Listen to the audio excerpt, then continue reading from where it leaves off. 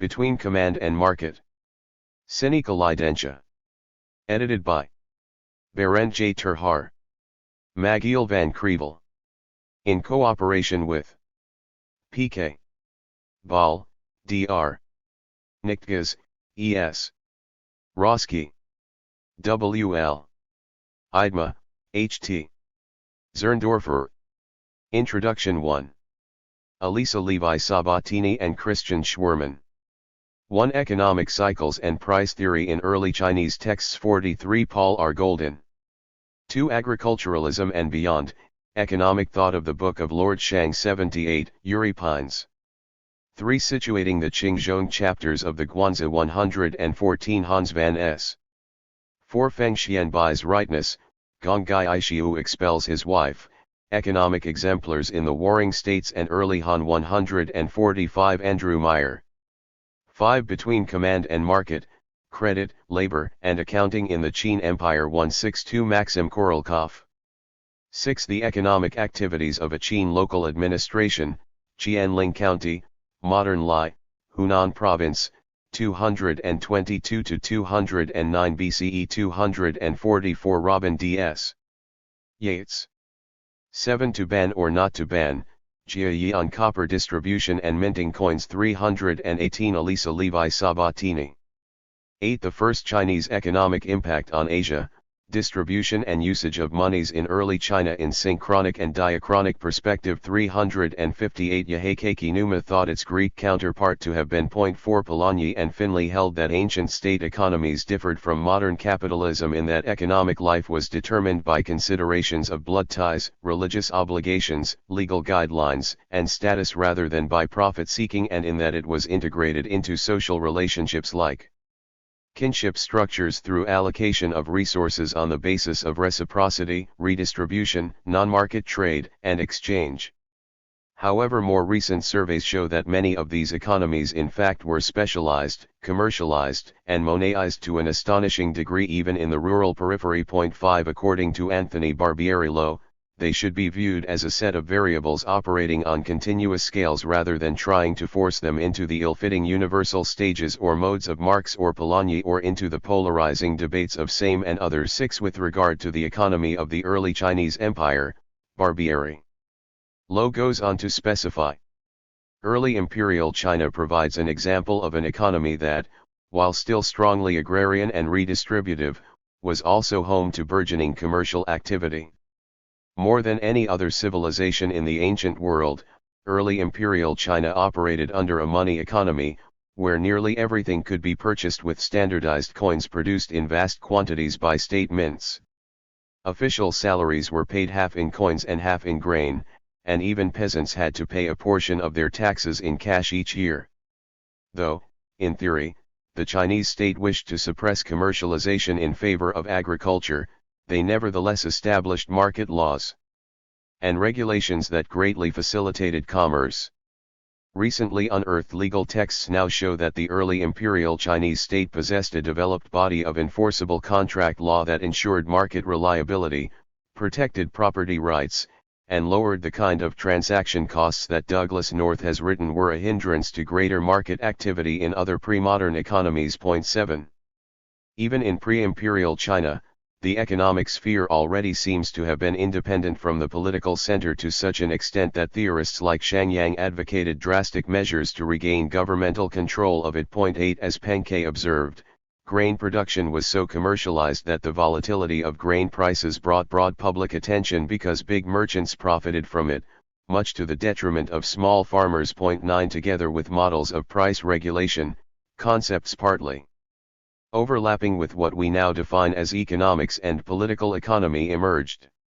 The terms for them, for example Shiwo, food and goods, and Fukuo, enriching the state, were handed down as titles of texts, i.e. of economic chapters in the first universal and dynastic histories and of chapters on economic theory in political treatises. 10. Even if there is no dearth of studies of ancient Chinese economic thought, these theories have never been related to the evidence of economic practice in early China. That is, they have not yet been viewed against their dynamic economic background. We know how state economies were supposed to be run in theory, but we do not yet know in how far economic thought reflected everyday economic action or in what regards the latter was influenced by the above-mentioned models of market manipulation and price regulation or by monetary policies. Point 11. Moreover, it is still not quite clear to what extent economic thought formed a separate field of inquiry, to what extent it was independent of certain fundamental cultural notions or overarching political considerations and objectives. Finally, and above all, why was there so much more of a sustained interest in political economy than anywhere else? These are the questions that this book set out to consider through close readings and analyses of both received and newly excavated sources on economic thought and practice, placing these in their specific historical contexts. In what follows we present some reflections on the ways in which we suggest this could be done, approaching the subject of our volume from 4 different angles. 1. Economy, economists, and economic thought. Over the past 2 centuries, scholars have debated the definition of economy and economic thought, reaching the point to consider them as 2 different disciplines. However, one cannot neglect the fact that economy and economic thought are closely related. If we define economy as a system of actions and institutions that are related to the fields of production, exchange, distribution, and consumption of goods and utilities. 12. Then economic thought provides theories and models that explain these actions and institutions and elucidate their interrelations.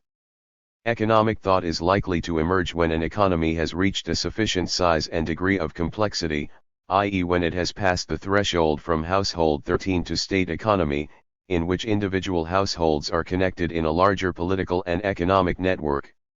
Such a network might be called a political economy. 14. It is based on division of labor and, relying on both cooperation and coercion. 15. Produces a surplus of wealth that serves to maintain its elite, enables it to achieve its political objectives and can be redistributed and thus returned to the economic cycle to make certain that all economic actors benefit to a certain degree from organization of labor and to ensure that production is further increased through incentives.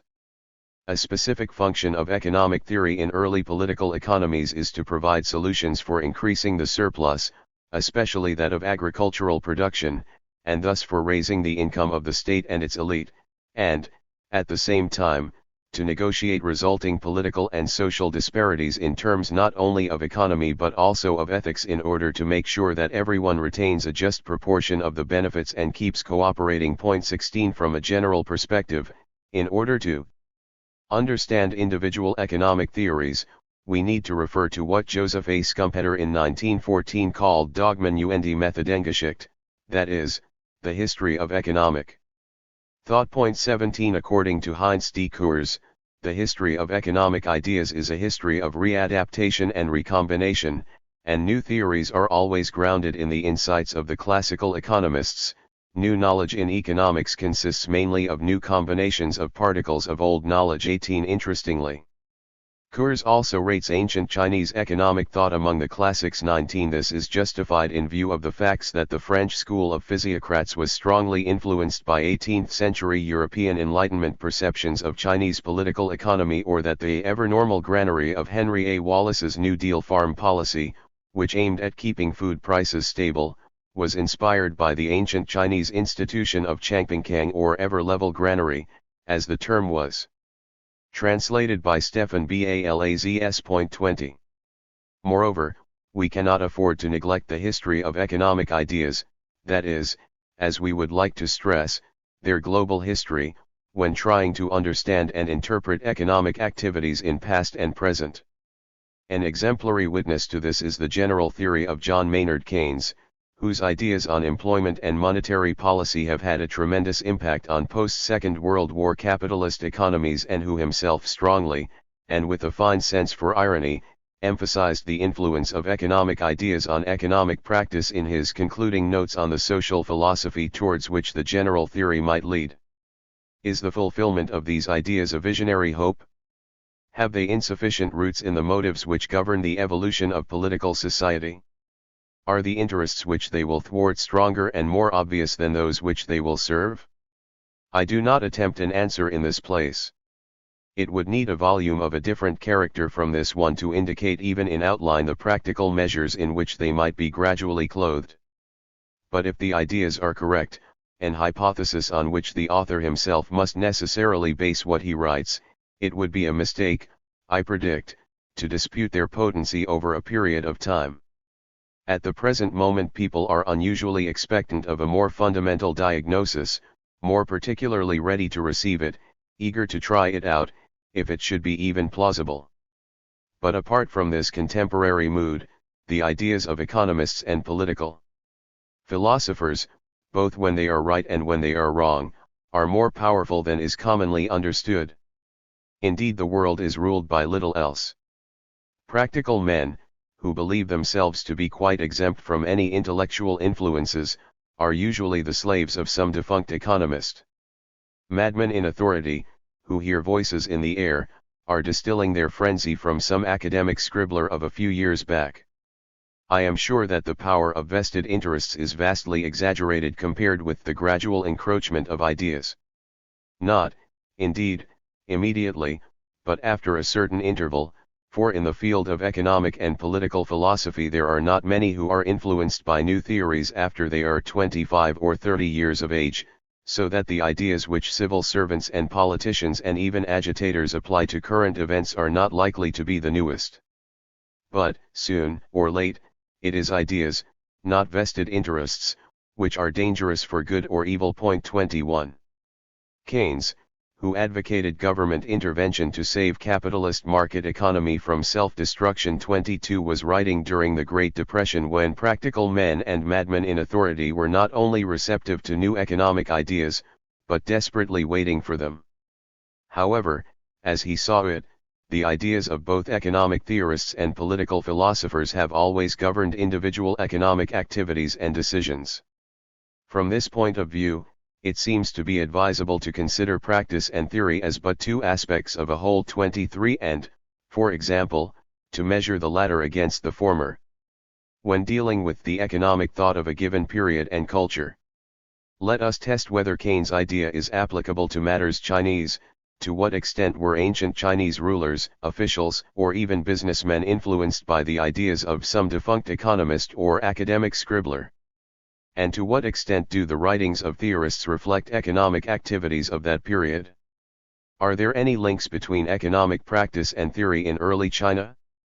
Proceeding from Keynes' provocative suggestion that the world is ruled by little else than economic and political theories, we venture to suggest that both ancient Chinese economic thought and economic realities can be fully understood only when they are put in relation to each other.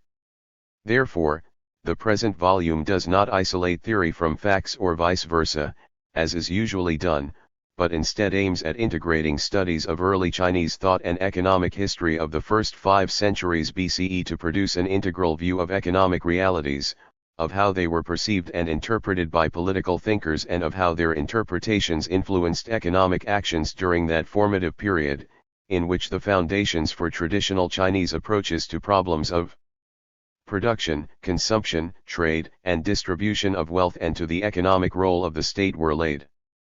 2. Economics and economic thought in China. With deliberation, we here refer to political thinkers, and not economists and political philosophers, as Keynes did in his general theory. Economics was not an entirely separate field of inquiry in traditional China, but part of political thought. Like ancient Greek economic thinking 24, it was normative and unsystematic. Moreover, just like Plato and Aristotle, most ancient Chinese political thinkers aimed at harmonizing what was beneficial from an economic point of view with what was morally prescribed and what was deemed reasonable from a political point of view. 25. However, it is important to note here that ethical considerations are not only a mark of pre-modern or ancient economic thought. For example, Keynes' above-quoted concluding notes to his general theory indicate that he was also a moral philosopher.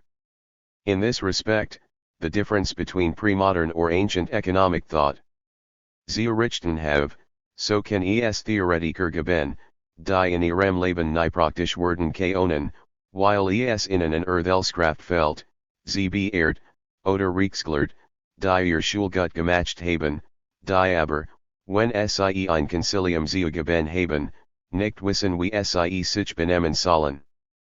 24 Kurs, Geschichte ökonomischen Denkens, 12.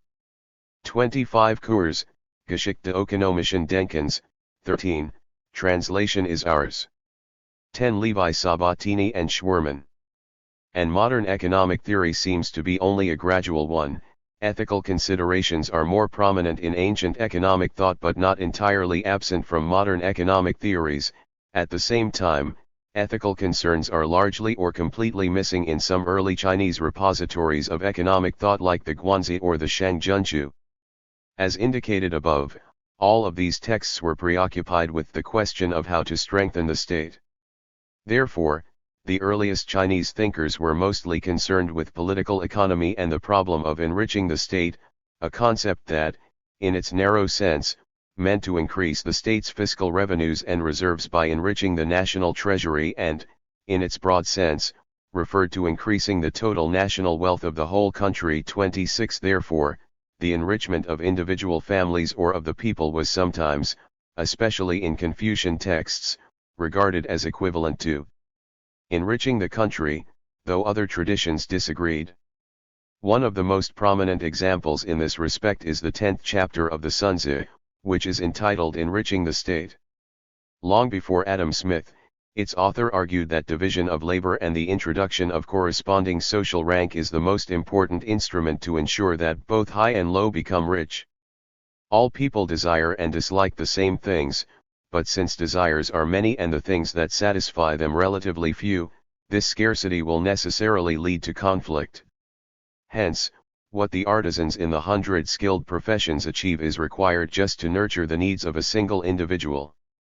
Yet even the able find it impossible to be universally skilled, and it is impossible for an individual to hold every office. If people live in alienation from each other and do not serve each other's needs, there will be poverty. If there are no class divisions in society, there will be contention. Poverty is a misfortune, and contention a calamity.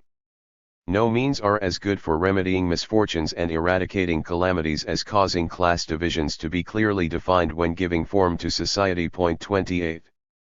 In accordance with the title of this chapter, discussions of these and related topics of political economy were subsumed under the labels of Fukuoxiu, the doctrine of enriching the state, or Fukuos, strategies of enriching the state, in the late imperial period. 29 In ancient times, a concept of economy was expressed by terms like li cai, to manage property/wealth, that were parties pro toto insofar as they referred to central parts of the concept in order to represent the whole. To give another example for a reference to economy by synecdoche, the expression shiwo designates food and goods and refers to goods, especially agricultural products, and media of exchange. Or the term huaji means proliferators of goods and refers to merchants, i.e. people engaged in private profit-making, and their economic actions, the purchasing of goods in order to resell them profitably and accumulate valuables, especially money. 30 All these expressions point to a concept that has significant overlaps with our modern notion of economy. It is only after the conflict-laden period of the Opium Wars that we start finding the subject of economics in its modern sense. And studies on the history of Chinese economic thought in China. The humiliation that resulted from the defeat by European powers and the gradual disintegration of the Celestial Empire led to a westernization movement, which developed the idea of Chinese learning as the base, Western studies for use. 31 Chinese intellectuals reconsidered their own political situation and scrutinized their tradition in a reanalysis that was based on Western economic, political, and scientific categories and resulted in self-criticism as well as political and economic reform. However, the aim was still to prove that China had a culture that was at least equal to that of the Occidental Hemisphere, and this was thought to be achievable by analyzing the history of China through the Western lens. The tremendous impact that the intrusion of imperialist powers had on Chinese economic reality, with their industrial and financial enterprises penetrating the country, led to the opening of Chinese territory to the world market and to the gradual introduction of modern capitalism. 32 As Mark Alvin explained the economic background of this process in his influential Pattern of the Chinese Past, the traditional Chinese economy, being caught in a so-called high-level equilibrium trap and thus incapable of further technological advancement, had reached the absolute limits to its growth in the late Manchu era and thus was in desperate need of an external stimulus for modernization and further growth. 33 It was at this time and within this historical framework that the modern notion of economics was first introduced and translated into Chinese as the above-mentioned Fukuoxiu and Fukuas, then as Shenjigxiu, literally, study of livelihood/production planning, and, finally, as Jingjixiu or Zhenzi Jingjixiu, political economics. 34 Like many other terms that designate foreign concepts such as Jigxiu, philosophy, the modern term for economy, Jingji, was introduced in the late 19th century. However, in this interesting case, we have an expression that can be traced back to the 4th century CE in traditional Chinese literature, where it had a significantly different meaning. 35 It is a contraction of the phrase Jing Shi Ji Min, to order the world and to save the people. 36 The components of which, i.e. Jing Shi and Ji Min, both seem to appear for the first time 2 to 3 centuries earlier in Eastern Han texts. This contraction was reborrowed in its new meaning economy from the Japanese, where kize had been in use as a loanword from earlier classical Chinese texts before it was employed as a semantic loan for the Western concept of economy in the late 19th century. 37 Even then, it seems to first have retained the connotation of political economy, which derived from its original Chinese and Sino-Japanese usage. 38 According to Zhao Jing, Jingji originally referred to national governance, which included the fields of politics, law, military studies, and geography as well as foreign knowledge. 39 As a contraction of Jing Shi Ji Min, it clearly denotes the above-mentioned earlier concept of political economy as a basic component of traditional statist thought. That is, usages of the term before the introduction of Western economics demonstrate that economy had not yet been conceived of as a field of inquiry entirely separate from political philosophy. Japanese teachers and Chinese students, who had returned from Japan, introduced the term Jingji into Chinese academia. 40 Moreover, influential books like Yan Fu's 1901 translation of Adam Smith's An Inquiry into the Nature and Causes of the Wealth of Nations and Liang Kikao's Short History of Economics, published in several installments of the Zinmin Kanbeo in 1902, helped to disseminate the new concept, albeit under the names of Fukuoxiu or Jigxiu, literally study of accounting. Before it was taken up under the designations of Jingji and Jingjixiu in the first Chinese handbooks of economics in the first decade of the 20th century. 41 However, even in these books, economics was still understood as an instrument of strengthening, enriching, the state. During the Republican period in mainland China, the idea of a Chinese Jingji began to develop. According to some scholars, the most important text written in this period is the History of Chinese Economic Thought by Tang Qingzheng, which was published in 1936. The emphasis upon the influence of traditional Chinese economic thought was such that Tang as well as others affirmed that it was Chinese economic theories that had influenced the West, and not vice versa. 42 In a nutshell, studies on the history of Chinese economic thought during the Republican period focused on a Western conception of Jingji that was applied to China and employed to establish the theory that it had already been in use there for ages and in fact was an autochthonous Chinese concept. The reconstruction of the history of Chinese economic thought is more or less an expression of the crisis of identity that resulted from the intrusion of Western cultures. It was intended to provide evidence of Chinese cultural superiority over Western countries for the sake of promoting national pride. A more thorough attempt at understanding Western economic ideas for their own sake, i.e. without subordinating their reception to the purpose of providing evidence of the equal status or even superiority of traditional Chinese economics, was made when Marxist thought was systematically introduced in the first half of the 20th century. An important step in this direction was the first complete translation of Karl Marx's Das Kapital by Guo Dali and Wang Yanan, first published in 1938 under the title Ziban Lun, Zhenzi Jingjixiu Pipan. Especially during the Maoist period, Chinese economy and economic history were studied from a Marxist perspective, and Marxist terminology and the Marxist view of history and of modes of production were introduced as guidelines, supplemented by the Maoist vision of contradictions among the people and the constant intensification of class struggle. But even, and particularly, then, Marxist economic thought was conceived of as a tool to enrich and strengthen the country. Moreover, prominent economists like Su Dixon still aimed at combining the universal truth of Marxist-Leninism with the specific context of the Chinese economy. 43 In this respect, it is revealing that since 1980, when the Association of the History of Chinese Economic Thought, who was the first president of the Association of the History of Chinese Economic Thought, tried to liberate the study of traditional Chinese economic thought from the influence of Maoist doctrines in the early 1980s. In his article on the methodology of the history of economic thought, which was originally published in Chinese in 1986, he argues that all histories of thought have their own specific theoretical categories and cannot invariably depict their subjects on the basis of the principle of class struggle. 45 Therefore he says that there is nothing wrong with relying on categories such as wealth, production, money, interest, and profit for analysis in a history of economic thought. However, referring to certain conceptual differences between ancient cultures and their traditions of economic thought, he emphasizes at the same time that, such differences in logic, thinking and terminology cannot justify the use of old economic thought as the compiling system for the history of Chinese economic thought. On the contrary, the existence of those differences requires us to compile the history of Chinese economic thought by a system that is based on modern economic categories, and also takes into account the characteristics of the old system. 46 Thus, who advocates an approach that reconstructs traditional Chinese economic thought along the lines of Western economic theories, but also takes into account the specific cultural, conceptual, political, and social contexts in which it emerged.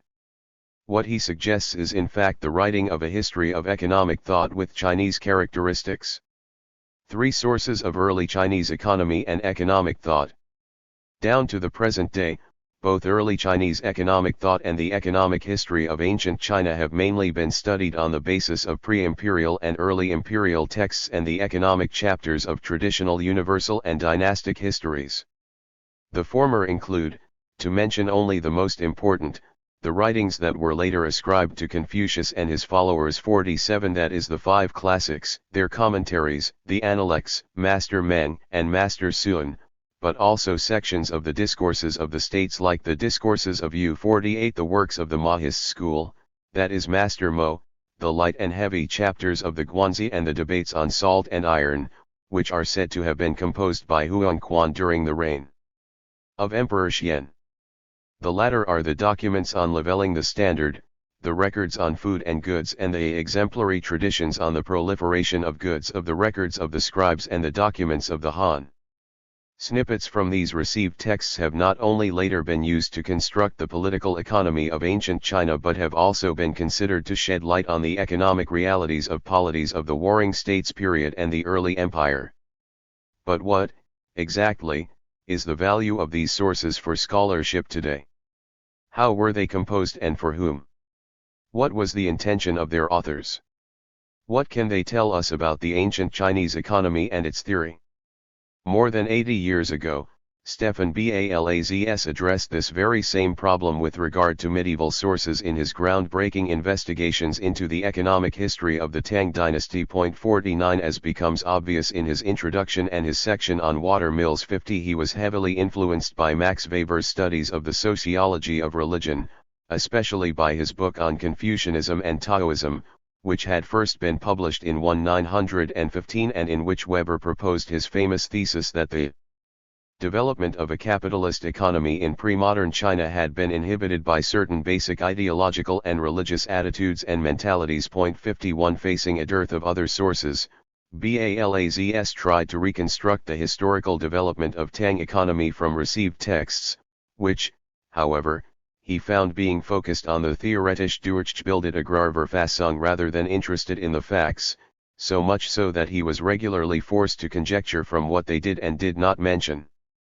Claiming, for example, by way of common sense argument, that activities prohibited in the Tang Code of Law must have been widespread economic practice and admitting that it was difficult to overcome the limits set by the sources. 52 Some 15 years later, Ria C. Blue characterized the economic chapters of the Han, Wei, and Sui dynastic histories in a similar vein. The body of the chapters are factual presentations of the details of the administration, but the introductions or postfaces are surveys by the individual historians, writing after the events, in which the theories underlying the fiscal policies of each period are expounded. The method of argument is by historical precedent, so that each writer cites segments of previous texts either classical or historical, often without any indication that it is a citation. Moreover, the dynastic histories were thought of as a means by which subsequent rulers and their advisors and governing scholars could learn how to govern and where to profit by the mistakes of their predecessors, so that the introductions are addressed to this small and specialized group. Consequently, the literary allusions upon which they base their argument are brief flashes intended merely to recall the complete story to the mind of the trained government official, and the citations are as elliptical as they can possibly be. The essence of the argumentation is in these allusions and elliptical citations. The process assumes the aspect of a snowball in its descent downhill. For example, in the introduction of his monograph, Wei Xiao merely refers by segmentary passages to Pan Ku's text, in which Pan Ku himself has given elliptical citations from early classical texts. Should the reader be unable to follow back up the trail of these citations, the full meaning of the writer must remain either incomprehensible or at best dimly realized. Later writers refer more frequently to these introductions than to the factual material in the bodies of the chapters. 53. The way Blue characterizes the introductions to the economic chapters of early dynastic histories is very much in line with Balazs's observation that expose de la doctrine économique traditionnelle, écrit dans le style solennel qui était de rigueur pour ces introductions, conscient peu de faits etnad and ertk pour celui qui veut étudier le mode de transmission de idees reçues. 54. As for Blue, her point that the introductions mostly consist of strings of citations and allusions that can be ignored only at the reader's peril is essential. In fact, most of the received texts, and almost all parts of the early dynastic histories, including edicts and memorials, teem with references that have a wide range of various argumentative functions. 55. Not only for the authors of political writings but also for historians, these references seem to have been far more important than facts, surpassing these in terms of furnishing evidence, or, put rhetorically, as arguments from authority. Early Chinese historians did not place great value on representing historical facts the way we may conceive it. As Paul R. Golden argues, they may not even have had the concepts of fact and evidence. 56. One of the reasons for this is mentioned by Blue in the above quoted passage. The dynastic histories were conceived of as what are known in Latin as specula principum and in German as Fürstenspiegel, that is, handbooks on government affairs for emperors and their top officials, and they aimed at persuading the ruler to conform to certain fundamental cultural notions and ideological orientations in both lifestyle and decision-making. The moral dimension of historiography is one of its fundamental aspects. 57. However, this implies that circumspection is also required when dealing with the body of the chapters, which Blue, probably somewhat prematurely, found to be factual presentations of the details of the administration.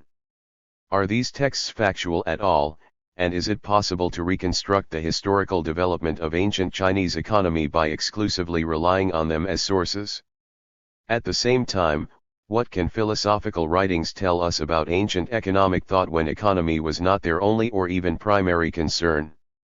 Students of early Chinese history, including the history of thought, are in the fortunate position now to have a steadily increasing number of excavated documents at their disposal. 58. The most important among these are the bamboo slips with legal texts of the Qin dynasty unearthed in 1975 at Shuawidi, Hubei province, the bamboo and wooden slips with administrative texts excavated 2002 at Lai in western Hunan province, which constitute the remains of the archive of the Qin dynasty.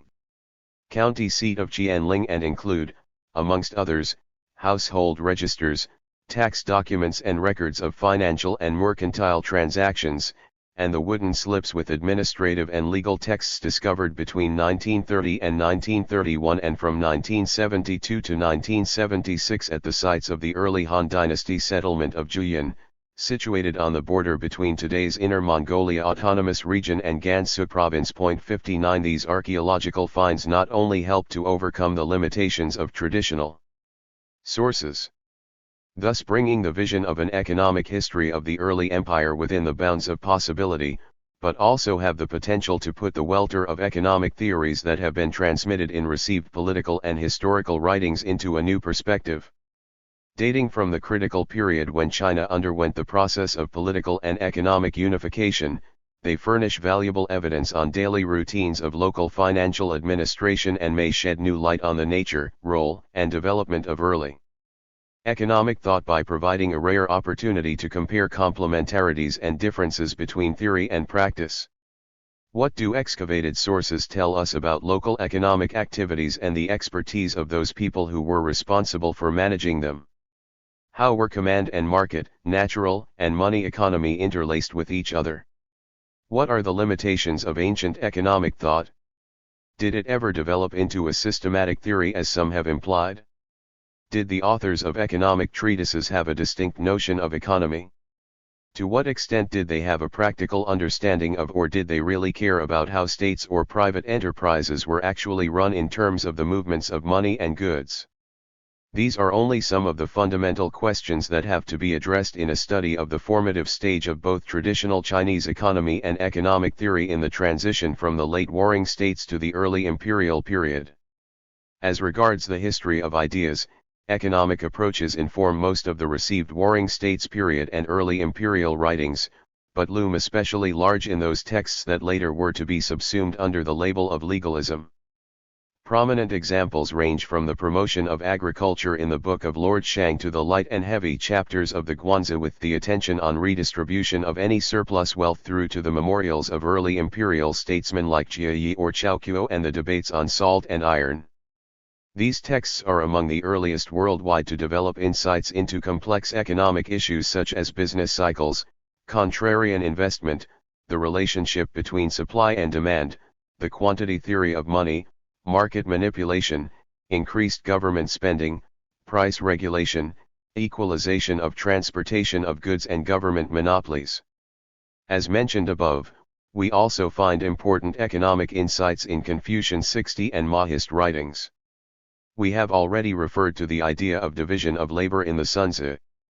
Let us give yet another instructive example from this text in order to discuss a further central issue.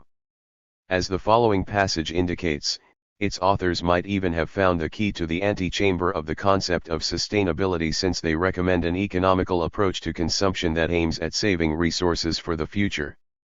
It is the essential nature of man that for food he desires to have the meat of pastured and grain-fed animals, that for clothing he desires to have patterns and embroidering, that for traveling he desires to have horse and carriage, and even that he desires wealth in the form of surplus property and hoards of provisions lest he know insufficiency in lean periods stretching over years. Such is the essential nature of man. Now in man's life, though he knows how to raise chicken, dogs, pigs, and swine as well as oxen and sheep, for food he dares not have wine and meat.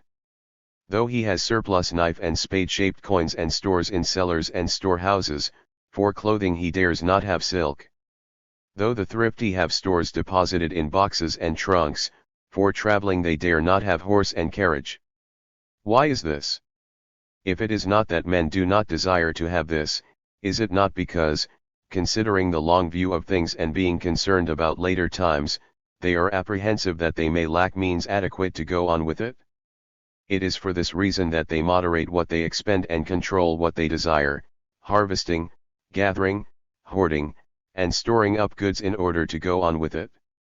This way of considering the long view of things and being concerned about later times of one's own accord, is it not something quite excellent indeed? 61.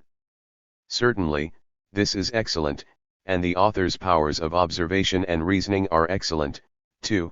But yet his insights into both human psyche and the art of economizing, when considered in their context, exhibit a conundrum that still vexes studies of ancient Chinese economic thought even today.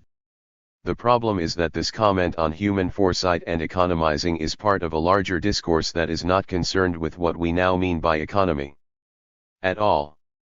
With the exception of the Qingzhong chapters in the Guanzi, this applies to the entire tradition of the pre-imperial and early imperial eras.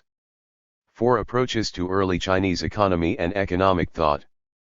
Basically, there have been 2 approaches to solve this problem. The first one is that of Hu Jishuang, who in his influential History of Chinese Economic Thought isolated the fragments of early economic thought from their context to construe an elaborate theory of production, trade, finance, and distribution of wealth that he thought to be unparalleled in antiquity and that he as well as others have likened to political economy. 62 For example, he translated the decisive part of the above quoted passage as not that they don't like these things, rather that they are afraid that if they lack foresight and consideration for the future, the continuation of their life may become impossible. So they retrench their expenditure, control their wants, accumulate and save to ensure their future, interpreted it as the core of what he thought to be Sun Kuang's theory of consumption and came to the conclusion that his main idea was to save and practice abstinence from extravagant consumption for the benefit of the future. 63 In this way, he not only concealed that there are conflicting views on consumption in the Sun Tzu, for example the idea to create incentives in order to increase agricultural productions, which is proposed in the above-mentioned chapter 10, enriching the state, but also left the misleading impression that the entire collection is the product of a single author and contains a coherent system of economic thought. The second approach to the problem of economic doctrines and their sources is that of George L. Kroll, who criticized Hu's way of presenting scattered snippets of economic thought as evidence of an early scientific tradition and suggested that instead they have to be seen as parts of a cultural tradition. After all, the ancient Chinese had no such science as political economy, in spite of the fact that scholars like Stein and Hu tend to treat their economic views as if they had such a science, as if their economic ideas were largely self-sufficient and divorced from Chinese cultural concepts. 64 In the summary of his study and translation of the Debates of Salt and Iron, another important document of early economic thought, Kroll accordingly came to the conclusion that the economic ideas of the disputants were determined by non-economic components of their worldview and that this in particular applies to their notion of the economic role of the state. 65 According to Kroll, there are 5 basic cultural categories that inform the economic views of the debaters, namely concepts of microcosm and macrocosm, time, kind, and oneness. 66 Proceeding from his analysis of these underlying cultural notions, he draws the following methodological consequences. Since Yan Te Lun is important for the history of Chinese culture as a monument of disputation, it is expedient to investigate it resorting to the methods of studying culture. The heart of the approach consists in bringing out and using the most general concepts of the debaters, i.e. those of the level of the categories of culture. The next step lies in examining and reconstructing their embodiments in the debaters' views on government, war and peace, law and economics. 67. In contrast to Hu, Kroll reads the Yan Te Lun as a cultural monument of the early Chinese art of disputation and only secondarily as a text that also contains economic theories. In fact, it is indispensable to relate economic ideas to their larger cultural context, provided that this context can be reconstructed. For example, with respect to the above-quoted passage from the Sun Tzu, it is important to situate it in the context of the philosophical ideal of frugality that has left its traces in this as well as in many other received texts. However, the context of economic ideas in early Chinese political literature does not merely amount to certain basic cultural notions such as frugality, the importance of foresight, a view of human nature as driven by desires, natural cycles or universalism and particularism, which Kroll also saw behind economic doctrines. 68 At least as important as these is that, with very few exceptions, ancient Chinese thinkers were primarily concerned with the art of rulership. They were preoccupied with the questions of how to establish supremacy over competing polities in terms of economic and military dominance and, especially later on, when all under heaven had been unified under Qin and Han rule, how to best preserve monarchic order and perpetuate dynastic continuity. Quite predictably, this led many of them to opt for state control of economy or to postulate redistribution of wealth in order to satisfy, harmonize, and thus tranquilize the people. In order to achieve this goal, they developed a wide variety of policies of redistribution, or maybe more precisely, various strategies of circulating wealth, since quite a few of them conceived of spending as a means to generate higher returns for the spending side. 69 An essential precondition for this was that the Han-Fizi had found the principle of the so-called law of population 2,000 years before Thomas Robert Malthus, and long before him came to the conclusion that population growth is exponential and thus inevitably exceeds the increase of food supplies, which only grow at an arithmetic rate. 70 However, whereas Malthus in his essay on the principle of population, first published in 1798, argued that the poverty of the lower classes was ordained by God and that it could only be mitigated by population control and preaching abstinence to the poor, the authors of the Han-Fizi were more rational and optimistic. They argued that the problem could be solved by innovation and adaptation of political measures to new economic circumstances. 71 Moreover, their insight into the divergence between population growth and food production led them, as well as the authors of the Guanzi, to postulate circulation of wealth to secure basic economic supplies for the farmers. 72 This policy was not based on an idea of economic justice but inspired by political expediency. It was part of the strategy to make a display of the gesture of giving while hiding the principle of taking away. 73 And served as an economic instrument to generate higher returns for the investor and to ensure political and social stability and hence dynastic continuity. As such, it was meant to supplement related measures like price manipulation according to the paradigm of Qingzhou, i.e. on the basis of supply and demand, price regulation, and equal distribution of goods, i.e. the transport of goods for sale from places where they were abundant to those where they were scarce, which both aimed at increasing the state's profits so as, in theory, to be able to reduce taxes and thus to ease the financial burden on the farmers and spare the people.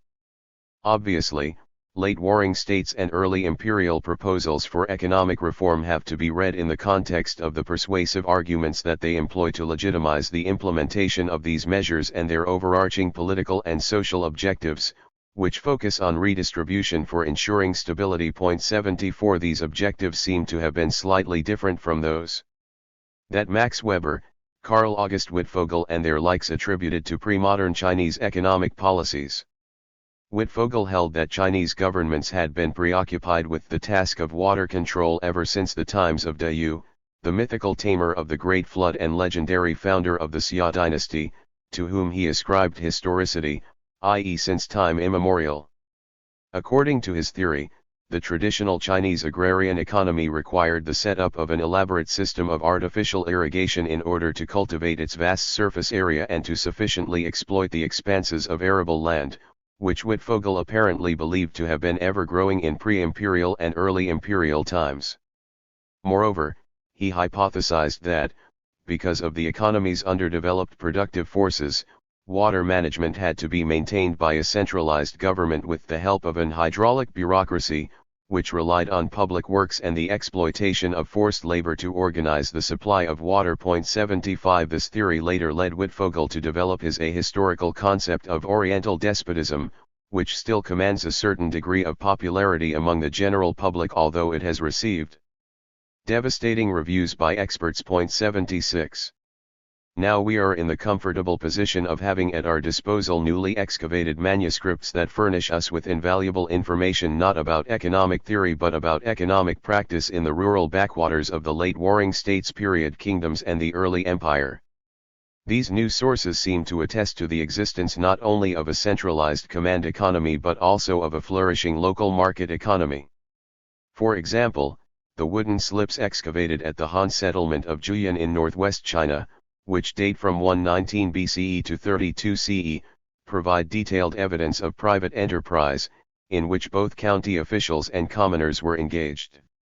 According to Helen Wang, the slips even differentiate between official/public and private business and report on the following instructive case of fish trading.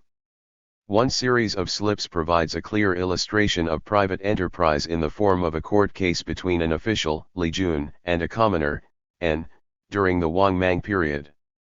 It records how Li Jun commissioned and to sell 5,000 fish on his behalf for an agreed total of 400,000 standard coins, involving a round trip of some 20 days from Juyin to Lude. Li Jun advanced N 27 bushels of grain and loaned him an ox. And sold the fish, but failed to raise the 400,000 cash. In an attempt to meet the agreed total, he sold the ox and engaged in trade of goods, but still fell short of the agreed amount. An's son had been working as a fisherman for Li Jun for over 3 months, and his wages were put towards raising the 400,000 coins. When finally the 400,000 coins had been raised, and An's means were exhausted, Li Jun then took him to court for failing to return the loaned ox. The court ruled that Li Jun's demand was inappropriate and had him demoted. The neutrality with which these facts are discussed suggests that, other than Li Jun's unreasonable demand for the ox, all the other actions were not in themselves unusual. The official was able to engage in private money-making activities, employing both N and his son to do different jobs and with different methods of payment.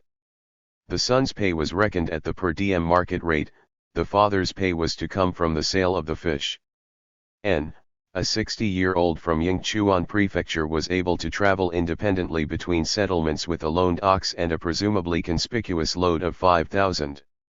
The economic history of China, from antiquity to the 19th century, 9 to 10, for a stimulating recent reassessment of the role of the state in China's economic development. 28 Levi, Sabattini and Schwerm. Fish. He was able to sell the ox, which he did not own, and to use the funds to purchase goods of Chinese origin. 77. Apparently, the strong anti-merchant bias 78 of the majority of early Chinese writings does not match the economic reality of the early empire, but rather reflects it only insofar as it bespeaks their authors' qualms about a flourishing private sector, which they conceived of as a threat to the state's economic interests. Not only did commoners engage in private money-making, even the state's representatives in the lower echelons of local administration encouraged commerce, participated in it and thrived on it. Quite logically, it was they who reaped the greatest benefit from it. We suggest that this may also be true for earlier decades and even periods. From the above-mentioned case we can only infer the conditions during the reign of Wang Mang. However, there is similar evidence in received texts of the Qin and early Han periods. For example, the exemplary traditions on the proliferation of goods in the Shiji furnish evidence of a booming private sector even well before the early imperial period and are quite exceptional for their argument that state control of the economy is detrimental. This argument proceeds from the well-known assumption that all people have natural desires, including the desire for ever greater wealth, for wealth is man's nature. It is something all men desire without having to acquire it through learning. 79 Therefore, if someone who is poor in resources strives to become rich, it is better to be a craftsman than a farmer, better to be a merchant than a craftsman, better to lean against the market gate than to do embroidery. This means that the secondary occupations are the best aids for a pauper. 80 And in strong contrast to a statist text like for example the Shangjunchu, the author says, right at the beginning of the chapter, therefore, the best thing is to rely on the people and take advantage, the next is to lead people through benefiting them, the next to teach and exhort them, the next, to correct them and bring them into line, and the worst way of all is to compete with them. 81 As the context shows, this is primarily a critique of the Huanglao idea to suppress material desires. 82 It can also be understood as being directed against state control of economy and Shangyang-style intervention, especially since the author praises the big pre-imperial merchant empires by calling them untitled fiefs at the end of this chapter. 83 Now, for example, the authors of the Shangjunchu might have conceived of such untitled fiefs not only as formidable economic competitors of the Qin state but also as dangerous rivals to the throne, and thus argued polemically for their extinction. In comparison to the Huaji Lizuan chapter of the Shiji, their economic thought seems to be somewhat short-sighted because it hinges on strengthening the state's grip on power and thus focuses on state control of the economy, not taking into account that non-intervention and allowing the people to become rich in money is, to a certain extent, more promising in the field of economy. Thus, both received texts and excavated documents of the period under review indicate that there were considerable economic activities in the periphery that were quite beyond the control of the state, so much so that the traditional notion, which still dominates the scholarly consensus, that the state was the most important economic actor in what sociologists like Weber and Wittfogel described as an ideal typical command economy, seems to be dangerously misleading. In fact, even the money-making activities of its local representatives seem to have been beyond the control of the state and were only sanctioned when officials had grossly and immorally enriched themselves at the expense of their business partners. Apparently, there was not only a significant amount of economic expertise at the grassroots level of administration but also an advanced understanding of the functions of certain economic instruments, of complex economic issues and their interrelationships, an understanding that, most interestingly, may have surpassed the know-how at the headquarters. Transcending whose constructivist and supplementing Kroll's culturalist approach, the present volume therefore aims at 1. Fully integrating the remnants of early Chinese economic thought into their historical and philosophical contexts in order to adequately describe their place in early Chinese tradition, 2. Relating them to the statist agenda of their authors in order to put their bias against private enterprise into perspective and to throw more light on both tension and interplay between command and market economy, 3. Checking them against the evidence of economic practice as provided by newly excavated documents in order to measure their economic expertise against that of local administration and better understand their nature. To possibly determine discrepancies between economic decision-making at the court and economic action in the periphery and to find out in how far the latter was influenced by theory and to what extent real-life experiences at the grassroots were fed back into reformist discussions at the headquarters. Chapter 1. Economic Cycles and Price Theory in Early Chinese Texts. Paul R. Golden. Natural cycles informed the rhythm of life in early China. One such cycle, self-evident to anyone living in an agrarian society, was the year, with its recurring sequence of seasons. To another, no less obvious to anyone observing the sky, was the progression from new moon to full moon and back again. Calendographers struggled to coordinate these two cycles, but could not find a simple solution, since the roughly 365 1/4 days of the tropical year cannot be divided neatly into lunations of roughly 29 1/2 days each. Therefore farmers, who needed to be sure of the right time to begin planting, looked to the stars for guidance. Just as surely as the sun rises and sets over the course of the day, asterisms follow predictable paths across the visible sky through the year. With experience, it is possible to tell sidereal time very precisely, sometimes even to the correct day. 4 such observations, which undoubtedly go back to the Stone Age, 5 form the basis of the traditional Chinese conviction that proper conduct should be coordinated with patterns discernible in nature. As anywhere else, observation was always accompanied by theory. 6 Though there must have been prehistoric astronomical theories, without direct information, they remain beyond the purview of the historian. By Warring States times, however, Chinese theories of nature are well documented. The sequence of seasons was understood not only as supervening on the progression of asterisms, but also as a manifestation of the regular interplay of yin and yang, 2 complementary aspects of matter. The 2 were thought to rise and fall in an endless sine curve, with yang attaining its maximum at the summer solstice, yin its maximum at the winter solstice, and the 2 in perfect equilibrium at the 2 equinoxes. 7 By dividing the year into quarters around these 4 cardinal dates, one can demarcate precise seasons. 8 With spring being regarded American Samoa the time of surging yang, and autumn as the time of surging yin. 9 Moral inferences were readily drawn. Actions running counter to the seasonal trends would be regarded as self-defeating at best, since no human being could possibly override these mighty cosmic pressures. One does not wisely stand in the way of surging yin or yang. There were also multi-year cycles, 10 notably the orbital period of Jupiter and its postulated antithesis, variously named Tai Sui and Taiyin. 11. By dividing the sky into equal sections associated with different parts of the Chinese world, and tracing Jupiter's sojourns in each plot over the course of its 12-year cycle, one could, according to a divination technique known as field allocation, determine which of China's contending kingdoms would have a temporary military advantage. 12. Some other systems add yet another set of cycles governed by the 5 powers or 5 phases. 13. In such cosmologies, not only does the year go through each phase, 14, but entire dynasties can be construed as periods when one of the 5 powers predominates, to be followed, slowly, perhaps, but inexorably, by the next in turn, until the cycle is complete and begins again. 15. Most people today may not believe in yin, yang, and invisible counter-Jupiters, but these concepts were not simply irrational. They represented some of the best available theories to explain repeatedly observed phenomena, and are therefore most productively understood not as vile superstitions, as Matteo Ricci declared them. 16. But as paradigms different from our own. 17. The movements of the heavenly bodies manifestly affected the pattern of life on Earth, as anyone who produced grain could attest.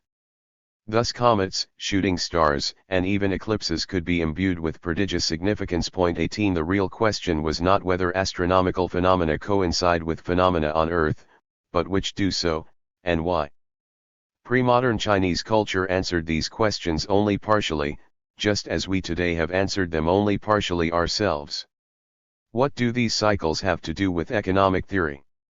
They have 2 salient features: they are foreseeable and they affect prices. 19. One basic example is frequently repeated in relevant texts: over the course of a year, grain will always be cheapest right after the harvest. A ruler who can take advantage of this inescapable fact will be able to derive huge profits from it, and he is frequently reminded that military power is predicated on robust income. 20. The redoubtable Hu Jishuang observed as early as 1988 that 2 chapters in Yuezhioshu, namely Jini Niajing and Zhenzhong, contain some of the best early examples of this kind of thinking. 21. Both are impossible to date, but they might go back to the late Warring States period. In particular, their lack of references to coinage and state finance institutions suggests a pre-imperial context. 22. Yuezhioshu being almost completely neglected. 23. Whose observation was not widely appreciated until Olivia Milban's recent studies of the text, which culminated in a full translation in 2010. Even today, it remains largely unexplored. The significance of the 2 chapter titles has to be inferred. My supposition is that the boy reckoner is a fictional character who has been assigned a wittily appropriate name, 24, as one commonly finds in early economic literature. 25-26. He is clearly a youth or adolescent, because King Gujian of Yu marvels that he has uncommon wisdom for someone so young. 27. The title Inside the Pillow refers to a moment in the text when King Gujian is so impressed by an answer from his minister Fanli that he has it recorded in red ink and thereafter keeps it in his pillow as a state treasure. 28-29. The boy reckoner emphasizes that economic cycles coincide with natural cycles such as the movements of yin and yang. Yin, yang, and the myriad things all have their particular guidelines. The sun, moon, stars, asterisms, and rescission and accretion. 31. Alternate between auspiciousness and inauspiciousness. Metal, wood, water, fire, and earth overcome one another in turn. One new moon makes a month after the previous one. No. Dominates permanently. 32. Those who accord with will be powerful, those who oppose them will be ruined. 33. The text goes on to discuss the consequences of the changing position of Jupiter. From yin to wei is yang. When Taiyin is in yang, the power of Jupiter is in yin. This is what leads to handsome harvests. Sages act in response to this, regulating when they buy and sell. One should always sell when Taiyin is in yin. When Jupiter is about to end its sojourn in yin, quickly sell the 6 domesticated animals and other goods in order to buy more of the 5 cereals, thereby according with the arrival of yang. When Jupiter is about to end its sojourn in yang, quickly sell the grain you acquired in order to buy land, dwellings, oxen, and horses, stockpiling goods and gathering timber, thereby according with the arrival of yin. If you do all of this, you will make a tenfold profit, or at least fivefold. Are depleted in conformity with the heavenly seasons, therefore sages counteract this. Rescission 35 and, in accordance with the proper balance 36 they buy and hold rather than disperse. 37. The last line is difficult, but the meaning seems to be that at times when most people are apt to sell, whether by necessity or through ignorance of the recurring cycles, the sage should act contrarily and buy. Elsewhere, the boy reckoner calls this cutting the long and extending the short. 38. This strategy, known as contrarian investing in today's financial parlance, 39 follows directly from the assumption that 6 years of bumper harvests will reliably be followed by 6 years of infecundity. 40. Under such conditions, it makes sense to hoard grain when it is plentiful, so that you can sell it at a profit once it has become scarce. The key premise is that the scarcity of a commodity affects its price. 41. One final implication of this passage is that grain is the cardinal commodity. 42. Although every commodity has some value, grain trumps all, for when people are starving they will eventually have to sell their possessions, at ruinous prices if necessary, in order to buy food. This point will become especially important in later texts, as we shall see. If the boy reckoner seems surprisingly modern despite its hoary diction, it is because the text relies on a concept that lies at the heart of modern financial planning, the business cycle.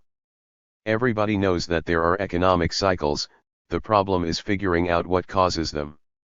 Economists of the so-called Austrian school stress the role of central banks in bringing about boom and bust cycles by mismanaging interest rates. 43. But that can only be part of the answer, because there is solid evidence of boom and bust cycles before central banks even existed. 44. In the wake of the financial crisis of 2007 to 2008 and the Great Recession that followed, there has been renewed interest in the work of the late Hyman P. Minsky. Although he accepted that well-meaning monetary authorities can, regrettably, exacerbate a crisis, Minsky insisted that economic cycles are caused by the very internal dynamics of capitalist economies. 45. Because prolonged periods of prosperity are conducive to unstable financial structures. That is to say, boom and bust. Cycles are an inherent feature of capitalism. In the view of Paul McCulley, our recent Minsky moment was due in part to the rise of shadow banking, i.e. financing ventures that deliberately operate outside the realm of bank regulation. 46-47 This is, of course, very different from the idea in The Boy Reckoner that economic cycles are caused by the regular movements of Jupiter, but what they have in common is the conviction that economic cycles are inescapable and last several years. If our understanding of economic cycles is still incomplete today, despite decades of specialized research, and there may well be multiple interlocking cycles, systematically skewing economic data in ways that we are just beginning to perceive. 48. We can appreciate that associating such cycles with the movements of Jupiter would have been as attractive a theory as any in the last few centuries BCE. Merely recognizing the persistence of multi-year boom and bust cycles would have been a significant insight in itself. 49 Inside the Pillow agrees with the Boy Reckoner that the price of grain is cyclical, but, rather than referring to the long cycle of Jupiter, focuses on the vagaries of yin, yang, and the 5 powers within the shorter cycle of the year. The King of Yu said, I wish to ask about the 3 gnomons. 51 Master Fan said, when water predominates, it overcomes metal, yin qi has accumulated to its greatest capacity. But once water displaces metal, it dies, thus within metal, there is water. If is like this, the harvest will fail hugely, and the 8 cereals will all be expensive. When metal predominates, it overcomes wood, yang qi has accumulated to its greatest capacity. But once metal displaces wood, it dies, thus within wood, there is fire. If is like this, the harvest will be hugely auspicious, and the 8 cereals will all be cheap. Metal, wood, water, and fire all overcome one another in a sequence. These are the 3 gnomons of heaven, and one cannot fail to examine them. If you can know the 3 gnomons, you can become a treasure of the state. Carefully examine the tidings of yin and yang, observe the rise and fall in the market and the circumvolution of female and male, and the way of heaven will be complete. 52. This passage is probably somewhat corrupt. It not only diverges from the commonly known mutual conquest cycle of the 5 phases, 53, but also seems to contradict itself when it says that there is fire, and not metal, within wood.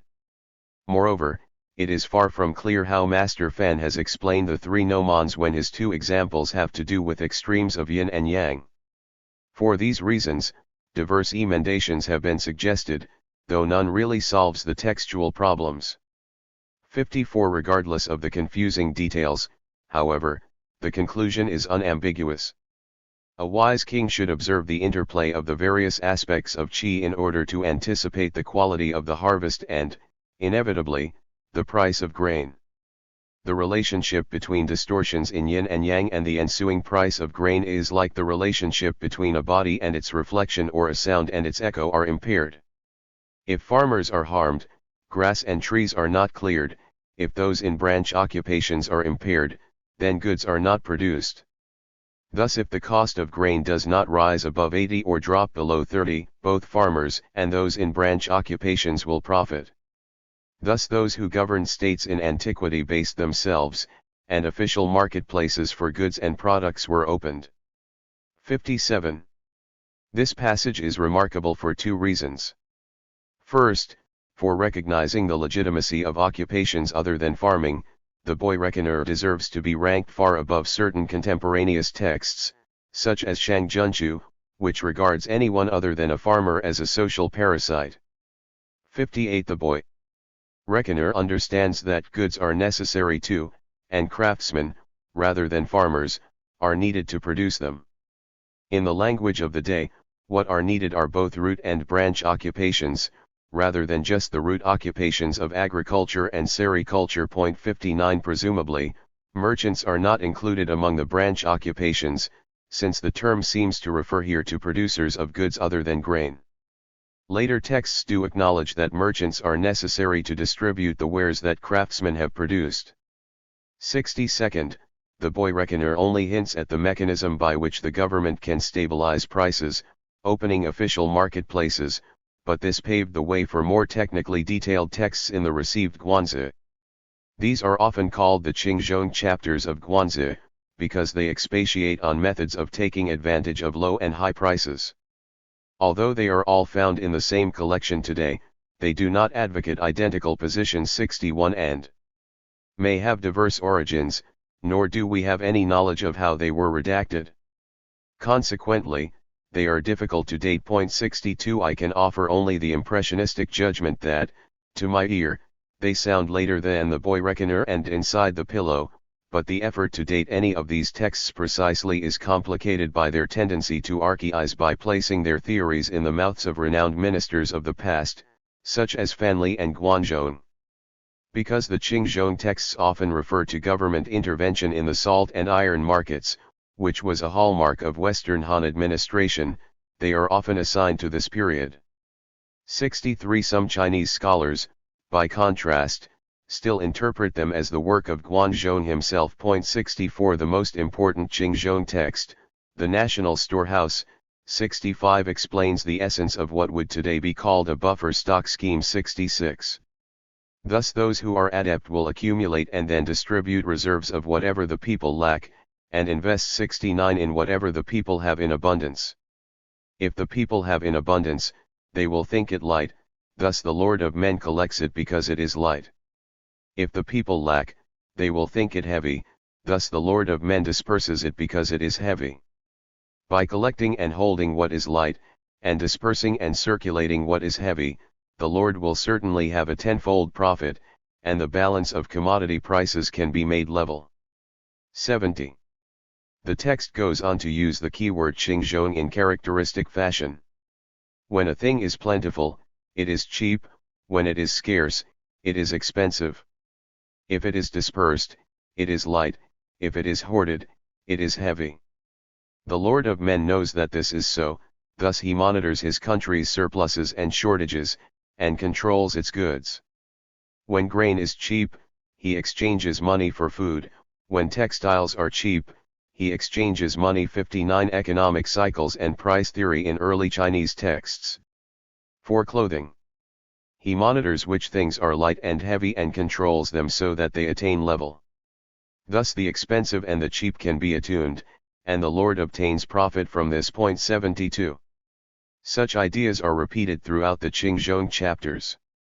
73. A standard technical vocabulary appears to have arisen since the time of the boy reckoner and inside the pillow, but the two basic insights evinced here are not original. Contrarian investing can not only yield huge profits, but also help the government stabilize prices. Nevertheless, the Qingzhong texts extend the inquiry in previously unattested directions. For instance, whereas the boy reckoner did not provide many details as to how the ruler can stabilize prices, now this unique power is attributed to the state's nearly monopolistic ability to buy and store goods. The national storehouse regards the stabilization of prices as so basic to the regime's functioning that if it fails to intervene in the market appropriately, private speculators can only be expected to fill the vacuum, with deleterious consequences. 74. However, if the Lord of Men is unable to govern, he will cause there to be hoarding merchants roving about the marketplace. They will take advantage of the people's needs and increase their principal 100-fold. 76. A passage in a different Qingzhong text warns that the Lord's own grandees may conspire with grain speculators to corner the market and thereby reduce their sovereign to a figurehead. 77. The more commonly heard criticism of merchants in classical Chinese literature is that they profit from other people's labor without producing anything themselves. 78. The objection here is more subtle. Large-scale speculators threaten socio-economic stability. The Qingzhong texts also discuss an entirely different means of driving up prices, specifying how taxes and levies are to be rendered. For example, if the price of fish is too low, simply declare that fish must be used in official sacrifices. 79. Or if gold is too cheap, simply declare that taxes must be paid in gold. 80. Another text, which might have been intended as a parody, proposes the so-called Jingmao ploy, mandating the use of a certain plant called Jingmao in state sacrifices. 81. So that the price of gold relative to Jingmao drops precipitously, permitting the sovereign to hoard it cheaply. 82. Limiting the number of producers of a certain commodity is also recommended as a way of raising prices. 83. Another noticeable difference between the Qingzhong texts and the boy reckoner or inside the pillow is that the former refer very frequently to coins. 84. Recognizing that the value of money can be manipulated just like the price of grain and other commodities. This has long been identified as an ancient example of the quantity theory of money. 85. If money is heavy, the myriad goods are light. If money is light, the myriad goods are heavy. Regardless of whether grain is heavy or light. 87. If the Lord of Men manages the balance of prices among grain, money, and gold, the world can be stabilized. This is the technique for securing the empire. 88. Nevertheless, historians have somewhat overemphasized this point, because the Qingzhong texts state repeatedly that the key to an indomitable economy is controlling the grain supply, not the money supply. Money is convenient because it can be used to buy things even though its inherent value could be virtually nil. 89. But an amply provisioned state or manor could still survive without it. Grain, however, is in a completely different category because people need to eat. 90. Even if you clutch the three forms of money, it is not the case that they would help you feel warm. If you eat them, it is not the case that they would help you feel satiated. The former kings merely used in order to secure goods, control the people's activities, and pacify the world. 92. A series of fanciful stratagems in Qingzhong, No. 5 is to be read against this backdrop. 1. Induces neighboring states to abandon agricultural production by paying them cash for useless products, then they are bankrupted when, predictably, their food runs out and they must pay catastrophic prices for grain. 93. It is doubtful that financial planners in any real country would have been so feeble-minded. Like the Jingmao ploy, these vignettes are probably supposed to elicit a smile. More earnestly, the sovereign is advised to lend money to peasants, but then require them to repay their debt in grain. 94. Herewith the policy for men with 100 mu of land, you will be allowed 27 days for your spring duties, and you will be lent money. When the seasonal harvests have been fully registered and the price of grain in the country has dropped by half, announce to the husbandman the money that has been allocated to you, in grain to be stored in the districts and villages. When share of the grain in the country has thus risen by half and the price of grain in the country has increased 20-fold, announce to the many officials in counties, villages, and cities near and far that they must all supply implements and munitions. Tell them, since the state has no money, we will a commensurate amount in grain. The price of grain in the country can, under extraordinary circumstances, margins of 90%. 96 By using grain as a currency whose value one manipulates. 97 The implements the state can all be purchased without imposing on the populace. This was Shun's policy of Chinma. 98. If the details of this very difficult passage remain uncertain, the main point is clear: control the price of grain, and you control the price of everything else. Or perhaps the National Storehouse states it best: grain is the people's director of destiny, the god of life and death. 99 The 5 grains and edible rice are the people's director of destiny, gold and coins are their medium of exchange.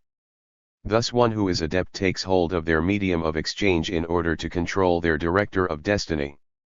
Thus the people's energies can be obtained and maximized. 101. Other Qingzhong texts identify 2 other commodities that the people cannot live without: salt and iron. 102 The best preservative for food and the strongest material for tools, respectively. The government can force the people to pay virtually any price for them, generating revenues that vastly outstrip any targeted tax. 103 This is the outstanding insight of the King of the Sea. Lord Huan asked Master Guan, I wish to impose a tax on terraces and crenellated walls, how would that be? Master Guan replied, that would harm construction. Said, I wish to impose a tax on timber. Master Guan replied, that would be an assault on life. Said, I wish to impose a tax on domesticated animals. Master Guan replied, that would be killing life. Said, I wish to impose a poll tax, how about that? Master Guan replied, that would lead to concealment of the truth. Lord Huan said, in that case, how shall I run my state? Master Guan replied, the only acceptable way is to establish commissioners of mountains and seas. Lord Huan said, what is meant by commissioners of mountains and seas?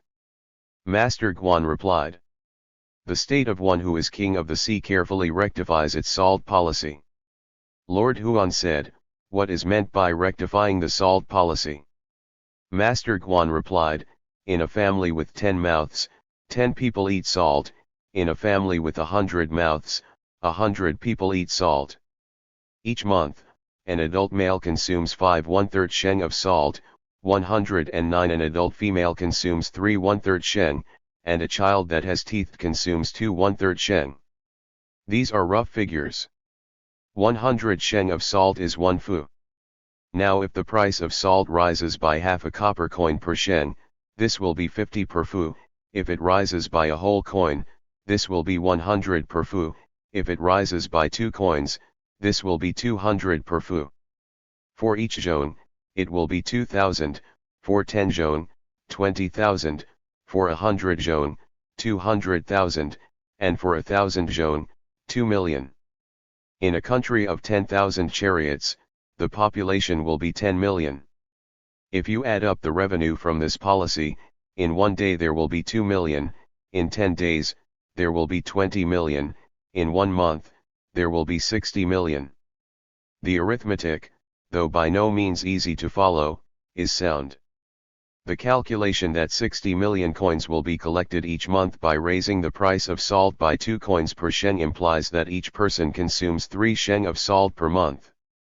This is not irreconcilable with the earlier estimate that an adult male consumes 5/1/3 sheng per month, an adult female 3/1/3 sheng, and a child 2/1/3 sheng, though it does suggest that there was a large proportion of children.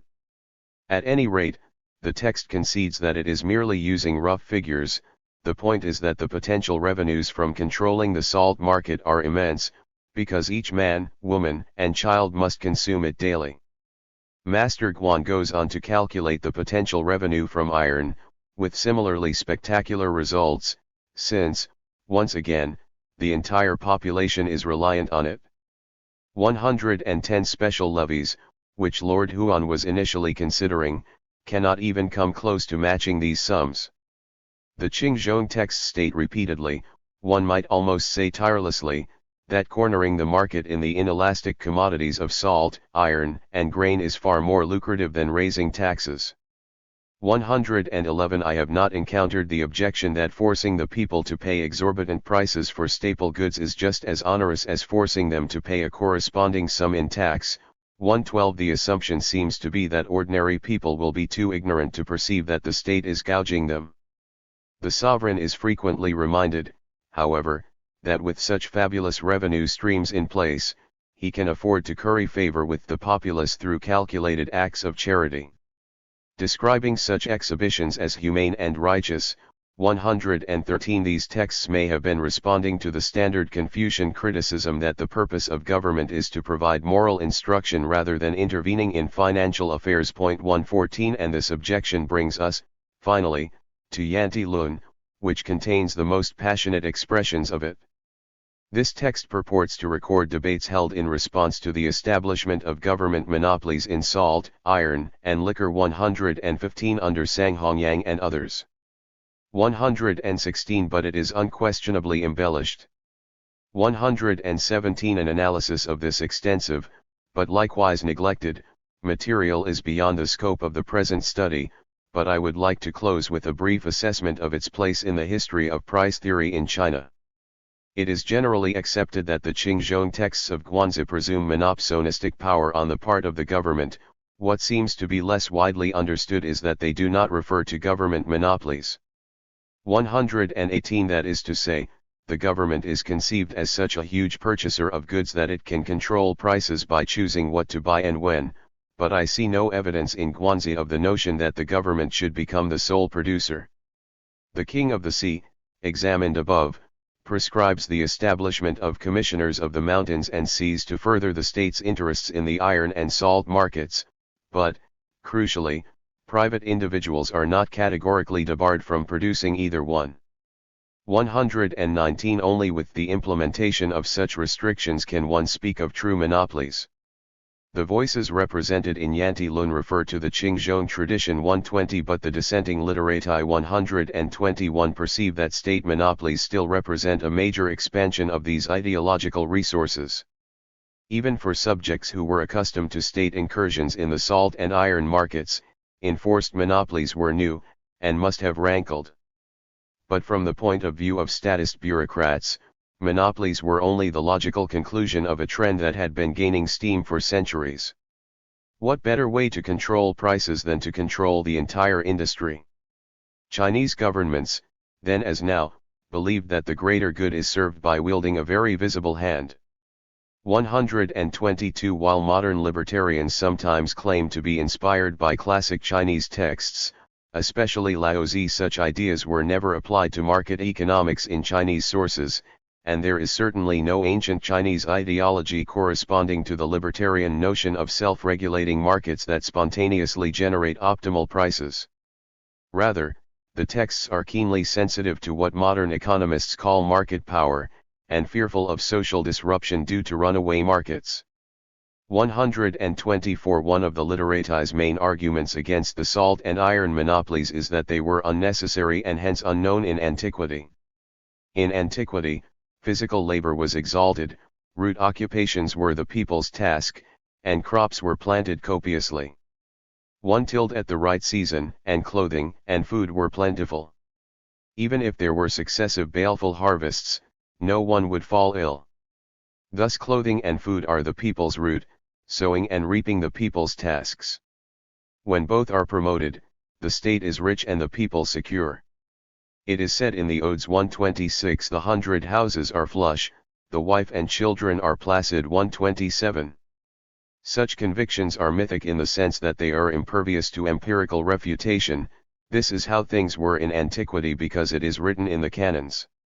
At various junctures, the administrators respond, with evident frustration, that not everybody lived in such blissful simplicity in the past. Indeed, one of their own arguments is that by stabilizing the supply of goods throughout the empire, they have relieved poverty and suffering in the countryside. 128 And thus the deal that was struck was that the literati were permitted to retain their mythic past, indeed to enshrine it in the books for future generations to recite in school, but the government kept its monopolies, with few interruptions, down to the present day. Both sides could live with that. Chapter 2. Agriculturalism and Beyond, Economic Thought of the Book of Lord Shang. Yuri Pines. The Book of Lord Shang might be expected to be an important contribution to the history of Chinese economic thought. After all, its putative author, Shang Yang, was an architect of the policies of enriching the state and strengthening the military, one whose reforms propelled the state of Qin from a relatively marginal polity to the major economic and military superpower of the warring states world. Shang Yang's credentials as a leading promoter of the ideology of agriculturalism are buttressed by his alleged contribution to a separate agricultural text from the warring states period, the Shenan. 2 The Book of Lord Shang duly proclaims agriculture and warfare as the two pillars of the properly ruled state, and farming is one of the text's keywords. All this promises an engaging treatise that would expose at length ideological foundations of Qin's agricultural policies. These expectations are only partly fulfilled, though. A comparison between the text and Qin's actual policies as reflected in relevant paleographic materials displays, somewhat surprisingly, a less assertive mindset on the part of the book's authors than is usually assumed. In particular, the state's agro-managerial role is much less pronounced in the Book of Lord Shang than in Qin's administrative and legal documents. In what follows I shall analyze views of the Book of Lord Shang with regard to various ways of enriching the state.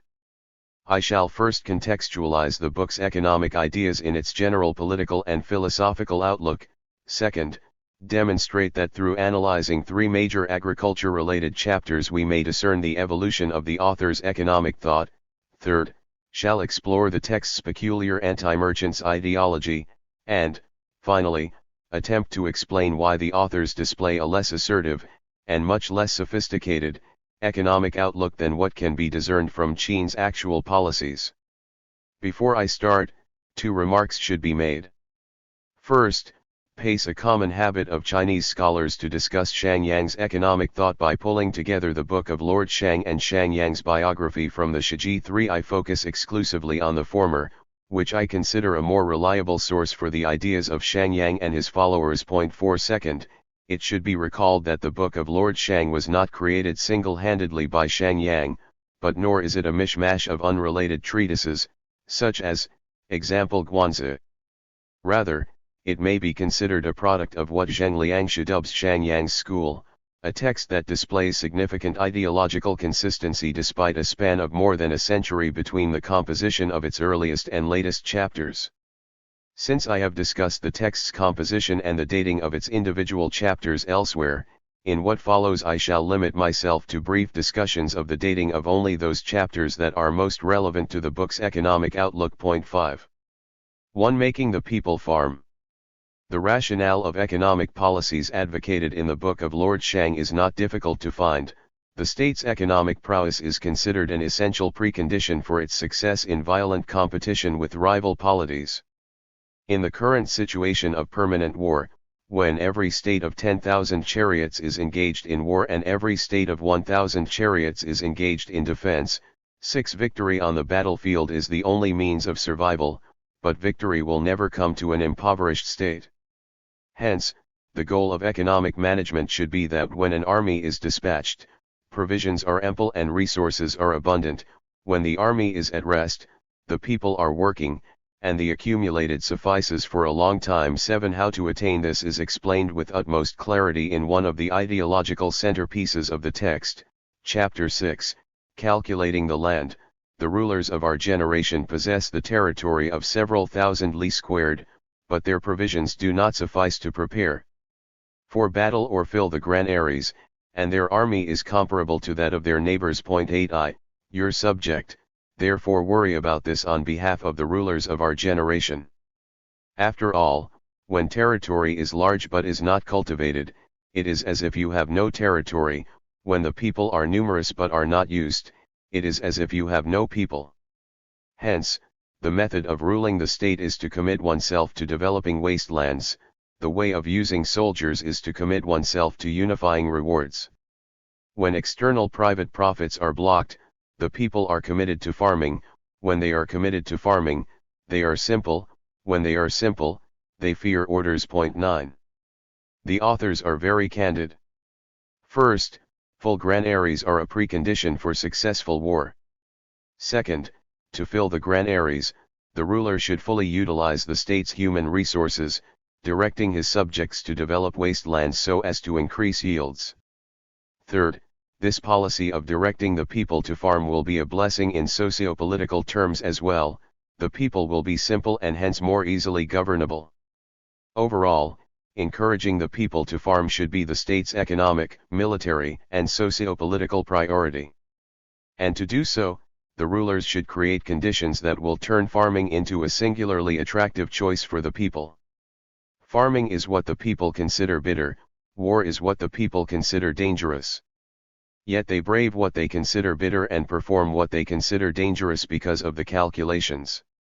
Thus, in life, the people calculate benefits. Facing death, they think of a name. One cannot but investigate whence the name and benefit come. When benefits come from land, the people exhaust their force. When the name comes from war, the people are ready to die. When at home you direct the people to fully utilize their strength. Grasslands are not left to become wastelands. When abroad you cause the people to be ready to die, you will overcome the enemy. When the enemy is overcome and grasslands are not left to become wastelands, then without moving you will acquire the merit of being rich and strong. 10. The bitterness of agricultural toil is self-evident, and engagement in it, just like self-sacrifice on a battlefield, contradicts the people's natural inclinations. And yet, the people can be manipulated to engage in these two unattractive tasks if the ruler properly understands their basic disposition, viz. their relentless quest for benefits and for a good name. The Book of Lord Shang is one of the earliest texts to explore the importance of positive and negative incentives as determinants of human behavior. The quest for riches and for a good name 11 is the constant feature of human nature. Rather than suppressing or altering it, this feature can be manipulated by the rulers to serve their needs. Insofar as material affluence of the subjects comes exclusively from diligent farming, and the elevation of one's social status is attainable only through excelling at war, the people can be directed toward these pursuits. This is the central point of the Book of Lord Shang, and it is reiterated in many chapters. For instance, the opening phrase of Chapter 3, Agriculture and Warfare, states, "The means whereby the sovereign encourages the people are offices and ranks, the means whereby the state prospers are agriculture and warfare." Today the people seek offices and ranks, yet they are attainable not through agriculture and warfare but through crafty words and empty ways. This is what is called to exhaust the people. 12.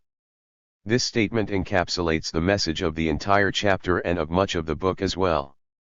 Agriculture and warfare are singularly important for the state, and only those who engage in these occupations deserve enhancement of their social status.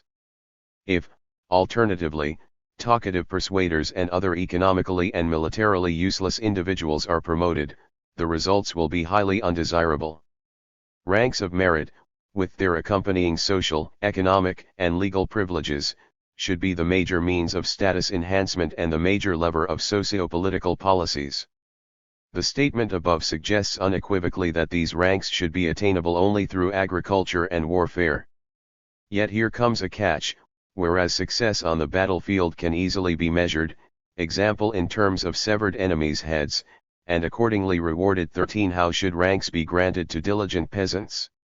A few passages in the Book of Lord Shang suggest that ranks may be related to the size of the harvest. For instance, Chapter 4, Eliminating the Strong proposes, When raises an army and launches an attack, then ranks and responsibilities are granted based on military, and it will surely be victorious.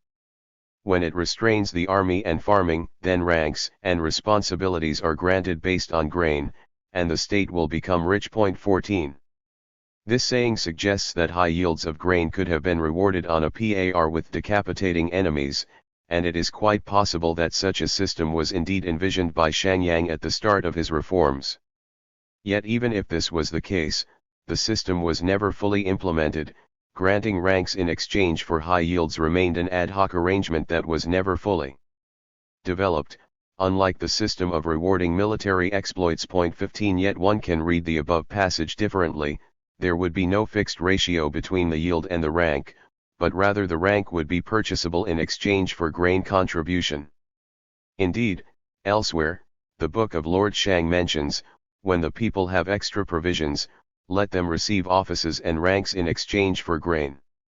When office and rank reflect hard, farmers are not indolent. 16. This point is explained fully in Chapter 8, speaking of the one. He who rules the state well values that the people won. When the people won, they are simple. When they are simple, they farm. When they farm, they can be easily made diligent. When they are diligent, they are rich. When they are rich, reduce this by ranks, then they will not be excessive. When they are excessive, reduce this with punishments, then they will commit themselves to farming. 17. Commitment to farming should enrich the people, yet being rich may corrupt their mores, hence, allowing them to purchase ranks will reduce excessive wealth. By selling ranks the state would attain both a social and an economic goal. It will not only restrict the socially undesirable excessive enrichment of a few individuals, but also siphon off the wealth of some of the subjects, increasing thereby the state's profit margins. Notably, ranks will not follow yields automatically, but the farmer will have the chance to translate his newly accumulated wealth into enhanced social status. That ranks could indeed be purchased can be proven from some scattered evidence from the Lie slips. 18. Yet the idea of receiving offices and ranks in exchange for grain presupposes that grain production, rather than e.g. commerce, will be the best way to accumulate wealth. This in turn requires adopting economic and social policies that would discourage non-agricultural pursuits. Such policies are indeed advocated in several chapters of the Book of Lord Shang, such as Chapter 22, External and Internal. Among the people's internal tasks nothing is more bitter than farming, hence he who takes orderly rule lightly would never be able to cause the people to engage in it. What is called taking orderly rule lightly? It means that one's farmers are poor, whereas merchants are rich, hence, as food is cheap, money is valuable. When food is cheap, farmers are poor. When money is valuable, merchants are rich. When branch occupations are not forbidden, then crafty and tricky people benefit, and peripatetic eaters 19 multiply. In this case, farmers who use their force in the bitterest way, still cannot compare with merchants and peddlers and with crafty and tricky people. If you can cause merchants and peddlers and crafty and tricky people not to prosper, then even if you did not want to enrich the state, you will not but attain that. Hence it is said, he who wants the farmers to enrich his state makes food within the boundaries expensive. He must impose multiple taxes on those who do not farm and heavy levies on profits from the markets. Then the people will have to work in the fields. Those who do not work in the fields, will have to exchange for food. When food is expensive, those who work in the fields benefit. When working in the fields brings benefit, then those who engage in it are many. When food is expensive, and purchasing it is not profitable, and in addition is heavily taxed, then the people will have to cast away merchants and peddlers and crafty and tricky people, and engage in profiting from the soil. 20. The discussion encapsulates the recommendations of the Book of Lord Shang, which are detailed in Chapter 2, Order to Cultivate the Wastelands, discussed below, and elsewhere. A series of discriminatory measures against merchants and artisans should discourage the people from being engaged in these professions, thus, they will have no choice but shift toward agriculture. The economic aspect of these measures, i.e. making grain expensive, so as to enrich the peasants at the expense of merchants, may represent the nascent understanding of the market mechanisms and of fluctuation of prices on profitability of certain occupations. Yet in terms of understanding of the price formation mechanisms, this chapter clearly falls short behind such classical works as the light and heavy chapters of the Guanzi and similar texts. 21 The authors of the Book of Lord Shang are not fully aware of the supply and demand relations. After all, should many people engage in agriculture, the price of the food and the profitability of agricultural pursuit will inevitably decrease.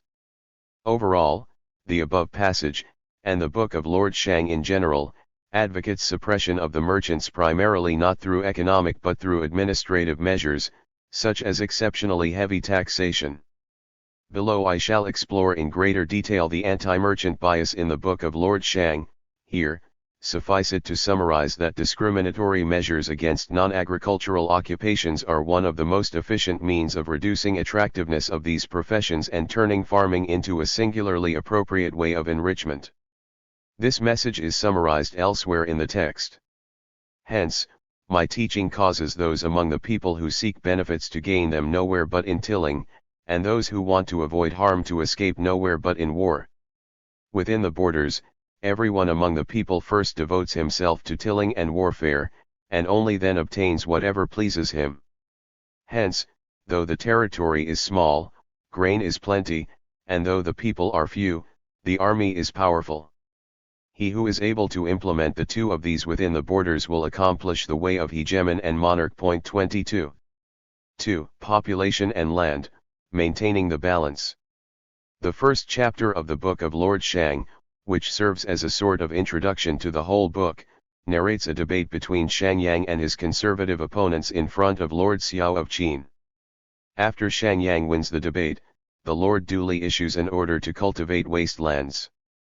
The second chapter of the book is called Orders to Cultivate the Wastelands, and it is possible that the text's anonymous editors considered it directly related to the end of the discussion in Chapter 1 and as a reflection of the earliest stages of Shang Yang's reforms in Qin.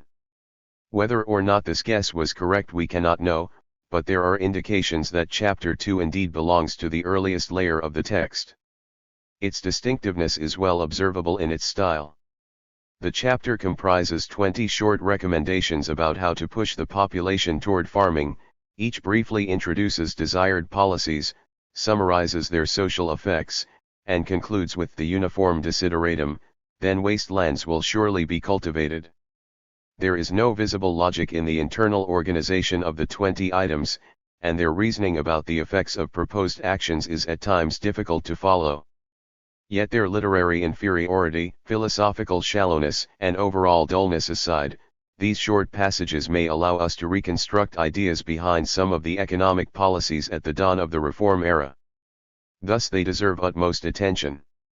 The early date of Chapter 2 is discernible not just from its unpolished style, but more significantly from its content. Overall, the chapter appears to reflect the situation of an old aristocratic system that was current in the state of Qin prior to Shang Yang's reforms. It remains conspicuously silent about ranks of merit, which were Shang Yang's single most significant innovation. Instead, when it refers to elite members, it cautions against the power of hereditary nobles and of the heads of noble lineages, i.e. the groups which disappeared from Qin's social landscape in the aftermath of Shang Yang's reforms. Elsewhere the chapter warns against exemptions from taxation and labor services granted to minor sons of the nobles and to the servicemen of the merchants. All these statements refer to social groups and social phenomena that are never mentioned again in the Book of Lord Shang. It is highly likely that all of them belong to the pre-reform Qin society. Besides, some of the chapter's sayings, e.g. when the emoluments are bountiful, taxes are abundant, seem likewise to hint at the pre-reform situation, in which the nobles' income derived directly from the subordinate population, whose tax quotas could be adjusted by the master. 23 If this is the case, then, again, the chapter refers to a dispersed mode of rule that characterized the state of Qin before the Reform era. 24 All these suggest that Chapter 2 is indeed one of the earliest in the book. Of Lord Shang. 25 Cultivating wastelands and thereby expanding the state revenues remain the hallmark of Qin's policies from the days of Shangyang well into the unified empire. 26 Yet the ways of attaining this result changed as time passed. The authors of Chapter 2 propose several sets of policies aimed at directing the people toward farming. Some are concerned with the lot of the peasants, who 23 This is how the authors of the General History of Chinese Economy interpret the sentence, 1143 to 1144, see also Zhangju, Shangjunshi 2.4, 20, and 1. In an aristocratic age, nobles could determine the rates of taxation in their allotments, see Zhu Fenghan, Shangjiu Zingtai Yanjiu, 544 to 555. 24 The degree of decentralization in Qin is the subject of scholarly debates. I accept Yoshimoto Mishimasa's view according to which Qin did not differ fundamentally from other polities of the aristocratic springs and autumns period, 34 to 67. For a different view, see Melvin P. Thatcher, Central Government of the State of Chin in the Spring and Autumn Period, Journal of Oriental Studies 23.1, 29 to 53. 25 There is only one chapter which may be of even earlier origin, 12, Military Defense, which, if authored by Shangyang, was produced before he moved to the state of Qin at the dawn of his career. 26 Lie documents testify to the importance of the ongoing opening up of new fields, see, example slip 8 to 1519 and discussion in Yeshan, Jadulai Kinjian, Kinde Daifang Xin Zheng's Hiju, Jianbo 8, 104 to 107. 89 Agriculturalism and beyond should be protected from abuse at the hands of administrators. For instance, Item 1 urges administrators not to procrastinate in governing, then wicked officials will not be able to profit privately from the people.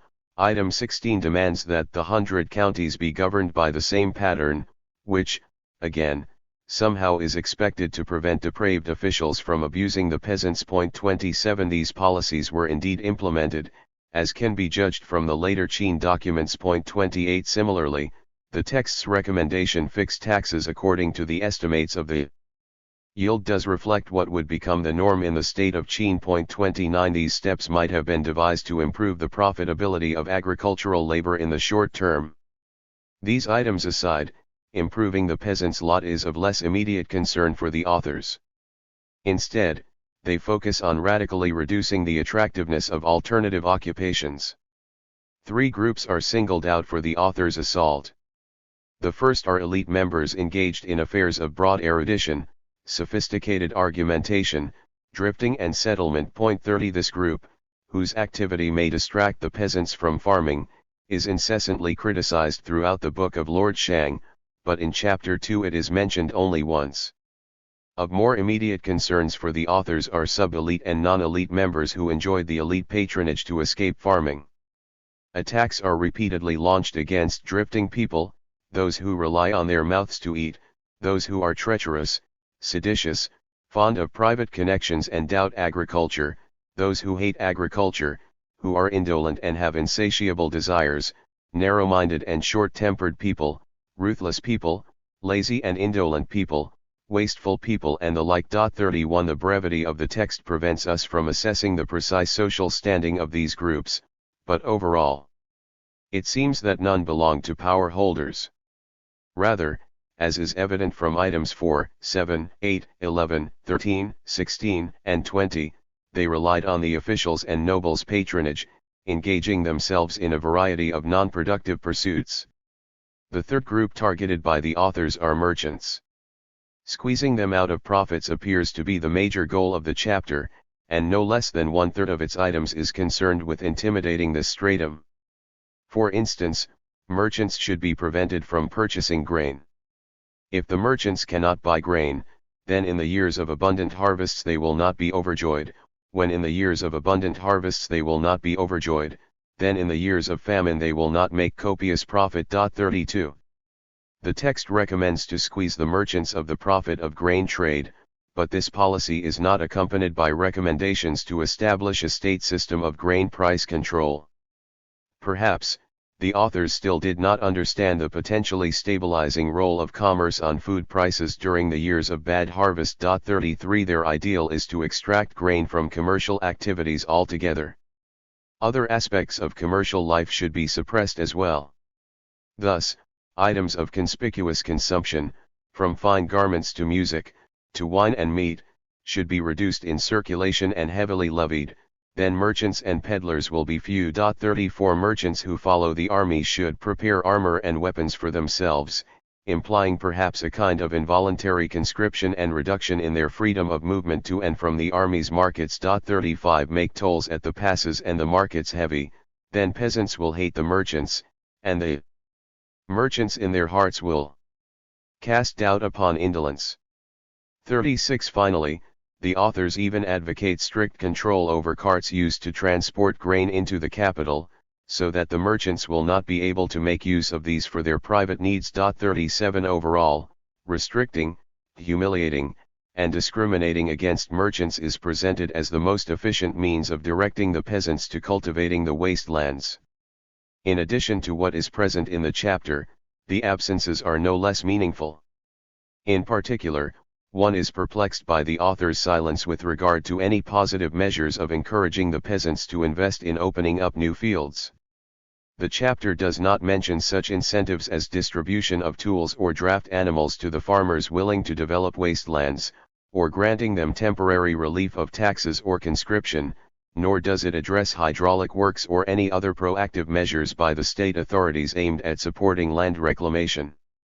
In marked distinction from later chapters, Chapter 2 never raises the possibility of attracting immigrants.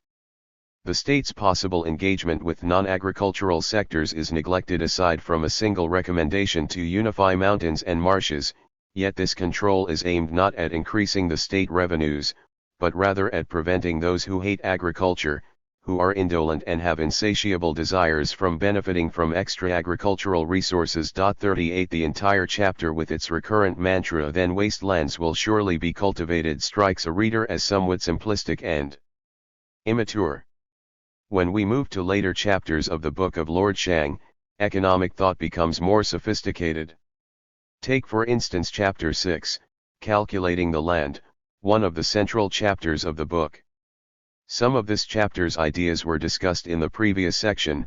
Now we shall turn to its primary concern, the issue of the land-to-man ratio and of proper utilization of the land.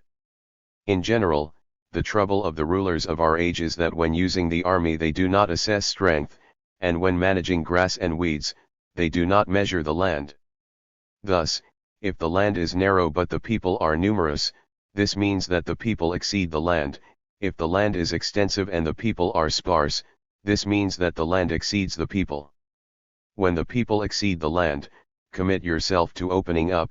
When the land exceeds the people, engage in attracting. When one opens up, can be multiplied. 39 When the people exceed the land, achievements of the state are few, and the army is weak. When the land exceeds the people, the resources of mountains and marshlands are not utilized. Casting away heaven's resources and following the people's indulgence means that the rulers of our generation are committed to erroneous, yet superiors and inferiors are engaged in these. Thus, even if the people are plentiful, the army is weak, and even if the land is vast, strength is minuscule. 40. This passage introduces a complex and dynamic attitude toward land utilization. What is important are not just absolute numbers of population and of cultivated lands but also the ratio between the two. Policies should be repeatedly adjusted so that the emphasis may shift from encouraging the population to cultivate wastelands to attracting new migrants, who would fill in the already cultivated and the due-to-be-cultivated territories. Significantly, profiting from the land is not confined to farming but includes utilizing the resources of mountains and marshes. The importance of these is emphasized in the next section. Hence, when in ruling the state and making use of 42 the land, the correct standard of the former kings was, mountains and forests occupy 1/10, swamps and marshlands occupy 1/10, valleys, dales, and running rivers occupy 1/10, towns, settlements, paths, and roads occupy 1/10, infertile fields occupy 2/10, Fertile fields occupy 4/10.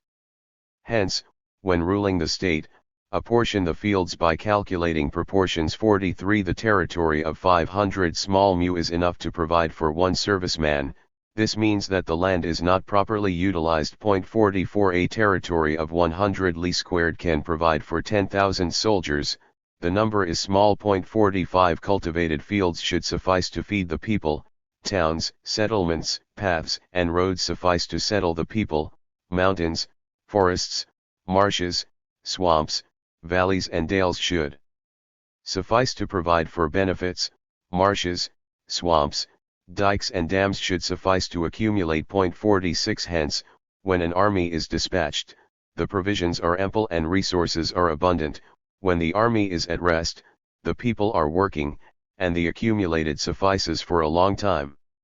This is what is called the standard of utilizing the territory and being ready for battle. 47. The correct standard of the former kings in this text reflects what might have been a common notion of land division in the Loess Plateau during the Warring States period.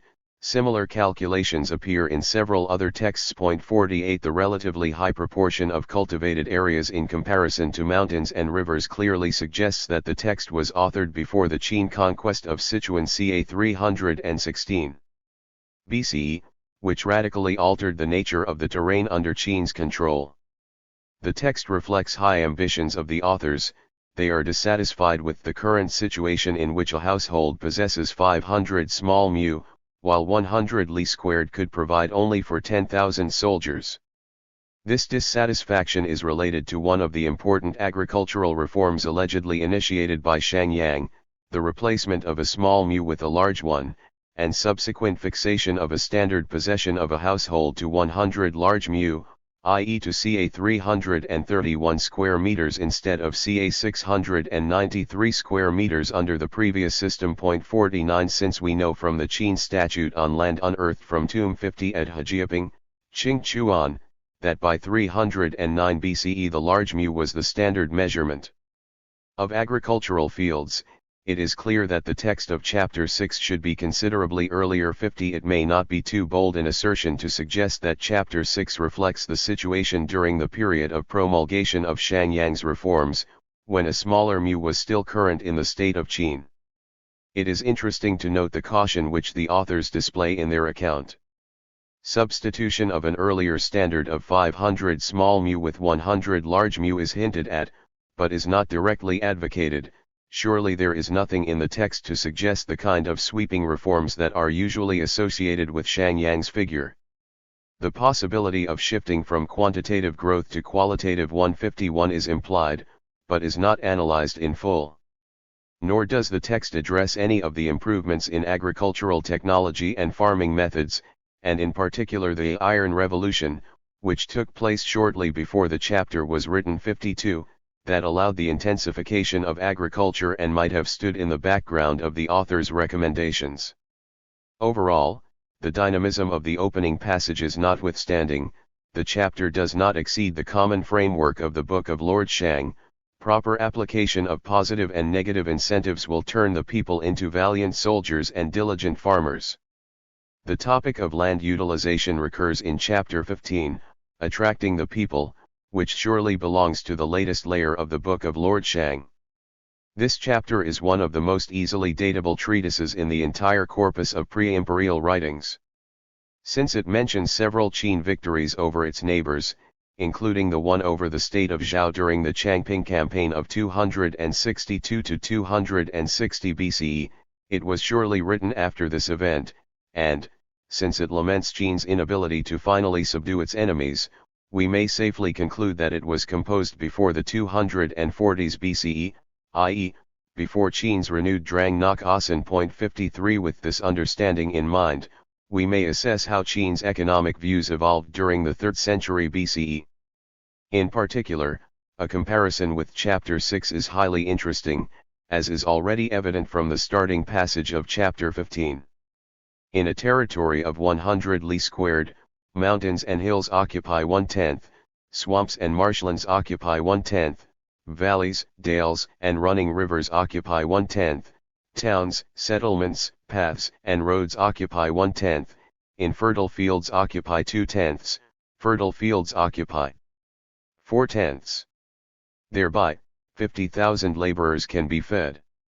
Its mountains and hills, swamps and marshlands, valleys and dales, can provide its resources, settlements, paths and roads suffice to settle its people. This is the former king's correct standard of regulating the land and apportioning the people. Now the territory of Qin is 5 times 1,000 li squared, yet its arable lands are just 2/10, and the number of fields does not reach 1,000,054. It cannot fully utilize the products and treasures of its swamps and marshlands, valleys and dales, famous mountains and great rivers. This means that the people are not sufficient for its land. 55. This passage strongly resembles the one from chapter 6, but the differences are also remarkable. First, the number of the population in the basic unit of 100 li squared changes. In chapter 6 it was 10,000 soldiers or servicemen, meaning that it was occupied by approximately 10,000 households or ca 50,000 people. Chapter 15, in distinction, speaks of 50,000 laborers. Some commentators suggest that this term equals to that of a serviceman or soldier from chapter 6, but this is patently wrong. It would be impossible to expect a 5-fold increase in the expected occupants of a 100 li squared unit. Rather, it is likely that the term refers to every able-bodied man or woman, who constituted 60 to 70% of household members. In this case we can speak of 70 to 80,000 expected inhabitants of a 100 li squared unit, a clear sign of continuing increase in population density and in agricultural productivity in the second half of the Warring States period. The second major difference between the two chapters is their view of the normative division of land associated with the former kings. In chapter 6, this division was accepted American Samoa reflective of current practices, and not as a desideratum. In contrast, the authors of chapter 15 complain bitterly, arable lands are just 2/10 of the territory under Qin's control. 56 In my eyes, this unmistakably reflects the new realities in the aftermath of Qin's expansion southward, as it acquired Sichuan and then the territories down the Han River Valley. In the mountainous landscape of these areas, old divisions based on the Loess Plateau realities did not work any longer. 57 Qin had to adapt to new circumstances. The third, albeit less pronounced point of difference among the three chapters is the importance attached to non-agricultural resources. We have seen that in chapter 2 these were basically ignored, in chapter 6 they were mentioned but without much elaboration, whereas in chapter 15, they figure prominently. The author's concern is not confined to agricultural lands only, but encompasses the entire land massif. They complain that Qin cannot fully utilize the products and treasures of its swamps and marshlands, valleys and dales, famous mountains and great rivers, and conclude, this means that the people are not sufficient for its land. Clearly, products and treasures of mountains and rivers became more important for Qin's economic managers as time passed. Chapter 15 suggests that Qin's territory in the 250s BCE reached 5 times 1,000 li squared. That is 5 million square li or approximately 800,000 square kilometers. According to the chapter's authors, this huge territory suffered from extreme underpopulation. This sounds odd in light of the considerable increase in Qin's population during the Warring States period, which is reflected in the first passage of the chapter, cited above, and is also observable archaeologically. 58 But I believe the author's concern reflects the peculiar new situation in the aftermath of major hydraulic projects initiated by Qin engineers both in Sichuan, as well as in the Wei River Basin. 59 Perhaps the sudden increase in the scope of arable lands created a temporary shortage of manpower in Qin. The chapter contrasts Qin, with its abundant land resources and insufficient labor force, with the neighboring rival states of Wei and Han, both in the central reaches of the Yellow River, which suffered from overpopulation to the degree that more than half have to dwell in caves dug along the river and pond banks. 60 This observation leads to a lengthy discussion about the proper ways to attract the Wei and Han people westward to Qin's lands. The discussion is summarized as follows. Now your Majesty should manifest your numinous grace, those men of service who come from the regional lords and submit to your justice. 61 should now be exempted from taxes for 3 generations, and should not be liable to military service. Within the boundaries of Qin, levies will not be imposed on mountains, hills, and swamps for 10 years. Recorded 62 among ordinances, it will suffice to attract 1 million laborers. 63. These recommendations differ strikingly from those in, example chapter 2. The emphasis shifts from negative to positive incentives. Immigrants should be attracted by tax exemptions and by being freed of military service obligations. Significantly, among the measures aimed at attracting immigrants, allowing them free exploitation of natural resources in mountains and swamps figures prominently. It seems that rather than being afraid of private interests, the state of Qin gradually learned to accommodate these and to benefit from the private development of natural resources. The command economy gave place to a more flexible pattern of collaboration between the government and its subjects, whose enrichment was to be allowed. The text continues. What worries Qin is that when it raises armies and attacks, the state will be impoverished, whereas when it resides at peace, focusing on agriculture, the enemy will gain a respite. Therefore, your Majesty cannot attain both at the same time. Hence, although has been victorious for 3 generations, 64 all under heaven has not submitted. Now, let the old Qin engage the enemy, and let the new people 65 deal with the fundamental. Then even if the army remains outside the borders for 100 days, not a moment of seasonal work is lost within the boundaries. This is the desired result of attaining both, rich and powerful. What I, your subject, call the military, does not refer to complete mobilization and universal conscription. What I mean is that within the borders you are able to provide enough for the army, its soldiers, chariots, and cavalry. Let the old Qin people serve in the army and the new people provide fodder and provisions. 66. Here again the difference with chapter 6 is pronounced. There the focus was on creating a population of farmer soldiers who would diligently till the soil during the peacetime and brave the enemy once the war starts. By the 250s BCE, it seems, the system no longer worked well. Ever lengthier campaigns required a much longer period of service for conscripts, encouraging the Qin leaders to think of new arrangements that would allow the armies to stay in the field for years without jeopardizing the domestic economy. In light of this, the idea of attracting migrants as purely agricultural laborers was doubly advantageous. On the one hand, the new people's high yields could compensate the country for the loss of income from military conscripts. On the other hand, the commanders could be relieved of employing foreign-born soldiers whose loyalty to the state of Qin was doubtful. 67 Although it is not clear whether the system of attracting immigrants worked precisely in the way envisioned in this chapter, in general it seems to have been sufficiently successful. Archaeological evidence suggests mass influx of migrants from east and south to the state of Qin during the last generations prior to the imperial unification. 68 When comparing the 3 chapters we can discover certain trends in the economic policies advocated by the authors of the Book of Lord Shang. The earliest chapter, 2, reflects crude command-style agriculturalism, directing the people to farming through suppressing alternative ways of enrichment.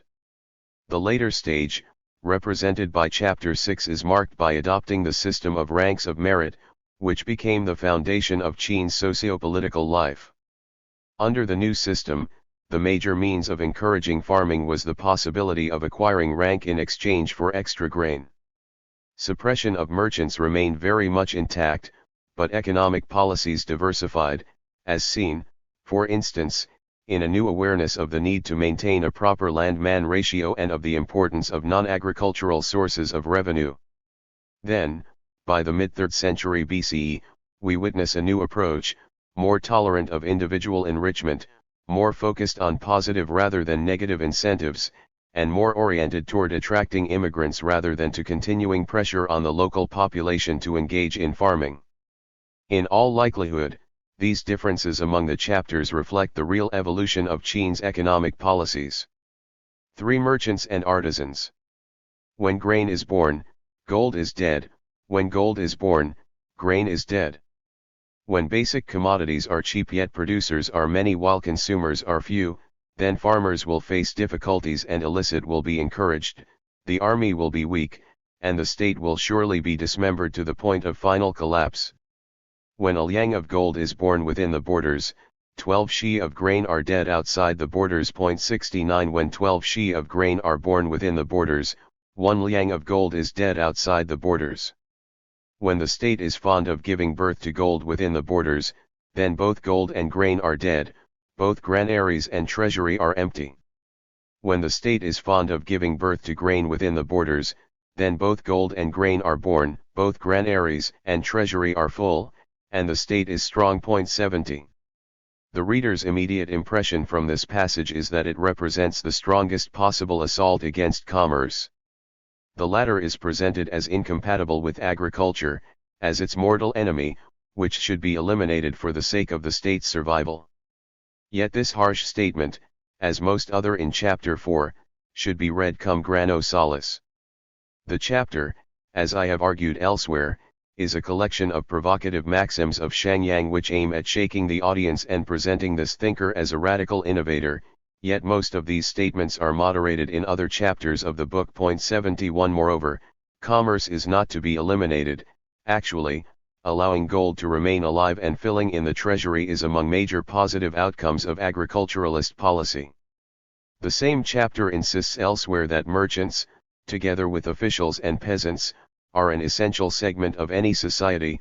It is just that their number should be kept small so that most people continue to engage in farming. 72 This said, an anti-merchant orientation of the Book of Lord Shang is undeniable, and, as noticed by Rolls-Sturks, it distinguishes this text from any other pre-imperial compilation. 73 What are the reasons for this orientation? I believe these are twofold.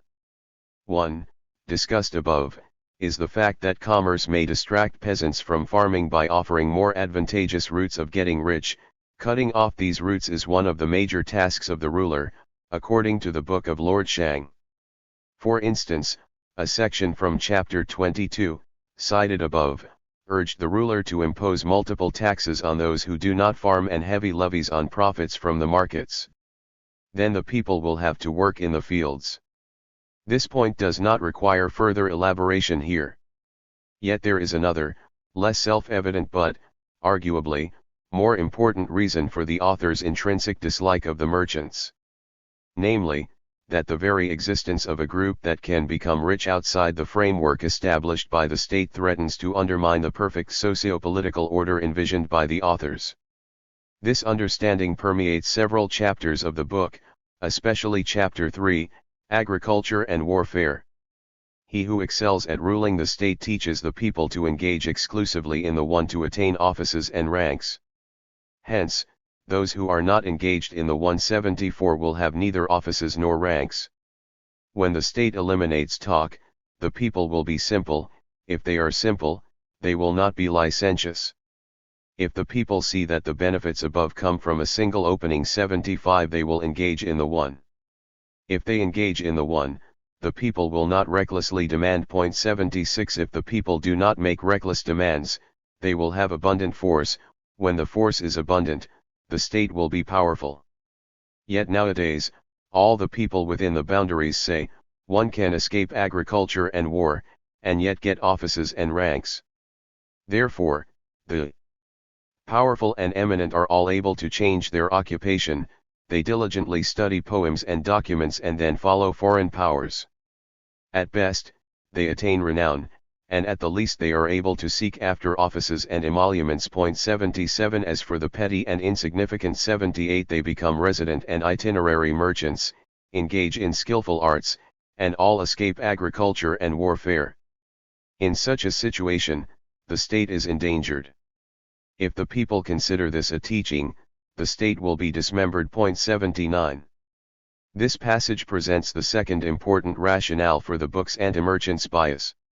Merchants and artisans are able to enrich themselves outside the state-maintained hierarchy of ranks and offices, and thus they are the low-level counterparts of the powerful and eminent who seek offices through literary accomplishments and through ties to foreign powers rather than through contribution to the state's strength and well-being. Each of these groups, the powerful and eminent above and the petty and insignificant below, challenges the perfect socio-political order envisioned by the authors. In that order, social, political and economic hierarchy should be unified under the overarching system of the ranks of merits, and any exception is highly unwelcome. Recall that Shangyang's single most important reform was the overhaul of Qin's hereditary aristocratic system, which was replaced by a meritocratic one. In the new system, individuals were divided into 20 ranks of merit granted primarily for successes on the battlefield. Each rank granted a holder certain economic, social, and legal privileges, and holders of medium and upper ranks were incorporated into the Qin administration. 80 This profound reform, which is observable even archaeologically through the resultant comprehensive changes in mortuary practices. 81 is given utmost attention in the Book of Lord Shang. Chapter after chapter cautions the ruler against any promotion that does not fit the system of the ranks of merit. Any deviation from this rigid system is highly unwelcome. Thus, when Chapter 18, Planning the Policies, discusses the importance of ranks, it states: those who do not work but eat, who do not fight but attain glory, who have no rank but are respected, who have no emolument but are rich, who have no office but lead, these are called villains. 82. Behind this short and energetic statement one can discern the basic idea of Shangyang and his followers, to prevent those outside the rank system from possessing political, societal, and economic power. All these will be granted exclusively by the state. It is up to the government to decide who will enjoy food, glory, respect, richness, and leadership. Those whom the text identifies as villains are actually remnants of autonomous social and economic elites, which, in the author's eyes, have no right of existence. Merchants, just like educated members of the elite, endangered the system of the state's total control over society. Their suppression was therefore not just economic, but also a social desideratum. The strong anti-merchant bias of the Book of Lord Shang becomes perplexing once we compare it with the actual situation in the state of Qin on the eve of the imperial unification.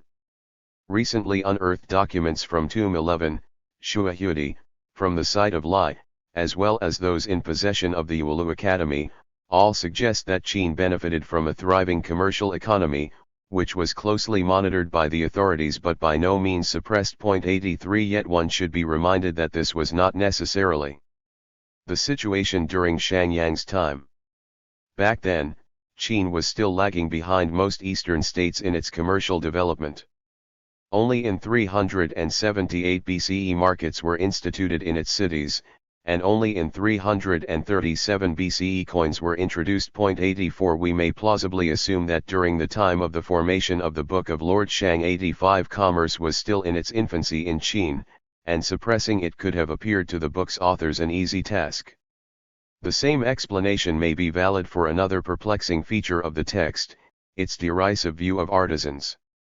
In the above passage from Chapter 3, as well as elsewhere in the text, engagement in skillful arts is identified as yet another parasitic and unwelcome occupation. It seems that the authors of the Book of Lord Shang considered craftsmanship as exclusively related to production of luxurious objects. The potentially positive contribution of the artisans to the state's well-being is never discussed. Sometimes this stratum is glossed over altogether. Elsewhere, it is referred to as another potentially subversive group. Like merchants, artisans appear as prone to move easily across the country, evading the state's control and endangering social stability. 86 Nowhere does the text identify artisans as a productive segment of the population. We should recall at this point that by the time of unification Qin maintained a huge army of artisans, who were an integral, and important, productive force of Qin's economy. 87 That a text closely associated with the rise of Qin pays no attention to their economic contribution is puzzling. Yet this is just one of many cases in which the Book of Lord Shang remains silent about important aspects of Qin's economic policies. It is time to analyze these silences now and discover what is behind them. In his famous Oriental Despotism, Karl A. Wittfogel depicted the Oriental despotic state as intrinsically linked to its hydraulic, and, more broadly, to its agro-managerial functions. It is not my intention here to discuss anew strengths and weaknesses of Wittfogels' model. 88. Suffice it to say that among many polities depicted in his magnum opus, Qin takes a pride of place as a paradigmatic agro-managerial, and despotic, state. Insofar as Shangyang is considered an architect of the revitalized state of Qin, it may be expected that the book that bears his imprint would be rich with discussions about the state's intervention into economy. And yet, while these discussions are present, they rarely match the text's boldness in discussing social engineering. The relative simplicity of the economic policies advocated in the text contrasts with the undeniable sophistication of actual Qin policies as reflected in its legal and administrative documents discovered in the recent decades. To be fair to the Book of Lord Shang, some of its passages do reflect impressive agro-managerial sophistication. This is particularly evident in the text's views of mandatory registration not just of the population but also of major economic resources. Registration is primarily envisioned in the text as a means of political control over the population, but as the registered items are expanded, it becomes a tool of economic control as well. A powerful state should know 13 numbers within its boundaries: the number of granaries and of residents 89, the number of adult men and women, the number of old and infirm, the number of officials and of men of service, the number of those who get emoluments through their talks and discussions, the number of beneficial people, 90, the number of horses, oxen, hay, and straw. If one wants to strengthen one state but does not know these 13 numbers, then, even if the state's soil is advantageous and residents are multiple, it will be increasingly weakened to the point of dismemberment. 91. This statement envisages establishing comprehensive control over economic life. Although currently available Qin population registries and related materials do not allow unequivocal conclusions as to whether the authorities knew all the details about their subjects as suggested above, there is no doubt that they moved in this direction, keeping not just census records but also records of such items as oxen, horses, hay, and straw. 92. This attempt to make major resources legible to the state is clearly indicative of economic assertiveness of the text's authors, as well as of Qin bureaucrats in general. 93. There are other subtle indications of this economic assertiveness.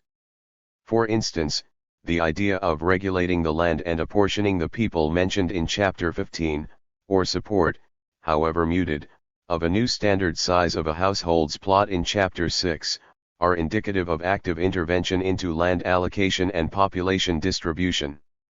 This activism is hinted at also in Chapter 19, Within the Borders, which mentions land grants to meritorious rank holders.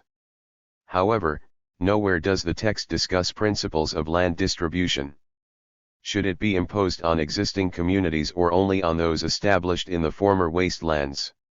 Should the state expropriate extra lands from rich households or allow them to cultivate their plots? Should it confiscate extra possessions of a deceased rank holder or leave the enlarged plot to an heir, even though the heir's rank would normally be lower than his father's?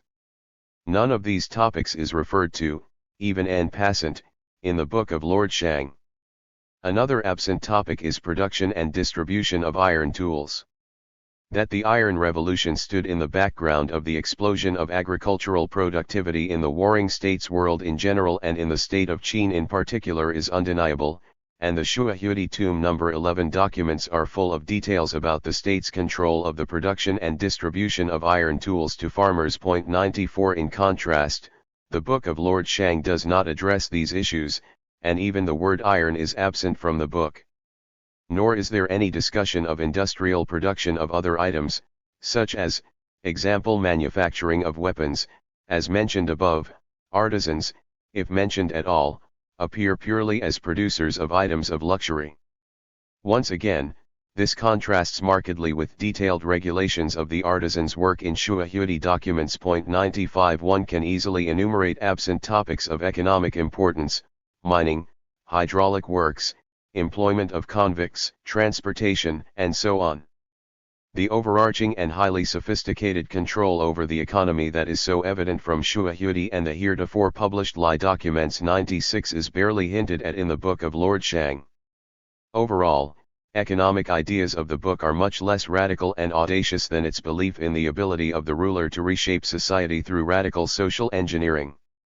The gap between the text's lack of economic sophistication and highly sophisticated Qin policies is so striking that one cannot but ask, what are the reasons for it?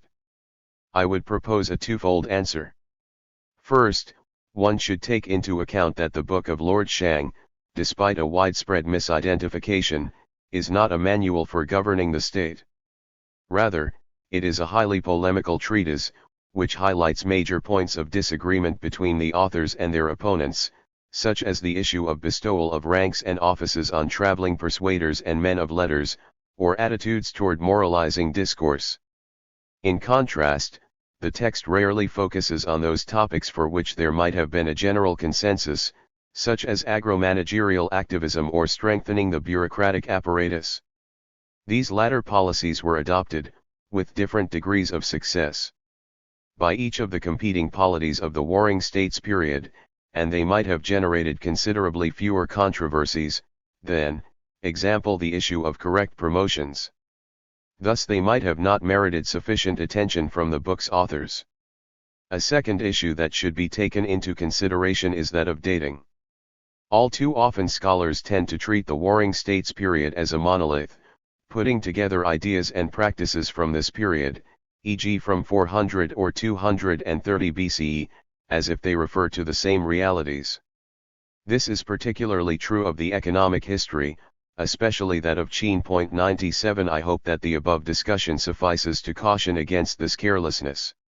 For instance, comprehensive commercialization of Qin economy may have started only after Shang Yang's lifetime, hence it is not reflected in the Book of Lord Shang. It may be reasonable to infer that just like in the case of commercialization, the vibrant agro-managerial state observable in the Shua Huidi and Lai documents did not come into existence at the dawn of Shang Yang's reforms, but evolved gradually, attaining its mature dimensions only after the time that the bulk of the Book of Lord Shang was composed. Naturally, these policies cannot be reflected in the text. If my last observation and my assessment of the dating of some chapters of the Book of Lord Shang are correct, this means that the economic thought of these chapters should not be directly correlated to the Qin realities on the eve of the imperial unification and its immediate aftermath. Rather, the book reflects an early stage of reformist thought, when filling granaries was a matter of foremost concern, and the primary solution was directing the population toward agricultural pursuits at the expense of alternative occupations.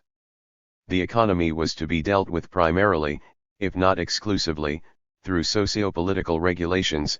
The market was to be subject to state control, commerce, barely tolerated, and little if any attention was paid to technological developments, craftsmanship, and non-grain agricultural sectors in general. It might have taken generations before Qin's economy matured, diversified, and outlived the rigid limits envisioned by Shang Yang and his immediate followers. Yet this later stage, reflected in a variety of unearthed documents, is a topic suitable for a separate study. Chapter 3. Surprisingly few studies in Western scholarship have focused on the so-called Qingzhong chapters of the Guanzi. Apart from Maverick's economic dialogues in ancient China, only two Russian scholars, Viktor M. Stegen and George Kroll, devoted books and articles to these chapters too before William Rickett discussed them in his complete translation of the Guanzi. 3. This is all the more interesting as they retain their interest to Chinese scholarship throughout the second half of the 20th century. 4. Russian interest was probably motivated by the same reasons as the Chinese one. Chinese scholars produced numerous books and articles on the Han politician and economist Sang Hongyang 5 because his measures served as a model for socialist state economics. Similarly, they have read the Qingzhong chapters as a traditional justification or at least a predecessor of modern attempts by the state to control the economy and for finding the right way to deal with the innate human endeavor to become rich and to earn money. Rickett relies heavily on Ma Febei's preface to the 1979 edition of the Qingzhong chapters, which still represents the scientific standard on this subject in China. 6. Ma's contribution is especially important since he refuted attempts that had been previously undertaken to date the Qingzhong chapters to the period of the Warring States or to the former Han period. He finally came to the conclusion that they must have been written even later than most of his predecessors assumed, namely during the time of the usurpation of Wang Mang. Any attentive reader of the Guanzi will, however, remain perplexed by several features of the text that do not fit with our knowledge of China during Wang Mang's time at all. Ricketts' second volume of his complete translation of the Guanzi was published in 1998. The introduction to the Qingzhong chapters provided in this volume still remains the most comprehensive, and, indeed, until recently the only relevant piece that has been written on them in English. 7 As is stated in this introduction, Qingzhong as a verb means to value something and as a noun weight or weight of coins.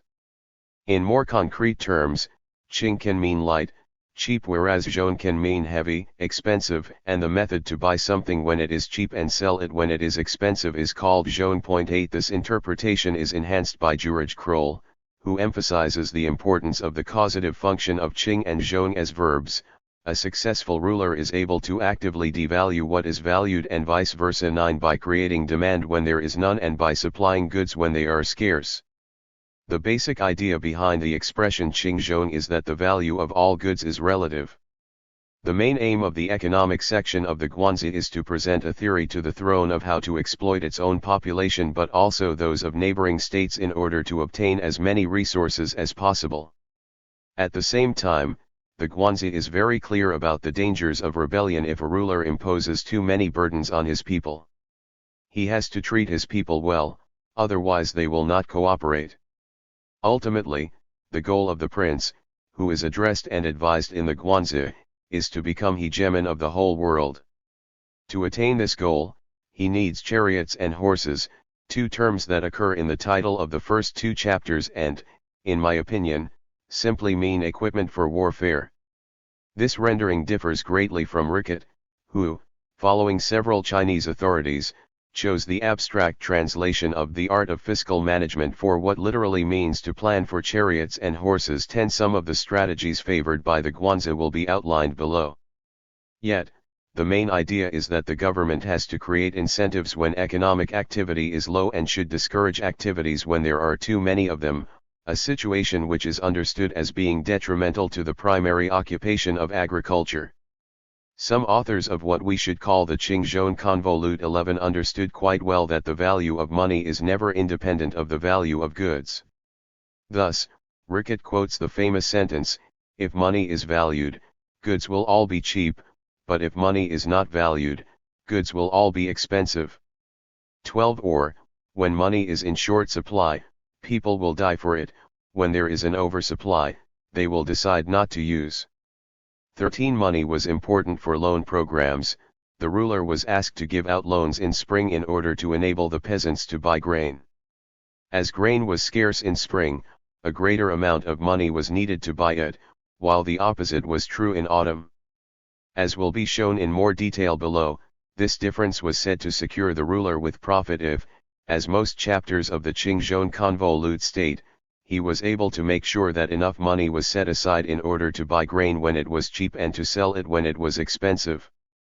The Qingzhong chapters consist of two parts, chapters 68 to 79, which deal with a variety of subjects and do not bear the title Qingzhong, while chapters 80 to 85 are actually called Qingzhong chapters in the original Convolute.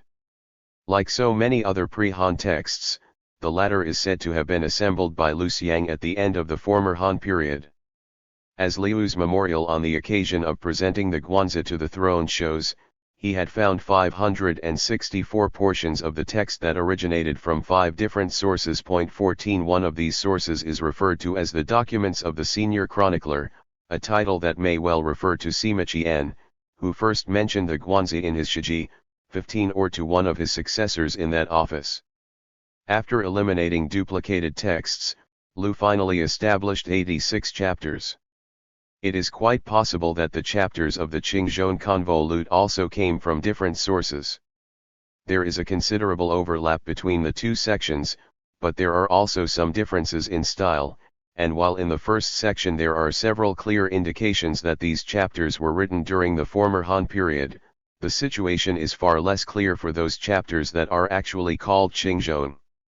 Setting linguistic considerations aside, it is difficult to find proof for either of the two Han theses as far as the whole group of chapters is concerned. Point 16. In the following, I will first outline some basic concepts of the Qingzhong chapters and then return to the discussion of their dating.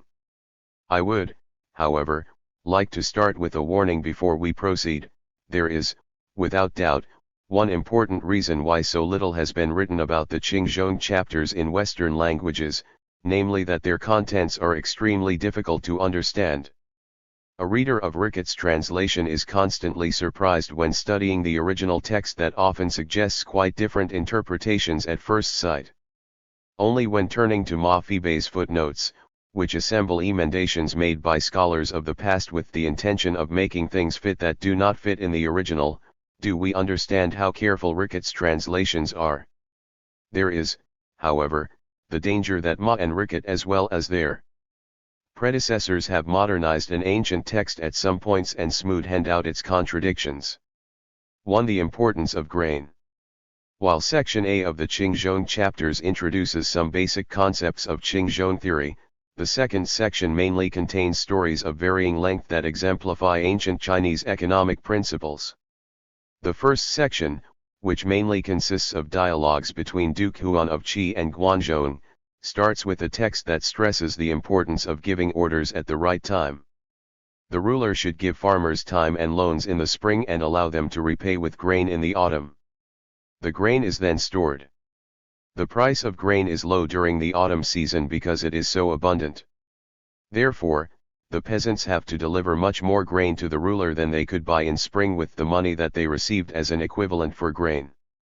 In this way, the ruler can acquire implements and weapons from the farmers by paying them with his grain, which increasingly gets valuable when everyone else has used up their resources. Point 17. Obviously, the Guanzi recognizes an economic cycle in the value of grain and of money, a cycle that the ruler has to exploit.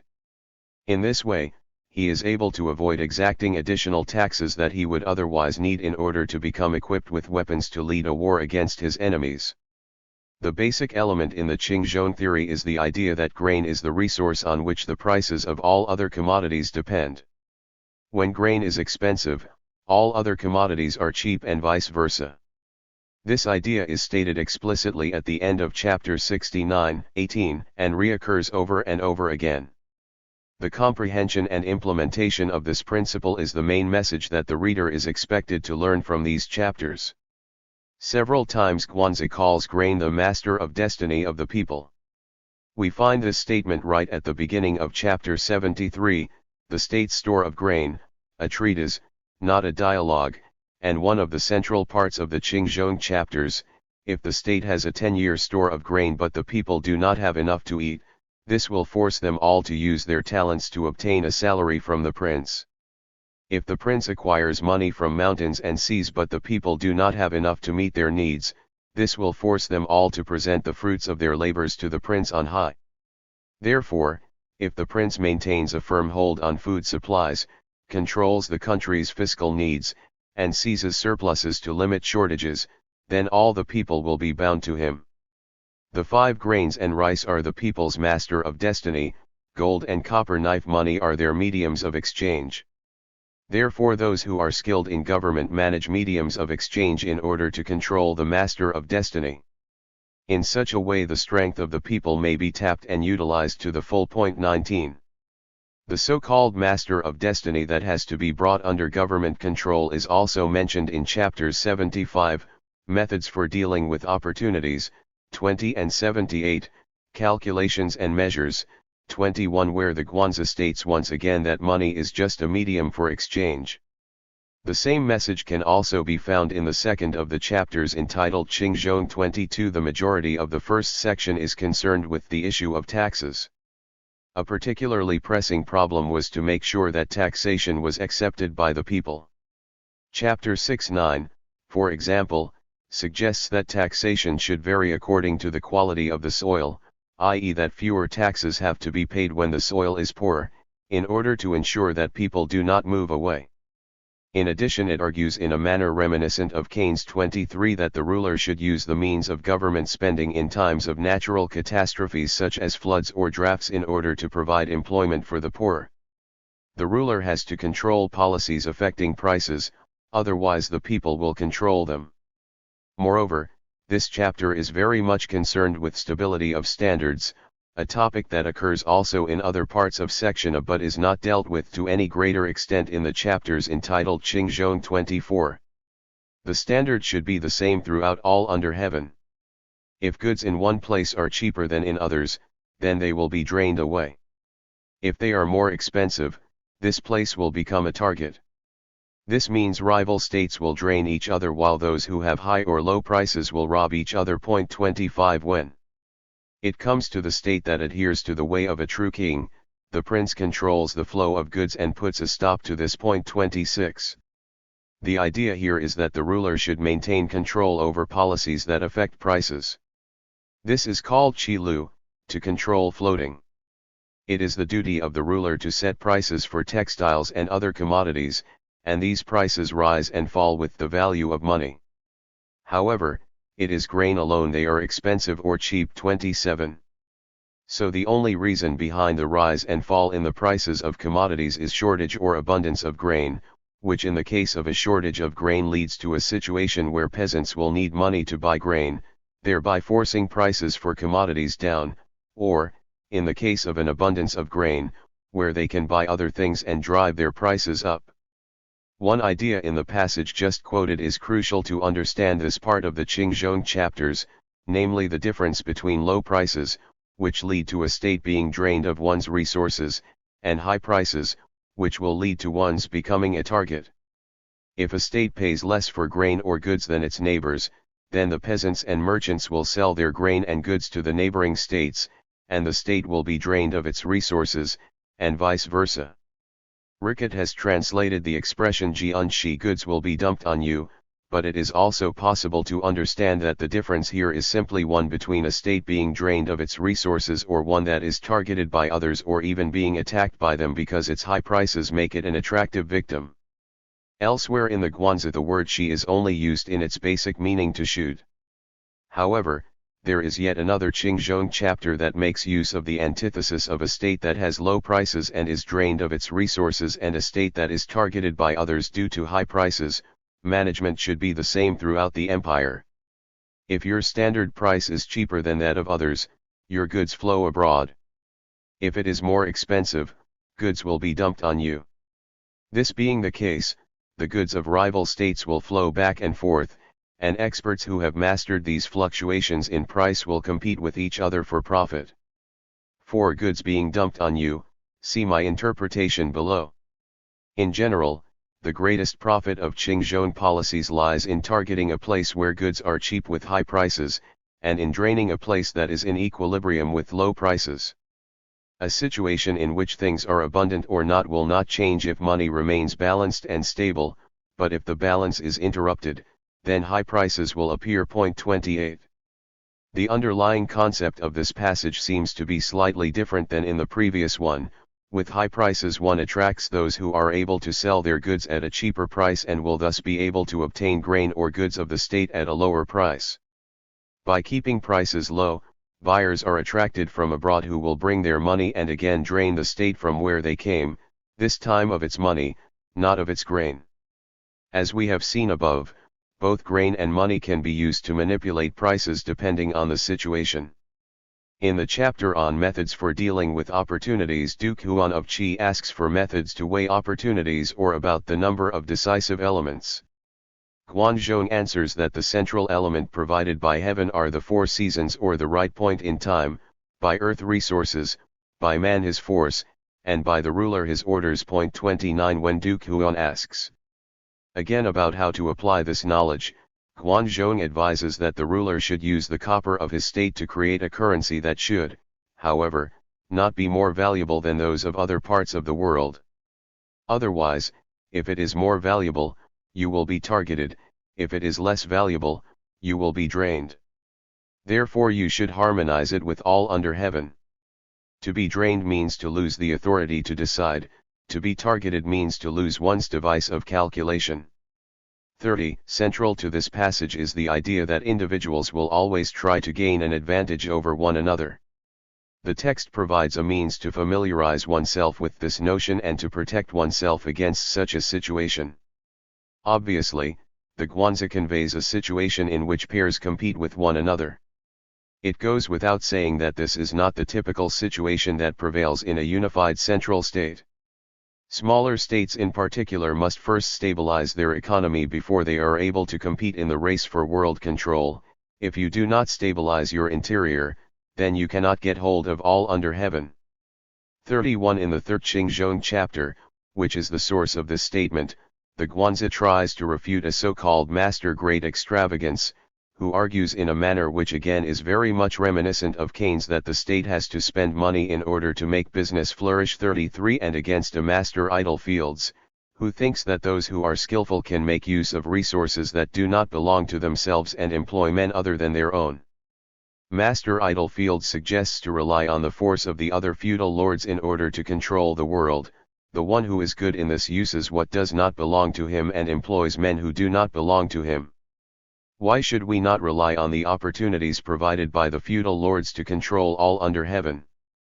34 Although he suggests that it might be possible to destabilize rich states by implementing the pricing policies outlined above, the guanzi does not believe in such theories. According to the text, small states in particular have to be diligent and create an economic basis first before they can harbor higher ambitions. They should not rely on opportunities or alliances but should rather labor hard to store up enough grain and resources in order to control others.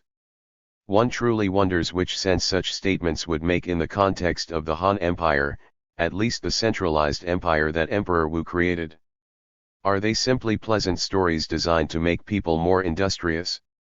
Or were they rather produced during a period when states still competed with each other? 2. How to suppress merchants and how to tax people. Relative equality of wealth as well as social stability are very important subjects in the first half of the Xingzhong chapters. A treatise that constitutes chapter 73 states that the prince should prevent people from becoming too rich. Otherwise he would not be able to employ them properly because they would not be dependent on a salary from him. Profit should only come from one source, namely the prince himself. In this treatise therefore the subject is not competition among states but Xingzhong policies as a means to keep social differences from getting bigger. Should the prince be unable to adjust this situation, there will develop a 100-fold difference in people's standard of living. Now if people are too rich, salaries cannot be used to employ them, if too poor, punishments cannot be used to intimidate them. When laws and orders are not executed and the multitude is not governed, it is because great inequality exists between rich and poor. 35. In order to achieve stability, the state should take a certain amount from the rich, from merchants and also, according to chapter 75, from his own state officials, to give to the poor. The state should also take equally from everybody, otherwise it would not be able to make proper use of the Xingzhong policies. The main precondition to this is to tax people without them realizing it. Again it is chapter 73, where it says, people become happy when things are given to them, but when things are taken away, they become angry. Under all conditions this applies to the people.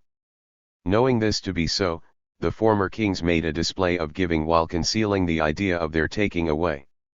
36 A suggestion that runs through chapters 72, the King of the Sea, and 74 to 76, which are entitled Use of Statistics, Methods for Dealing with Opportunities, and the Best Methods for Ensuring Fiscal Control, and which all bear the term shan in their title, is to impose indirect taxes on salt and iron, i.e. resources that come from the sea and from mountain regions.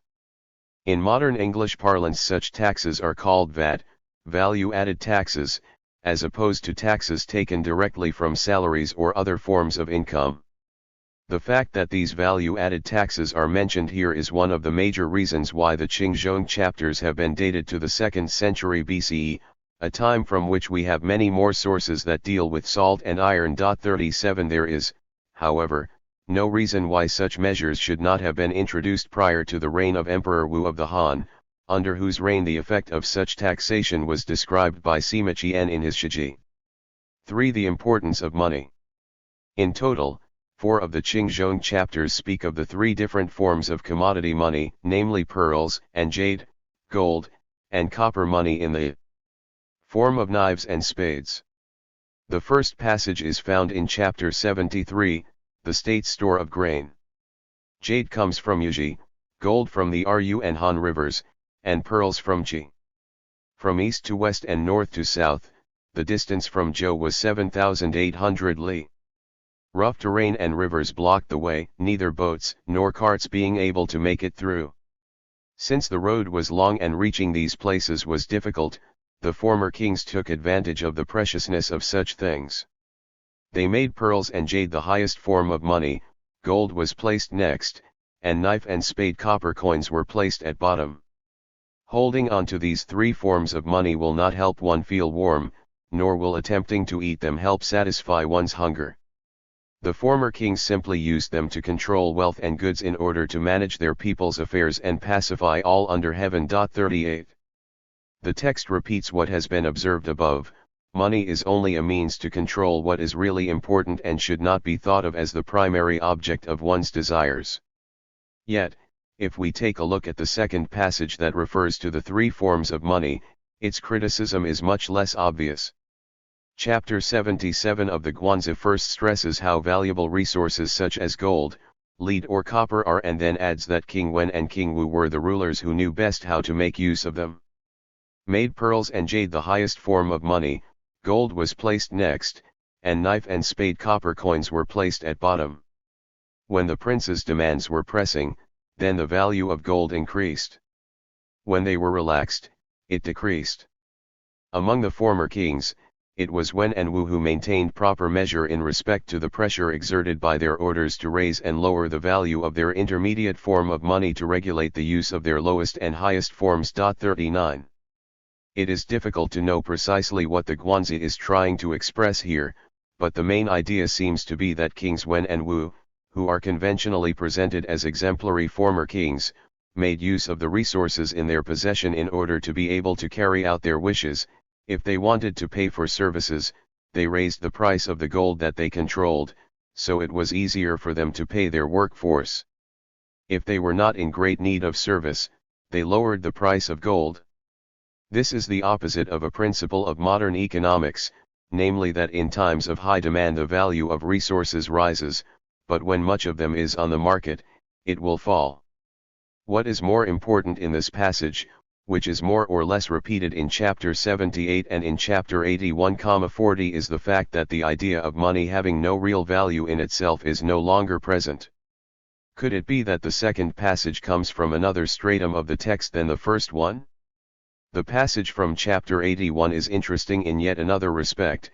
It introduces the characters of King Wu and a certain Gui Du as his interlocutor. The king looks for a method to generate income without collecting grain from the registered households of his state. Gui Du, who is obviously a personification of the subject of chapter 78, answers to the king saying that our country occupies a crossroads position. It is a place through which those delivering tax revenues from afar must pass, a thoroughfare for travelers and merchants, and a place through which goods are shipped.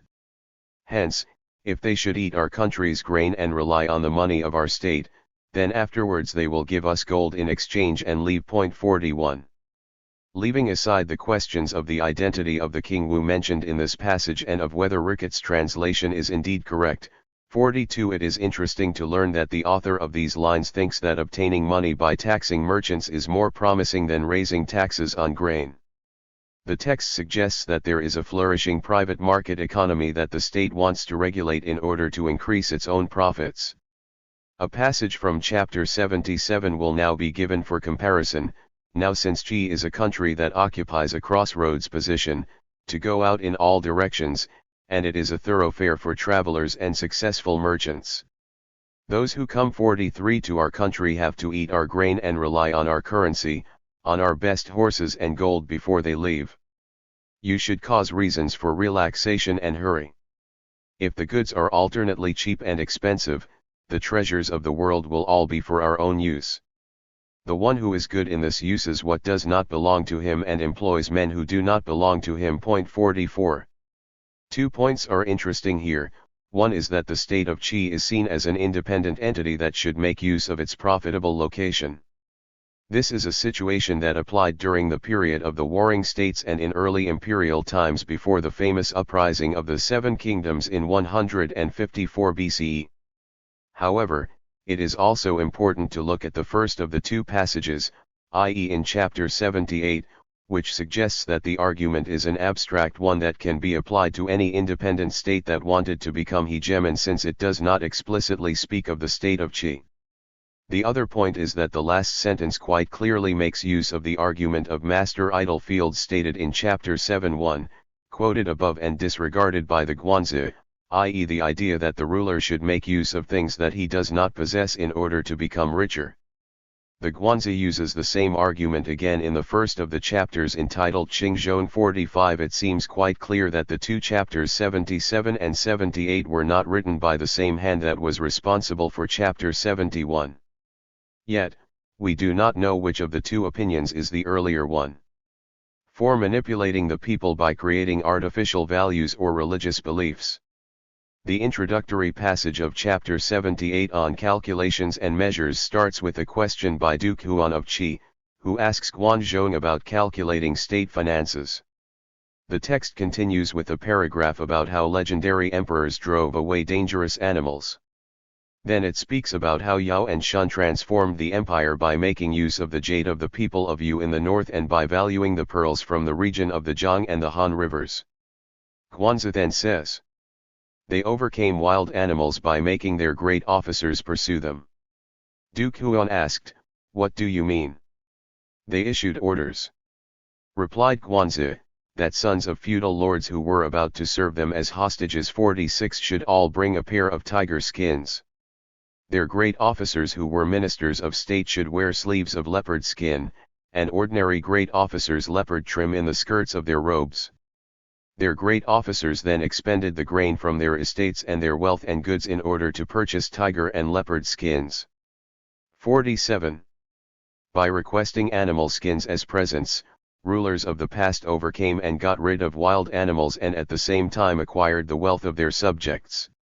Hunting animals became a lucrative business since a great artificial value was suddenly attached to them. This measure very much resembles one that was introduced under Emperor Wu of the Han. At this time there were white deer in the imperial park, while the privy treasury was in possession of a considerable amount of silver and tin. It had been over 40 years since Emperor Wen changed over to the 4-shu copper coins. From the beginning of Emperor Wu's reign, because revenues in coin had been rather scarce, the district officials had from time to time extracted copper from the mountains in their areas and minted new coins, while among the common people there was a good deal of illegal minting of coins, until the number in circulation had grown beyond estimate. As the coins became more numerous and lighter, goods became scarcer and higher in price. The officials therefore advised the emperor, saying, in ancient times, currency made of hides was used by the feudal lords for gifts and presentations. At present there are 3 types of metal in use: gold, which is the most precious, silver, which ranks second, and copper, which is third. The half-tael coins now in use are supposed by law to weigh 4 shu, but people have tampered with them to such an extent, illegally filing off bits of copper from the reverse side, that they have become increasingly light and thin, and the price of goods has accordingly risen. Such currency is extremely troublesome and expensive to use, especially in distant regions. Accordingly the hides of the white deer in the imperial park were cut into 1-foot squares, embroidered at the borders with silk thread of different colors, and made into hide currency. Each square was valued at 400,000 cash. When members of the imperial house and the nobility appeared at court in the spring and autumn and offered their gifts to the throne, they were required to present their jade insignia upon one of these deerskin squares before they were allowed to proceed with the ceremony. 48. This text may well provide a possible historical background to the Guanzi passage, or the other way round, the latter a theoretical background to the former.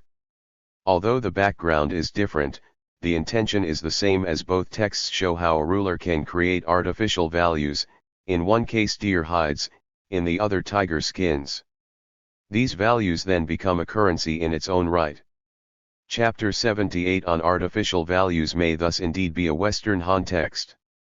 The creation of artificial values is a subject that is focused upon in the Qingzhong section B. Artificial values are needed for the two ultimate goals of the ruler, who, competing with his neighbors, firstly wants to procure the wealth of all under heaven and secondly attract the people of all under heaven.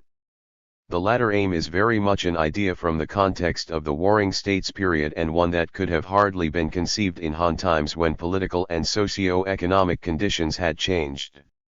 It is stated right at the very beginning of the first chapter of Qingzhong section B49 and may thus be seen as the overarching topic of these chapters. The chapters frequently mention jade or stone discs, objects that have no value in their own right.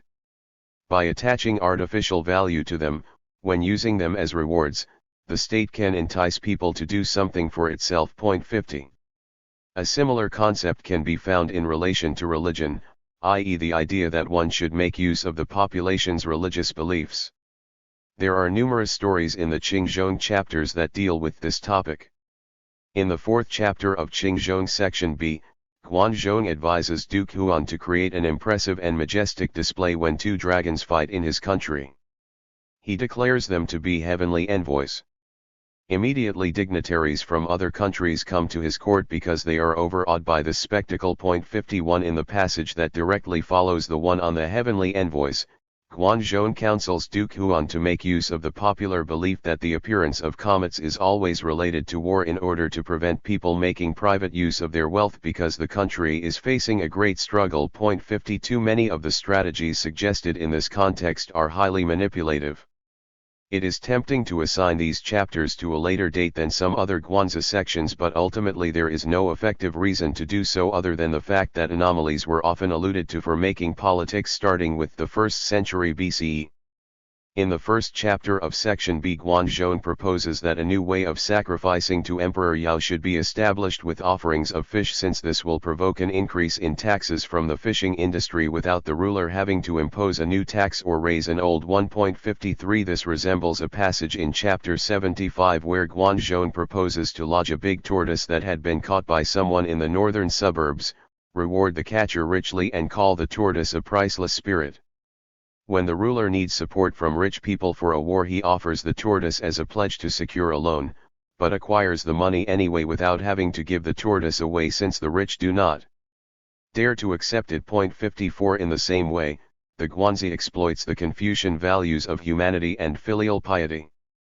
The author proposes that the state create tablets and commemorative gates and hand out money to individuals who embrace these virtues in an exemplary manner, expecting that the rich people will follow the example and buy tablets and the like in order to become renowned as filially pious and benevolent people. 55. 5 Contradictions. It is interesting to see that certain passages of the second section of the Qingzhong chapters seem to contradict the first one. For example, Qingzhong B rejects the idea that an individual is able to survive only by means of his own industry and parsimony, virtues that have been praised in previous passages where it is explicitly stated that a small state should first stabilize itself by cultivating such virtues in order to be able to compete with neighboring states. In Qingzhong B the following question is posed: may one ensure survival by strengthening the basic industry of agriculture and economizing on expenses? 56 The answer to this question is that one may not. The text then gives the example of the small state of G, which is mentioned in the Chunkaiyu as one of the enemies of Qi. 57 G tried to implement the above-mentioned policy of self-sufficiency but was not able to control. Therefore it went into all 4 directions and spread throughout all under heaven. Then comes the conclusion: accordingly, in order to be good at running a state, when the world lowers its prices, we should raise ours. When it treats something lightly, we should value it. When they enlarge their supply, we should curtail ours. Then we will be able to bring the rest of the world to court. 58 This statement, again, is exactly the opposite of what was said above, namely that a diligent ruler should ensure that the prices of certain commodities are always at the same level as those in other parts of the known world. Such accounts could well come from an earlier period than those contained in the first section, although it is also clear that some parts of Section B do share a Han background. The fifth chapter of Qingzhong deals with several foreign states that Qi was able to subdue, always by employing the same technique. Qi relied exclusively on its money and bought specialties of these states at a very high price, thus enticing their population to fully concentrate on these goods and at the same time neglect agriculture. Then Qi would stop buying those goods and vanquish its enemies because they were no longer able to feed their population. 59 These accounts are particularly fascinating, but they are also extremely improbable. One thing that the author clearly did not understand was the theory of money. He obviously thought that Qi simply needed to produce a particular form of money and then pay for goods without any consideration of the possibility that the value of money could fall rapidly when doing this. This contrasts greatly with some of the chapters of the first Qingzhong section, which, according to Rickett, seem to recognize the quantity theory of money. 60 There is thus good reason to believe that this chapter belongs to an earlier stratum of the text. Qingzhong contains two consecutive stories about financially weakening merchants and enriching poor people. The author first advises the Duke to clear a way for the water from stagnant swamps in the surrounding area and channel it between the two main thoroughfares. The merchants become poor because the fat and liquids from the butcher and the wine shops flowed into the water. Large birds such as the nightjar and small ones such as the kingfisher and swallow all gathered there. Since it was an attractive place for drinking in the evening, this then became a popular form of amusement by the waterside. The traders, assembling their goods, became so competitive in selling and hasty in buying that they could pack up their displays and go to shoot nightjars and other large birds even before the market closed. Young men and boys with crossbows under their arms and pellets tucked in their shirt fronts played by the waterside, shooting kingfishers, swallows, and other small birds until dusk. In this way, the traders sold low but bought high, while the people of the four suburbs sold high and bought low. How could the people of the four suburbs not become rich and traders not become poor? 61. Duke Huan said, people who live along the five main thoroughfares are in poor condition, and for the most part their clothes are threadbare and their sandals are worn through. I wish to lower the cost of silk and hemp cloth, silk thread, and silk floss. Is there a way to do this? I suggest, said Guanzi, that you issue an order to trim the branches of trees by the side of the road so that there is not a foot or inch of shade to be found there.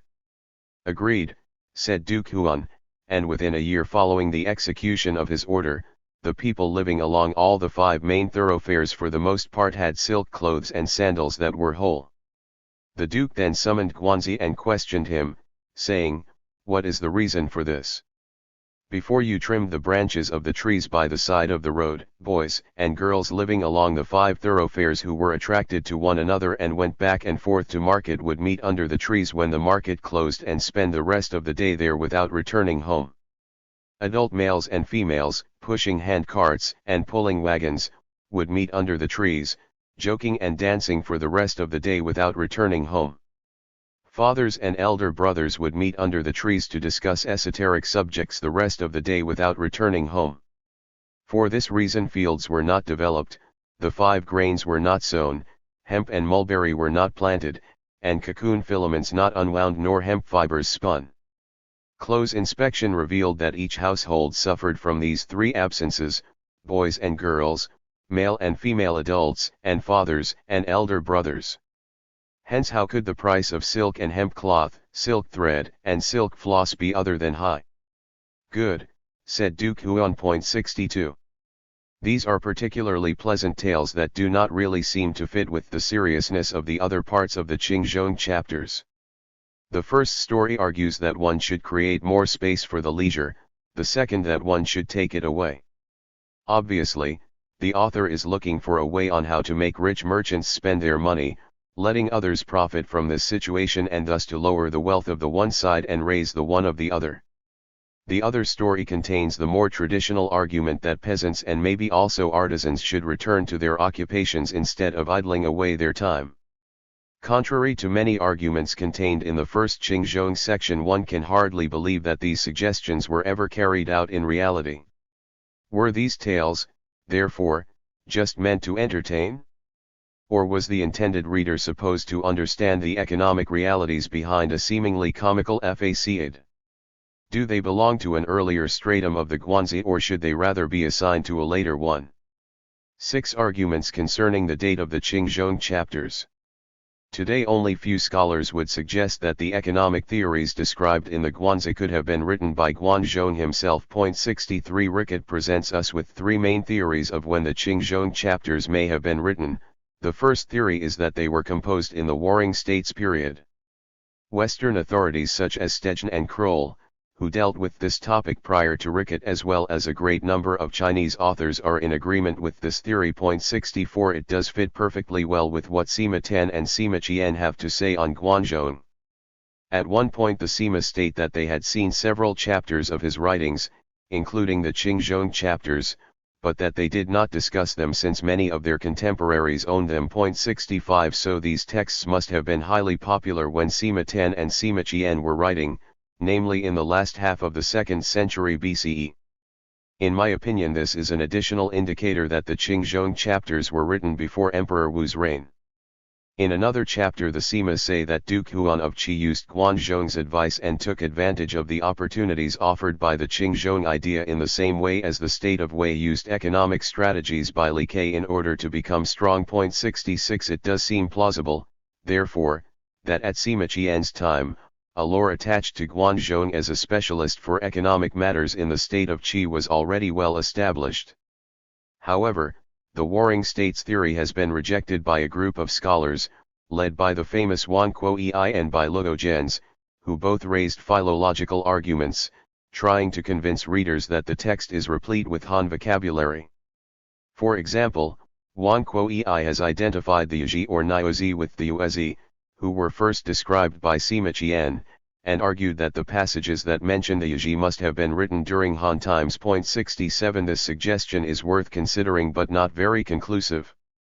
Luo Zhenz's strongest point for a Han origin of the chapters is a philological one, too, namely that they contain compound technical terms that were rarely used prior to the Han. 68 Rickett shares the opinion of Wang and Luo, although he rejects Luo's very precise dating to the reigns of Emperors Wu and Zhao.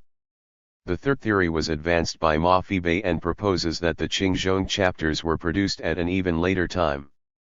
According to Ma Fibei, the chapters can only be understood in the context of the interregnum of Wang Mang. 69 While the Wang Mang theory, which was primarily based on the fact that Emperor Shun and the color yellow are mentioned in some of the Qingzhong chapters, has been refuted by Rickett, the second hypothesis, which sees a connection between the economic measures of the former Han emperors Wen, Jing, and Wu and the Qingzhong chapters, now seems to have the most followers. 70. However, although Rickett finds the Warring States thesis unconvincing, in my opinion the question of how the Western Han theory can be reconciled with the fact that many parts of the text deal with a situation in which states compete with each other and one ruler tries to subdue his neighbors, still remains open. 71. One explanation may be that this situation was so well known in Han times that it could be used for educative purposes during later periods, even though the creation of a unified China had given rise to an empire that must have worked under quite different economic conditions than the Warring States were exposed to. The first decades of Han rule were still characterized by policies that can be described as laissez-faire. The new government was not yet strong enough to overrule the kingdoms in eastern China which it had established itself and whose rulers were relatives of the emperors. It had to allow them a great amount of independence. However, even if we accept this hypothesis, it is still plausible that a realization of the ideas contained in the Qingzhong chapters would have been more effective before the rebellion of the Seven Kingdoms in 154 BCE than afterwards, when kings could no longer exert any real authority. Of course, it is possible that the unification and centralization of China, which according to Sima Qian had already been achieved by the first emperor of Qin, was not felt as strongly in eastern China as the former wanted to make us believe. In the Shiji, the biographies of the kings who ruled the kingdoms of eastern China during the first decades of Han rule do give the impression that they wanted to compete with the new central government. Yet, it still seems strange and, indeed, dangerous for them to have applied the same rhetoric of competition that had been in use during the period of the Warring States. Texts such as the geographical chapter of the Huinanzi, which was written during the Western Han period and which does stress regional diversity, are entirely different in their use of language from many parts of the Qingzhong chapters. Above, I have highlighted several statements in the Qingzhong chapters that do not seem to correlate with the hypothesis of a Han origin. The text is so replete with allusions to a single state that aims to become ruler of the whole world that it is highly improbable that these passages were written under the conditions of a unified centralistic state. Since it is equally unlikely that the northern or southern neighbors of the Han were the competitors implied in the Guanzi, it is difficult to believe that any major part of Section B of the Qingzhong chapters can have been written after the 3rd chapter BCE, unless we accept the idea that the unification of China may not have had as strong an influence on the population as suggested by Sima Qian. The above considerations make one wonder whether it actually was sound philological considerations that led so many Chinese scholars in the second half of the 20th century to follow Wan Kuo-ei and Luo Zhen's in favoring a Western Han solution to the dating problem. It is also possible that in their eyes the centralist measures of Emperor Wu of Han resembled the situation in China after the establishment of communist rule, and that Guanzhong's proposals to the ruler of Qi, as reconstructed by Ma Fibei and others, fitted their own conceptions of the duties of a central government. Yet, it still seems that many elements of this text do not match the situation in early imperial China. We should not forget that all that linguistic considerations can tell us is that grammatical and phonological features of a given text only suggest a certain time at which it must have been fixed. What we do not know is whether this is the first or the final version of the text or whether it simply represents the last stage in a row of successive changes that were made after its original authors had started writing it. To judge by our current state of knowledge about the production of texts not only in ancient China, the latter assumption is much more plausible than the former. The Qingzhong chapters of the Guanzi may have undergone considerable changes due to editing in Han times, but it still looks possible that major parts of the convolute were written before that time. Appendix: the Qingzhong chapters and the language of the Menzi. One striking feature of the Qingzhong chapters is that although their practical suggestions are in contradiction with Confucian theory that benevolence and righteousness are superior principles which should not be violated, their language at several points closely resembles that of the Confucian author Menzi, who is said to have lived around 300 BCE. For example, Guanzi 69 suggests that the prince should erect palaces in order to provide employment for the poor in difficult times. In this way, his building of palaces and pavilions is not to gratify his pleasure, but to maintain equilibrium in the economic policies of the state. 72. The idea is quite similar to statements made in Menzi 1a.2 and in the first dialogues of Menzi 1b, where Menke tells his ruler that taking pleasure in the construction of terraces or parks is not a problem as long as he shares his leisure facilities with his people. Guanzi warns the ruler several times of circumstances in which the poor are forced to sell their children 73 or in which people might starve in the ditches, 74, and both of these subjects are often discussed in the Menzi. 75 When the author of Guanzi 73 says that profit should only come from one source, he adds that such a country will have no competitor, again a goal of the Menzi and many other texts of the same period. 76 Chapter 76 of the Guanzi says, grain moves to wherever the price is highest like water flowing downhill. 77 In the Menzi, the phrase like water flowing downhill is very common. The text uses it to refer to people who turn to a benevolent ruler. 78 And as a simile for certain aspects of human nature. 79 The second chapter of the Qingzhong B section includes a story that compares Qi to the two states of Teng and Lu, 80, both of which are prominent in 1b.13, 16 of the Menzi. Finally, a prince who is able to determine who becomes rich and who becomes poor, is, according to the state's store of grain, said to be beloved by his people as their father and mother. 81 Moneylenders are called the true father and mother of the people instead of the prince when they accept jade buy instead of payments. 82 To be father and mother of the people is an ideal that the Menzi repeatedly advocates. 83 Although it is obvious that he means something by it that is markedly different from Guanzi's ideas. Apparently the Menzi and the Qingzhong chapters of the Guanzi have much more in common than one would think at first sight. It is difficult to say what this observation entails for the dating of the two texts, particularly since we do not know when the Menzi was written. Just as the Qingzhong chapters of the Guanzi, it may have been composed in the Han period from earlier traditions. 84 It seems that the different kinds of Qi traditions, that contradict each other but that clearly share the same pedigree, continued even when the state of Qi had ceased to exist as a distinct and independent political entity after the unification of China. Chapter 4. Feng Xianbai's rightness, Gonggai Aishiu expels his wife, economic exemplars in the Warring States and early Han. Andrew Meyer. The Warring States period, Qin Empire, and Western Han Dynasty saw rapid and radical economic change. Populations grew and surplus wealth was generated through public works, new technology, and new farming methods.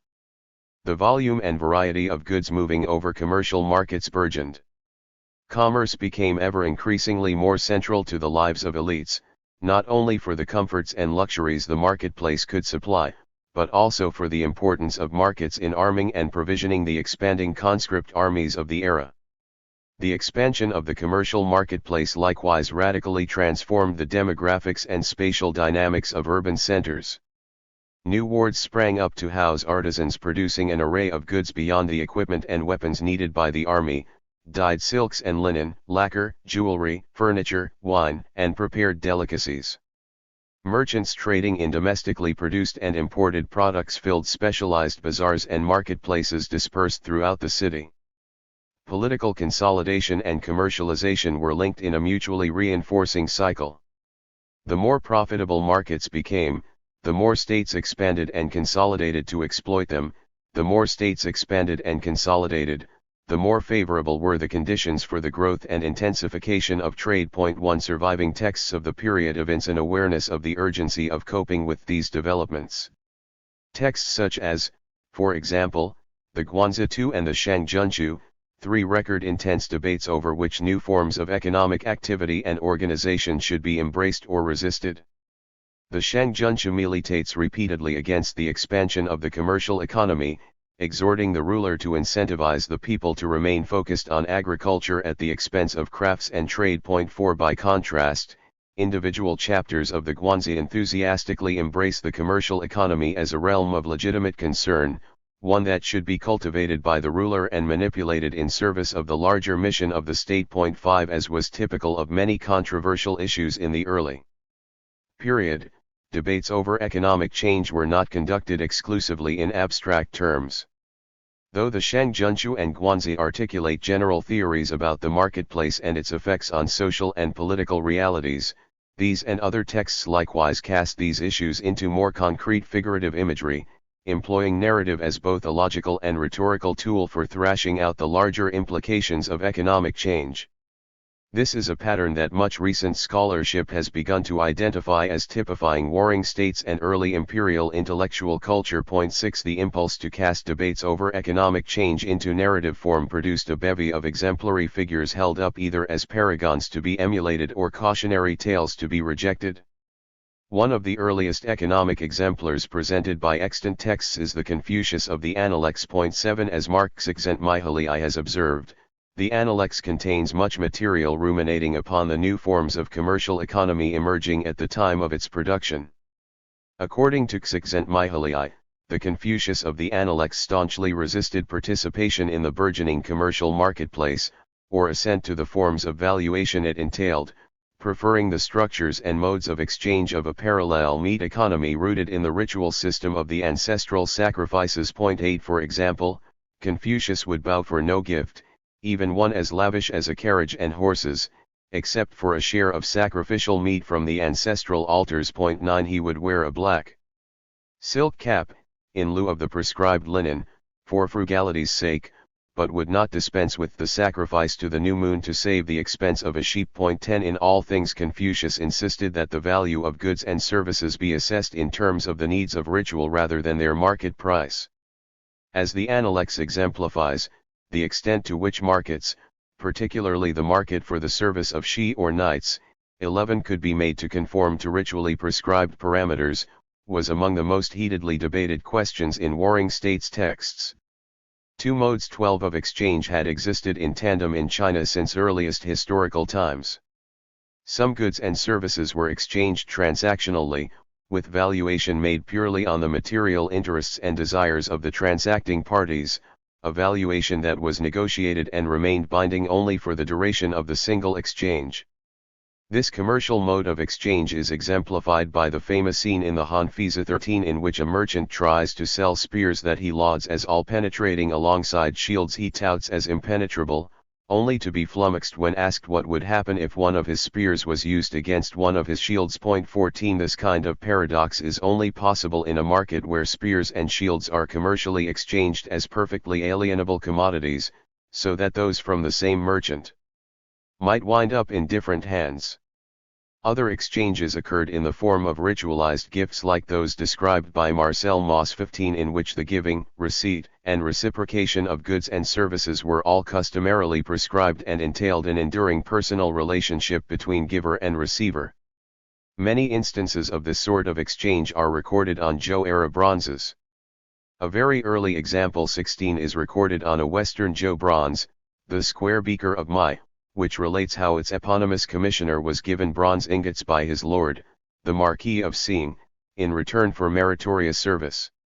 Some of that bronze was then cast into the inscribed vessel, which Mai presented to the Marquis for use of the latter's family. 17 This obviously does not work in the manner of a standard commercial transaction, as neither party is quantifiably enriched by the exchange.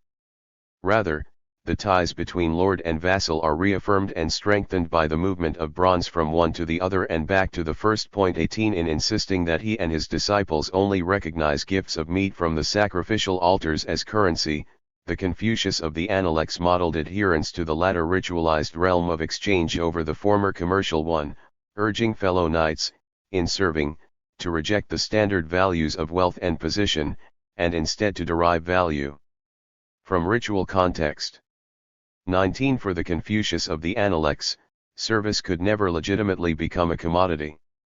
Though a knight was entitled to receive material support during service, he did not accept such grants in exchange for service. Both the service of the knight and the meat he received from his lord were given in obedience to the dictates of ritual. This model was contested by the case of many other exemplary figures, both positive and negative, appearing in the Analects and other texts. One of the most prominent of these was Confucius' historical contemporary, Tian Chang. He was the leader of the Tian clan in Qi, a powerful grandee family that would ultimately usurp the throne of that state.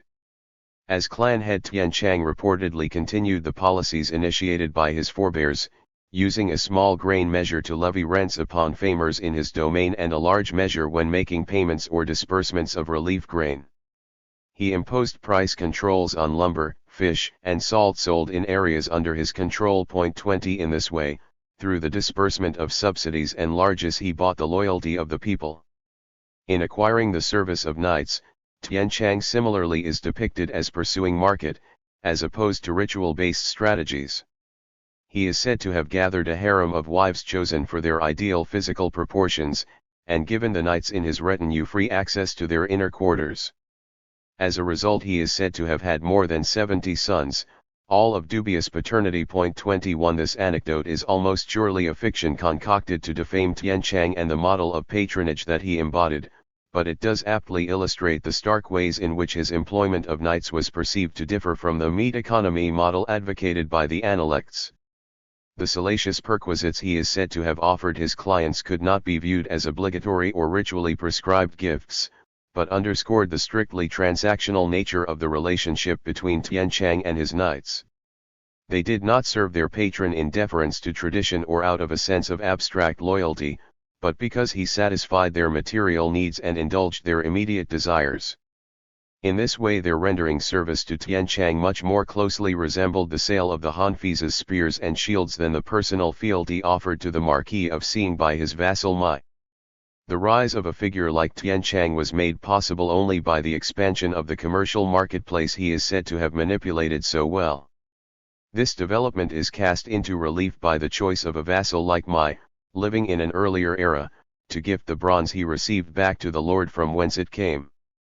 During the Western Zhou, the value of the goodwill such a gesture could foster surpassed the purchasing power of Mai's reward on the open market. Once the volume and variety of wealth moving over market networks increased sufficiently, however, the commodified exchange value of goods and services could compete with their ritualized use, and the opportunity to buy and sell individual loyalty emerged. This is the trend that the Confucius of the Analects resisted so vehemently with his advocacy of a meat economy. Even the Analects itself candidly admits the progressive intractability of its own position. In Analects 14, on hearing the news of Tian Chang's murder of his own duke, Confucius fasts for 3 days and pleads with Lord Ai of Lu to launch a punitive expedition against Tian Chang. Lord Ai instructs Confucius to take his request to the heads of the 3 Huan lineages, figures almost as abhorrent as Tian Chang himself. 22 This was the situation that the newly commercialized world had created, though Lord Ai was the only figure legitimately entitled to serve justice to Tian Chang, the 3 Huan were the only agents that could afford to do so. They did not, of course, the costs of such action outweighed the profit.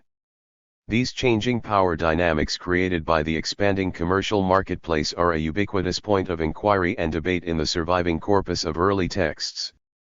The urgency of the issue is evinced by the compelling attraction and popularity of the saga of Wu and Yu. The Southland inhabited by the non-Chinese states of Wu and Yu was intrinsically associated with commerce in the collective representations of the early period. These states either produced or sat astride the route to the source of many luxury items highly prized by elites throughout the Zhou domain: cinnabar, lacquer, incense, kingfisher feathers, gold, ivory, rhinoceros horn, pearls, jade, and other rare goods, making commerce their lifeblood. 23 The emergence of Wu and Yu virtually ex nihilo from the soil of the lower Yangtze Valley in the 6th century BCE and their rise to major military powers in less than a century testified to the escalating profitability of southern trade networks, facilitating rapid shifts in strategic power across the geopolitical terrain. This volatility was underscored by Wu's near destruction of Chu in 506 BCE, its assumption of the title of Lord Protector at Huangji in 482 BCE, and, just after reaching this pinnacle of power, its ultimate annihilation by Yu in 473 BCE. 24. The story of this rivalry provided ample purchase for reflection upon the changing role of commerce in politics and society. Ancient texts depict the rise and fall of Wu as a case study in the corrupting influence of wealth. The figure credited with being the architect of Wu's rise, Wu Zixu, was driven to Wu from his home in Chu by its king's addiction to luxury and sexual license. 25 The king who presided over Wu's sudden demise, Fuke, likewise failed to preemptively destroy Yu because he was blinded by material greed. He was dissuaded from killing his nemesis, King Gujian of Yu, when the latter was cornered at Kuiji in 494 BCE, by the threat that to do so would cause the palaces and temples of Yu to be burned, its women put to the sword, and all its precious jades and metals cast into the Yangtze. 26 By contrast, King Gujian remained single-mindedly focused on his customary obligation to avenge his own father, enduring privation and hardship until he was finally in a position to destroy Fuke. He spent lavishly to confound his rival, paying large sums to purchase the services of Fuke's counselor, Grand Steward Pai, and gifting Fuke with the beguiling Shishi to mollify and distract him. 27 Even Gujian is shown as ultimately corruptible, however. In the wake of Fuke's death he became estranged from the ministers who had helped him rise to power. One of them, Fan Li, reportedly left Fuke's service to become a wealthy merchant. In some accounts he served as a client in the retinue of Tian Chang, neatly drawing together two figures associated with the skillful manipulation of market forces in the larger literary imagination of early China. 28 Though the Analects might have taken a fundamentalist stand in favor of a meat economy against encroaching commercialization, as the various permutations of the Wu Yu saga suggest, later texts were pressured by evolving circumstances into more ambivalent orientations toward the commercial marketplace and the fiscal military state that emerged in response to it. Though the eponymous protagonist of the Mencius, for example, will not accept gifts that are presented illegitimately, he does welcome large grants of silver when it is given in the ritually appropriate manner and context. Moreover, the text makes clear that Mencius is open to becoming a salaried employee of the state, as long as the position and salary he is offered is commensurate with his moral status and dignity as a master. 29. This provisional reconciliation with the commercial economy is exemplified by the text's negative framing of the figure of Chen Zongzi, a hermit of Qi that has attempted to remove himself entirely from the commercialized political economy of the state. His zeal, Mencius recounts, has led him to go as far as vomit up a goose prepared for him by his own mother, because it had been a gift of the king of Qi to Chen Zongzi's brother, a salaried official. 30. The unfilial nature of this act underscores the futility of such puritanism in the world of the Menzi. The state and the marketplace had become so implicated in the daily household economy that to solely inhabit a parallel meat economy had become impossible. The text's employment of a goose, precisely the kind of gift that would have pleased Confucius, is pointed. No such gift in Mencius's day came completely free of the taint of the marketplace or the fiscal military state. By the late warring states even Confucius and his disciples were enlisted as exemplars in defense of the logic of the commercial economy. In the laws of the state of Lu, if a person of Lu was enslaved by another lord and someone was able to ransom them, they would be given gold from the state treasury. Zigong ransomed a person of Lu from another lord. On returning he declined to take the gold. Confucius said, "Si has erred. From now on, no one in Lu will ransom another." Taking the gold would not have harmed conduct, not taking the gold led to no one ransoming others. Zilu saved someone from drowning, and was thanked with an ox. Zilu accepted it. Confucius said, "People of Lu will certainly save the drowning." Confucius saw far-off transformations in subtle beginnings. 31. Texts such as the Mozi had already embraced this principle of profit motive as fundamental to a functional society. 32. The fact that Confucius could be plausibly appropriated to its defense, however, testifies to the degree to which commercial modes of interaction became increasingly pervasive in elite society, and the transactional mores of the marketplace increasingly hegemonic as the warring states wore on. Resistance to the commodification of knightly service likewise became progressively provisional. Figures such as Feng Xian 33 exemplify the perceived need to reconcile notions of individual knightly dignity with the realities of an increasingly commercialized labor market. Feng was reportedly a knight so impoverished that he could not survive on his own, thus he sought the patronage of the Qi Prime Minister Tian Wen, the lord of Mengchang. When asked what talents he had, Feng replied none, thus he was installed in Tian Wen's retinue at the lowest level of emolument. By singing a loudly satirical song to his longsword, Feng was successively able to shame his employer into increasing his compensation, securing first better room and board, then a carriage, and finally a pension for his mother, all without rendering reciprocal service in return. Eventually, Feng volunteered for a mission to collect rents from Tian Wen's estates in Shui. As he set off with the tallies for redeeming rents due, Feng asked what he should purchase with the revenue on his return, to which his employer answered, "Anything you see that my household lacks." On arriving in Shui, Feng collected the tallies from Tian Wen's tenants and burned them, announcing that Tian was making a gift of the due payments to the people. Asked about the missing revenue on his return to Tian Wen's household, Feng reported his actions to his chagrined employer, explaining, "You said, look for anything that my household lacks. I figured that your halls are packed with jewels and treasure, your stables are replete with horses and dogs, beautiful women fill your lower floors.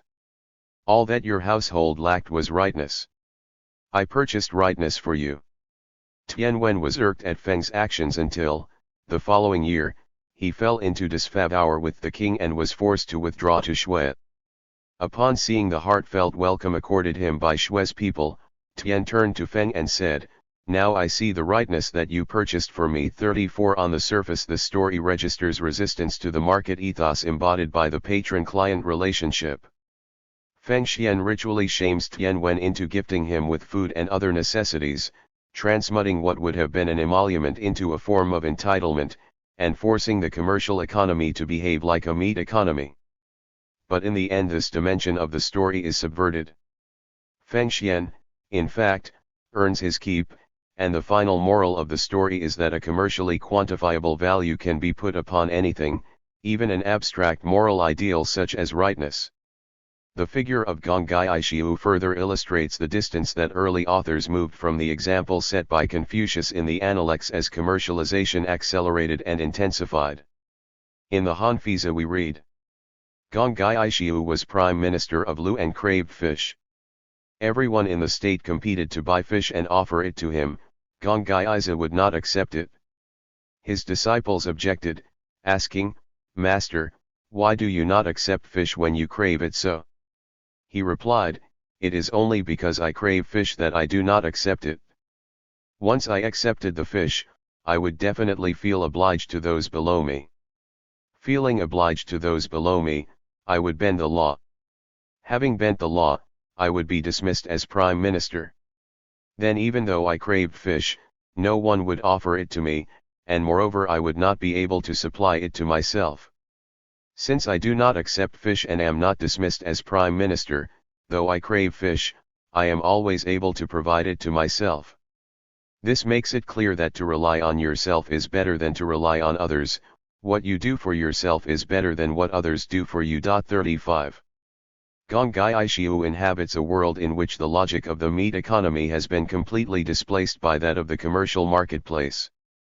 His self-imposed rule begins from the premise that all wealth circulates in the form of autonomously exchangeable commodities. His service to the state and to his lord does not entitle him to a share of fish.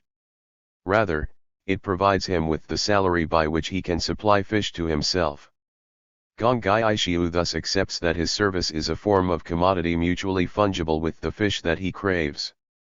Though like Confucius he teaches his disciples ethics, the realization of those principles is completely compatible with participation in the market economy inhabited by everyone else. Though we may perceive a gradual capitulation to the pervasive sway of the commercial marketplace in early texts, this does not mean that commercialization ceased to pose problems for early ethical and political theorists. The figure of Gongai Aishiu provides a case in point. Though by the late Warring States he had become a stock paragon for the need to remain incorruptible within the market-dominated world, this dimension of his literary persona made him when Gongai Aiza was prime minister of Lu. He went home and saw silk being woven. Enraged, he cast out his wife. Eating at home he was served sunflower roots. Angered, he pulled up the sunflowers, saying, I already eat my salary, can I also take from the gardener and the weaver girl? 36. The structure of this anecdote demonstrates both how deep-seated and pervasive market logic had become within the worldview of imperial Chinese elites and how problematic the operation of the commercial marketplace remained within the imperial political economy. Even more than the story of Gongai Aishiu and the fish, this anecdote operates on the premise that all wealth is constituted of mutually fungible commodities that may be comparably market-priced. If not, one could not explain why Gongai Aishiu would feel that wearing silk woven by his wife or eating sunflowers grown in his own garden would constitute taking from ordinary people. By withholding from them the fair market price of their wares, Gongai Aishiu was in effect taking from the common people that portion of his salary that he would otherwise have had to spend on cloth or vegetables. Since his salary had already been taken from the people in the form of taxes, his failure to spend it on cloth and vegetables constituted a form of double exaction. In a sense the wheel had spun full circle. Wherein the Analects remaining aloof from the commercial economy had been a virtue, in these Han stories full participation in commerce as an earner and consumer has become a civic duty. Gongai Aishiu's depicted actions are of course deliberately and provocatively extreme, and in this polemical dimension this late anecdote evinces the persistently problematic aspects of the commercial marketplace for political elites. The pervasive presence of the market economy and the implication of elites in it was no longer an issue, but the role of the state itself in the commercial economy remained controversial throughout imperial times. As texts such as the Yanti Lun testify, the question of whether the state should actively participate in the market as anything but a consumer remained hotly contested. 37 Some state officials insisted that the organs of the state should extend into the marketplace itself in the form of commercial monopolies like those on the production of salt and iron, enabling the state to raise revenue using market mechanisms and to use its power to regulate market forces. Those who cited Gongai Aishiu as an exemplar argued against this position, asserting that any participation of the state in the marketplace had the sole effect of putting the government into competition with the people. Though the principles of the debate over economic change had shifted quite far from the positions articulated in early Warring States texts, the terms in which it transpired in the early Han perpetuated many of the generic forms of earlier times. Han authors continued to cast arguments in anecdotes built around exemplary figures, holding up their economic behavior as models upon which current practice might be built. As the figures of Confucius and Gongai Aishiu demonstrate, the literary personae of these exemplars were quite plastic, amenable to being reshaped in response to the needs of changing conditions. If we examine the transmutation of Confucius and Gongai Aishiu as rhetorical exemplars from the Warring States to the Han, we can perhaps see a general shift in the orientation of literati to the evolving political economy. The textual expressions of the Warring States and the Han were both produced by figures who self-identified as she. But the social context of that status had transformed totally in the transition to imperial times.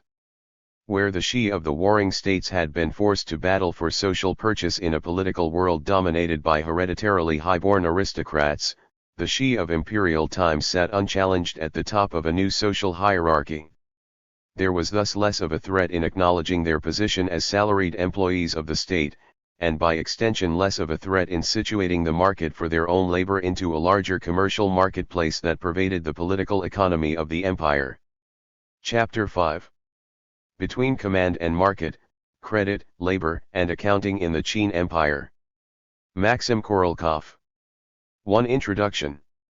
Over the past 3 decades, research on the role of the state, its agents, and its rivals in the formation and development of markets contributed in many important ways to our understanding of the relationship between state building and socio-economic change in Imperial China. 1. Mostly focused on the late imperial period, these studies address subjects such as government's monetary and fiscal policies, marketplace supervision and price control, water management and infrastructural investment, the promotion of new crops and the upkeep of property rights. 2. While the emergence of markets as a structuring factor in the Chinese economy is usually dated to the Song dynasty. 3. It was also argued that the combination of a centralized state, markets, and farming families constituted a distinctively Chinese way of organizing their society, and of transforming nature from the very inception of the imperial order in the late 3rd century BCE. 4. How long back in history should the origins of market economy be traced in China?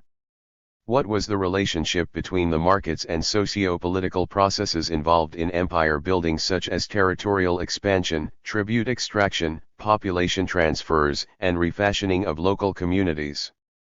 To what extent were markets a product of the imperial state, and how much was the empire defined by the development of commerce and monetary networks during the centuries preceding the political unification of the Zhou ecumene? How does the dynamics of state-making and market-making relate to the specific features of China's imperial political economy, highlighted by comparison with contemporaneous polities of similar scale elsewhere in the ancient world, such as bureaucratic government, preponderance of public forced labor over private slavery, and of low-value base metal coinage over that of high-value gold and silver? 5. Government lending was one of the economic practices recorded in the excavated legal and administrative texts from the brief period of Qin's imperial reign and that of its successor, the Western Han Empire. These texts regulate the treatment of state debtors and set up specific rules for those who were unable to pay on time and had to offset the amount of loans by working for the government. The related procedures, attested in both legal codes and administrative records, included the assessment of duration of labor term and transfer of debt between the government offices in cases when debtors moved from one location to another, a rather typical situation in the Qin Empire known for its mass resettlement policies. 6. This essay argues that the government lending system of Qin had an impact on longer-term socio-economic processes such as commercialization, expansion of markets, and changing attitudes toward the value of labor and the status of social groups that provided labor. The system was also instrumental in solving some urgent economic problems at the dawn of the imperial era. By increasing the money supply, facilitating circulation of resources and allowing more financial flexibility to local governments, it contributed to the transformation of the fiscal regime as well as the underlying economy. The practice of government lending in the Qin Empire therefore presents a ready case for looking at the ways a pre-modern state affected the economies over which it presided. The essay is divided into 3 parts. The rest of the introduction outlines the theoretical approaches to the linkage between markets, states, and institutions in ancient economies, especially within the Mediterranean world, discusses the command and market modes of economic operation during the Warring States era, and introduces the excavated documentary sources for the study of Qin political economy. The second part reconstructs the legal and administrative frameworks for government lending in the Qin Empire. At the heart of this was the accounting system that allowed converting between the values of labor time, cash, grain, and monetary commodities such as cloth, which allowed people to secure loans against their own labor power.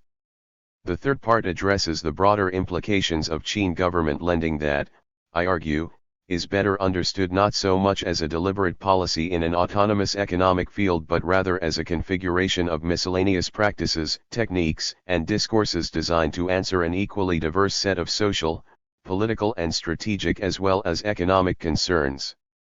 Laying the responsibility for the scholarly neglect of markets in pre-modern economies at Karl Polanyi and his followers' door is common in recent studies of market exchange in the ancient world. 7 To the extent that substantivist economic historians may be blamed for misrepresenting the operation of ancient commercial economies, 8 They should also be credited for laying the foundations of the political economic approaches to ancient economies by emphasizing the embeddedness of economic transactions in the social context and the role of state and its coercive institutions in the creation of markets. 9 Among the theoretical schools that gained popularity with historians of ancient economies, archaeological political economy, new institutional economics and new economic sociology engage Polanyi's criticism of the free market in different ways. 10 After decades of revisionist inquiry into the mechanisms of resource allocation in pre-capitalist societies, there appears to be little disagreement about the ubiquity of exchange transactions where the economic forces of supply and demand are highly visible. 11 Even though price behavior in pre-modern markets remains a hotly debated topic. 12 Another generally, though less universally shared conviction is that negotiated market exchange coexisted with, and was usually dominated by the alternative modes of economic interaction, most of which mutatis mutandis fell within the Polanyian categories of reciprocity and redistribution. 13 The role of the state in market formation and functioning is as much pivotal to the Polanyian as to the post-substantivist visions of ancient economies. While the former underlines the state's role in creating institutional settings for trade, orchestrating commodity flows and regulating prices to argue against the existence of autonomous market forces in pre-modern societies, the latter emphasizes indirect impact of the official practices of taxation, tribute extraction, military procurement, and coinage on commercial expansion. 14 This line of analysis views state-market relationships as an interactive process in which forms and scale of commercial exchange informed state policies and did so to no lesser extent than the activities of the state, such as military conquest and resource extraction, influenced the development of commerce as a tool for amassing, transforming, and transferring resources over distance. 15 Markets do not figure as a self-contained, reified system of economic relationships subject to its own operational logic. 16 The focus on the dynamic nexus between different modalities of political and economic activity renders meaningless the debates about the dominant forms of distribution intrinsic to pre-modern economies and shifts attention to the role of such factors as power relations, natural environment, dominant ideologies, and transaction efficiency in the formation and transformation of political economic regimes. 17 One of the most enduring and influential models of state-market interaction in the ancient world was proposed by the British historian and sociologist Keith Hopkins, who pointed out a causal link between the taxes and the expansion of commerce in the Roman Empire. 18 The fiscal extractions in the wake of Roman conquest urged tax-paying provinces to earn money of equal value by exporting their products to the centers of consumption in Rome and at the military frontiers that were also the major receivers of tax money. To facilitate the transfer of resources within the tax and trade cycle, the state provided protection of trade routes and marketplaces, coin to process payments, and a degree of legal standardization to secure property rights. Together, these constituted the institutional framework of the ancient Mediterranean market economy and contributed to a considerable reduction in its transaction costs. 19. By virtue of its parallels with the early modern West, this story of institutional improvement leading to economic growth through markets culminated in the argument that the Roman economy was actually a Mediterranean-wide market economy with integrated markets for credit, labor, and some key commodities. 20 These conclusions invited criticism. It was demonstrated, in particular, that no real grain price convergence existed across the Mediterranean. 21 Profit-oriented activity of private individuals was framed by the tributary imperial politics that included military procurement, maintenance of political coalitions of the elite, and considerations of political stability in the core regions of the empire. 22 Rather than a new economic system emerging from the institutional configuration of taxation and interregional trade, the markets were a functional element in the economic strategy of a tributary empire. 23 The inextricable connection between the state and the market points beyond the quasi-evolutionary classifications of pre-modern political economies and toward a dynamic understanding of the forms of economic exchange in the face of formidable obstacles to the development of trade in the pre-industrial world. This approach combines the substantivist insight about the role of the state in the emergence of markets with the recognition of the limitations of state power in traditional agrarian societies that made markets indispensable for the extraction and distribution of surplus product. It also responds to the new institutional invitation to take seriously the transaction costs and institutional innovation conducive to their reduction. 24 Methodologically, scholars are encouraged to investigate specific configurations of political interests, administrative techniques, and socio-cultural discourses that affected new forms of economic integration and influenced people's livelihood and economic decisions. This essay argues that the study of bureaucratic accounting, forced labor, and government lending within the context of empire building and fiscal change contributes to understanding the expansion of commerce and the market integration process in early imperial China. Furthermore, it sheds light on the interplay between redistributive/command and market elements in the imperial economy and helps to conceptualize both beyond their narrowly economic sense. First, however, we need to briefly outline some of the important political economic developments in China during the Warring States era immediately preceding the imperial unification. As the name of the period suggests, the 5th to 3rd centuries BCE was a time of incessant warfare between 7 large and a number of smaller polities of the Zhou world. Each of the larger contenders implemented radical reforms to boost political centralization, economic efficiency, and military build-up. The most systematic of these was carried out in the state of Qin and bears the name of its mastermind, Gongsun Yang, the Lord of Shang. The earliest surviving and detailed historical account of these reforms dates to the early 1st century BCE and conveys an image of an emerging command economy with nationalization cum social engineering almost on a 20th century scale. According to a modern summary, uniform administration was established for the entire population, which was organized into units of 5 for the purpose of mutual surveillance and military recruitment. The people were responsible for enforcing the laws within their units. Through these units the Qin government achieved the total identity of civil administration and military organization. Eshiping of the countryside was an integral part of the extension of military service and the attempt to identify the social order with the army. By dividing the land into equal blocks, he was able to allocate to each family sufficient land to be worked by a single adult male. In this way the state could obtain the maximum amount of land in cultivation and the highest possible number of adult males liable for military service and taxes. 25. The archaeological discovery of Qin legal statutes in the mid-1970s added flesh to the traditional depiction of the ancient Chinese activist state.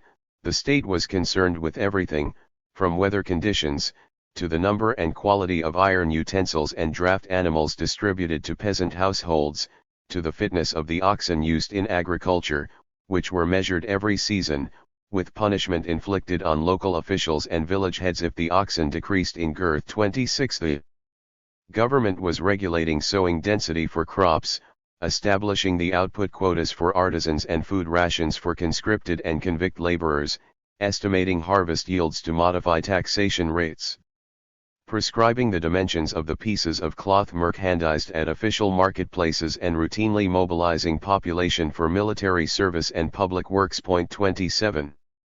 However, the actual records of the Qin local administration suggest that not all laws purportedly instituted by the Lord of Shang and subsequent Qin rulers were strictly enforced. 28. Were these economic regulations applied throughout the empire, or were they designed for some particular, strategically important areas of intensified, officially managed production and planned settlement? If so, what was the economic regime on the rest of the Qin lands? While these and many other questions about the operation of big government on the eve of and immediately after the imperial unification await further investigation, it may be safely stated that the command economy during the Warring States period developed side by side with commercialization and expanding markets. 29. The period witnessed rapidly growing use of metal currencies, especially in the economically developed region of the Central Plain, and the emergence of multiple currency denominations to facilitate transactions. 30. Distribution of excavated bronze coin types suggests the coexistence of several currency zones such as the Central Plain, the Guanzhou, the coastal region with its states of Qi and Yan and Chu in the south, each of which had a considerable degree of internal commercial integration. 31. Marketplaces were becoming a part of everyday life not only for professional traders but also for the general populace as urbanization accelerated. 32. Transmitted historical accounts list the names of opulent merchants and industrialists who thrived under the Qin rule by engaging in private production and marketing of iron and salt, fishing, long-distance commodity trade, speculation in grain and animal husbandry. 33. Political thinkers of the period insisted that governments should manage markets to ensure the free movement of goods and maintain stocks of grain to prevent merchants from manipulating prices and taking advantage of seasonal variations in supply and demand for agricultural products. 34. Even though commercial development remained highly uneven. Available textual 173 between command and market. And archaeological evidence indicates that the densely settled and urbanized regions of the Central Plain experienced considerable commercialization. On the periphery of the Warring States world, the states of Qin, Chu, Yan, and Qi developed more centralized, state-controlled economies. 35. These economies, too, witnessed an increase in commercial activity, and the governments had to take this process into account, especially as some of the peripheral states were increasingly encroaching on the more economically developed regions of the Central Plain. 36. By the end of the Warring States period, the government of Qin operated a vast network of storage, production, and transportation facilities dispersed across the empire, managed by professional bureaucrats and monitored through an elaborate system of accounting and surveillance. State agents enjoyed privileged access to the communication infrastructure originally designed for military purposes.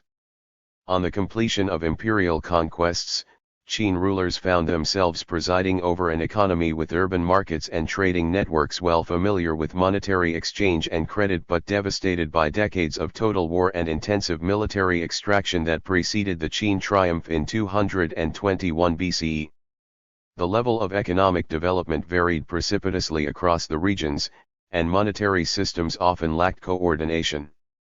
While officially declaring his commitment to improving the livelihood of common people, the first emperor of Qin was at the same time determined to increase state revenue for the purpose of further conquests and grandiose construction projects, and to ensure economic development and security of the expanding frontiers. 37. These conflicting goals shaped the policies of the empire. The bulk of what we know about these policies is provided by the statutes and other legal documents excavated from the Qin sites, such as the burial of a provincial official at Shuahui, Hubei province, sealed around 217 BCE, which yielded 1,155 inscribed bamboo slips, or looted from tombs and subsequently acquired by various institutions in mainland China on the Hong Kong antique market, such as the Yuelu Academy collection of Qin documents. Apart from these normative texts, the administrative records of the Qianling County were unearthed from the remains of the Qin fortress in Lai in the mountainous northwestern corner of Hunan province. The latter is by far the largest discovery of authentic Qin documents, with some 37,000 wooden tablets and bamboo slips, of which more than 17,000 bear inscriptions. 38 The documents are dated between 222 and 209 BCE, coinciding with the short-lived Qin dynasty. The value of the Lai archive is defined not only by its sheer size and richness of information but also by its embeddedness in specific geographic and historical circumstances that provides for a contextualized evaluation of local government's activities attested by the documents.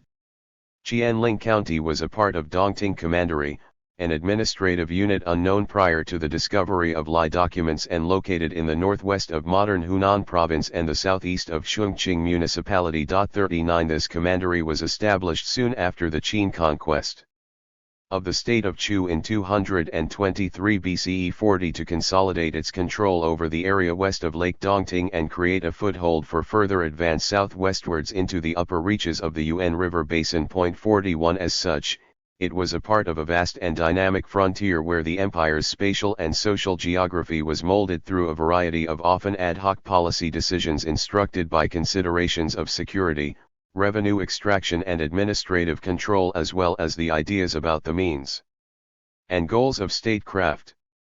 Regular written communication between Qianling officials, their superiors, and other counties both within and outside the Dongting Commandery helps to situate this area within larger administrative and economic networks that constituted the Qin Empire. 42. 2. Government lending in the Qin, legal and administrative framework. Government lending in the Qin Empire was regulated by law and relied on specific procedures for transferring private individuals' debts between the local government units and for converting the value of loaned commodities and inventories into labor time for the debtors who were working off their obligations. The operation of these mechanisms depended on regular circulation of documents in the bureaucratic network and the existence of an empire-wide official accounting system that integrated local account balances. Among the bamboo manuscripts excavated from the tomb of a Qin county scribe Shi, who died sometime around 217 BCE while serving in Nan Commandery on the Middle Yangtze, was one titled by its editors The Way of Being an Official. Running in 5 horizontal registers spread over 51 bamboo slips, this text expounds the principles of public service, sets forth virtues and vices of an official and lists activities that every Qin administrator should excel in. Somewhere in the middle of this partly rhymed piece, a series of admonitions is guiding a novice through his obligations. City walls, offices, and bureaus, doors locked. Clear the mounds-walled highways, written orders on time at the gathering place, do not delay on duties, issue loans outside. 43. Another similar manual was acquired by the Yuelu Academy of Hunan University in 2007 among other Qin texts dating from about the same period as the Shuahui find. 44 The catalogue of possible bureaucratic faults contains failure to collect fines and loans. 45 These random examples point at the importance of government lending in the economic functioning of local governments in the Qin Empire. Legal statutes confirm this impression.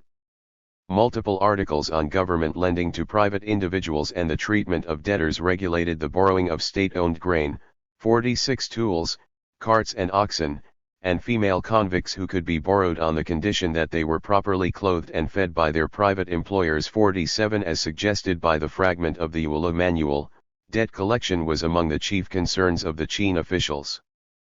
Private debtors had to repay their loans or return borrowed items to the office that had lent them. Failure to enforce repayment on a defaulting debtor entailed responsibility for officials to make good the loss, while fines were imposed on those functionaries who did not manage to timely muster debtors for public works. 48 An alternative arrangement was allowed when a private borrower was resettled or temporarily moved away from the location where the loan was received. The Qin Statute on Currency sets up conditions and procedure for the transfer of debt between local governments that deserve full quotation. Whenever persons, having debts towards the government, as well as those fines and redemption fees, live in another county, they are to be immediately transferred to the county where they are living to charge them. When the government owes debts to commoners that have not been paid, these obligations are likewise transferred to the county, that county repays them. 49. A number of points here deserve attention. Firstly, the debt obligations of private individuals could be transferred between the counties to make possible the repayment of a loan at a new location. No further details are provided here as to the mechanics of such transfers.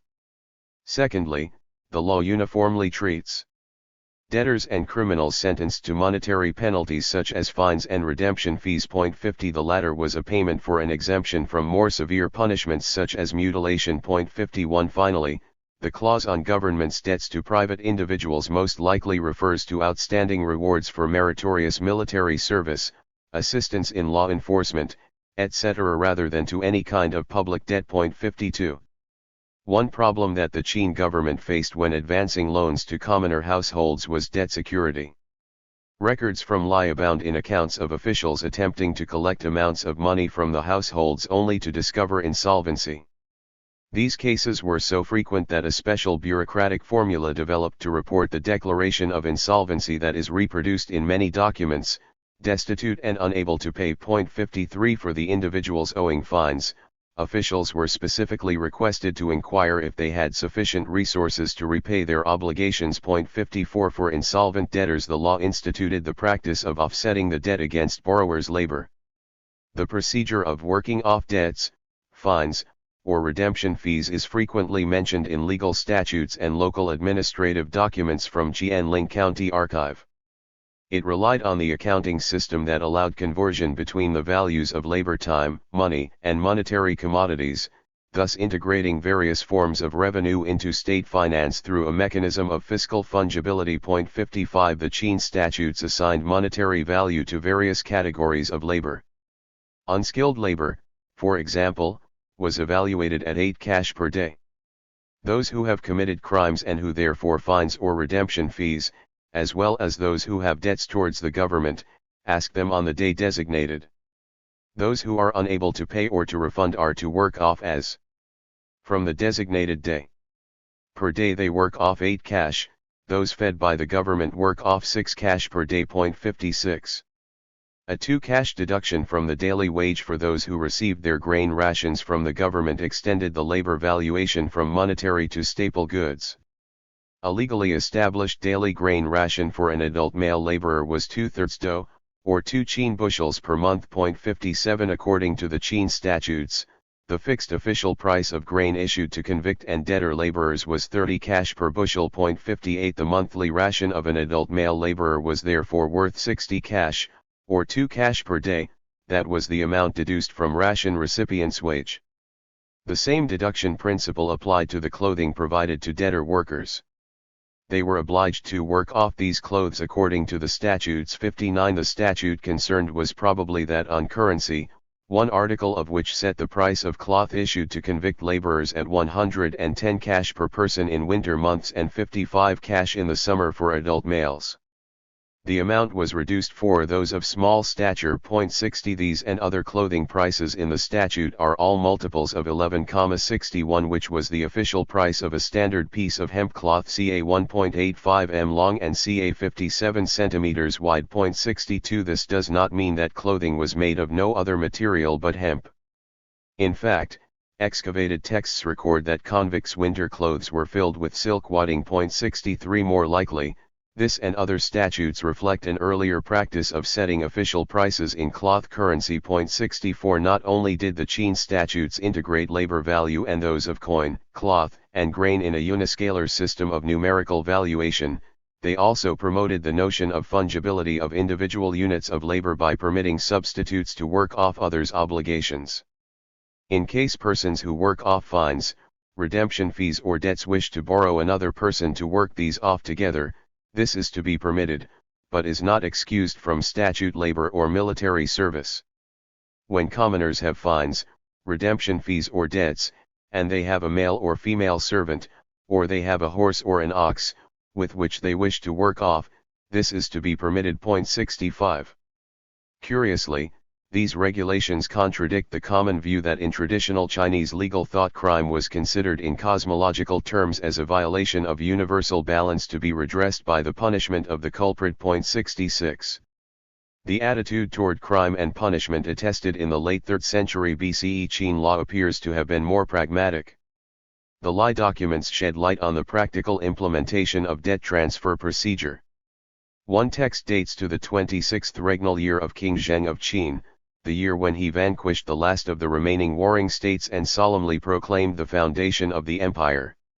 While he was doing so, a certain Jew, a provisionary controller of public works at Jianling County in the deep south of the newly unified realm, had much less lofty concerns. Qin law required officials to submit annual accounts at the end of the 8th month of the lunar year. 67 Earlier that year, Zhu had leased a state-owned boat in his custody to a certain Lang from the neighboring Nan commandery who was engaging in the acquisition of tiles in the recently subjugated lands of the Kingdom of Chu. It remains unclear whether Lang was acting in the capacity of a private entrepreneur or that of a government agent. By the end of the 8th month, when county offices were busily finalizing their annual accounts, Lang still did not return the boat. Zhu anxiously contacted another official, Commander Chang, to whose jurisdiction Lang belonged, only to learn that Lang had been arrested and was under trial by clerks Shui and Yi. 68 With the whereabouts of the boat unknown and the accounting deadline approaching, Liao drafted a verification tally to be forwarded to clerks Shui and Yi who were, in return, expected to provide an obligation tally in recognition of their responsibility to collect Lang's debt on behalf of the Jianling County government. 69 The Jianling officials would then have been able to credit the item/amount in the obligation tally to their annual account balance. 70 Should Lang have been unable to eventually return the boat, he would have been asked to work off his debt at his new location. 71 The use of control and obligation tallies as debt assignment instruments was embedded in the operations of the command economy designed to finance the activities of government personnel and military. Traveling officials, for example, were allowed to collect their food rations from the state granaries at the place of their current location on the strength of their travel certificates, the amount collected being debited from their rations at their place of permanent service. 72 Such arrangements were eventually expanded to allow the transfer of debt obligations of the general populace such as outstanding fines, redemption fees, and debts to the government, between the administrative units in charge of collecting these debts. 73 The Jianling archive indicates that in many cases repayment involved working off the debts. A dossier of 12 verification tallies that originated in the county of Yangling reflects an attempt by the local government to transfer debt collection responsibilities to Jianling County where the debtors had moved since the time the loans had been issued. 74 The standard formulaic pattern is observed throughout the dossier, reflecting the routine nature of the debt assignment procedure. Front side 33rd year, in the 4th month, Xianzhou being the first day of the month, on the day Bingwu 10, the controller of works, dares to report the following. Shenbei, a commoner from Shizhuo, Yangling County, has an fine of 1,344 coins. 76 Shenbei is on garrison service in Dongting Commandery. I don't know which county he is stationed at. Now I prepared one verification tally for the amount, and submit it to the commandant of Dongting Commandery so that he orders the county where Shenbei is stationed to collect 77 so that is returned to the controller of works of Yangling. Am not able to provide the title of the account. 78 May I ask to be informed which county office, which account the transfer should be made to, and under which accounting year? 79 Have already made inquiries into his family, they are poor and cannot pay, so we transfer to the place of his present service. Please mark your response to be unsealed by the official in charge of collecting this debt. 80 Dare to report this. 4th month, DGU.81 Chu, the Provisionary Deputy Magistrate of Yangling, dares to report this. Please respond with regard to the above mentioned. Response marked to be unsealed by the Finance.82 dare to report this. / drafted by Dan.83. Backside. 34th year, in the 6th month, Day Jiawu being the first day of the month, on the day Renshu. Qing, the Provisionary Magistrate of Yangling, dares to report this, have not received the response, beg to chase.84 dare to report this. / drafted by Ju. 35th year, in the 4th month, Day Jiwei being the first day of the month, on the day Yizhou. Shi, the temporary commandant of Dongting 85 prescribes to the deputy magistrate of Qianling, Yangling conscripts were assigned to Qianling. Pursue this matter in accordance with statutes and ordinances, and submit the report. Copy whatever warrants to be copied. / drafted by Chia. To be processed the seal of the military commander of Dongting.86 drafted by Jing.87. While the individuals mentioned in the Yangling dossier belong to a specific category of state debtors, their case illustrates how local administrations handled situations in which debt had to be collected at distance when the money-owing households were unable to repay in cash. 88 To account for the debts owed by private individuals to the county government, the Yangling authorities had to make sure that the responsibility to collect the debts of its 12 residents was assumed by another county where they were currently located. To do so, a Yangling official dispatched a verification tally to Dongting Commandery where he knew the debtors were carrying out their service. Reassignment of debt collecting responsibility had to be reflected in the accounts of both offices involved. In the case under consideration, the Yangling Controller of Works was making an entry for the issue of the amount of fine, to be collected in Qianling, as if this were paid by his office to the Qianling office assuming responsibility for debt collection. To do so, the Yangling official not only had to establish the identity of this office but also to make sure that this office would make a receipt entry in its accounts corresponding to the issue entry in Yangling accounts. The receipt entry ideally had to be dated to the same year as the issue entry.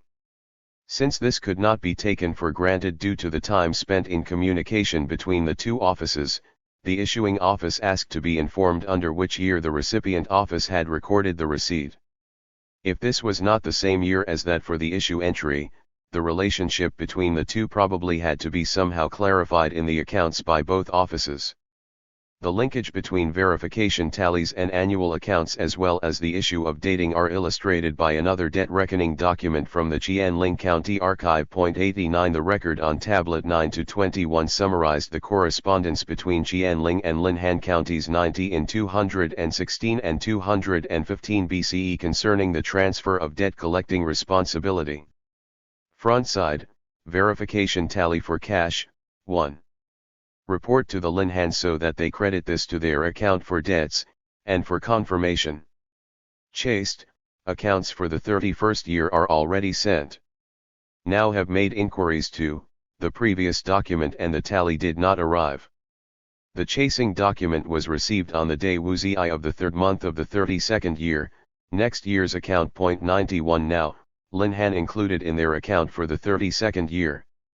They request that Qianling proceed with this matter and themselves investigate who should be sentenced for delaying and for the loss of documents. Dare to report this / in the 7th month, on the day Yiwei, Du, the Provisionary Deputy Magistrate of Linhan, transferred. Backside. Qianling. / drafted by Shui. In the 8th month, on the day Yesi, Li, the Deputy Magistrate of Linhan dares to report the senior official of the Qianling Deputy Magistrate, repeatedly. Dare to report the senior official. 92 / drafted by Cha.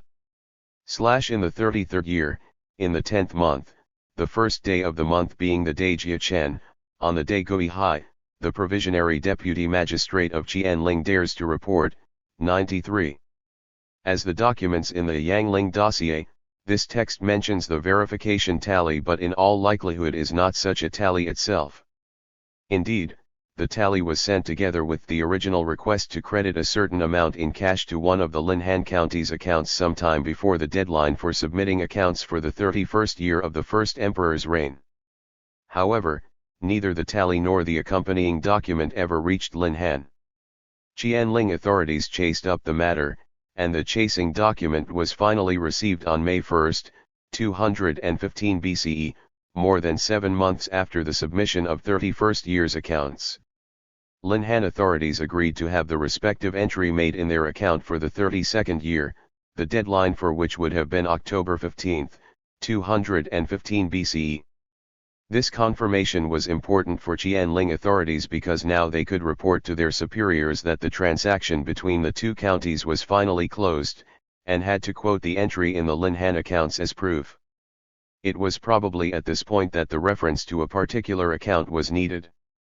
While the document is explicitly referring to the verification tally for cash, one should be cautious reading this as an evidence for the physical transfer of coins between the two counties.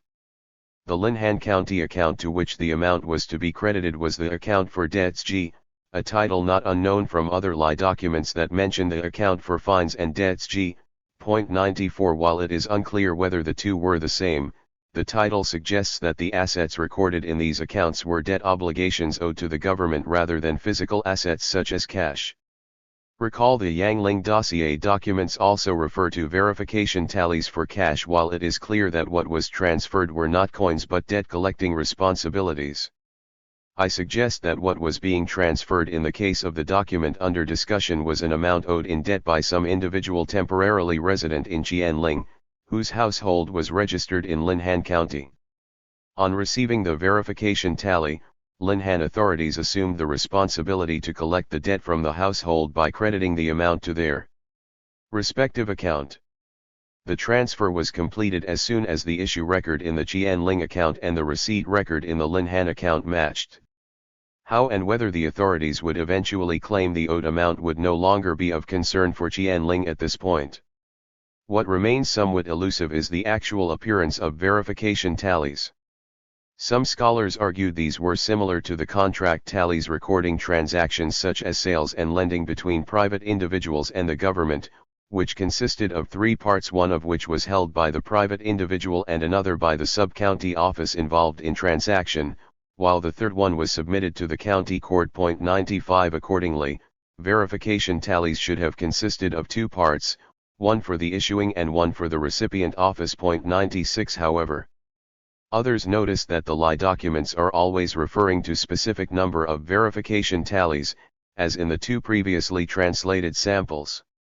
In each case, one tally stands for one debt obligation, as suggested by a document that mentions 2 tallies for 2 distinct obligations owed by an individual to a local government. 97 It was suggested that verification tallies were different from tripartite tallies in that they were one-piece documents used specifically to assign debt collecting obligations between counties rather than 3 identical copies of a contract issued to parties involved. 98 Although we may need to wait until the discovery of actual specimens of verification tallies or identification thereof among the already known materials, the latter hypothesis seems preferable in view of what we already know about the use of these tallies. They were not supposed to serve as a proof of transaction having taken place, as was the case with contract tallies. Instead, such proof was provided by the entries in the accounts of the 2 offices involved in the transfer of debt collecting responsibility. Indeed, verification tallies served as a mere tool to coordinate the accounts. In this regard, what is of interest is the mentioning of an obligation tally in the boat leasing case discussed earlier. 99 There the lender office required for an obligation tally to be provided by the office that was now in charge of debt collection, in return for a verification tally. While some scholars argued these 2 were the right and left parts of the same tally, 100 The document on tablet 8 to 135 actually asks for the obligation tally to be produced or drafted on receipt of the verification tally, suggesting the 2 were distinct. Obligation tally was probably a confirmation that an entry had been made in the recipient office's account, such as the one provided by the Linhan authorities to their Qianling counterparts. Let us return to the Yangling debtors who ended up conscripted for frontier service on the southern frontier of the empire, in Qianling County. These individuals probably had an option of settling their dues in coin. However, the majority of mobilized statute laborers and military conscripts were hardly able to do so in reality. As with other kinds of obligatory labor, frontier service involved no monetary remuneration. 101 As the Lie documents indicate, whatever coin these servicemen owed to the government was to be levied from their households back home. The lack of cash in some households, as recorded in one of the laconic formulae typical of the Qin bureaucratic jargon, "the family is destitute and unable to pay," is a recurrent topic in official records. None of the 12 households approached by the Yangling officials trying to collect outstanding fines was able to pay in coin. 102 Similar cases are attested in other Lie documents dealing with the attempts of local officials to collect debts. 103 The problem was so ubiquitous that the imperial Qin legal statutes instituted a special fine to penalize debtors for misinforming government about their household's ability to repay debts, an offense probably committed by at least some of the Yangling servicemen. 104 Even individuals in possession of higher social ranks who were at least theoretically entitled to large land allotments were often unable to raise sufficient amounts to pay their fines. This is attested by 18 epitaphs of construction workers excavated at the western side of the first emperor's burial complex. 105 Five of them had the 4th rank of Bujin, which was well above any of the Yangling debtors but did not save them from working off their fines at one of the empire's largest and most onerous construction projects. 106 Monetary liquidity seems to have been a serious problem for many households in the Qin Empire, including those that probably had some landed possessions. The bureaucratic network of document circulation made it possible to assign debts between local governments, even though limited transportation efficiency combined with inelastic formal regulations often rendered such procedures time-consuming. The delivery process could take as long as 10 months. 107 This situation further deteriorated when no response was received to the original query, and the matter had to be chased up. According to recent calculations, the communication between the two counties reflected by the Yangling dossier took between 735 and 743 days, or more than 2 years, before the debt collection process was finally initiated for all 12 debtors. 108 Of these, delays caused by inefficient communication resulting in the need to follow up the initial requests accounted for as much as 471 days in some cases. Obviously, costs for the state were incurred at every extra round of correspondence. 109 Efforts and costs that the government undertook to deploy this complex bureaucratic instrument, let alone to develop the legal framework that made it possible, point at the importance of state lending in the age of an unprecedentedly high level of geographical mobility of the general populace caused by imperial expansion and settlement policies. 3. Government lending and economic change. The tallies that Qin bureaucrats exchanged to keep track of loan repayment were part of what some scholars have defined as a system of rational economic management based on budgeting and accounting. 110 The notion of rationality, especially when applied to draw a distinction between purportedly rational decision-making in modern economies and irrationality of traditional ones, is compromised after decades of socio-anthropological analysis of pre-capitalist economies. However, most scholars would agree that the introduction of number-based administrative techniques during the late Warring States period contributed to profound economic change. 111. In his essay on the social life of Chinese migrant labor in the 19th century, Adam McKeown identifies two conceptual anchors for thinking about labor as a commodity: slavery, where the body of a slave is treated as property, and subject to sale and exchange like any other thing, and wage labor belonging to the realm of goods and services, subject to the laws of supply and demand, and disposed of by an individual like any other good. 112 What is often overlooked is the role of command economy institutions in the formation of ideological and normative infrastructures for the labor market. The notion of measurability was central to Marx's labor theory of value, as it allowed him to distinguish between the use and exchange values characteristic of pre-capitalist and capitalist societies, respectively.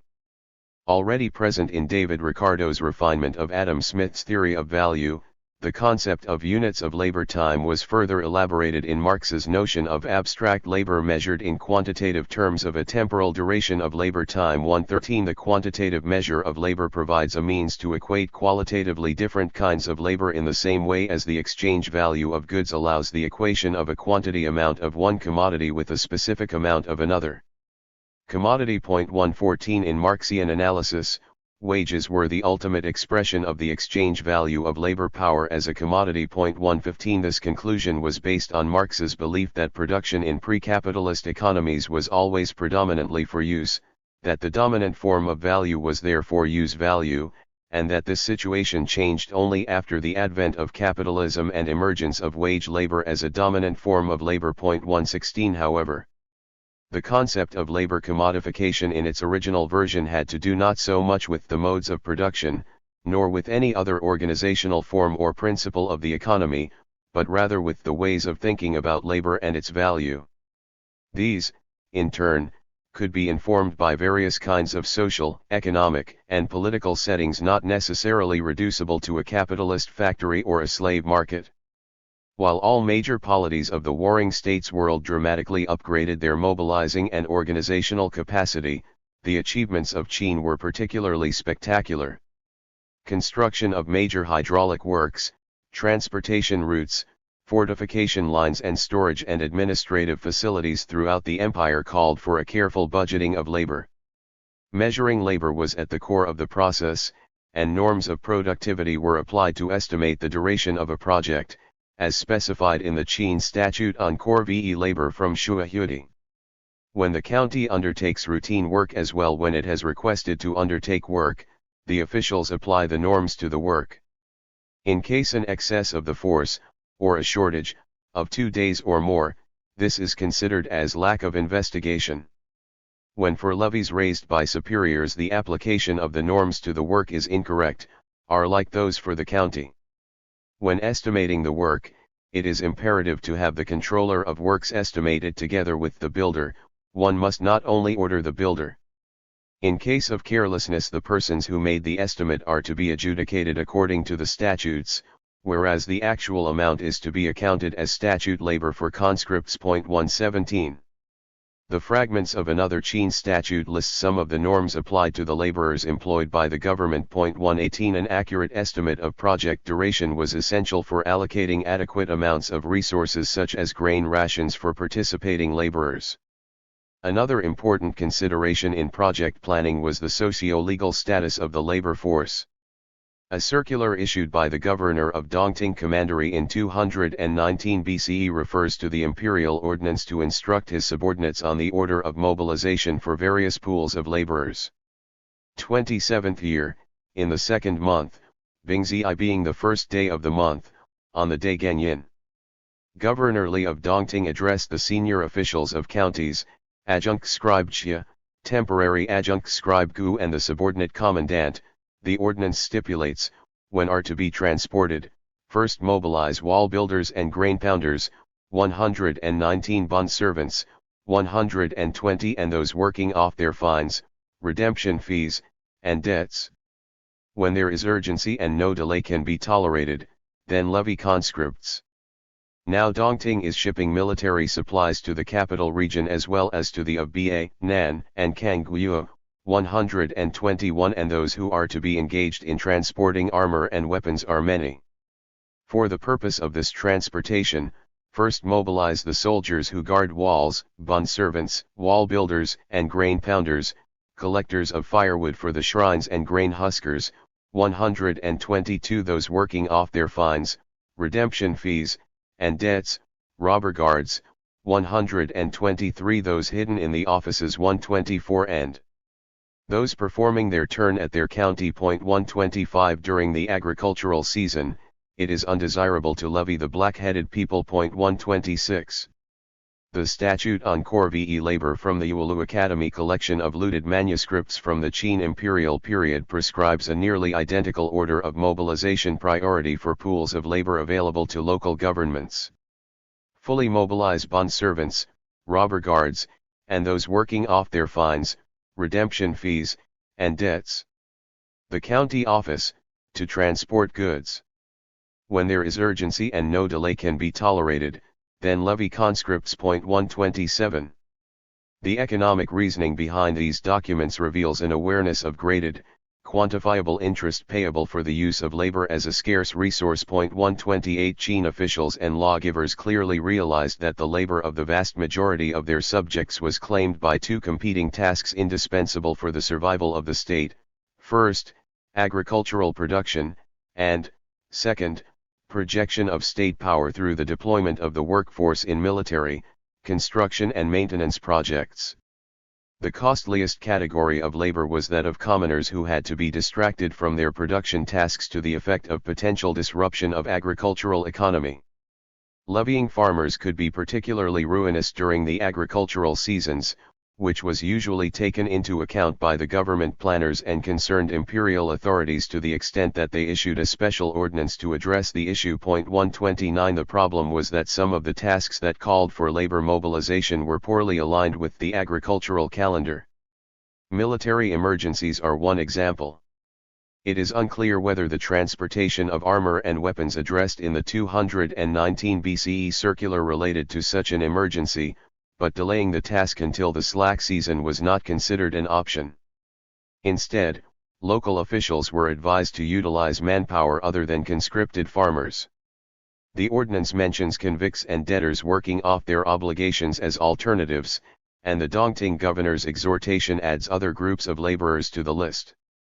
Let us apply the proposed notion of interest payable for the use of labor to explore the logic of the numerical assessment of labor value in Qin law and administration. At the bottom of social hierarchy, convict labor commanded a minimal premium. Convicts were provided with a mere subsistence, and their rations were categorized according to their age, gender, and hardship of labor assignments. 130 As mentioned previously, the monetary value of a daily ration of an adult male was fixed at 2 coins a day.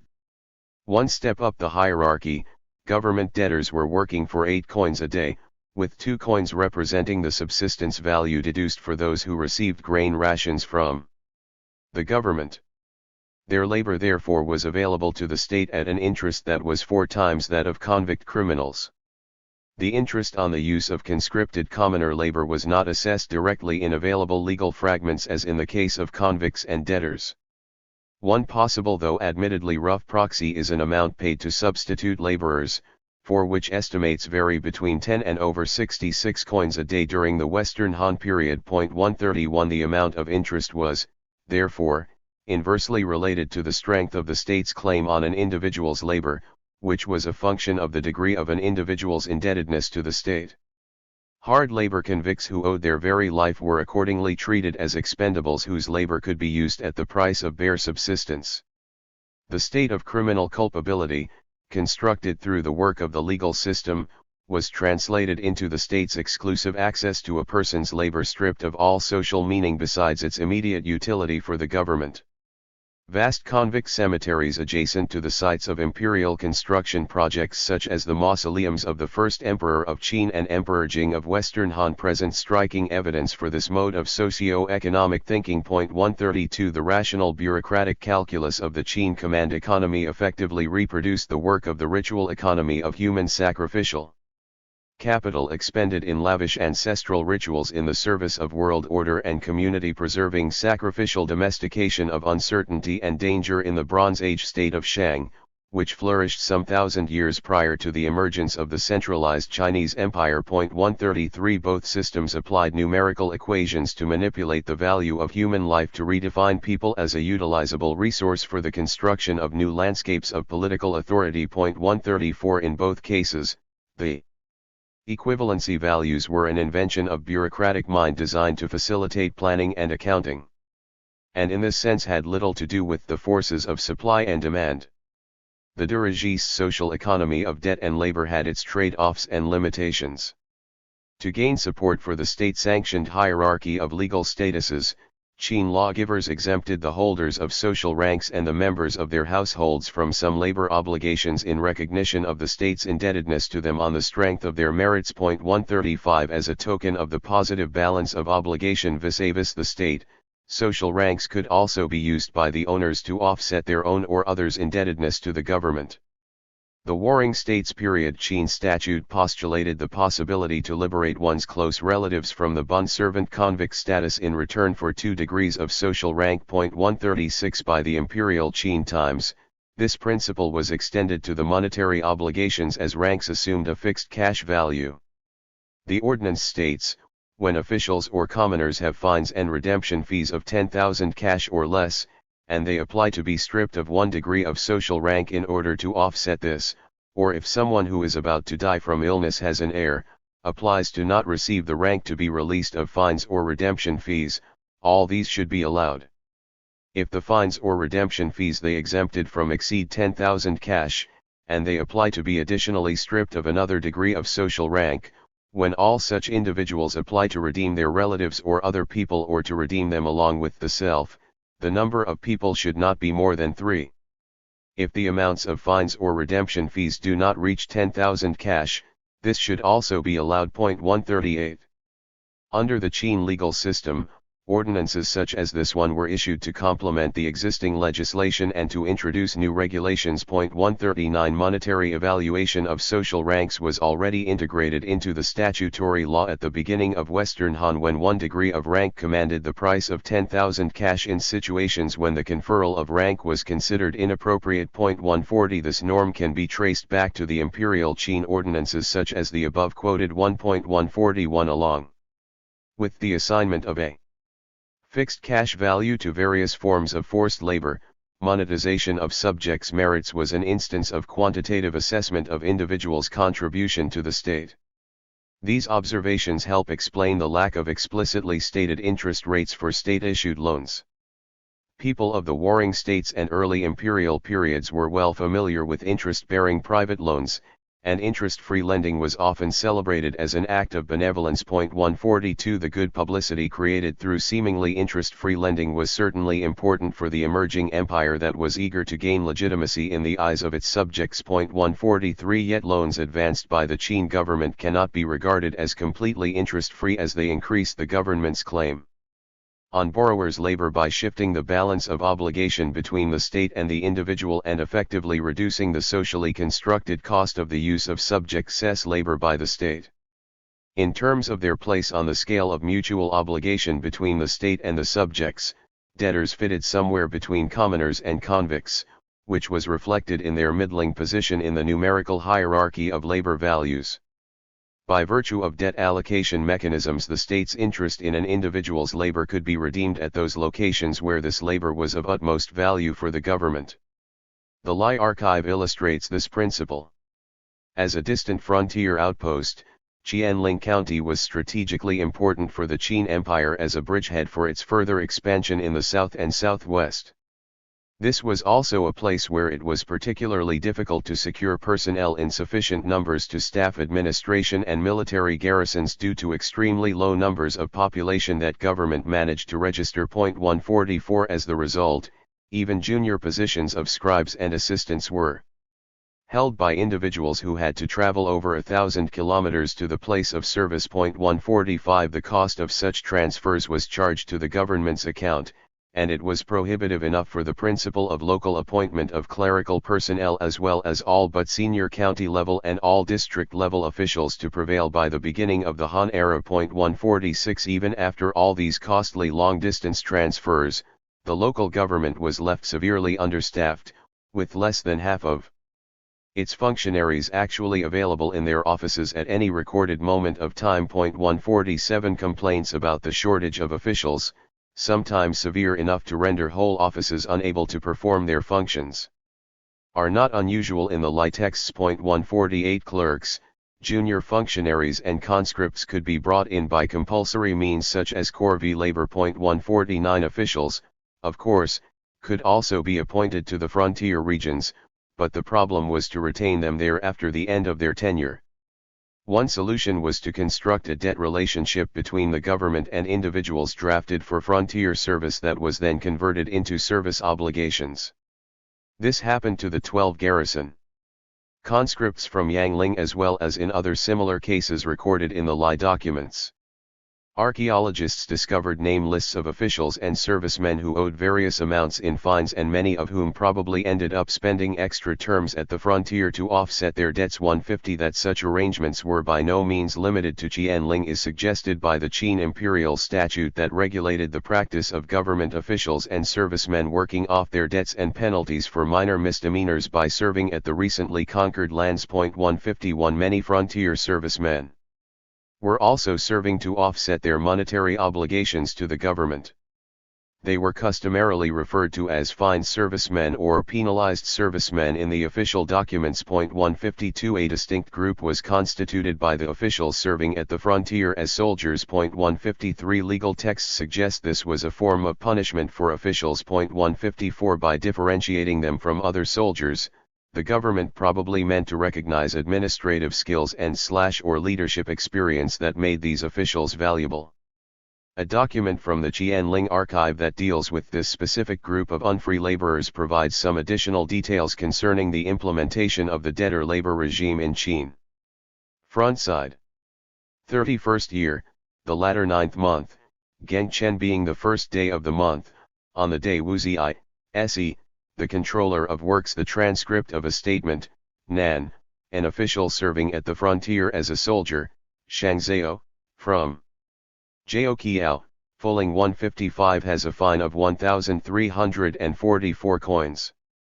Destitute and unable to pay. According to the agreement, he works off altogether for 224 days. He is fed by the county government and works off 6 coins per day. Backside, drafted by De. 156. Nan's conditions match what we already know about the Qin system of debtor labor. The amount of 1,344 coins corresponds to 1 suit of armor, a standard denomination of fines in Qin. Debtors worked off 8 cash per day, from which 2 cash were deduced in case they received food rations from the government. It is unclear if the fine Nan had to pay was incurred before arrival to Qianling from the place of his official service or if he committed a new offense after having moved to the southern frontier. In any event, as many of his fellow officials, he was unable to settle the fine in cash and had to enter an agreement to work off the amount owed to government. Such agreements were not mentioned in other documents related to the debtor labor that have been so far discussed or quoted in this essay. In contrast to the verification tallies that effectively transferred the right and responsibility to claim the debtor labor from one county to another, agreements presupposed some degree of agency on both sides. Unfortunately, at present we do not have more details of these quasi-contractual arrangements and can only speculate about their purposes. If these were official documents, they would have provided debtors with some protection against the attempts by the local authorities to exploit their labor beyond a legally defined limit. As further discussed below, such agreements might also have had ramifications for development of labor markets. That not only general labor but also administrative expertise was retained at the frontier by compulsory means reflects the characteristic Qin lack of differentiation between officials and commoner subjects, all of whom were in principle considered owing labor services to the state. Accordingly, the strategy of indebting was applied to direct both labor and expertise to the locations where they were of utmost value for the state but where they were also difficult to procure locally. It may be even speculated that the notorious severity of the Qin laws was intended not so much to terrorize conquered populations as to sustain penal indebtedness of various pools of subjects with their diverse skills, the goal also pursued through the government lending arrangements. The command economy practice of assigning fixed value to labor to facilitate planning and allocation of resources contributed to the commodification of social status, which came to be considered as a balance of payment between the state and its subjects, with labor used to settle the balance. The combination of social hierarchy with the moral economy of debt and sanctioned violence was nothing new. 157 But the quantitative expression of the state's claim on individuals' labor for the first time provided a conceptual framework for thinking about originally incommensurable personal obligation in terms of a fixed price expressed in commodity or monetary units. 158 However, during the Warring States era, the state promulgated notion of quantifiable labor value was challenged by other powerful political actors who attempted manipulation of debt relationships. One remarkable feature of the Warring States and early Western Han texts is the lack of a terminological differentiation between hired and dependent labor. The use of the compound yang-nu, hired workers and slaves, and the interchangeability of yang, hired laborer, with li, bondsperson, point to the perception of working for someone else as indicating personal dependency transcending contractual relations. 159a Claim to another person's labor was also claim to his or her broader allegiance. As private lending at interest spread across the most developed regions of the Zhou world during the Warring States era, contemporaries were discussing the connection between debt and power relations. The Zhou tradition of the Spring and Autumn Annals, presumably dating from the early to mid-Warring States, conveys an anecdote of private wealth converted into political power through the mediation of loans. 160 The story concerns an aristocratic family in the state of Qi, an economically advanced Eastern Zhou polity that was core to one of the major currency zones. 161 This lineage, Chen, gained popularity among the common populace by advancing loans on terms particularly advantageous for borrowers, and eventually usurped the throne. 162 This episode is reproduced in Records of the Scribes, a monumental historical work of the early 1st century BCE, 163, which provides similar stories. A protagonist of one of such stories, Feng Huan, justified himself for burning debt tallies to cancel bad debts owed to his patron, Lord Mengchang of Qi, by arguing this was done to make a name for his lord and establish bonds of affinity between him and the people of his domain. 164 The strategic manipulation of debt relationships, such as the gradual accumulation of interest beyond the capacity of poor borrowers to pay, made it possible to transform temporal indebtedness into permanent and general attachment to the lender. While the Zhuozwen and Shiji stories warned rulers of the potential consequences of the political deployment of debt by powerful actors at the social apex, legal statutes handled similar processes at less elevated level. Here the primary culprit was debt bondage, which undermined the state-sponsored matrix of mutually independent small farmer households that owed their labor and allegiance solely to the ruler. Repeated bans on debt pawning and extortion of household members as pledges in the Qin and early Western Han legal provisions contain reference to the accepting of a pledge with mutual consent, which suggests a well-established practice legitimate in the eyes of the populace if not the state, rather than wanton acts of violence by some big men. 165 So far as the basic principles are concerned, the state-sanctioned institution of offsetting debts against a term of depersonified and quantifiable labor was antithetical to the outlawed though time-honored practice of personal and general obligations toward lender-turned-patron, the debt bondage. Alain Testart has argued that competing visions of labor and its value are at the core of the conceptual difference between the two. In contrast to debt bondage, the practice of working off one's debt relies on the notion of a measurable value of labor that can be equated to, and exchanged for, a certain amount of any other commodity. When this principle is accepted, the valuation of time spent working becomes the central issue, since if it is accorded absurdly little value, this is a grotesque parody of the principle that labor reimburses debt. 166 Testart further observes that in many pre-modern contexts the state sought to prevent wealthy individuals from converting their wealth into direct command over people by setting up clear-cut labor-commodity ratios and by giving its local functionaries priority as loan givers. 167 The control over debt-labor relations was perceived as pivotal for maintaining the state monopoly on direct power. Why did the state-supported principle of quantifiable labor value prevail, if only temporarily, over that of debt bondage? As the major economic actor that ratified and maintained the value equation system involving labor, the state had an edge over private lenders not only in its advanced debt-managing capacity determined by the privileged access to communication infrastructure, but also in its ability to revisit the notion of loan interest, as discussed above. Extensive storage infrastructure also favored government lending. As in many other pre-modern state economies, storage was vital for the planned allocation of resources in the Warring States and early Imperial China. 168 Storage facilities scattered across the country supplied grain, clothes, and materials to garrisons and armies on campaigns, government officials in their offices and laborers on public projects. 169 granaries also served to average the fluctuations in the availability of a material over time, which was of particular importance as the intensifying surplus extraction strained peasant subsistence. 170 In the Qin Empire, enormous granaries in Yueyang and Xianyang supplied the metropolitan area of Qin.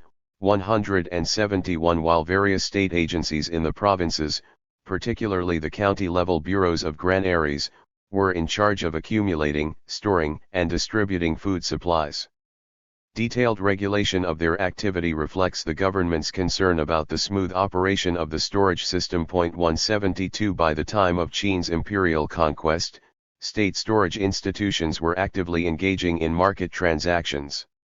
One article of the Statute on the Controller of Works required offices to purchase grease and glue necessary for their operation with cash rather than waiting for these to be allocated by the central government. 173 Local government agencies were purchasing slaves, 174 feathers 175 and clothes for their personnel 176 while disposing of surplus commodities in their storage. A group of documents excavated at Lai records commercial deeds of the Qianling County Granary, which was selling the leftovers from official sacrificial activities to private individuals. 177 Other texts routinely refer to sales of grain, ale, salt, and other comestibles from county supplies. 178 As well as to other tradable commodities such as feathers, 179 hides and horns of fallen livestock. 180 The Qin government was eager to make profit by selling some of its stock. This development in the state storage system probably reflects a decrease in the state demand for staple supplies in the wake of the cessation of the large-scale military campaigns of the late Warring States period. Lending provided an opportunity for local governments in the Qin Empire to circulate stored materials to make profits while at the same time reducing storage expenses. County offices that operated storage facilities were expected to issue loans and regularly report on their lending activity. The Qianling archive preserved the titles of such reports, accounts on loans submitted annually by the Bureau of Granaries, 181 accounts on fines and debts by the Bureau of Public Works, 182 and the evaluation of the comprehensive collection of fines, indemnities, and debts by the Bureau of Finance. 183 It has been observed that the development of new institutional forms of statehood in pre-modern societies often depended on the changes in the system of storage. 184 Documental evidence from the Qin and early Western Han demonstrates that the official storage system was experiencing important transformations during the first decades of the empire, away from the direct distribution and toward the use of markets to adjust the amount of stored stocks according to the actual demand of state economy. That government lending was carried out by the agencies in charge of storage suggests that it was effectively a part of this process of change in the nature of state control over resources. 4 From labor levy to labor market, the changing nature of state control over labor. The classicist tradition accused Qin of breaking up the ancient communal land holding and promulgating private property of land, thereby increasing social inequality. 185 Recent scholarship on the First Chinese Empire, on the contrary, puts blame for Qin's collapse on the expansive state sector, big government and activist socio-economic policies. 186 In the absence of any kind of economic statistics, it is difficult to assess the relative size of the public sector of the Qin economy. Nevertheless, one is justified in assuming that the massive destruction of property in the devastating wars preceding imperial unification, on the one hand, and war-driven intensification of resource extraction through taxation, on the other, could only lead to a disproportionately high ratio of state-managed economic assets. It would also make economic recovery heavily dependent on these assets being put into circulation through the available market and command mechanisms. 187 With its experience of centralized accumulation and distribution and vast, geographically dispersed stockpiles of staples, commodities, production tools, and means of transportation, the Qin government was in a uniquely advantageous position to provide capital. Its privileged access to communication infrastructure and legal apparatus guaranteed state investment a relatively high level of security. 188 The practice of government lending was one of the mechanisms to circulate resources that were no longer urgently needed for the war effort. When extending its loans to common households, however, Qin officials were facing a problem of securitization. Indeed, they had a limited choice of collateral in a society where private transactions with arable land, the most valuable asset in any agricultural society, were rare and legally ambiguous. 189 Moreover, concern about uninterrupted functioning of the farmer economy would have prevented the government from foreclosing on the farmland for debts.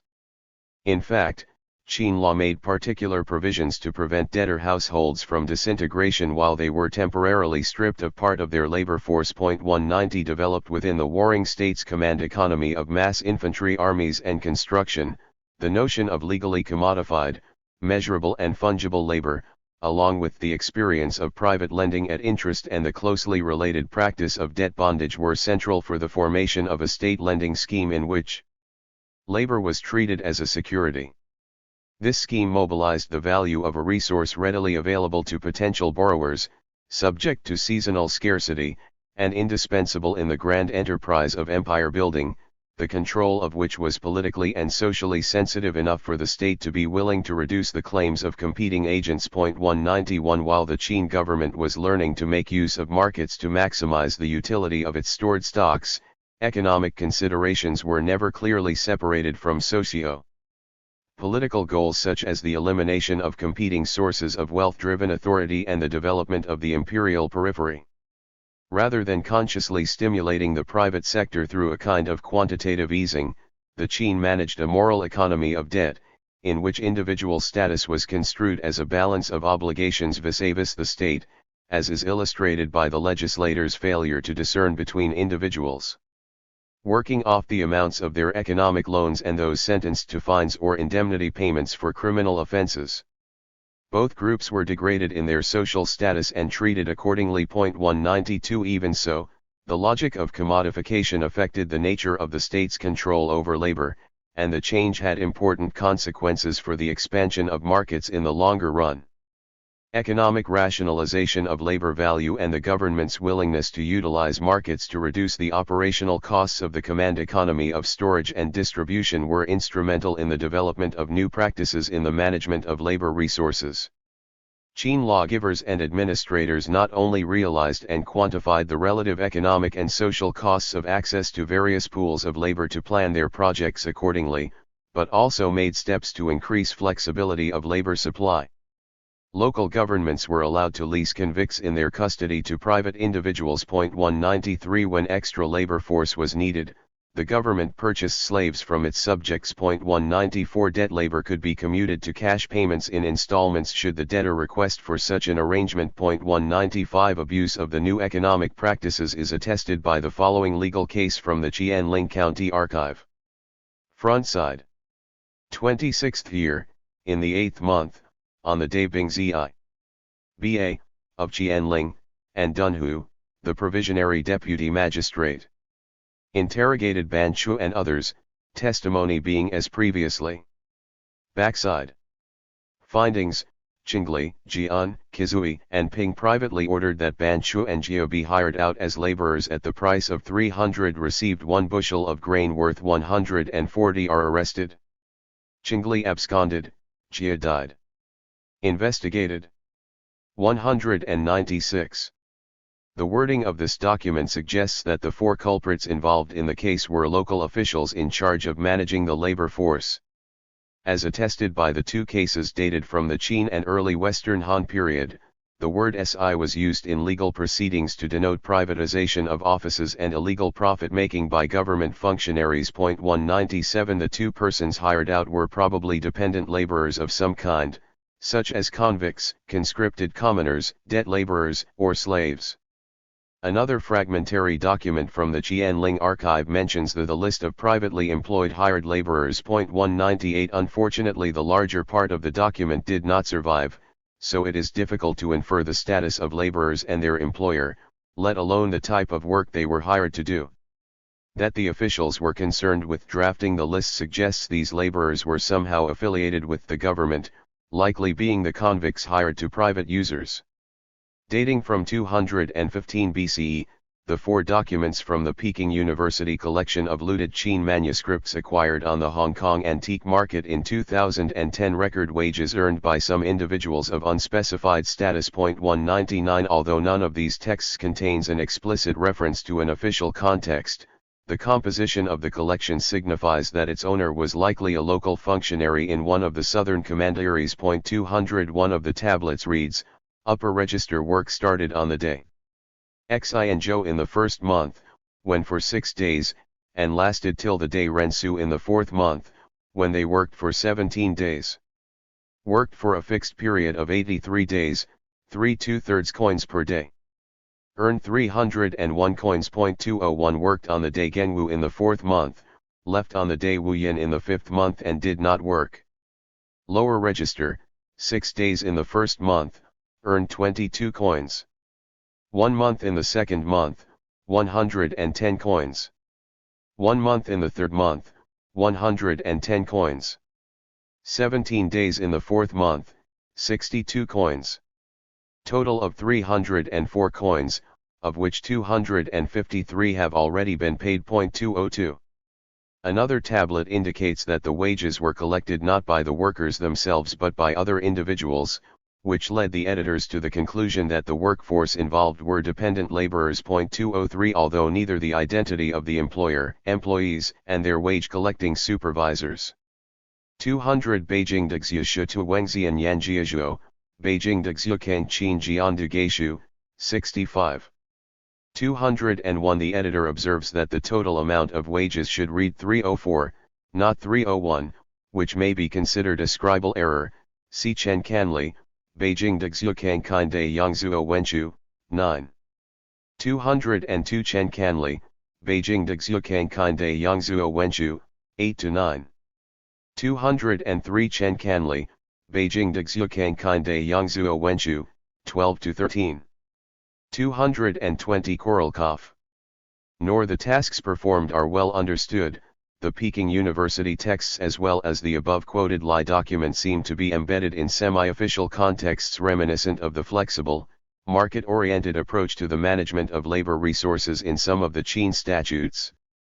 That a substantial private demand for the labor of the state-dependent workforce existed by the time of the Qin Empire is suggested by multiple references to convicts and debtor laborers allowed and even encouraged to hire themselves out as wage laborers when temporarily not employed in government service. 204 A legal regulation that allowed debtor laborers detained at the frontier to return home for 30 days every 2 years to collect new clothes from their families made special provision for those of them whose households were too poor to provide them with clothes. They were permitted to hire themselves out for the respective period in order to earn their clothing. 205 The lawgiver was sufficiently confident they would be able to find private employers. Another important development by way of commodification of labor was the practice of hiring substitutes to perform some if not all obligatory labor services. During the imperial Qin period such arrangements were still arousing government's suspicion. If someone was willing to hire a substitute, he was required to submit a written application to the county officials. Markets for substitutes were restricted to individual counties as it was illegal to hire a substitute from outside of one's home county. Moreover, the state reserved for itself the final decision of whether or not the substitute was equivalent to his hirer in terms of his physical conditions. Hiring someone weak was not allowed, and one is left to wonder who determined, and how, whether or not the two individuals were mutually interchangeable for the labor and military service purpose. In any event, these requirements should have been considerably increasing the transaction costs at the labor substitutes market. 206 The Qin Empire started to crumble soon after the first emperor's death and ultimately collapsed in 207 BCE, ushering in the civil war that greatly curtailed the administrative capacity of the central government. In fact, half of the empire was surrendered to the supporters and relatives of the Han founder and governed as semi-autonomous principalities for the next 50 years. 207 At the same time, Monetary circulation expanded as the state monopoly on coinage was temporarily abandoned in the early years of Western Han. 208 The Han fiscal system inherited Qin institutions, including that of statute labor. Its development over the last 2 centuries BCE followed in the tracks laid down by Qin legislators and bureaucrats toward the monetization of labor levies, as the poll tax merged with the service duty commuted in cash. 209 A cache of administrative documents excavated in 2004 from tomb number 19 at Tianchang and dating from the early Midwestern Han period records fiscal operations of the county government of Dongyang in Linhu Commandery. 210 The text on one of the tablets titled Register of Capitation Tax records the amounts of levies and taxes assembled in various districts of the county. Scholars notice that the fact that service and capitation tax are combined and recorded together as a single number pointed at convertibility between the service and the tax. 211 The market for labor and military service substitutes expanded accordingly. As the concept of labor as a quantifiable and tradable commodity took shape in Qin law, so the practice of a wage labor market during the Han era developed in close relationship with the state institutions of taxation and labor levy. 212 Still, it is useful to remember that state-driven demand was short of becoming the decisive factor in the growth of the labor market. Studies of wage dynamics indicate that the monetary reimbursement of substitute laborers remained relatively stable through most of the Han period, while general wages increased substantially, suggesting that the expansion of private employment was more important for stimulating the market than the commodification of statute labor. 213 The state's impact on the labor market consisted not only, and probably not so much, in fueling the demand for core V substitutes as in the systematic suppression of directly dependent forms of labor, including slavery, and in the provision of a conceptual and institutional framework for construing labor power as a tradable commodity. 214 In other words, it was exerted by political and ideological rather than economic means. 215 The issue of monetization takes us back to the earlier observation on the monetary liquidity in the Qin Empire. While the Lai documents mention considerable amounts of cash spent by the Qianling County government, debtor records from the same archive suggest that, as a rule, commoner households in the interior regions of the empire were unable to fulfill their monetary obligations toward the government, resulting in the substitution of labor for cash. This situation prima facie necessitated the use of labor capacity as a security against which the loans were advanced. In this sense, the government lending system should have somewhat alleviated the liquidity problem by increasing the amount of resources that could be circulated in the private economy. The economic ramifications of the base metal monetary system in the early Chinese empires are highlighted in a comparative perspective. In his study of the money supply in the Han and Roman empires, Walter Skeidel concludes that the monetary stock of the Chinese Empire was equivalent to 8 to 20 billion liters of grain, while the stock of the Roman Empire was equivalent to 30 to 40 billion liters. 216 Considering that the population figures for both empires at the zenith of their power are very similar, these numbers suggest that the Chinese imperial economy was under-moneized by Roman standards, which, along with other factors, imposed limitations on commercial development and growth of wealth. 218 By allowing more goods to be circulated in the economy, the government lending system based on the legal commodification of labor contributed to the money supply in a way comparable to that of private credit in the Mediterranean world. 219 5 Concluding remarks. On the map of the Han imperial capital Chang'an, the northwestern corner is occupied by 2 symmetrical squares representing the official western and eastern markets. 220 Such marketplaces were a necessary and often a central part of a Chinese city. 221 They were founded and operated under the auspices of the local government, which also provided the necessary commercial tools such as weights and measures, controlled the quality of merchandise, and interfered with prices if necessary. 222 At the apex of its power, the Western Han Empire, which succeeded the Qin in unifying the Chinese ecumene once again in 202 BCE, was minting some 230 million Wuzo coins per year to satisfy the needs of a moneized economy within which a number of large economic macro-regions with similar traditional trading patterns have been identified. 223 Han coins and their replicas remain the main legal tender in East Asia for several hundred years after the fall of the dynasty in 220 CE. 224 Assembly line production of some popular goods.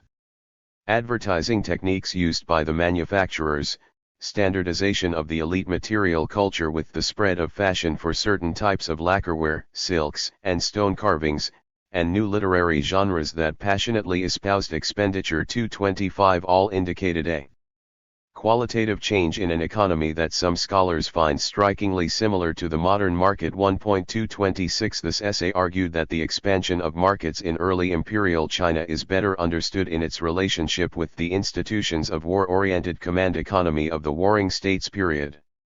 It also offers a note of caution against drawing straightforward connections between the actions of the state and economic change. The imperial government fostered a market for conscript substitutes on a scale that would be difficult to achieve in the absence of the command economy institution of statute labor. On the other hand, the mobilization of resources, including labor, impeded the private circulation of commodities, making it necessary for the government to assume the roles of lender and credit manager. 227 Instead of trying to assess the direct impact of the Qin policies on the progress of commercialization and marketization, I have focused on the effects of its legal system and administrative practices on the ways an economic action such as the employment of labor was conceived of and implemented. Commodification of labor unfolded as a chain of solutions for specific economic situations such as that of government lending, which also involved a plethora of socially and politically embedded and conflicting concerns, attitudes, and interests of the actors involved. Once it became an accepted framework for thinking about material value and social worth, commodified labor could be deployed in contexts hardly envisaged by the designers of state lending schemes. Far from being a natural course of events, as the teleology of market economy may suggest, changing attitudes toward labor value were determined by the specific conditions of late Warring States society and its political economy, such as tight official control over land resources, depletion of private capital during the wars preceding the imperial unification, limited money supply that created demand for novel forms of collateral, and government's readiness to discount interest on loans secured against human wealth. 228 The Qin government was certainly concerned about reducing its expenses, but it was equally guided by the ideological premises of universal kingship, exclusivity of relationship between the ruler and subject, and hierarchically structured, morally charged social statuses. One of the traditional debates in Chinese historiography is whether the Qin Empire should be considered a success or a failure. Qin lasted for little more than a decade, making it the shortest-lived dynasty of imperial China, and collapsed in the midst of massive uprising, cutthroat strife at its court, and stunning incompetence of its leadership. On the other hand, it created administrative institutions and established social structures that endured over the 2 millennia of imperial rule. The story of state involvement in lending and labor management exemplifies the ambiguity of the historical role of Qin. Its innovative solutions to the major economic challenges of the early years of the empire deployed the available repertoire of bureaucratic command and market instruments and creatively revisited traditional notions of honor, obligation, and hierarchy. By doing so, Qin effectively addressed the problem of sinking empire building with market making, the process that would become pivotal for the historical dynamics of China's empires. 229 The fall of Qin and the removal of its overextended command economic elements ushered in the unprecedented material prosperity of the Han era and initiated the pattern of interaction and competition between state power and private wealth, between command and market, and between the Etaized edition of moral economy and profit-seeking rationality that, some may argue, is lasting until the present day. Acknowledgements. I would like to thank Roderick Campbell, Guoju, Martha Howell, Brian Lander, Miyake Kiyoshi, and Yuri Pines for their comments on previous drafts of this essay.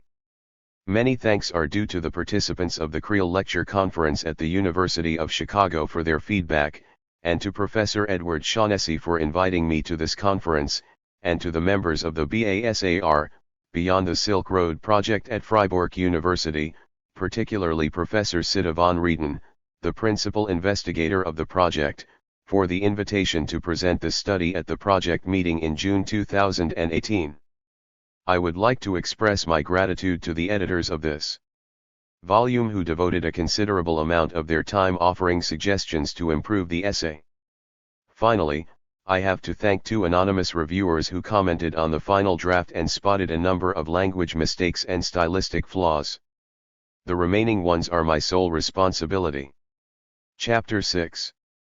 The Economic Activities of a Qin Local Administration, Qianling County, Modern Lai, Hunan Province, 222 to 209 BCE. Robin D.S. Yates. This chapter will study a small sample of the more than 18,000 documents containing writing from the archives of the Qin County of Qianling that were discovered in well number 1, Lai, Hunan Province, in 2002. It will focus on the data derived from those bureaus that were involved in managing the economic activities of the county administration, the Bureau of Households, the Bureau of Granaries, the Bureau of the Director of Works, and the Bureau of Gold and Cloth, comparing it to other recently discovered material, such as the Qin documents from Shuahui and the looted Yuelu hoard. It will assess the involvement of the county in the local market economy and its sources of income by first describing the county's position in the administrative hierarchy and the types of administrative laws and rules that were used to regulate official economic behavior, then analyzing the forms by which it recorded and reported economic data to higher authorities. This newly excavated material opens up an entirely new perspective on the early stages of the ways in which local officials were involved in the market economy of early imperial times. In this chapter, defining economy in the words of Elisa, Levi, Sabattini and Christian Schwerm, as a system of actions and institutions that are related to the fields of production, exchange, distribution, and consumption of goods and utilities. I shall present some of my findings on the economic activities of one of the Qin counties, Qianling, in the far west of modern Hunan Province, modern Lai, in the Jiangxi to Jiuzhou and Miaozhou Autonomous Canton as seen in the fragments of the county archive that were excavated from well number 1 in 2002. These date from roughly 222 BCE, the year before the unification and establishment of the Qin Empire, to 209 BCE, the year after the first emperor died.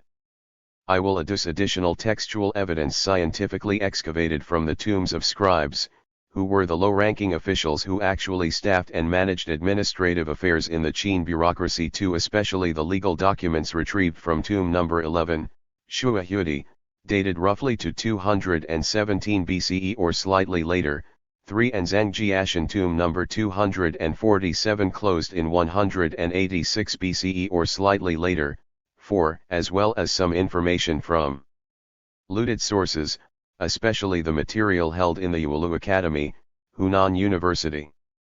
5. The significance of these documents lies in the fact that they are by far the earliest archival materials in Chinese history that reveal the day-to-day records and activities of a county-level administration.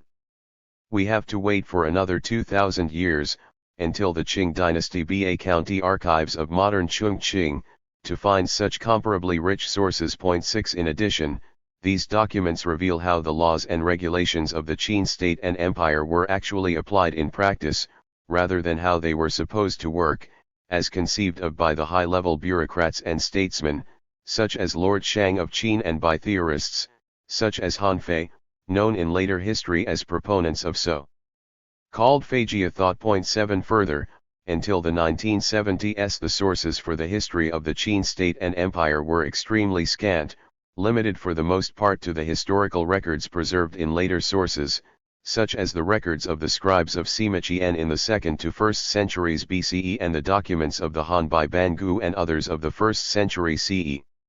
8. Thus the Lai archive is of unparalleled historical importance for the light it throws on the inner workings of Qin local administration, which profoundly influenced Chinese bureaucratic practice down to the present day. Before beginning this analysis, however, it is worthwhile remembering the political and military situation in China during the period I shall be covering. In the previous 15 years before 222 BCE, Qin had embarked on an ambitious campaign to eliminate all its rival states and to incorporate their territories into its own. The strongest enemy was the southern state of Chu, which, despite many previous setbacks, including the loss of their long-term capital in 278 BCE to the Qin, which the latter turned into Nan Commandery, just outside the modern Jingzhou, Hubei province, still had enough military and economic resources almost to defeat Qin in the final battles. In fact, we learn from recently discovered documents that Chu's resistance continued for a number of years, rebellions broke out, records of these events did not pass into the traditional histories of the times, and the countryside was unstable and dangerous, especially in the first few years after the establishment of the official Qin Empire in 221 BCE. 9. The Qin's resources in all their forms were severely stretched by the campaign and by the losses that they suffered, despite the fact that they garnered many more with their conquests. But we should not assume that the defeated population enthusiastically, or even passively, accepted the new order. They were not necessarily anxious for the all under heaven to be unified under a single ruler, as Euripines has claimed was the ambition of the scholars. 10. Indeed, we know almost nothing about the thoughts and opinions of those who resisted and opposed the thrust for unification, even though very large numbers died for the cause of independence. From the point of view of the history of the economy and society, it is clear that both were changing very rapidly at this time, but the precise details of the developments, the order of the changes, and their causes and effects cannot yet be seen with much clarity, even though we can see the rough outlines. For example, one of the most important transformations appears to have been the increasing monetization of the economy. The most famous example of this trend as recorded in the transmitted historical records was the banning of all the metal currencies of the defeated states and the adoption of the Qin Banliang bronze coin, a round cash with a square hole, as the main bronze currency for the new empire. 11. A second important currency change was the Qin move to adopting gold as a standard, especially for the calculating of punishments in lieu of the earlier system of numbers of shields and sets of armor, the result, perhaps, of their seizure of the gold reserves of the Chu state.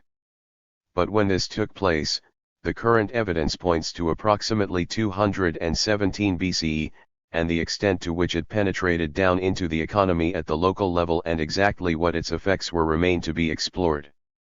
Further, as with so many archaeological excavations, we are still waiting for the publication of the documents from all of the 16 levels of the well number 1, Li, from which they were retrieved, and, as of this date, only the first 2 of the 5 promised volumes have appeared, 12 containing the documents from levels 5, 6, and 9, while there have been scattered and partial publications of materials from other levels, in the initial brief reports in the journal Wenwu. 13. The site report, 14 in papers delivered at conferences, 15 journal articles, 16 and even on the internet. 17. Thus my initial findings are still very preliminary and subject to revision and expansion. First, I would like to review where Qianling stood in the administrative hierarchy of the Qin Empire, then, which officials and bureaus at the county level were responsible for the management of economic affairs. After that, I will consider what laws and regulations governed and guided these officials as they performed their duties, the forms and procedures that they followed to abide by these regulations, and the processes of recording and reporting economic statistics, including those related to the deployment of convict and laborer-servant labor. Then I will briefly introduce the sources of the county's income. Finally, and very briefly, I would like to revisit the conclusions of the late Professor Anthony F.P. Hull so that he made some 30 years ago when evaluating the potential influence of the legalist Qin government on the economy in the light of the Shua Huidi Tomb No. 11 statutes and other legal documents. 18.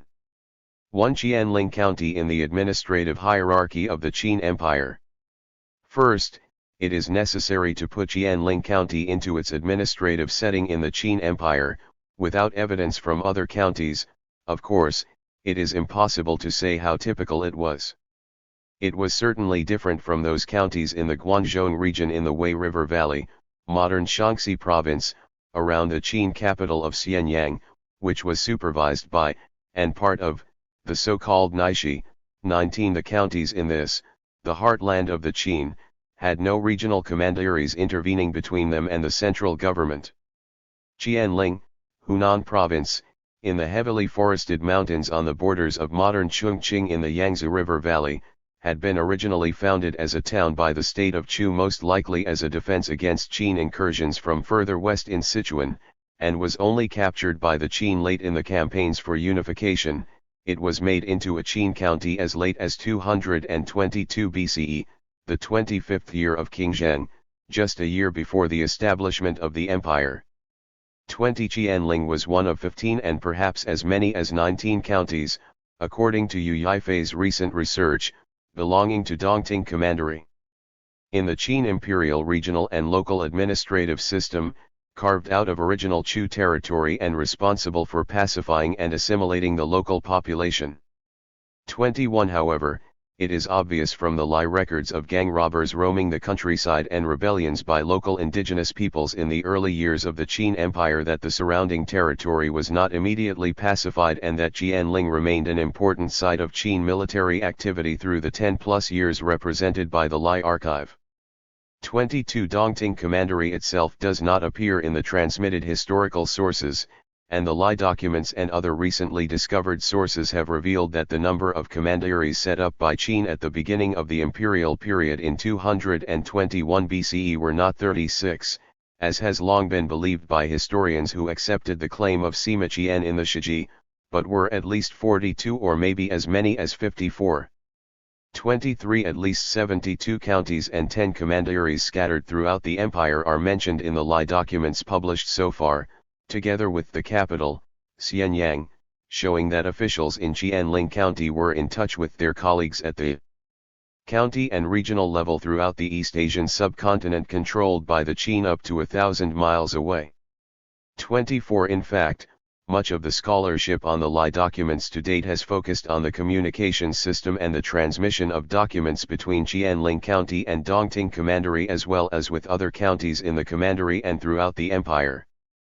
25 But this aspect of the Lai documents is not the focus of the present chapter, fascinating and important though it is. Beneath Qianling County were 3 cantons or districts, Duxiang, or the Metropolitan District, where the county administration was located, the modern Lai Township, Kailing District and Erchun District, whose locations are presently unknown. Beneath each of these 3 districts were a number of villages or wards, but the exact number of such villages or wards in each of the districts is still unknown, although the names of some of them appear in the Lai documents, as do the numbers of households in those villages. 26 The total population of the county was seemingly surprisingly large, given its location, for one of the boards preserved in level 8 of well number 1 gives the following statistics. 32nd year, the accumulated number of households in Qianling is 55,534. The 32nd year of King Zheng, is the equivalent of 215 BCE, and in the Lai Museum of Qin Slips, where many of the Qianling documents are now held, the caption under the display of documents relating to the population figures states, according to the statistics given in 8 to 553, that Qianling under the Qin contained a population greater than the kingdom of Changsha under the Han, which had 13 counties and a combined population of 43,470 households. And Qianling and Yuyang counties together had a comparable population to the Tujiazhu and Miaozhu autonomous canton today. 27. However, 2 recent articles by Tang Junfan and by Wang Wei and Sun Ziahua point out that the key term in document No 8 to 553 is G, accumulated or total 28. This term is to be distinguished from Xian, meaning present, in the sense of having been determined to be actually present or existing after an official survey, a term which appears in other documents providing figures of households in Qianling County, as in the following documents. 8 to 2013, Recto, line 1. 34th year, 8th month, Gamao, Gaisai being the first day of the month, the scribe director X of the Bureau of Households. Line 229. Submits to higher authority the boards of the numbers of households present at the end of the 33rd year, and the collected of the judgments of have rebelled, who have moved, and who are on trial. The local administrative system of the Qin dynasty, Jianbo 8, 99-100. 28 Wang Wei and Sun Zaihua, Jihu Yuzianhu, Lai Qin Jiansuo Jian Jianling Bianhu Shuliang, Sichuan Wenwu 2, 62-67, Tang Junfan, Lai Qin Jiansuo Shi Qin Dai Zianhu Yujihu, accessed November 1, 2015, http://www.bsm.org.cn show_article.php, ID equals 1987. Cf. Chen Wei, Lai Qin Jiansuo Jian Qin Dai Xin Zhen Yu Suanchu, accessed November 2, 2015, http://www.bsm.org.cn/show_article.php, ID equals 1986. 29 is an ancient form or abbreviation of the graph.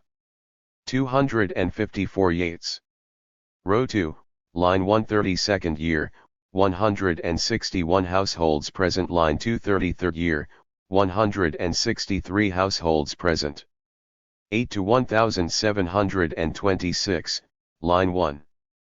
35th year, Erchun Canton of Qianling, the accumulated households are 21,300. Line 2 not including the vagrant households that have illegally left the boundary, absconded, or are in want. Most likely document No. 8-553 records the total population registered in Qin households, in other words taxable Qin immigrants and former Chu households, over the entire year, in other words, the present households multiplied by the number of total days in the year when they were present, perhaps 354, according to Wang and Sunday 30. The true figure of the number of actual households on any given day would have been considerably smaller than 55,534. In other words, in order to get the actual number of registered households, one divides 55,534 by 354 equals 156.88. To get the total number of the population, one would need to know the number of individuals in each registered household. Whatever that was, Wang and Sun suggest that Jianling County had no more than 1,000 to 2,000 registered persons. Further, these latter figures would not have included members of local indigenous groups, whose names are mentioned in some records, nor would it have included convicts, whose numbers fluctuated from month to month and year to year, nor conscript soldiers serving their military duty, nor others who were working off their debts to the government by engaging in labor for the state. Thus the explanation of population figures given in the Lai Museum and in my previous discussion of this issue is most probably incorrect. 31 Finally, throughout the county, and probably located at strategic sites, were a number of ting, or police stations, possibly 6 or more, 32 manned by 30. Wang and Sun reached this figure for the number of days in a year by figuring that each year had 6 months of 29 days and 6 months of 30 days. See Wang Wei and Sun Zaihua, Jihu Yuzianhu, 6531 Yeshan, Jidu Lai Qin Jian. 32 The names of these police stations or posts were, Erchun Ting, Tang Ting, Wolong Ting, Yuxin Ting, Kishan Ting, and Yan Ting. For the latter, see He Yuzu, Du Lai Qin Jian Ziji. 255 The economic activities of a Qin local administration. Armed constables with their subordinates who were responsible for maintaining law and order in their jurisdictions. 33 These police stations also functioned as courier service stations. 2 Local officials in Qianling County and its internal organization. The county administration was organized into bureaus, of which there may have been 9 or 10. 34 The 3 top officials were the magistrate, his direct assistant, and the official responsible for security and other matters, including households, the commandant. So far, no document has been published giving their annual salaries, but according to the Zhangjiashan Tomb No. 247 Statutes on Salaries, the salaries for these officials in the early Han Dynasty, roughly 186 BCE, depending on the size of the county, were 600, 800, or 1,000 bushels of grain per year for the magistrate, 200, 300 or 400 bushels of grain per year for the assistant, and 300 or 400 bushels for the commandant. 35. It is unclear whether these salaries were paid out of tax revenue or grain produced within the county itself, whether it was paid in the equivalent of cash or a mixture of cash and in kind, or whether it was dispatched from sources outside the county on orders from the central administration. These three officials supervised the Bureau of the Court Magistrate, the Bureau of Officials of the Court, the Bureau of the Commandant, the Bureau of Gold and Cloth of the Court, the Bureau of the Director of Works, the Bureau of Granaries, the Bureau of Households, the Bureau of Trials or Law Cases, East, and the Bureau of Trials or Law Cases, South. 36. It is possible that there was also a Bureau of Weapons. 37. Each of these bureaus had subordinate petty officials, the titles of many of which appear in the Lai archive. However, apart from one assistant, the titles of subordinate posts in the Bureau of Finance are not mentioned, so it is unclear how many this bureau contained. 38. In addition, there were at least two offices in Jianling County, the Office of Fields or Agriculture and the Office of Domestic Livestock, both probably subordinate to the Bureau of Granaries. There are a few mentions in the Lai documents of an Office of Iron, 39, but most likely this was an office located somewhere nearby in Dongting Commandery, which was administratively independent from the surrounding counties and whose officials were of the same rank as those in a regular county. It would have been a so-called metropolitan office administered directly by, and responsible to, a ministry at the capital in Xianyang. 40. Each one of the three top officials in the county hierarchy may have had responsibility for one or more of the bureaus, but ultimate authority was vested in the magistrate. Unfortunately, there is very little information preserved on the activities of the Jianling County magistrates in the documents published to date.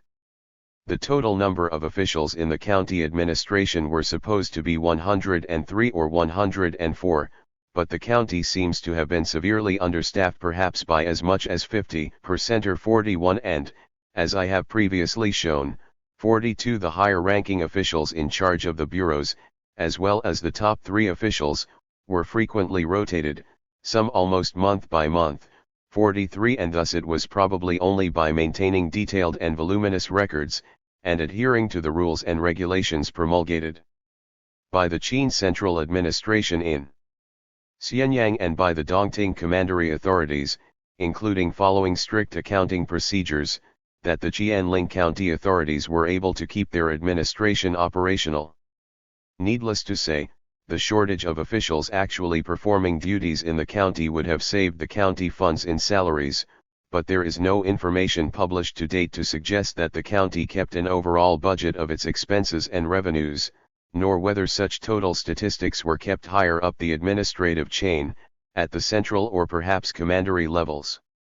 It seems most likely that all of the bureaus were engaged in economic affairs to some extent, but clearly, from the documents published to date, the Bureau of Finance, the Bureau of the Director of Works, the Bureau of Granaries, with its two subordinate units, the Office of Fields and the Office of Domestic Livestock, and the Bureau of Households were the ones with the greatest involvement, and, of these, the Bureau of Finance was responsible overall for most of the financial affairs of the county.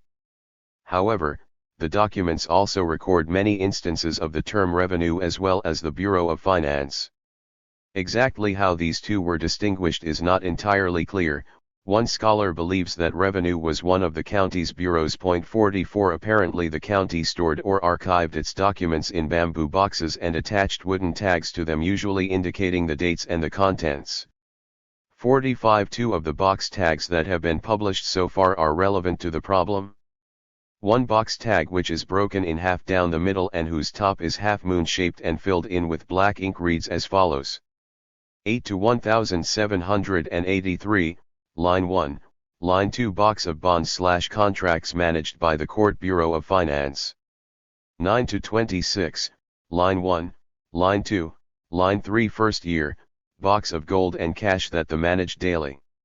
From this evidence it would seem that the bailiff of revenue was concerned especially, perhaps exclusively, with gold and cash transactions, while the Bureau of Finance was concerned with other economic activities, including bonds/contracts.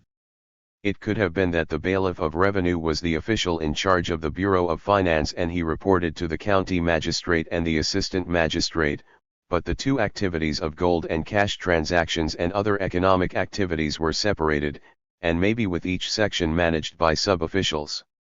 How many men worked in the Bureau of Finance and for the bailiff of revenue? One document, 16-8, reveals that 7 men were assigned to the bailiff of revenue, 46 in comparison, 8 men worked for the granaries, and only 3 men for the director of works. 47 But whether the number of staff in the Bureau of Finance included the bailiff himself is not clear, and whether this was the entire complement of staff is likewise uncertain.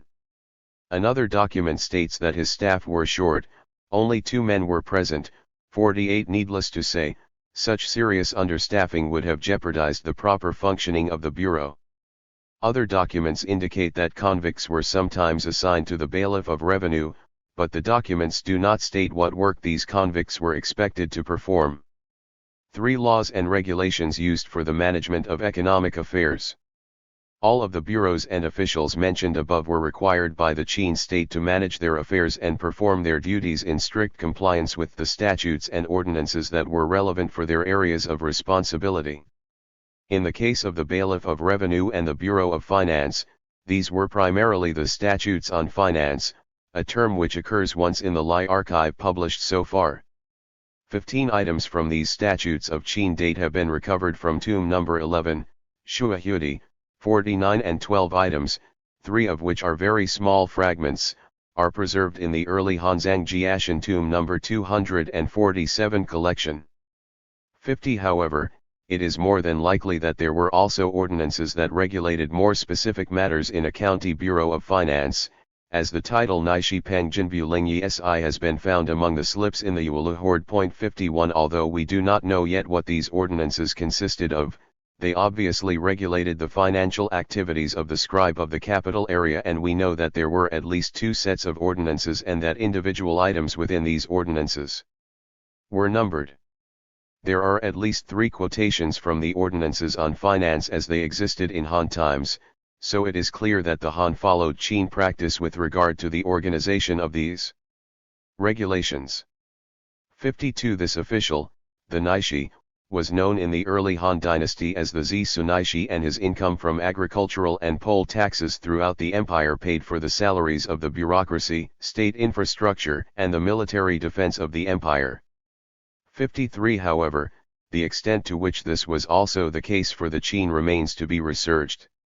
Similarly, there were also statutes on granaries, statutes on field/agriculture/hunting, 54 statutes on stables and parks, 55 and statutes on households, regulating activities in their respective bureaus, while the Yuelu Horde contains the title on slip number 1705, State Ordinances on Field/Agriculture/Hunting A number 16. This indicates that there was more than one set of Qing state ordinances on field/agriculture/hunting, and that there were at least 16 items in the first set. 56 Yet others, such as the statutes on checking, regulated accounting, storage, and other procedures, which were relevant to many administrative units. 57 While there were subordinate rules, sometimes promulgated by the central authorities and sometimes issued by the commandery governors, that regulated minor administrative matters of particular relevance to a specific commandery or county within it. Each county had to report which statutes, ordinances, and regulations were in effect in its jurisdiction, and they had to be checked for accuracy against the larger body of laws held by the commandery or central authorities. Evidently some officials specialized in checking the laws in this system and process. 4 Forms and procedures.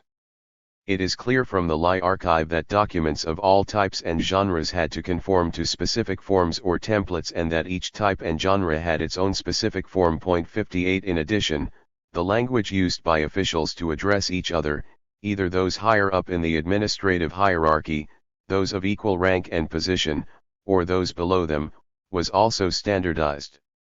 These forms and this standardized language must have been developed and fixed by the Qin central authorities during the course of their territorial expansion, as they built an increasingly complex administrative system to rule the lands of the states that they conquered and absorbed. Presumably, these forms and the technical administrative language were taught to the scribes responsible for drafting the documents while they were still young and being trained in the schools for scribes mentioned in the Zhangjiashan statutes on scribes. 59. However, practice in drafting both graphs and different types of forms and documents seems to have continued long after an individual was appointed to office, and the scribes seem to have learned many of their skills and tasks while on the job. This can be seen by the great number of practice slips seen in the strips deposited in Liwell No. 1, which have been hardly studied to date, as well as in the service dossiers of officials that listed their careers and length of service down to the number of years, months, and days in specific posts and number of days absent due to illness, together with the merit that they had accumulated.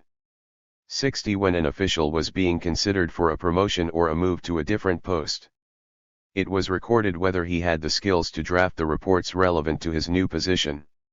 61. These dossiers were most likely kept by the Bureau of Officials of the Court. 4.1 Tally contracts. Among the most ubiquitous documents from the Lai archive published so far are tally contracts of quite a large number of varieties. These were written documents drawn up either by officials or by private individuals, or officials acting in their private capacity, and many of them were stored in the county archives or were forwarded by officials to their superiors to confirm especially economic transactions. Contracts of various types continued to be important legal instruments in later Chinese history. 62. Their importance for official economic transactions can be seen from the following article number 8 from Statutes on Finance in the early Zhangjiashan Han laws, which seems to have derived directly from earlier Qin practice. For government offices that engage in handicraft work or marketplace transactions, as well as receive cash from taxes or pledges, in every case, make jars, seal them with the seal of the magistrate/director or his assistant, and give each person a triplicate contract. Tally. Immediately insert the cash into the jar and submit the middle portion of the contract tally to the court. For one who makes a pledge, do not give him a contract tally. As for cash that has been inserted from taxes, pledges, household taxes, and orchards and ponds, the offices of the county or march must not dare to use it without authorization. Once every 3 months, report the amount of gold and number of cash coins on hand to 2,000 bushel official, and the 2,000 bushel official is to forward this up to the chief minister and the chief prosecutor. In the Lai archive, we find mention of similar practices. One example is the following, reconstructed by Chen Wei from 3 fragments, 8 to 2210 plus 8 to 888 plus 8, 937:64 cash 2152.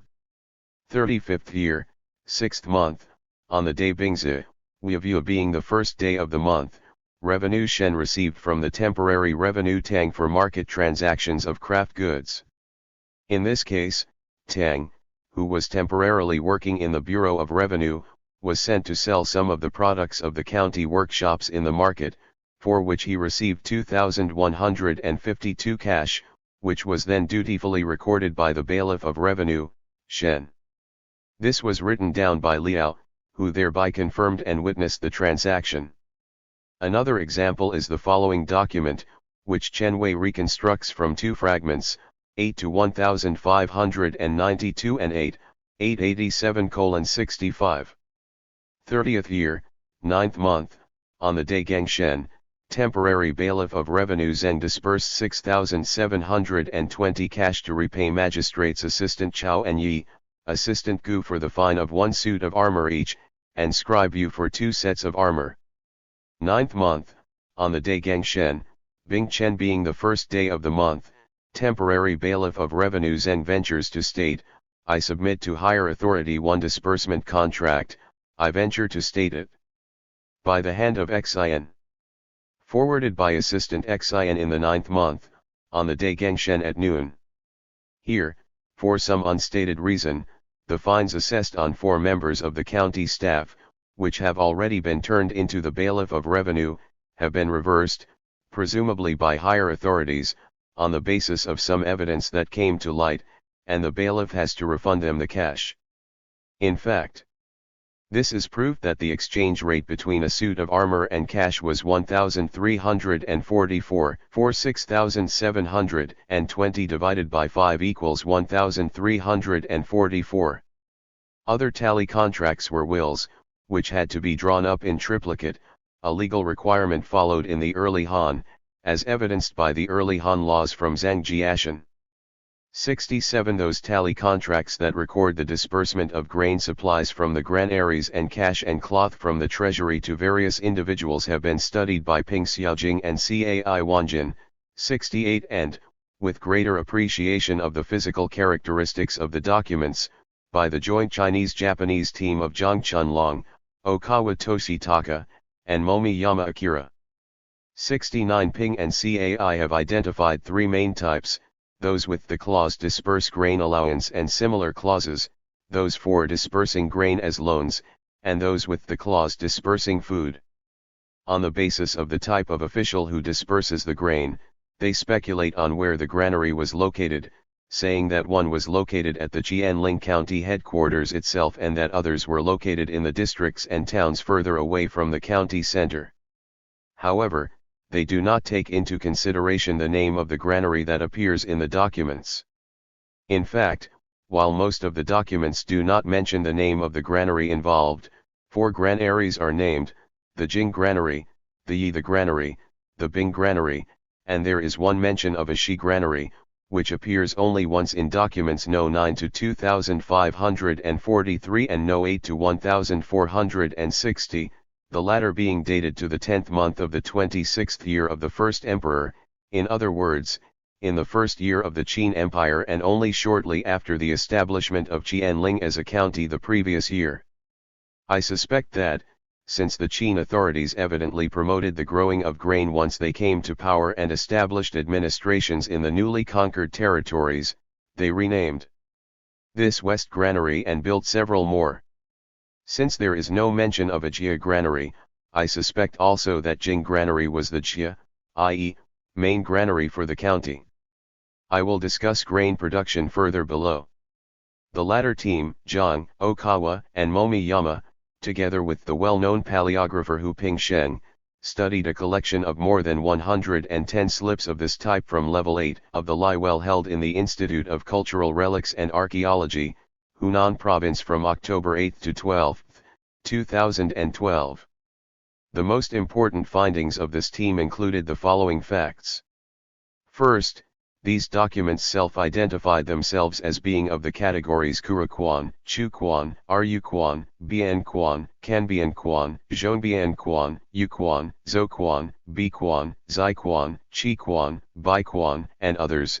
In other words, they were various types of contracts or tallies for recording disbursements and receipts, for contracts drawn up in triplicate, for the left, middle, and right portions of such triplicate contracts, for loans, for records of utensils and for inner coffins. 70 The general term for these documents was jiaoquan.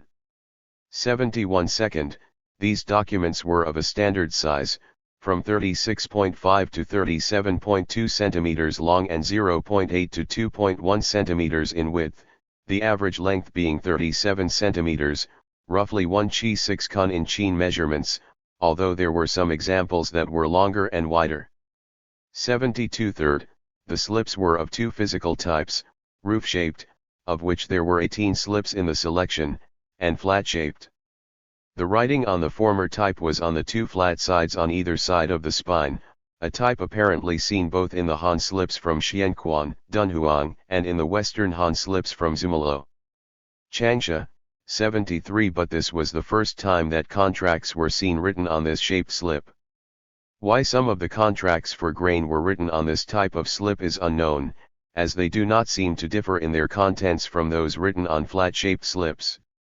74 Finally, these contracts were of 2 basic types, those with notches carved into the side to indicate numbers and those without such notches.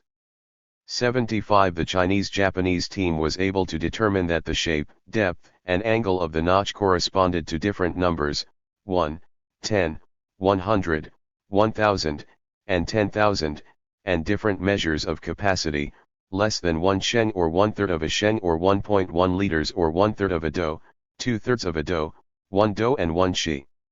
The ones without notches were primarily those contracts that recorded the sale of the remains of official sacrifices to convicts discussed by Charles Sanfeit in a recent article. 76. The reason, the authors suggest, for the lack of notches on the slips detailing these contracts was because the numbers and measures of the leftovers sold to the convicts were too small to fall into the official system of notches. 77. Still, it is interesting to note in these records that every individual item of the leftover sacrifices had to be reported separately on a different wooden slip, rather than all of them being combined into a single contract. This seems to have been standard accounting practice for the Qin, which must have been designed to eliminate or reduce fraud, but at the same time it vastly increased the amount of human labor necessary to keep the records, as well as consuming large quantities of natural resources in the form of the wood for the stationery and the ink used to write up the reports. Indeed, the convention of notching wooden documents in this way was continued by the Han for similar transactions recorded in the Juyan boards and slips along the northwest frontier, as Momiyama has previously shown. 78. A typical example of the Qin Qianling County contracts for this type of economic transaction is as follows. Jing granary untreated grain, 1 shi 2 1/2 do of untreated grain, 80 31st year, 2nd month, on the day Jiku, probationary granaries, Wu, scribe Gan, and granary man Tang dispersed grain supplies to the female bun servant Yuan. In this example, the name of the granary is first specified, then the type of product that was dispersed, then the amount. This is followed by a space, and then the year, month, and day are specified, followed by the list of the 3 officials responsible for issuing the grain in hierarchical order, the official in charge of the granary, the scribe, and the granary man, then the status and personal name of the individual, in this case a female bun servant, to which it was dispersed. In the second line, the post and personal name of the official who checked the transaction is given, and after a long space, the personal name of the scribe who recorded the transaction. In this case, which is usual, the scribe writing up the document is the same man who participated in the disbursement of the grain. 82. If this was 1 month's ration issued to this female bun servant, then it was slightly less than what was specified as the legal requirement in the Shuahui statutes of granaries, which stated that the normal ration for such a woman convict working for the state was to be 1.5 bushels per month. 83. Not all of the documents of this general form used exactly the same language, and sometimes the order of the text was transposed. But the basic template was always followed. Another example gives the disbursement of a cash reward, which also follows the same basic format. Line 2. Scribe Director Hua Superintended. This is a case of a bun servant, a type of convict probably serving a 3-year term of hard labor, arresting either 1 or more garrison conscripts for not following some kind of military orders. This would have been an exceptionally rich reward for an individual in his status, and it reveals that convicts had access to cash during their detention. Where such a convict would keep this money is not known. Perhaps it might have been used to increase his daily food rations or provide him with better clothing, or even be sent back to his family in his home village or town. Details of the rewards for the arrest of criminals and the circumstances under which rewards could be given are to be found in the early Han Zhangjiashan statutes on robbery 84 and the statutes on arrest 85. Thus the early Han must have been following Qin precedent in this practice. Interestingly, it seems that this same official, Hua, appears in another document probably of an earlier date reconstructed by Chen Wei from 3 fragments, 8 to 1540 plus 8 to 1016 plus 8, 1469:86. Magistrate's assistant Hua made a personal statement, saying, "Formerly, when I was a commandant's scribe, I fed the adult bond servant Chu who fell into debt with me, Hua, and I gave him a supplement of 500 cash, there is a binding contract. Shu arrested Garrison conscript a matter, a crime redeemable shaving, and he was given a pecuniary reward of 1052. 87. Line 3. 35th year, 6th month, on the day Weivua being the first day of the month, 88. The probationary assistant of Qianling, Xian, tells when, the revenue, according to the statement. When Shu's pecuniary reward is matched, disperse and give to Hua, and tell Shu that the magistrate knows about it. By the hand of Hua. Finally, there are 9 examples of documents for the issuance of grain as a loan, most of which are fragmentary. However, it is clear that all of the recipients of these loans were individuals from counties other than Qianling, either doing their military service obligations there, serving sentences for criminal offenses, or residents working off debts to the state. It is not clear what they needed the grain for, but, as the months when they took out the loans are recorded as the 5th, 8th, 9th, and 10th months, it could be that they were using this grain as a means to feed themselves, rather than using it as seed for planting in the springtime. 89. Indeed, document No. 8 to 1571 reads as follows. Recto, line 128th year, 7th month, on the Gamao day, Weivua being the first day of the month, the probationary commandant Qi ventures to the following. The commandant of Dongting sent soldier of the realm Su of Anken, Wu, resident for a loan. Line 2 to be inscribed in Qianling. Now that Su on the Renayan day service, I request that you tell the granary to loan food and transfer it to the commandant and thereby to write down the day of the bond. I venture to state it. Line 3. On the day Gamao of the 7th month, the probationary commandant Tanzi informs the official in charge of the granary, carry out the task according to the statutes and ordinances / by the hand of Zu. Immediately Su is to submit / enter. Verso. On the Gamao day, Chi of Ili village, Kuran came with it. Chang haved it. 90 by the hand of Yi. In this case, it would appear that Su, because he was a soldier under the supervision of the commandery commandant, was sent by the latter to Qianling County to work off a debt to the state, probably according to the schedule provided in the Director of Works preserved in the Shuahuidi Horde 91. Persons who have committed crimes and who therefore fines or redemption fees, as well as those who have debts towards the government, are to be questioned on the day the order is given. 92. Those who are unable to pay or to refund are to work off as from the day the order is given. Per day they work off 8 cash, those fed by the government work off 6 cash per day. For those who work off in government storehouses, and who are fed by the government, for men 1/3, for women 1/4. The information that Su was now receiving rations from Qianling County had to be passed on to the commandery commandant, as it was to the commandery that Su owed the debt. By receiving food, instead of supplying it or buying it himself, he paid off his debt 2 cash per day less. In other words, he paid off approximately 2,124 cash per year, instead of 2,832 cash. Returning briefly to the contracts for loans, it is worthwhile noting from the point of view of legal history that these documents do not contain any mention of the date when the loan had to be repaid. There is no mention of surety for the debt, no mention of any rate of interest charged, nor are there any witnesses apart from the officials administering the disbursement of the loan. Does that mean that such legal requirements had not developed by Qin times? 93. It seems from the evidence presented above that there was no interest on the loan, and the record of the transaction inscribed by the officials was all that was needed for the debt to be considered legally valid. A debtor worked off the debt by the day as per the schedule given in the statutes until such time as the debt was paid, unless he was able to avail himself of other means to do so.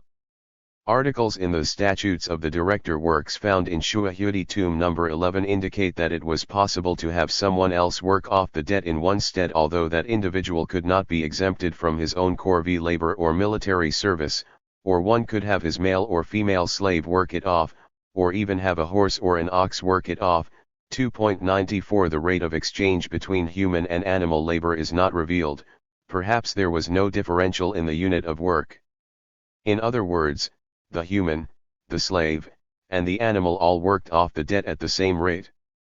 More likely, however, there were norms specifying conversion rates, depending on the season, gender, age, status, kinds, and qualities or competencies of the potential laborer. 95. Finally, surprisingly, two of the given names of the granary men appear to be women's names. The names are Fei and Xing, and another document, No. 8 to 2227, not a record of grain dispersal but something else which cannot be determined because of its fragmentary nature, indicates that a female bondservant was acting as the granary man. 96. This document is dated to the 12th month of the 35th year of the first emperor, i.e., 212 BCE. Perhaps the authorities recruited competent females and then female bondservants to perform tasks in the granary because of the shortage of appropriately qualified officials. 5. Processes of recording and reporting economic statistics. From the evidence of the Lai archive, we know that the Qin authorities required the keeping of economic and other statistics in various forms of registers, and required that they were reported to higher authorities. The main types were referred to under the rubrics of K, while other types were known as norms or standards and inspections that were written down on registers. 97. This latter type of document was apparently grouped together with evaluations, just like ordinances. 16 to 521. Each year, combine the number of the state's present and accumulated households in order to assign the poll tax obligations and thereby make a norm or standard. Evaluations and Inspections, A number 1198. This article suggests that the Qin did not fix the poll tax at a specific rate, as did the Han later, but waited to see all the population figures before deciding on a norm. This might have made it quite difficult for people to determine their annual budgets, had they such a concept, because the tax rate could fluctuate from year to year. This is, however, not really surprising because one of the early Hanzang Jiashan statutes indicates that the rate of exchange between gold and cash was determined in the 10th month at each commandery capital. 99. This would have meant, of course, that people who had been condemned to pay a fine, or who were redeeming their crimes, might have had to pay different amounts to their local authorities, depending on the particular exchange rate that was applied in their area. This could have been seen as inherently unfair.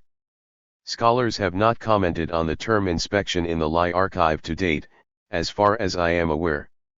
It seems as though the registers of these inspections had to be reported separately to higher authorities, as there are several occurrences of the term shangxing in some newly published registers of numbers of convicts and their assigned labor duties working for the Bureau of Granaries 100 and the Bureau of the Director of Works 101. Given that in one instance 26 convicts are listed as accompanying Wu, the bailiff in charge of the armory, I suggest that these inspections would have included records of the state and numbers of the weapons and other military equipment being used and stored in Qianling.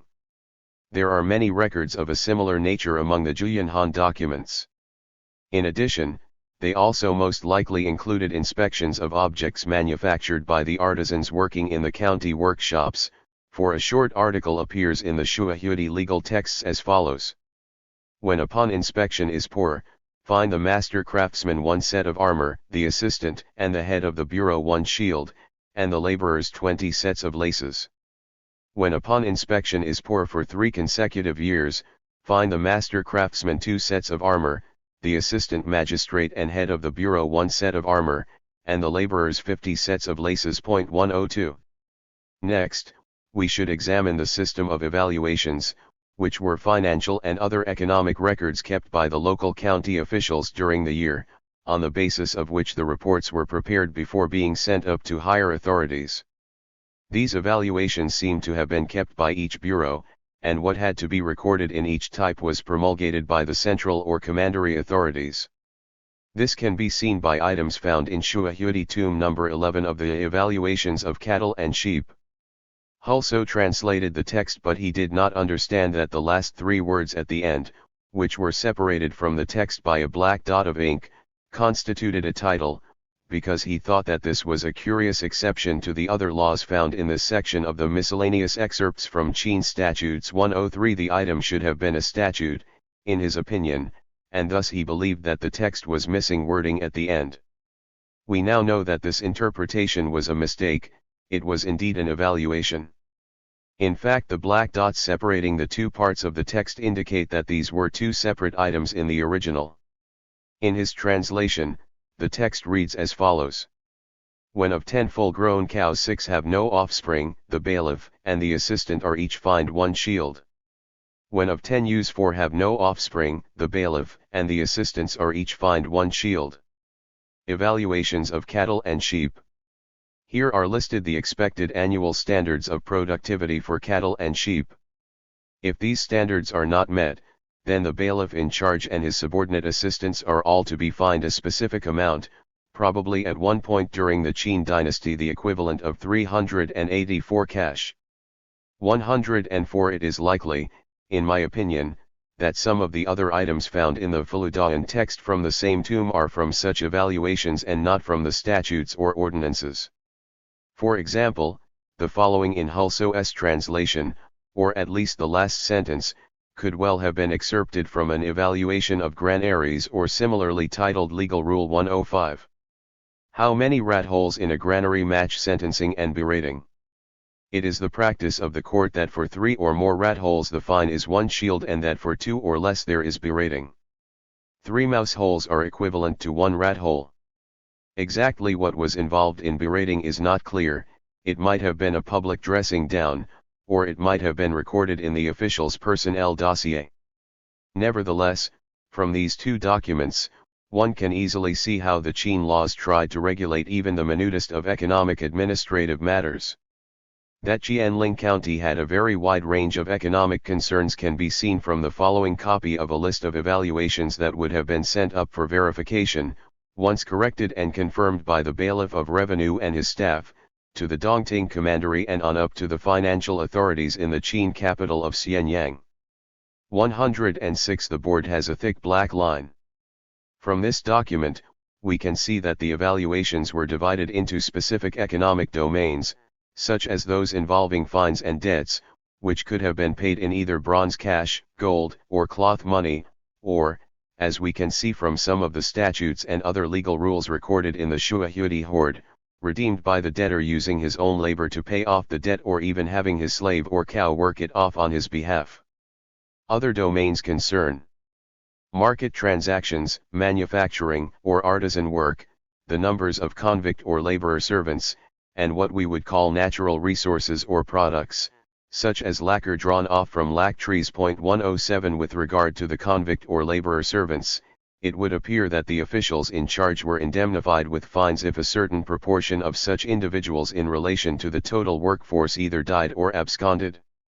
Another point to note from the duplicate copy of the evaluations of the Bureau of Finance is that mining and other metal manufacturing activities were taking place in Jianling County. It is not clear whether the state was simply taxing private entrepreneurs for what they extracted from the mountains and cast as objects to sell on the open market, or whether it was itself engaged in these activities. Probably the former is most likely.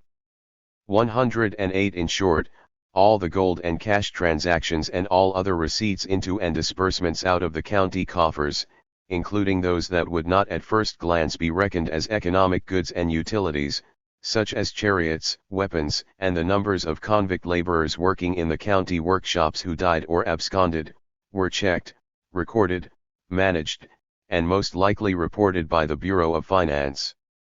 Of course, the Bureau of Finance also received all the fines, redemptions, and debts that those officials, commoners, and convicts were assessed and paid in, and it disbursed them, too. The sums varied from small to medium to very large, as can be seen from the following fragmentary documents. 30th year, 9th month, on the day Jiexu, probationary bailiff of revenue Bian entered the fine of 1 shield of assistant Chao, 4 suits of armor of assistant Do, 2 suits of armor of scribe Zhang. Line 2. 2 suits of armor of, 2 suits of armor of bailiff district Chu, 1 suit of armor of the crossbowman Kaiwu, 2 suits of armor of assistant Hu. In total 25 suits of armor and 4 shields, being. The slip is broken at the end where the bailiff of revenue probably wrote the equivalent sum of the total of fines in cash. Indeed, according to the editors of the lie documents, the right-hand side of 8 to 1791 is notched to indicate the sum of 85,100 cash. However, this does not tally with the rate of exchange that can be deduced from document No 8 to 60 and the document cited above for the cash equivalent of one suit of armor, namely 1,344 cash, 110, so something is wrong here. As for natural products, a few relevant records have been published to date. For example, Jianling County apparently had its own plantations of lac trees under the supervision of the Office of Agriculture, for Chenwei reconstructs the following document from 2 fragments, 8 to 391 plus 8, 487:112 row 1, line 1 roll of the evaluations of fields, line 2 evaluations of the lac orchards, row 2 altogether 1 evaluation. At least one of these plantations was located in Erchun district as is revealed by the following fragment 113.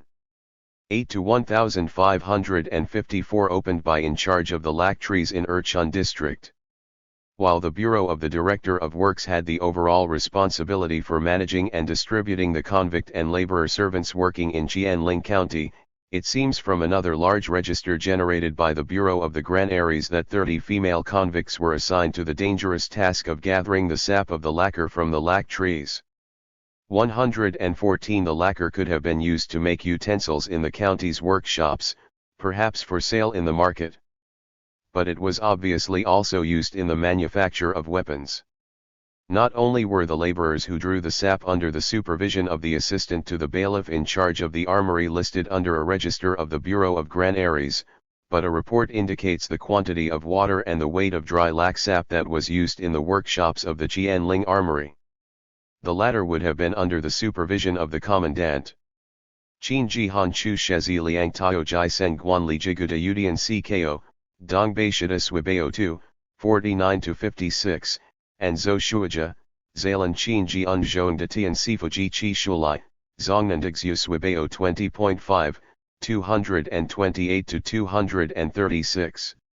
113 One broken document, No 8 to 1152 plus 8 to 1116, 279, implies that the Office of Agriculture was located in Erchun district. 114 See document No 10 to 1170, row 6 line 4. This register also specifies that 510 female convicts were posted to the Office of Agriculture and that 44 of them were helping to reap the harvest. These activities were taking place in the 12th month of the 34th year of King Zheng.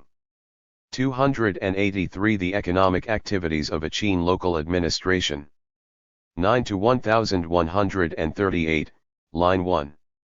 37th year, report of the workshops of the Jianling Armory, received the lacquer from Erchun district. Line 2. For 3 sheng of lacquer, 11 sheng of water per sheng, dry weight 8. The lacquer could have been put to several different uses. It could have been used to strengthen crossbows or bows, or to harden leather armor plates, or in the manufacture of chariots, or even to make tableware for the county officials, or for sale on the open market. In addition, the Bureau of Households also reported on lacquer. 8 to 489 row 1, line 1 Inventory of the reports of the Bureau of Households, line 2 Report of Canton Households, line 3 Report of Government Service, 115 line 4 Report of Equipment, line 5 Report of Taxes and Pledges, row 2, line 1. Report of Field Embankments and Boundary Markers. Line 2. Report of Lacquer. Line 3 Report of Interrogation, line 4 7 reports in total. What we can see from the complex picture just outlined, then, is that several different bureaus and offices were involved in the process. At the bottom, the trees were growing in Erchun district. The trees were under the supervision of the Office of Agriculture, which was under the Bureau of Granaries. The Bureau of Granaries supplied the convicts or laborer servants to draw the sap from the trees, but these workers had also been distributed by the Bureau of the Director of Works, the lac sap.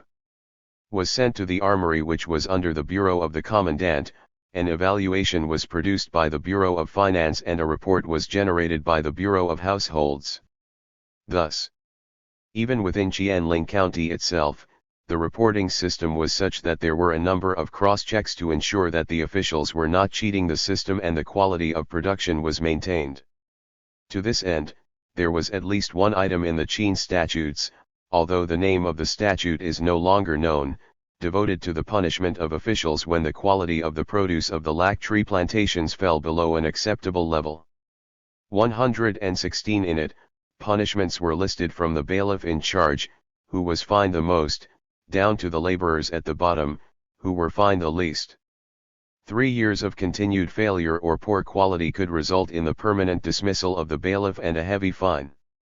In fact, of course, we do know from fragments preserved in the Lai archive and from a number of legal cases preserved in the Zhangjiashan tomb number 247 that Qin and early Han officials were often delinquent in their jobs and did find ways to cheat the system and use it for their own corrupt benefit.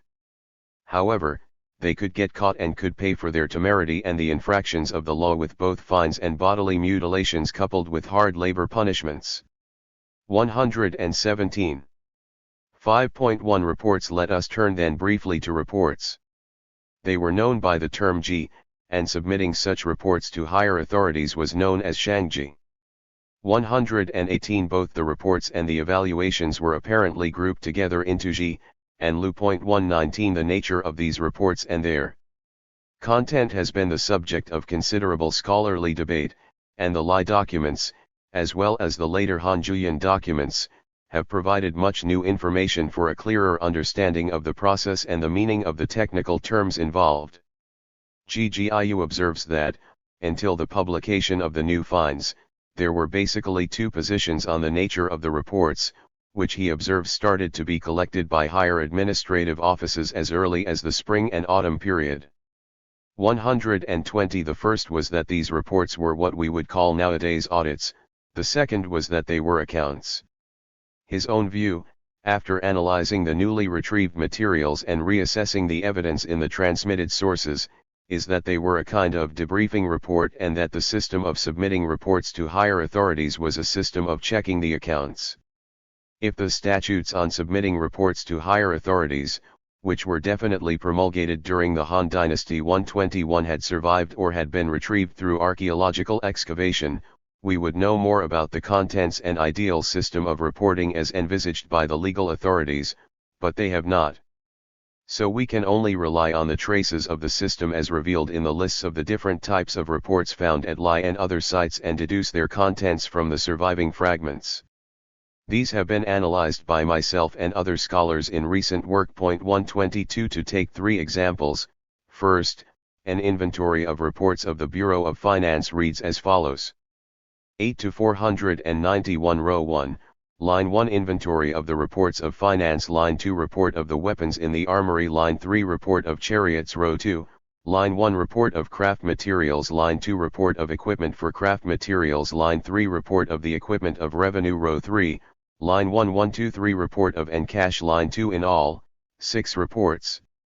From this we can see that the reports produced by the armory, which was under the supervision of the commandant, still had its reports vetted, approved and forwarded by the Bureau of Finance. Similarly, materials used by the Bailiff of Revenue also passed through the Bureau of Finance, as did all the reports of gold and cash transactions which the Bailiff of Revenue had created. As cited above in the Zhangjiashan statute, these reports in the early Han had to be submitted to the commandery and central government every 3 months, but it is clear from my previous research that different types of reports had to be submitted in different months. It is unlikely that all the reports of all types were kept until the end of the Qin financial year in the 10th month before being submitted. 124 Second, an inventory of reports generated by the Bureau of Granaries. 8 to 482 Row 1, Line 1 Inventory of the reports of the Bureau of Granaries. Line 2 Report of grain crops. Line 3 Report of loans. Line 4 Report of domestic livestock. Row 2, Line 1 Report of equipment. Line 2 Report of cash. Line 3 Report of laborers. Line 4 Report of oxen in the Office of Domestic Livestock. Row 3, Line 1 report of horses. Line 2 report of sheep/goats. Line 3 report of the Office of Agriculture. Line 4 10 reports in total. Line 5 scribe Shang in charge. In this example, at the beginning, the Bureau of Granaries is reporting on the grain in the county. According to the statutes on granaries in Tomb number 11, Shuahudi, when reporting the grain harvest at the end of the financial year, the 10th month, the yellow, white, and blue-green varieties were to be separated, and rice, likewise separated according to its varieties, was to be reported in the following year, as it usually ripened too late to be included in the same year's report. Seed grain was not to be given out as rations. 125 in this report, the county might well also have reported on all the receipts and disbursements from all of its granaries, including the rations issued to convicts in its jurisdiction, and any other disbursements to officials passing through the county boundaries who were eligible for rations. This is followed by a report on the loans that it issued and one on the domestic livestock under its charge. Since it provides separate reports on oxen, horses, and sheep/goats under the Office of Domestic Livestock below, this livestock must have been different, quite possibly chickens, pigs, and dogs, all of which could have been eaten, though the dogs might have additionally been used as guard dogs. 126 The next reports would have detailed the quantities and state of the equipment in its charge, the cash it gained from the sale of animals and their products, and the laborers it was employing. These would have been convicts, both male and female, young and old, of various statuses. The oxen would have been used in agriculture, most likely for pulling plows, as Qin was renowned for its government loaning oxen to the peasants to help improve their crop yields. 127 As for horses, it can be seen from one document that they were used in the communication system for transporting documents. 128 Another indicates that the county was buying horses in the market, presumably from private individuals. 129 For yet a third document records the petition of a man in due district who petitions to give a mare and slaves to his non-adult son. 130 Last, the report of the Office of Agriculture completes the list of 10 reports. Third, another evaluation, this time also of the Bureau of Granaries. 131. 8 to 496. Row 1, Line 1 Roll of the evaluations of granaries. Line 2 Evaluation of the offspring produced by the pigs, chickens, and dogs in domestic livestock. Line 3 Evaluation of the pigs, chickens and dogs in domestic livestock that died or escaped. Line 4 Evaluation of the laborer servants who died or absconded. 132 Line 5 Evaluation of the offspring produced by laborer servants. Row 2, Line 1 Evaluation of cash used in the production for work in workshops. Line 2 Evaluation of laborer servants performing government service. 133. Line 3 Evaluation of geese that died or escaped in the domestic livestock. Line 4 Evaluation of the offspring produced by geese in the domestic livestock. Row 3. In all. Here, the laborer servants in line 5 obviously refer to pregnant women who gave birth. It would seem most likely that these children would become permanent government slaves, because it is clear from other lie documents that these laborer servants were some type of slave, for the county officials bought them on the open market. 134 And Qin state law required that the numbers of such individuals bought by the county had to be reported at the beginning of each month, as in the following document. 8 to 154, 135 Recto, line 1. 33rd year, 2nd month, on the first day of the month, Renayan being the first day of the month, the probationary assistant of Qianling, Du, ventures to report the following. An ordinance states, permanently/regularly/always on. Yuelu Academy, Shitu Wengxian Yanjiu 11, 162 to 166. This item might refer to all types of labor performed by these men and women, from the harshest to the lightest. 134 One document, No 8 to 1282, gives the price of male slaves as follows, line 1. 31st year, 10th month, on the first day of the month Yiyu, the probationary bailiff of Urchun district. Line 2 One adult male slave, price, 4,300 cash. Line 3 1 non-adult male slave, price, 2,500 cash. Line 4 in total, the price, 6,800 cash. 135 Chenwei, Lai Qin Jiandu Jiashi, 93-94. This document was previously published in Hunan Shen Wenwu Ko Guyan Jiazhuo, Xiangzi to Jiaziu Miaoziu Zizi Zhou Wenwu Chu, and Longshan Xian Wenwu Guan Li Suo, Hunan Longshan Lai Zhanguo, Qin Dai Gukan Yu Hao Jing Fahu Jian Bao, Wenwu 1, 19, Hunan Shen Wenwu Ko Guyan Jiazhuo, and Xiangzi to Jia Miaoziu Zizi Zhou Wenwu Chu, Xiangzi Lai Qin Dai Jiandu Suanqi, Zongguo Lishi Wenwu 1, 12. 13, Lifa Hubeo Jo, 184, color plate 17 right 2. 290 Yates. Line 2. The first day of the month submit to higher authorities the number of laborer servants purchased. I have asked the question. There are none who match the ordinance. I venture to report this. Verso. Second month, on the day Renayan, the water clock has fallen to 2 below the 11th mark, the postman forwarded. By the hand of Hun.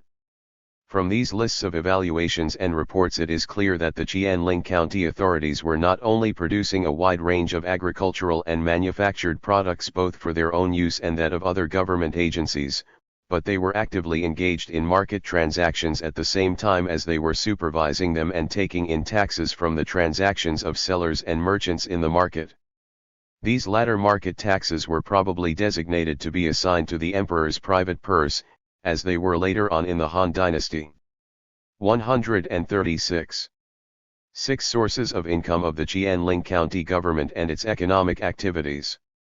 From other documents retrieved from well number 1, Lai, it is possible to deduce that the Jianling County government was engaged in the direct production of grain in state fields and of large quantities of hemp, which was used to produce cloth, shafts for arrows, sandals, and rope, 137 lacquer as discussed above, and in many other economic activities. Its income was derived from a number of different sources, including various types of taxes, debts owed to the government, fines, and redemption fees paid into the county in lieu of punishments. It is not known whether it kept such payments, or had to pass them on to the commandery or central authorities. It was also assigned convict laborers from other parts of the Qin Empire. While it profited from their labor, it still had to clothe and feed them. From the lists cited above and from the registers of the activities of convicts working under the supervision of the various bureaus, we learn that the county raised horses, oxen, and goats or sheep, as well as dogs, pigs, chickens, and geese. 138 The officials were obliged to pay close attention to the health of the animals under their care and, in the case of oxen, to measure their girths 4 times a year.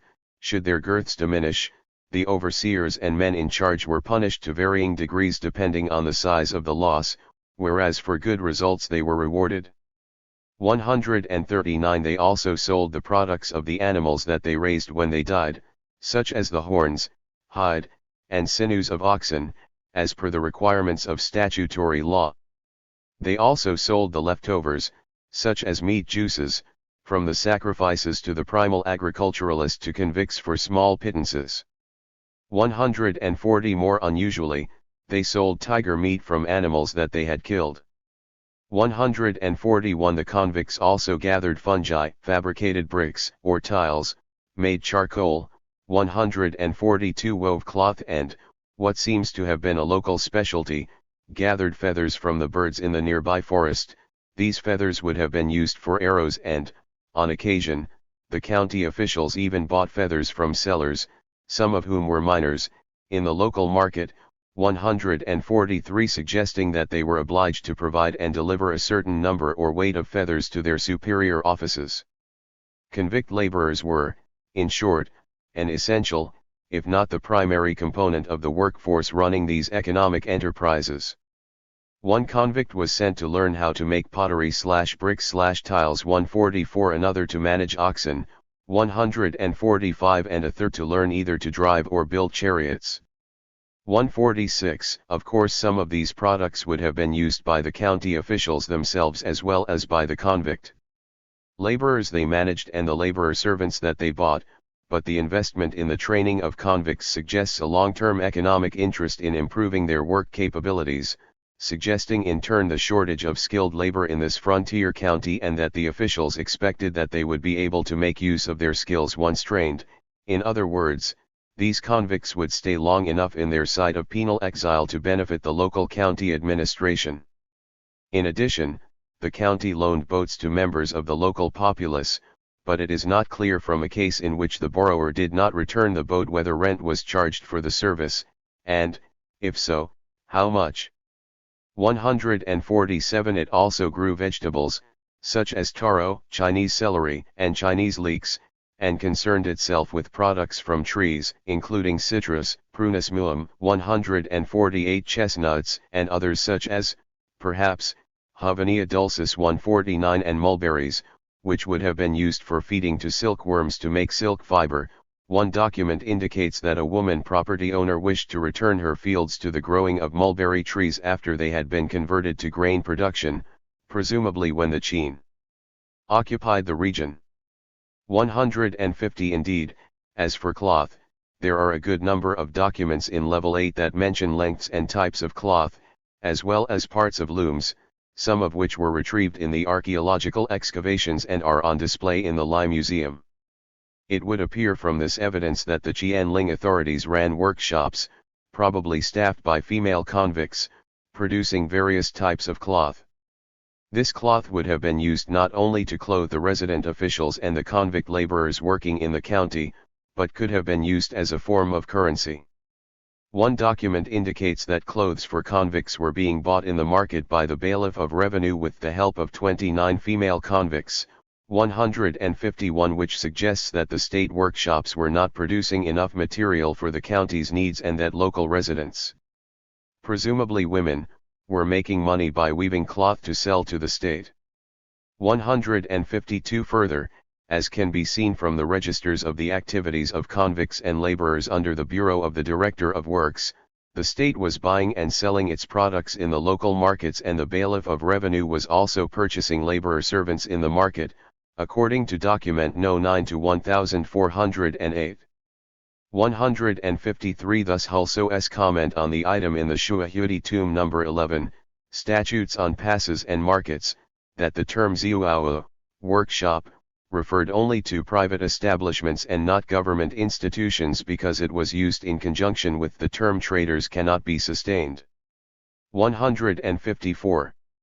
6.1 Taxes. Various types of taxes that were reported by the Bureau of Households are mentioned in the documents. 1. No. 8 to 1182, states simply, Zio tax, 120 cash. This may refer to the poll or head tax levied on adult members of the population, although this would normally have been referred to as suanfu. 155 Other documents mention a tax on feathers and a tax on straw or hay. Ugude Shi Disanji, 453 to 464. 152 Board No. 9 to 2296, mentioned above in Note 137, lists various types of cloth that had been produced and states whether it was sufficient for the use of the local authorities. For example, 15 feet 8 inches of brocade was deemed enough for the county's needs, but the 328 feet 4½ inches of plain silk was not enough, 338 feet more was required, and the 436 feet 9 inches of plain hemp cloth was also not enough, 410 feet more was required, and so on. As for women as entrepreneurs in early times, it seems as though this phenomenon was not unusual. See the story of the widow Qing of Ba, who ran a cinnabar operation in modern Sichuan and who, becoming exceedingly wealthy, excited the admiration of the first emperor. See Siji, analyzed by Wang Zijin, Nu Qiajia Ba Guafu Qing, in Qin Han Wenren Xiaoxiang, ed. Wang Zijin, 71-77. 153 Lai Qin Jiandu Jiaoshi, 300-301. 154 Hulso, Remnants of Ch in Law, 56-57, A51, Note 1. 155 For a recent summary of the issues relating to this and other taxes, see Yangji Unhong, Qin Dai de Kaofu, Yeyi, Benji's Hijaz Intan, in Qin Hanji Andu Yanji Ukung ed. Yangji Unhong, 362-371. Chen Wei, Lai Qin Jiandu Jiashi, 8, quotes from the Statutes on Agriculture from the Zhangjiashan Tomb No. 247, slip No. 255, which states: the former tax, on feathers, was levied because the Qin army had a great need for feathers for their arrows, and the latter tax, on straw or hay, was levied on fields regardless whether they were cultivated or not, and was a tax seen in the Shuahuidi Tomb No. 11 legal documents, except that in the statutes quoted there, the tax was levied in weight of hay or straw depending on the amount of fields bestowed. 156 From the evidence in the Lai documents, we can suggest that this type of tax seems to have changed during the course of the Qin dynasty and was assessed in cash, not in weight of actual bushels of hay or straw, and required to be paid at the end of the financial year, at least in Lai, which had a tropical or subtropical climate in Qin times. Further north, where grass or hay might have been easier to grow, it could still have been levied in the actual product. Further, the rate seems also to have varied. The documents read as follows.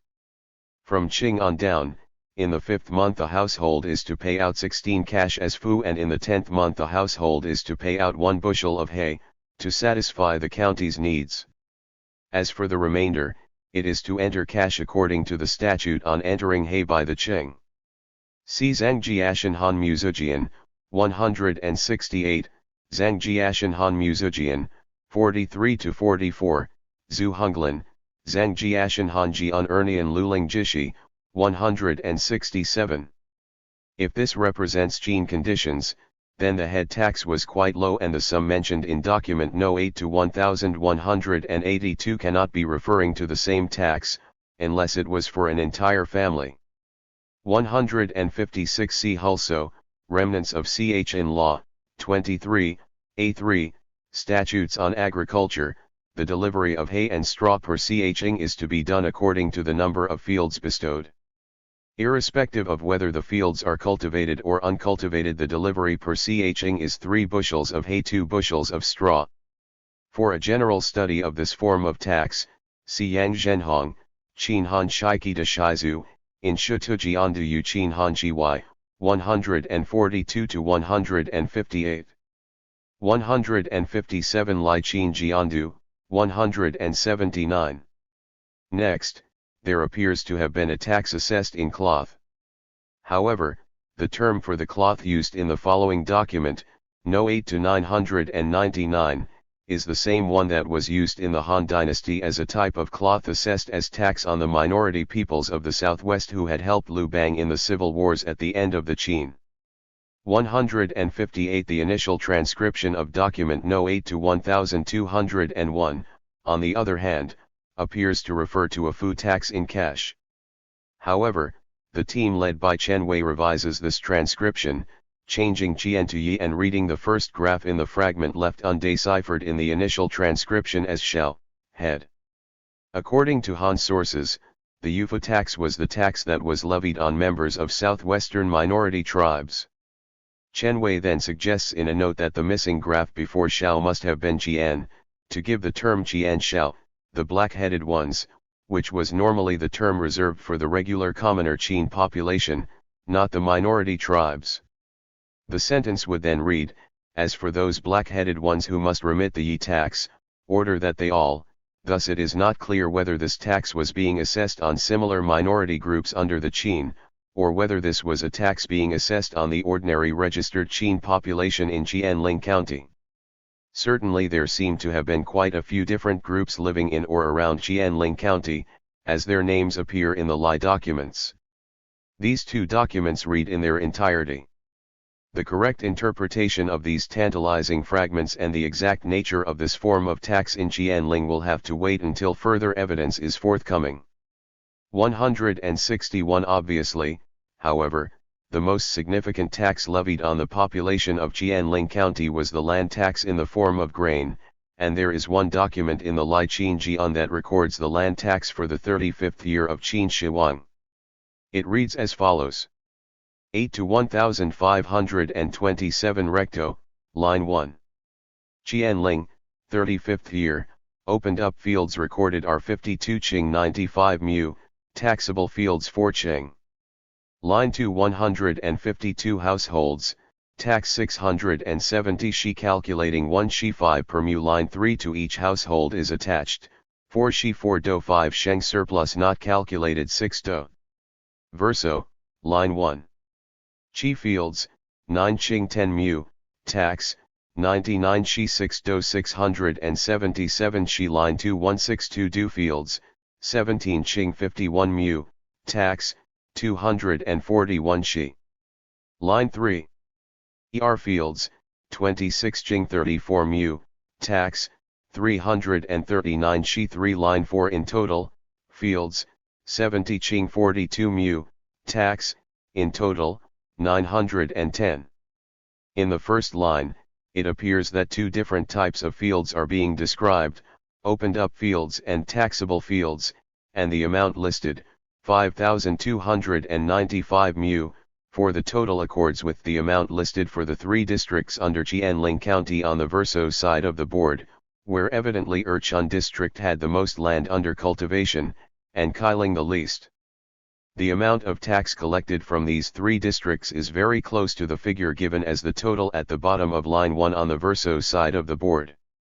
Chen Wei, calculating on the basis of the apparent rate given in the Zhangjiashan legal documents and the mathematical text in the Yuelushu Yuan looted hoard, and the interpretations of several scholars, 163 suggests that the tax rate was approximately 10% and thus concludes that the term Shui Tian must be short for Shui Ji Tian, and amount of tax collected on the opened up fields must have been 4 Qing 51 mu, in other words a rate of approximately 8.52%. However, in the photograph, the first of the two or three indistinct graphs at the bottom of the first line on the recto side seems to be 1140, not Wu, 5, so there must be some slight inconsistency in the figures recorded in this document. 164 There is also some debate regarding the meaning of the term Yu in the first line. Chen Wei's team believes it should be read as Ju, with the meaning of total or overall. However, Peng Hao argues in a recent essay that the word, which appears in a number of examples in recovered and excavated mathematical texts, is a technical term referring to a particular type of land and that it bears the same meaning as in the phrase Yodatu.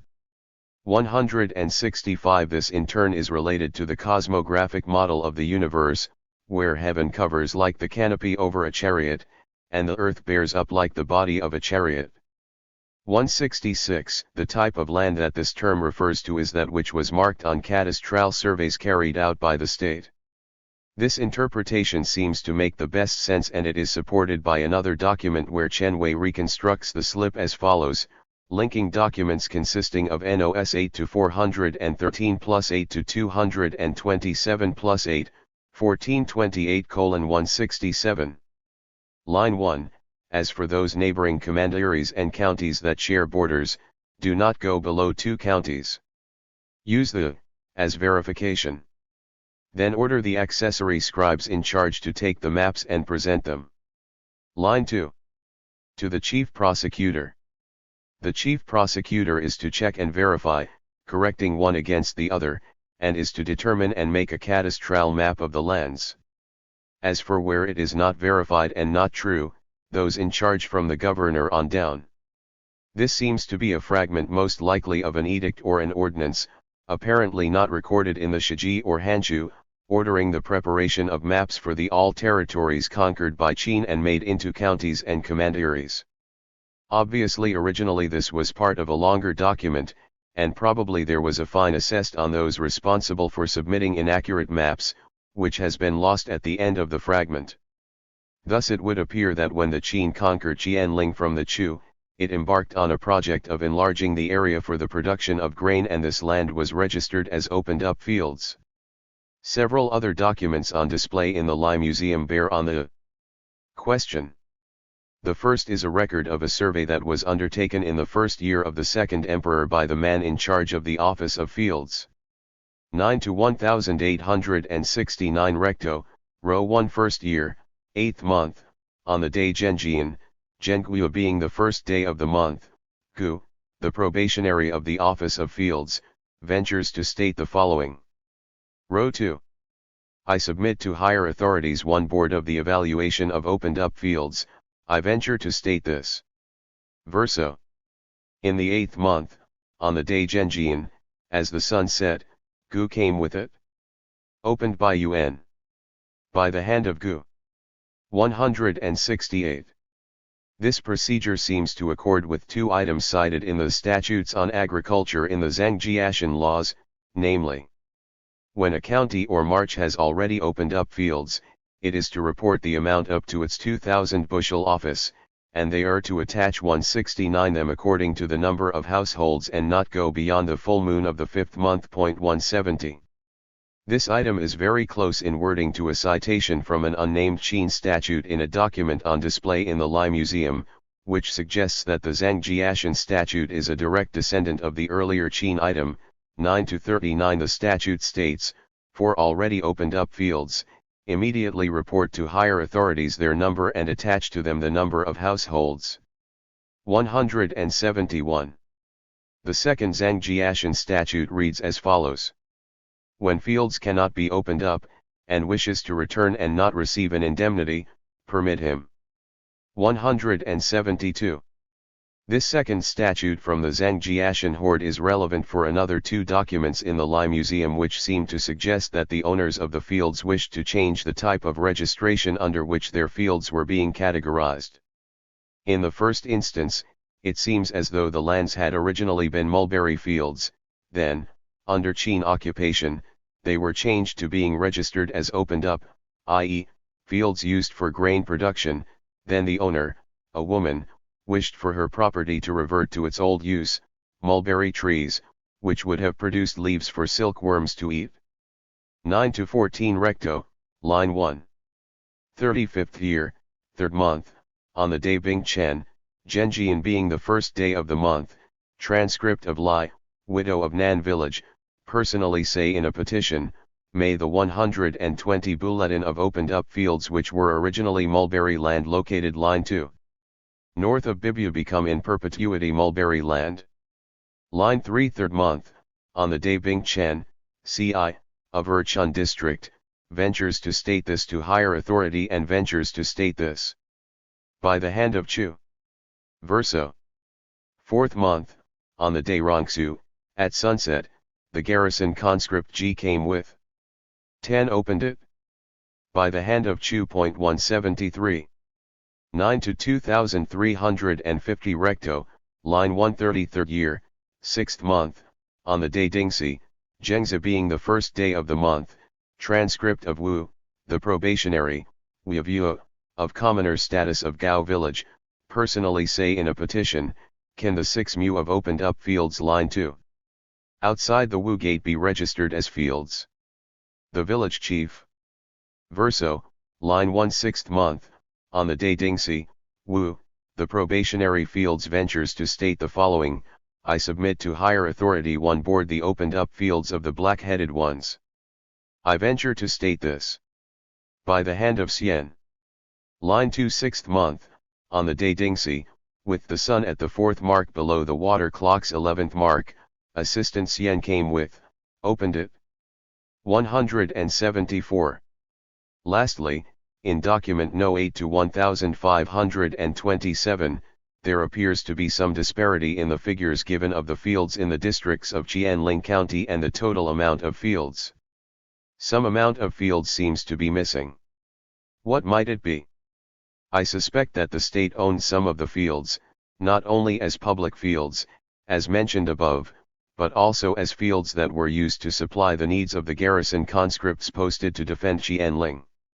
As for the first type of field, in document No. 8 to 63, an official by the given name of Ding, who was in charge of the public fields on the left of Sunyang County, requested an indemnity be paid by a former official in charge of the public fields there who had transferred to Qianling for an error he had made in the reporting of the value of some of the produce, a type of pulse. 175. The amount to be transferred back to Sunyang was 314 cash. This raises the possibility that there were also public fields in Qianling. Some of these public fields might have been rented out to ordinary commoners, as this practice is alluded to in the Qin slips from Longgang, cited by Peng Hao. 176. As for the second type of field, document No. 8-483 mentions the evaluations of the fields of the conscripts, which suggests that Qianling County owned fields as part of the state property that it managed which were cultivated by conscripts to produce grain supplies for their own consumption. Both of these types of fields could well have been included in the overall figures of fields in Qianling County, but they would not have been privately owned and recorded as tax-bearing in document No. 8-1527. 177. One final comment on remittances from the Qianling population to the Qin authorities is in order. It appears as though Qianling was expected to provide tribute in various forms of local products on various occasions, both annually and on special order. Document No. 8-1024 lists winter melon and dried lingfish as products that should be presented as tribute, while document No. 8-769, dated the 6th month of the 33rd year of Qin Shi Huang, speaks of tribute products of the four seasons. Another document, No. 8-770, dated the 8th month of the 35th year of Qin Shi Huang, relates an ordinance sent down by the court in Xianyang requiring the provision of two sorts of rare fish as tribute, the jiayu, probably the Yangtze River shark, Myxocyprinus asiaticus, that can grow to a size of 3 feet, and another unidentified fish called the Shanjin liuyu, probably a type of liuyu, perch. The Kailing district authorities asked the local officials, laborers, and commoner population about these fish and none of them knew anything about them. Presumably Qianling was not able to supply the court with these delicacies. This document is identified as coming from the Bureau of Households. 7. Brief concluding remarks. I would like to conclude this survey of the economic activities of Qianling County with some brief remarks on Professor Hulso's comments on the relationship between the legalists and the economy as he saw them in the light of the legal documents found in 1975 in tomb number 11, that of a local official by the name of Shi, in the cemetery of Shuahui, Yunmen County, Hubei, further to the east of Qianling County. These legal documents reveal that Shi was a local Qin official primarily concerned with administrative matters, especially with the management of convict labor and accounting. Now, with the discovery and partial publication of the Lai Archive, we are in a better position to assess the extent to which the legal rules promulgated by the Qin central and regional authorities were actually put into practice in local government. Setting aside Hulso's comments on the penal system, the system of criminal law, which he correctly notes is not well represented in the Shuahui Horde, I believe he is correct in concluding that the complexity of the administrative rules and procedures suggests that the Qin developed these over a long period of time, much longer than the 100 or so years between the arrival of Lord Shang in Qin in the mid-4th century BCE and the establishment of the Qin Empire. However, he credits Lord Shang and the later Qin legalists with the attempt to extend its influence over all spheres of life of its inhabitants. Collective responsibility is a general trait of primitive law, but its systematization is probably the product of the school of law. The desire to have the state regulate everything is shown also by other traits, where this desire seems to have been carried ad absurdum, such as the exact measurements for the clothing to be issued to convicts or for the quantity of grease to be used for greasing carriage axle trees. Still, in spite of these absurdities, which are after all unimportant, the overall impression gained from the new Chin texts is that the state was able to exercise its control effectively, trying as far as possible to remedy the weaknesses of men by means of a vast network of regulations, the slightest fault being punished severely and rewards being only rarely bestowed. 178. The evidence presented from the Qianling archive suggests strongly that Qin local state officials followed very closely the rigorous rules and regulations as prescribed in the statutes, ordinances, forms, and norms promulgated by the state. But it is impossible to determine whether the legalists were responsible for the elaboration of the system. It is more likely that the system developed not necessarily as the result of the application of a specific philosophy, but rather incrementally, as the officials at all levels of the administrative hierarchy tried to resolve particular administrative and economic problems on the ground as they arose. Further, all these laws, rules, regulations, procedures, and norms were not absurd, as Professor Hulso believed. The Qin officials were deeply involved in the complex and vibrant market activity of the late Warring States and early imperial period. These rules and regulations were designed to take advantage of, control, or at least mitigate the effects of the slightest variations in the economic conditions and the changing vagaries of the natural environment. The authorities also recognized the frailties of human nature. Not only did officials try to profit themselves to the loss of the state, but they had to survive, as did the ordinary people. If the conditions deteriorated too severely, people just got up and left, whether they were convicts or whether they were members of the local population, or whether they were officials.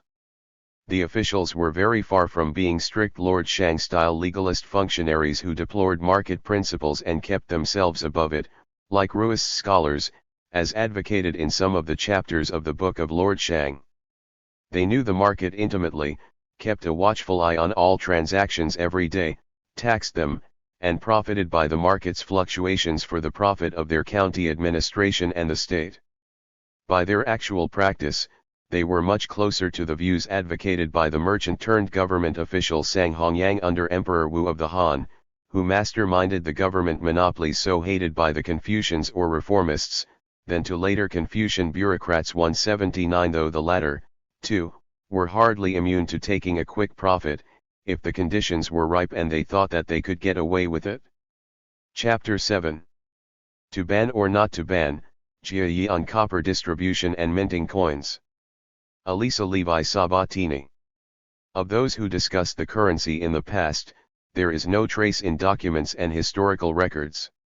None understood its importance, except for Mr. Jia of the Han and the administrative officer Lu Ji of Dynasty, who intensely investigated their meaning. Do you 1. At the beginning of the imperial era in China, the question of unification of measures was intrinsically related to the construction of the new state system, namely to political and military power, empire formation, and economic developments. One of the aims of this kind of reforms and interventions was the central command of wealth and resources of the country, that is, in other words, to manage the economy of the state in order to centralize political control. Point 2. Amid discussions on these topics, the question of monopolies began to arise. Generally speaking, in the first decades of the Han Empire, several ministers tried to persuade emperors to centralize control over state resources in order to prevent another political collapse. Within this context, the monopoly of the monetary system, which dealt not only with coinage but also with control over the distribution of copper, became part of the discussion of the reforms required to tranquilize the empire. Most important, the discussion was linked to the centralized control of prices, mainly of grain. Many of the received texts of early China deal with economic issues from an ethical point of view, usually condemning reprehensible conduct and criticizing those who manipulated the commonwealth for acquiring a personal profit. Point 3. Yet, beyond narrative strategies, at least some political thinkers involved in decision-making eventually gave precedence to the economy over moral and ritual considerations under certain circumstances. Economic affairs mattered, and this is documented by numerous memorials dating back to the early imperial period focusing on economic issues. Point 4. Just to give an example, let us refer to the famous chapter Mu Min of the Guanzi 5, where it states that when the granaries are full, they will know propriety and moderation, when their clothing and food is adequate, they will know honor and shame. Point 6. Full storehouses are here identified as a sign of a well-run state. 7 Only after having reached a sufficient degree of economic stability can society understand and practice rituals. 8 In other words, a state first needs to have a stable economy, and only after stabilizing the economy is it able to deal with ritual and ethical issues. The text clearly states that economic matters are related to the basic needs of the populace and their fulfillment. Early economic thought in China distinguished primary and secondary occupations, in other words non-essential production.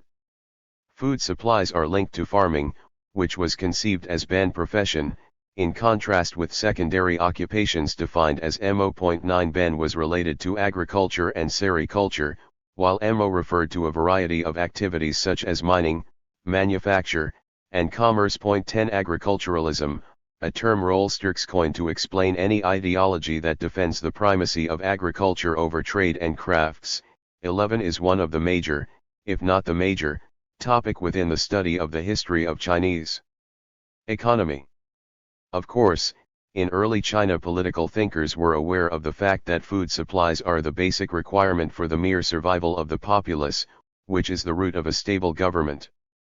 There was indeed a wide consensus that the state in its own interest ought to ensure the primary needs of the subjects and take precautions to cherish or spare the people and to provide for their security, which is to tranquilize the people. 12 Hence, control over food supplies was also one of the political and economic instruments the ruler could utilize to have control over the people in order to stabilize them.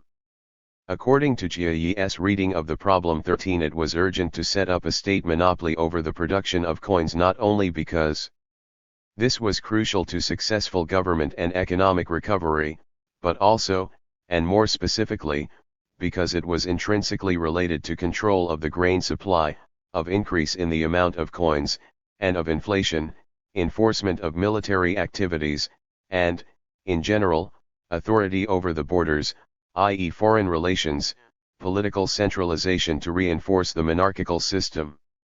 These issues are part of the focus of two memorials addressed to Emperor Wen, now chapters of the transmitted text Xinshu, 14 ascribed to the young Western Han political thinker and erudite Jia Yi, whom both contemporaries and later generations regarded as having been far ahead of his times. 15 We need to bear in mind that in the past coinage and related activities were also linked to economic and military power. 16 First, coins and minting enabled those who had control to hire soldiers. Second, and most important for our study, control over coins and minting bestowed the power to regulate prices, in other words inflation. Generally speaking, just like today, money made empires possible, and it was associated with military activities. 17 This chapter studies the economic role of coinage and related activities, such as copper distribution and minting, during the early decades of the Han period and specifically in the thought of Jia Yi. First, I will provide a general historical background of the issue. Second, I will introduce Jia Yi as a political thinker and his role during the former Han dynasty, and third, I will analyze Jia Yi's discussion on the above issue. 1. Historical background, the monetary system and related issues during the early decades of the Han.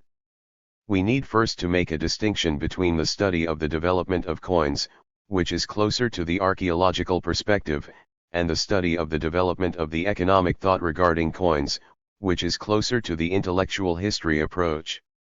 Although related, these two separate issues can be seen as two different steps in one process.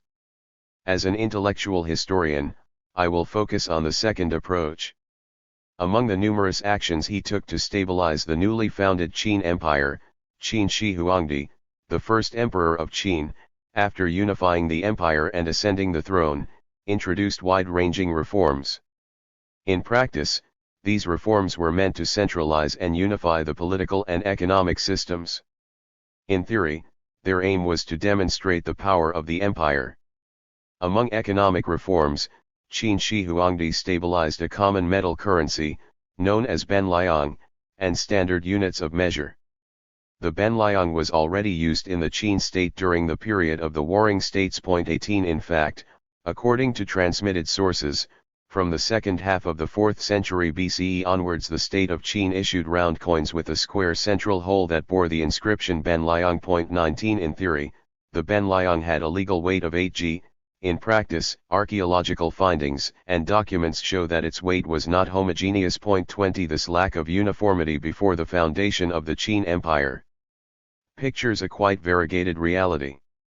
However, after the unification, the use of the Ben Liang was officially extended to the whole empire. 21 In 221 BCE, with the geographical conquest and political unification, the use of coins other than the round one with a square in the middle was, at least in theory, prohibited. 22 In a nutshell, the monetary unification was the result of the extension of the Qin currency system, the climax of a process that had begun a few centuries earlier, and that was to spread to the conquered states, before it finally ushered in the establishment of the state monopoly under Emperor Wu of Han in 113 BCE.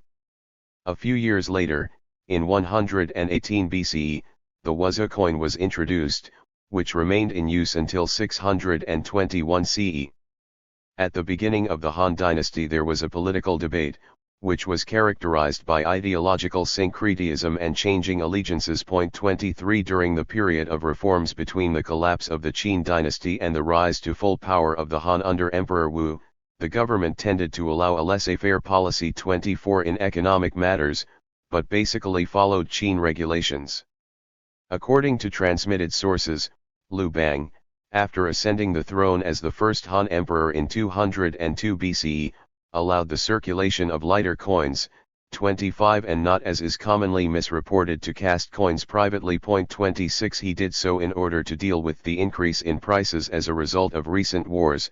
The people needed some respite, also from an economic point of view, and had to be spared or cherished in order to be stabilized after years of war, and because the Qin, according to Han sources, had overexploited them. 27 One of the most pernicious effects of war was to push up prices, giving a hard time to a population already under pressure owing to the military duties of past decades. The economic stability related to light coins was linked to the circulation of money and grain supply. It was important both for recovering from war and for preparing to go to war. Stability could both generate wealth for the people and instill the idea of a strong unified empire, thus strengthening the ideology of state power. In order to grant the people who supported him as he ascended the throne and who helped him win the civil war, a general demobilization followed straight after Liu Bang proclaimed himself emperor in 202 BCE. This enabled all people to return home to their land. The meritorious ones, meaning those who supported Liu Bang during his ascent to power but did not have property, were duly granted land and houses. It was at this point that Liu Bang relaxed the coinage laws. 28 The absence of control over the circulation of light coins from the central government brought forth a torrent of confusion with regard to the circulation of coins within the market.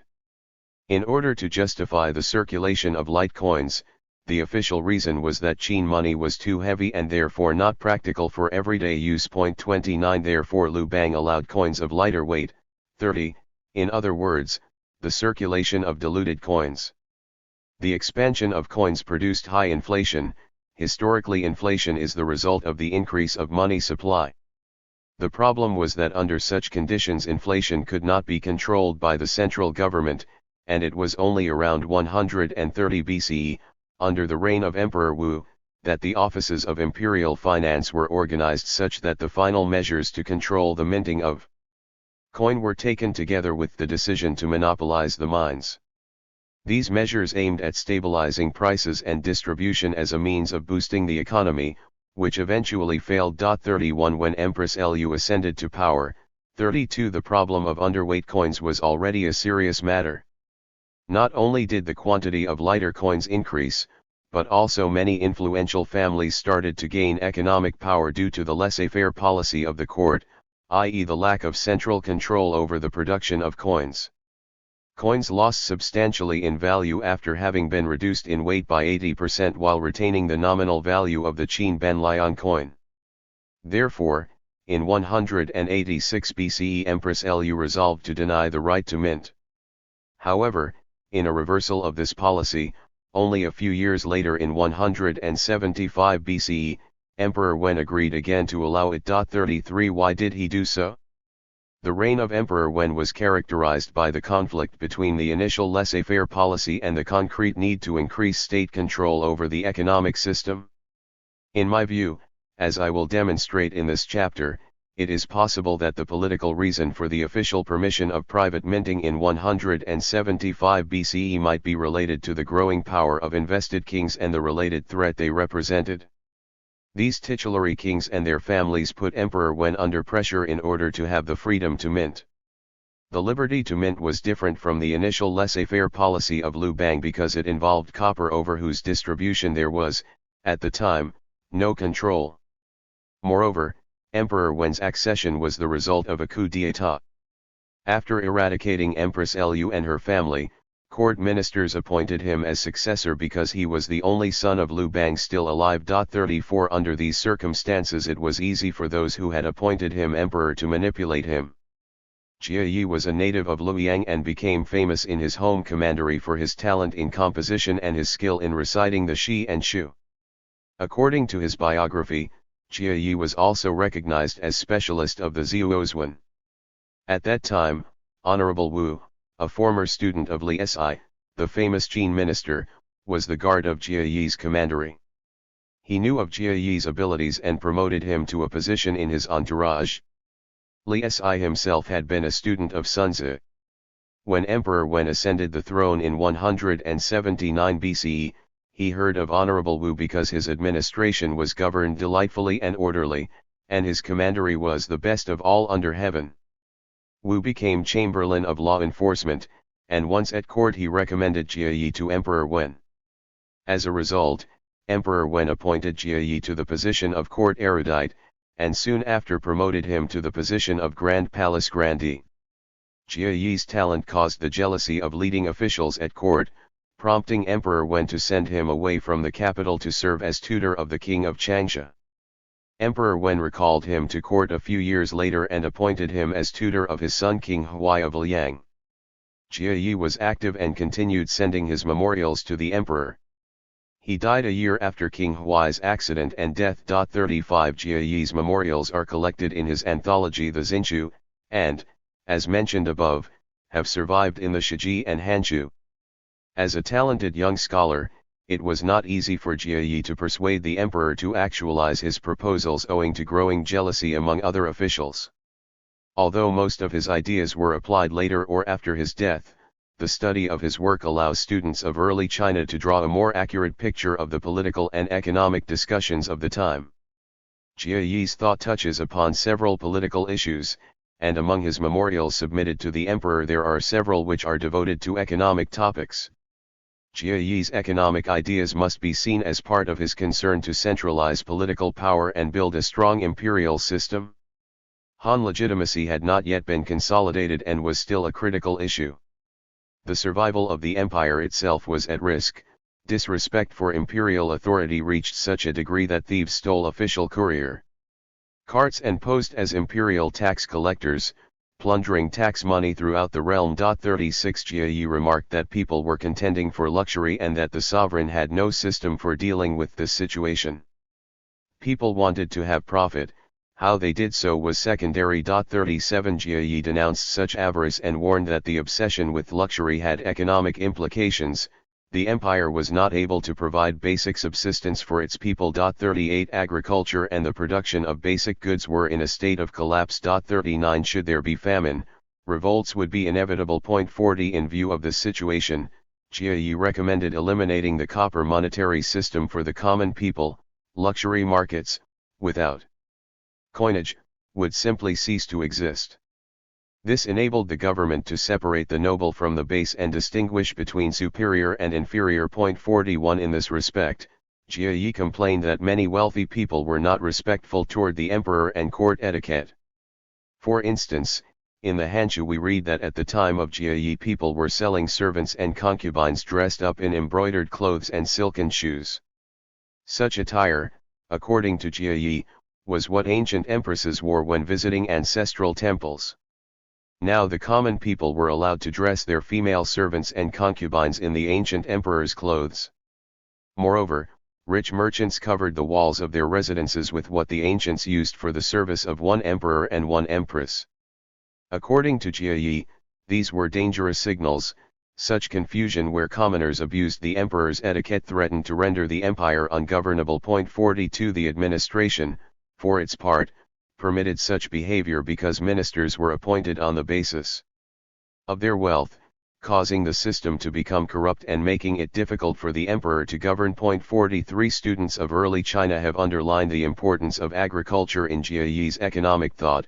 He considered agriculture a root profession and supported a return to agriculture by persuading Emperor Wen to revive the imperial plowing ceremony and abolish taxes on land and agricultural produce. 44 Jie's approach towards agriculture is based on the assumption that from antiquity to his present day plowing, weaving and storing up harvest were necessary to rule all under heaven. However, this is not surprising and nothing is novel in this respect. The primacy of agriculture, which means food production, was essential to the general political and economic discussion simply because it was the basic principle for the survival of the masses and the state. Agriculture was the root by definition, meaning that it was the primary occupation for the state economy.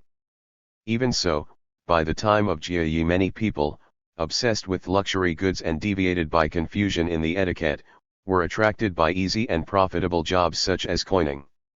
Because of this, they were abandoning the fields.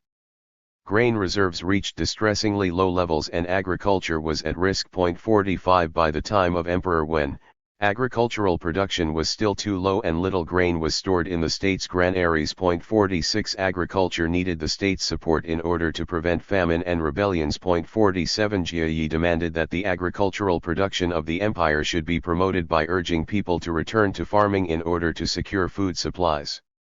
In this respect, Charles Sanfeit stresses that this was not a matter of moral duties, it was in the self-interest of the emperor. 48 Jie writes, that people do not have sufficient and yet can be ruled has never been heard of from antiquity to the present. 49. Aware of the importance of the role of agriculture, in 176 BCE Emperor Wen issued an edict which stated explicitly that agriculture was the foundation of the empire. 50 Many other edicts followed, expressing concern over a shortage of food reserves, inquiring into the reasons for poor agricultural development, until concluding that many people gave up farming to engage in commercial activities. 51 Considering Ben and Mo as the division of labor in terms of production of basic necessities, it is clear that this situation was subverting the order of priorities within the economy of the empire and threatening to cause a serious crisis if not corrected in time. Jie also proposed a land reform, reducing the size of the titular king's territory. The idea was to reduce the power and influence of these kings and thwart possible demands for independence from the central court. 52 Moreover, since agriculture depended on the provision of iron-made tools deriving from the product of mines and relying on distribution by merchants, 53 A free coining could have seriously damaged the production of these basic tools because the masses, eager to easily and quickly earn their wealth, would have minted the raw materials for basic tools. Generally speaking and in line with Shang Yang's thought, the economic policy of the early Han emphasized agriculture as the fundamental occupation but disregarded commercial pursuits, which were considered of only secondary importance. 54 Even so, during the Han dynasty, laws to control the merchants' activities were light and unregulated. 55 It was precisely within the domain of non-agricultural economic activities that Jie urged the control of all important areas of production in order to place commerce under regulation. Modern scholars have noticed that the low esteem in which merchants were held since the early years of the Han Empire was not so noticeable in the pre-imperial period nor in Qin and early Han empires. 56 The increase in commercial businesses of merchants and landlords, and the attention that political thinkers of the time paid to it, touched on various issues, not least those related to minting and currency. The predictable economic independence of landlords and merchants, without a clear regulation from the center that aimed at containing and controlling their activities, would have undermined the central power which was currently under consolidation. Moreover, allowing the circulation of coins whose weight was not regulated permitted these categories to mint coins without any control from the central government, allowing them to create a surplus of wealth for personal use only. Jie Yi attempted to bring to the emperor's attention both the increasing flight of farmers to non-productive secondary occupations, mainly commercial businesses like private minting, and the socio-economic risks that this policy might pose to the empire. Jie Yi was not against commercial business as an activity in itself as long as it was controlled and agriculture remained the priority. However, it became problematic when this activity was unrestrained. According to Jie Yi, during his time there were too many parasitic consumers and too few producers, and he claimed that today turn their backs on agriculture 57 and rush into the secondary. Those who eat are very numerous. This is highly injurious to the empire. 58. To cherish the people by satisfying their basic needs under the economic control of the emperor. 59 through monopolies and laws could guarantee stability at the bottom. Likewise, policies preventing landlords from accumulating capital for independent annexation, and restricting merchants' activities, could be a tool to rule the empire. 60 For instance, Jie Yi recommended a land reform for the invested kings. By reducing the size of the king's territory, they would act more like administrators than rulers, avoiding the growing power of independent kingdoms. 61. The two memorials dealing with economic issues related to coinage, which are the focus of this study, are the Tong Bulletin and the Zujian. These two chapters, probably presented in two different moments, had later recognition and were partly transmitted in Shiji and Hanshi. 62 During the 5th year of Emperor Wen's reign, copper distribution among the people and private coinage were permitted. Jie Yi wrote the Tong Bulletin and the Zujian memorials to persuade the emperor to take control over copper, and thus monopolize resources in order to consolidate the central control of resources and the circulation of the amount of coins. Jie Yi urged that both were necessary to fix the production of coins and to monopolize monetary control. In a narrower sense, these two memorials pursue a rhetorical strategy that aims at convincing the emperor of the need to take immediate economic and political measures to resolve problems of coinage and minting, which were related to the control of inflation. Related chapters of the Zinshu help to reveal his real preoccupation and thus the hidden agenda of his two addresses on coining and minting, which was, in a broader sense, the centralization of political and economic power at the Han court, resulting in the consolidation of the monarchical system. From a politico-economic point of view, Jie Yi was probably one of the first political thinkers to understand that inflation was the result of the increase of money supply. For this reason, controlling the production and circulation of coins could assure control of economic and political power. Hence it was decisive for the emperor to be aware of the fact that if he was not the one to have such control, others would have it, meaning a collapse of centralist power. Jie Yi urged the emperor to pave the way for the centralization of the production of coins in order to be able to control the flow of coins and regulate inflation. On the one hand, economic reforms over copper and minting were needed to prevent social turmoil due to possible famine and economic disorder. On the other hand, the exclusive control of minting in the hands of the emperor would have allowed him to adjust the content of coins by mixing different metals and create leftovers to use for other expenses, i.e. to pay for peace at the borders with the Xiongnu. 63 In this way, the emperor would have complete control over the production of coins and the use of copper, in order to control inflation and to use copper according to actual needs. The Tong Bulletin and Zujian chapters, which are related to monetary policies, deal with the following problems. 1. The promotion of agriculture, restrictions on merchants, grain storage, copper distribution, and monetary policies, as part of the economizing on expenditure policy. All these issues affected not only the domestic, but also foreign affairs. 2. Monetary independence of the common people, in general, and high-ranking officials and contemporary titulary kings, in particular, as the result of their freedom to own copper and to mint. In order to make my point, I will first summarize some general observations on coinage during Jie Yi's time and its relation to agriculture, the foundation of Chinese economy at the time, and secondary activities. Second, I will analyze Jie's attempt to create a state monopoly and how to avoid private minting of coins by subjects to render stable the prices of goods and to balance the means of distribution. In this context, I will briefly recall its relation to the Qingzhou theory 64, literally light-heavy, meaning price ratio, relative value 65 or monopolizing prices, which was developed in the eponymous chapters of the Guanzi 66 and absorbed by Jie in his memorials. The theory is related as much to agriculture as to the monetary system. According to Alan W. Rickett, this theory advocates the manipulation of circulating coins to control the supply of grain and other goods. For this reason, it may constitute the world's earliest statement of quantitative theories of money. 67 It is important to recall that the theory upon which later state monopolies on minting coins relied, i.e. the Tang dynasty, was also based on the idea of Qingzhou. 68 Jie applies the Qingzhou theory to the use of coins in order to monopolize inflation, whereas the so-called Qingzhou texts state that the key to an indomitable economy is controlling the grain supply, and they do recognize that controlling the money supply is a way to control prices as well. 69 This perspective gives us another lens to read Jie's argument. The problem of state monopoly for coinage deals with much more far-reaching political and economic needs. Jie, once again, shows that he was highly creative by applying the idea of Qingzhou to the issue of minting.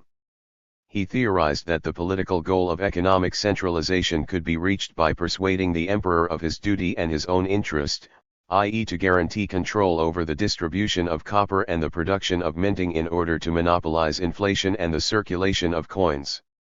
The economic issues raised by Jie are directly related both to foreign trade policy and domestic control. These two memorials recommend a copper state monopoly as a panacea for boosting the economy and thus for creating long-term economic prosperity and social stability. In other words, they urge the need to centralize the control of economic power by considering it the key method to prevent potential revolts. The Tong Bulletin and Zujian chapters can be read as an attack against those high-ranking officials and titulary princes who, through the controlled copper mines, advocated political and economic centralization for their own interest. This kind of situation could sooner or later have resulted in the fear of formation of an alternative power base of those areas rich in copper. The aim was to prevent such a situation through centralized economic control. This is why Jie identified economic problems and proposed possible strategic solutions, such as the central control of minting by the emperor, the abolition of free coinage, and the prohibition of private copper minting. He pointed out the roots of the problem, and he firmly argued that the distribution of copper among subjects is the origin of economic and social disorder. On the one hand, a lack of central control of copper distribution and minting coins would have affected agricultural production, which was considered as the prime origin of the state's wealth and tranquility. Its demise would have plunged the country into chaos. On the other hand, free coinage would have reinforced the economic independence of certain titulary princes. Monopolizing minting and the use of copper was the key to both boosting the economy and strengthening central command. According to the Hanju, Jie gave a speech to the throne in 175 BCE 70 where he tried to persuade Emperor Wen to centralize control over copper distribution and to regulate the minting of coins, in other words, to ban the privatization of coinage. Great profits acquired with this rampant activity had taken the people away from agriculture, which should have been their primary occupation so that food would have been sufficient and the empire ordered and at peace. It is important to point out that, economically, this argument does not hold water.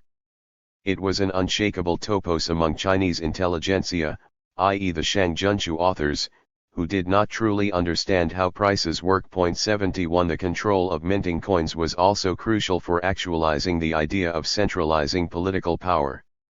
By controlling the production of coins, the emperor could stabilize the price of grain. Contrary to what other people said, Jie argued that the empire was not yet tranquil and had to be ordered. In the context of a discussion of meritocracy, Jie states, "Those who bring forward proposals all say that the empire is already tranquil. I, your humble servant, alone say that it is not yet tranquil. Some people might say that the empire is already in order. I, your humble servant, alone say that it is not yet in good order. 72. Jia Yi tried to persuade Emperor Wen to impose the monopoly of coinage and central control of the supply of copper. His recommendations were ignored at this time, and only after his death were they reconsidered and partially applied. Jia Yi may well have been one of the first proponents of more state control, maybe even a pioneer in the transition to a Wudi-style command economy, which began in the 130s and was fully developed in the 110s BCE. 4. On copper distribution and minting coins. The first part of the chapter on copper distribution focuses on the three disasters that affect society as a result of the chaos given by the dissemination of copper among the people. The three disasters are the following: 1. Punishing subjects because they mint their own coins with no restrictions will cause them enduring unhappiness due to permanent reduction of status through mutilation. 2. Minting coins at home results in the circulation of counterfeited currency, causing unreliable coins to circulate and increasingly leading to suspicion among the people. 3. Minting their own coins, subjects will definitely leave the fields and will not take care of agricultural activities, causing the greatest disaster, i.e. famine spreading throughout the empire. According to the climactic structure of the memorial, the last point is the most important. Famine is seen as the result of a lack of control of the grain supply, which depends in turn on the control of money and of people's activities. The dissemination of copper among the subjects is the disaster of the empire. Why do I say this? When copper is spread among the subjects, then those people who mint coins in general are certain to mix it with 339 to ban or not to ban stone, lead, and iron. Face tattooing penalties will increase every day. 73. This is the first disaster. When copper is spread among the subjects, the counterfeiting of coins will not stop, coins in circulation will not be reliable, and the people will be ever more suspicious of one another. This is the second disaster. When copper is spread among the subjects, those who collect copper abandon their fields and those who melt at their house reduce their agricultural activities. If grain is not produced, we'll be on the brink of famine. This is the third disaster. Hence, if minting coins is not banned, coins will be in constant disorder. Face tattooing penalties will increase daily. This is a pitfall. Moreover, agricultural activities are neglected, and people are hesitant in plowing. 74. Therefore, the melting of coins by the people must be banned. 75. If your imperial majesty bans the minting of coins, you will surely apply capital punishment to those who mint coins. If minting coins is banned, money will certainly be heavy again. If coins are heavy, counterfeiters. 76 will arise and capital punishments will again accumulate. Copper is the cause of all this. Hence, when copper is widely spread among the subjects, it aggravates the calamity. 77. This opening passage of the chapter explains that copper can potentially cause many economic and social problems if its distribution is widely spread among the subjects. On the one hand, the distribution of copper among the people is the cause of counterfeited coins and eventually punishments. On the other, the permission to mint coins privately for the masses directly influences agricultural activities because nobody will take care of the fields. This will allow greediness to freely flow, pervade the society and produce disasters. For this reason, subjects are at the center of the discourse. If they leave agricultural activities for more profitable ones, the result is quite predictable: there will be famine caused by abandonment of fields and production. Jia Yi's argument is clear and straightforward: if the people leave agricultural activities, who is going to take care of the fields? From the point of view of internal security, there will be distrust among the people because many of them will circulate counterfeited coins minted with inferior materials. To ban or not to ban, both solutions might have a negative effect on the population. The lack of regulation in copper distribution and control is the problem to solve. The emperor must not allow copper to spread among the people and must call for minting regulation, otherwise, the people will be tempted by easy profit and will cause counterfeited coins to be produced without any control. If this happens, the natural result is that the empire will be in disorder and people will be punished, permanently degraded by mutilation and unhappy. The empire, and the emperor, cannot survive under such adverse conditions, the future shaping of which is predictable from the present minting policy. What kind of solution can be found for this dilemma? According to Jie, the prohibition of copper distribution among the subjects will cause even more problems because the greed of the people is such that they will ignore the prohibition and for this reason will be punished. Jie does not offer strict laws nor moral recipes as a solution. On the contrary, he gives a practical solution to a real problem.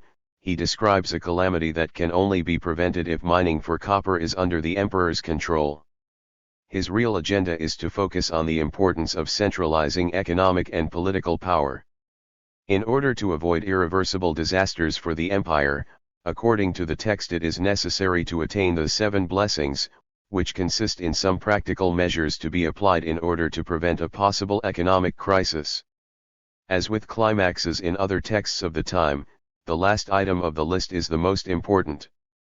The 7 blessings are explained as follows. Now, large-scale calamity can be avoided if the 7 blessings can be attained. What is called the 7 blessings? If your majesty confiscates 341 to ban or not to ban copper, banning its dissemination among the subjects, then the people will no longer mint coins and face tattooing penalties will not accumulate. This is the first blessing.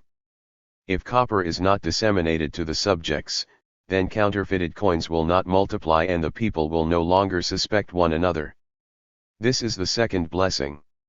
If copper is not disseminated among the subjects, if they are unable to gather copper and mint coins, then the people will return to plowing the land. This is the third blessing. If copper is not disseminated among the subjects, if everything returns to your majesty and if your majesty seizes the copper supplies to control the light and heavy, 78 if methodically confiscates the coins when they are light and methodically distributes them when they are heavy, then coins will surely be kept in good order. This is the fourth blessing. If seizes the copper supplies so as to melt arms and to bestow upon distinguished ministers and if variations in sizes and quantities are all governed by regulations with a view to discriminating the honorable from the lowly, 79 to differentiating superiors and subjects, then ranks and grades will be clear. This is the fifth blessing. If seizes the copper supplies, so as to supervise the 10,000 currencies, to adjust abundance and scarcity and to gather surplus wealth, then offices will certainly be rich, while people in secondary occupations will be straitened. This is the sixth blessing. If seizes the copper supplies and deploys our discarded property in order to compete with the Xiongnu for their people, then the enemy is certain to be distressed. This is what is called the seventh blessing. Therefore, he who is good at governing the empire will transform calamities into blessings and turn defeat into achievement. Now, on the contrary, to reject the 7 blessings and to wreak large-scale calamities, this is one of the reasons for which one can sigh long and heavily. 80. In Jie's view, the emperor has to confiscate copper and ban its dissemination among subjects, in other words, he has to monopolize natural resources. The control of copper supplies would allow the emperor not only to manage the people 81 and to govern their activities, but also to gather surplus wealth. This would in turn enable him to create inflation, the result of which would be being able to exchange nothing for something where something stands for economic and political power. Jie knew that control over natural resources had to be centralized in order to allow the emperor to exercise his authority over the empire. This point is crucial. Jie was an expert of the Zhuozhuan, where we read that aides strongly suggested to deploy control of natural resources, probably to keep control over the territories and maintain a fragmented political reality. This situation would have allowed powerful families to retain their political and economic influence over the territories. This is what actually happened during the pre-imperial period, when states ruled by independent families were fighting against each other in order to secure control over the Tianxia. For instance, In one very famous remonstrance, intended as a critique, Yan Yang stated that in order to have a prosperous state, it was fundamental to allow the people from the suburban areas to enter the state's political affairs. 82 Jia Yi, aware of this precept, attempted to persuade the emperor of the importance of the centralization of control over natural resources. He aimed at retaining political power that, like today, came from control over the economy and money, i.e. inflation. Here Jia Yi clearly emphasizes the importance of rewards as the instrument the emperor must handle in order to harness the officials and their self-serving nature. With the promise of reward, subordinates will be motivated to stay close to the emperor, who holds the instrument to tame them. Jia Yi states that the emperor has to seize the copper supplies to control the light and heavy. This is a call to monopolize copper supplies. Control over copper and the surplus the emperor can obtain from it would allow him to melt arms, grant distinguished ministers, make clear the difference between superiors and subjects by the use of rewards, and have control over the many currencies, and hence control over inflation. In this way he will be able to decide how to use copper supplies according to different important issues related to warfare, granting superiors and differentiating superiors and subjects. In the previous section of the memorial, Jia Yi lists the three calamities which result from the pursuit of dangerously short-sighted policies. From a social point of view, this is one way to prevent disorder and possible revolts. According to the text, it is of the greatest importance to transform the above-mentioned three calamities into 7 blessings for the state. First of all, the sovereignty of the state over currency would allow the empire to confine the increasing personal influence of merchants and other people in secondary occupations. Secondly, the subjects would return to agricultural activities and thus would generate surplus wealth that could be returned to and thus benefit the masses. Thirdly, with surplus wealth and a contented people, the emperor could prevent any kind of internal disorder and rebellions. Finally, and most importantly, in such a way he would be able to centralize political and economic power, allowing him to put the entire empire into good order. However, the issue of copper was not only related to domestic political economy but also to foreign relations. Jia Yi is probably one of the first scholars during the Han Dynasty to relate currency issues to foreign relations. In fact, the 7th blessing consists in eliminating the greatest threat of the time with regard to foreign policy.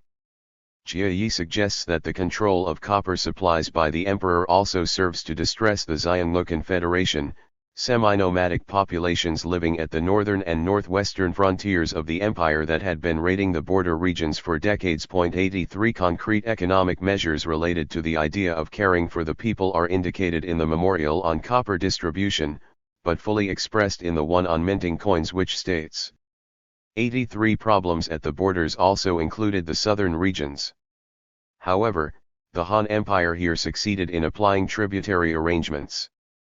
I discussed Jia Yi's ideas on how to weaken the Xiongnu and make them subjects of the Han in Levi Sabattini, War Economy during the Han Dynasty, 115 to 131.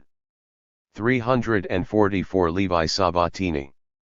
The law permits the empire public privilege to hire labor for the casting of coins. Those who dare to alloy the compound with lead and iron in order to cleverly craft something else shall have their faces tattooed with black pigment for the crime. Nevertheless, the basic situation of casting coins is such that unless there is a miscellaneous mixture adroitly done, one cannot obtain a material profit. Even if the admixture is the very slightest, it is easily done, as easy as putting salt into a soup, and it gives a very substantial profit.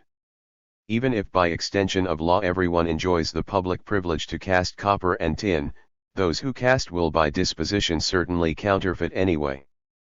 What is named the law of a tax is paid, and a public melting actually leads to massive face tattooing condemnations. When there is a law like this, what will your majesty rely on?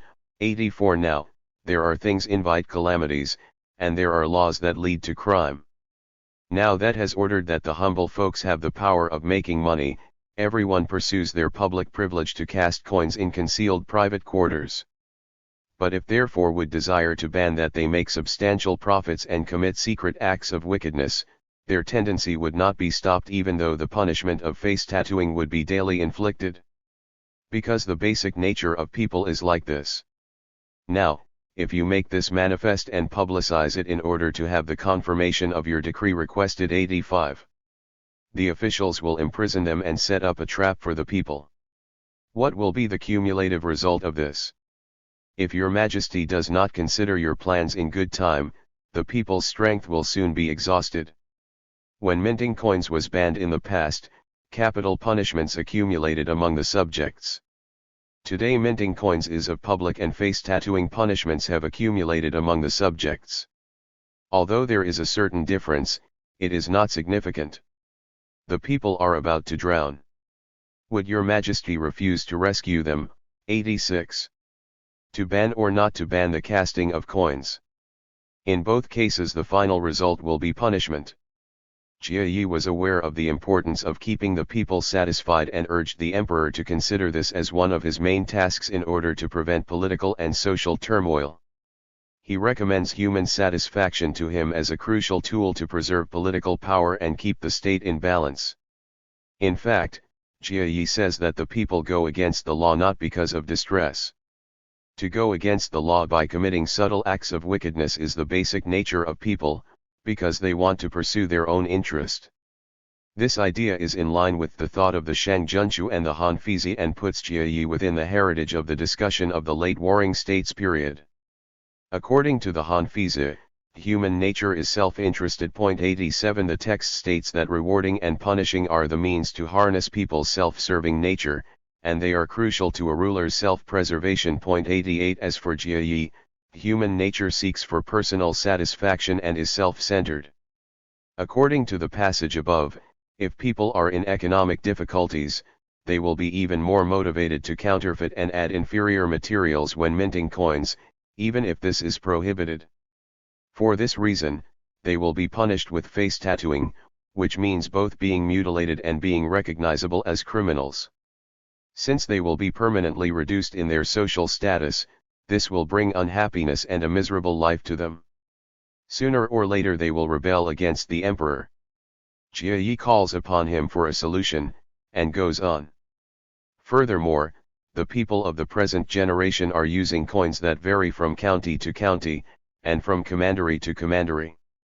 Use light coins, for every 100 of them must be added many more, and light and small are employed inconsistently.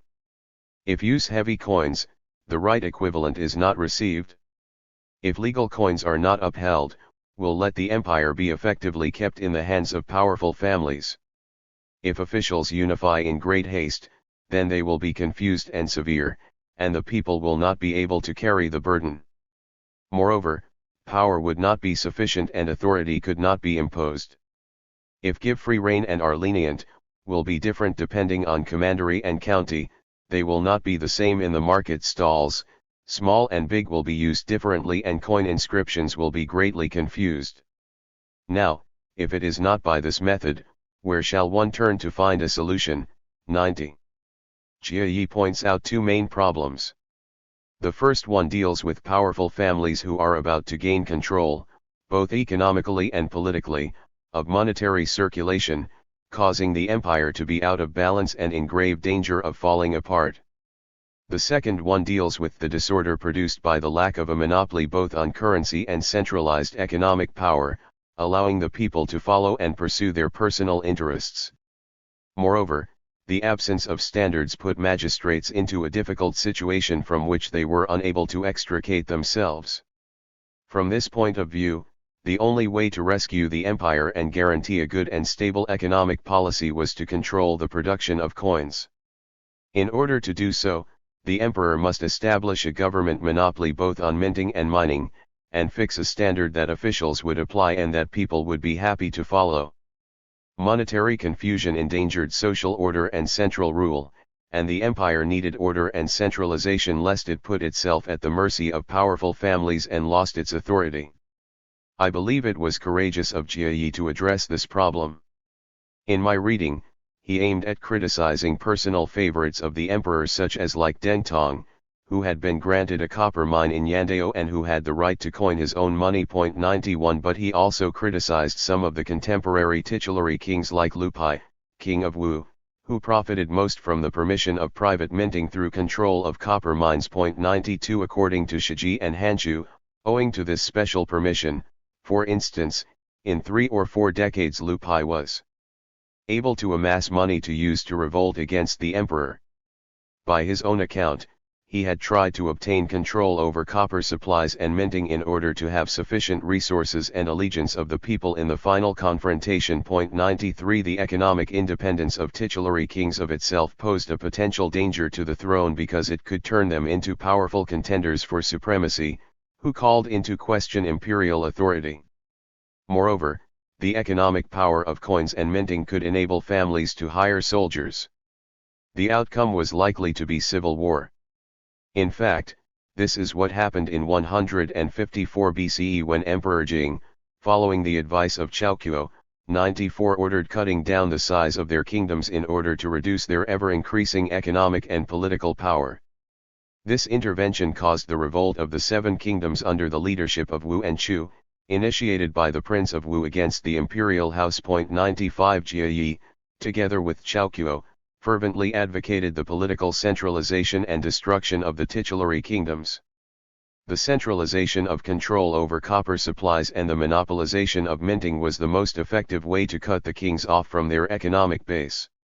Thus Jia Yi's proposal to establish copper and minting monopolies to suppress separatism paved the way for the full-blown command economy under Han Wudi half a century later.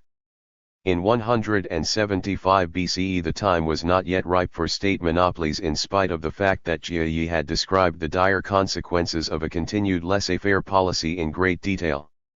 Now, agricultural pursuits are abandoned, but the search for copper multiplies daily. Have dropped their plows and hoes, they melt and make coin molds and blow charcoal. Counterfeited coins increase daily, while the correct ones diminish daily. Good people are enticed into crime and depravity. Law-abiding people are ensnared, moving towards penalties and capital punishment. Should face tattooing penalties multiply, officials and people would fight every day. Now, this has few profits, and it is surely very inauspicious. How can be disregarded? When it is generally realized in the state that this is a matter of grave concern, the officials will certainly set forth critical opinions and say, ban it. If it is not obtained with the method, the injury done will be great. How to prevent it? Issue an order to ban the minting of coins, then coins would certainly be heavy again. The price of grain that is worth 4 coins would certainly decrease to 2 coins. If coins are heavy, counterfeiters will arise like clouds. Even execution in the marketplace would not in itself be enough to prevent it. Depravity would not be overcome, and legal bans have often failed. It is difficult to say more. It is a great affair. This disorder has been long-lasting and has not been tackled early enough. I am afraid not to match up to your Majesty's intelligence. Whenever government is not successful, this resonates with the movements of heaven, earth, stars, and constellations. This is not a trivial matter. In all likelihood it is entangling your Majesty's charisma. Your Majesty cannot be remiss. Now, administration is not favored by cosmic responses. 349 To ban or not to ban.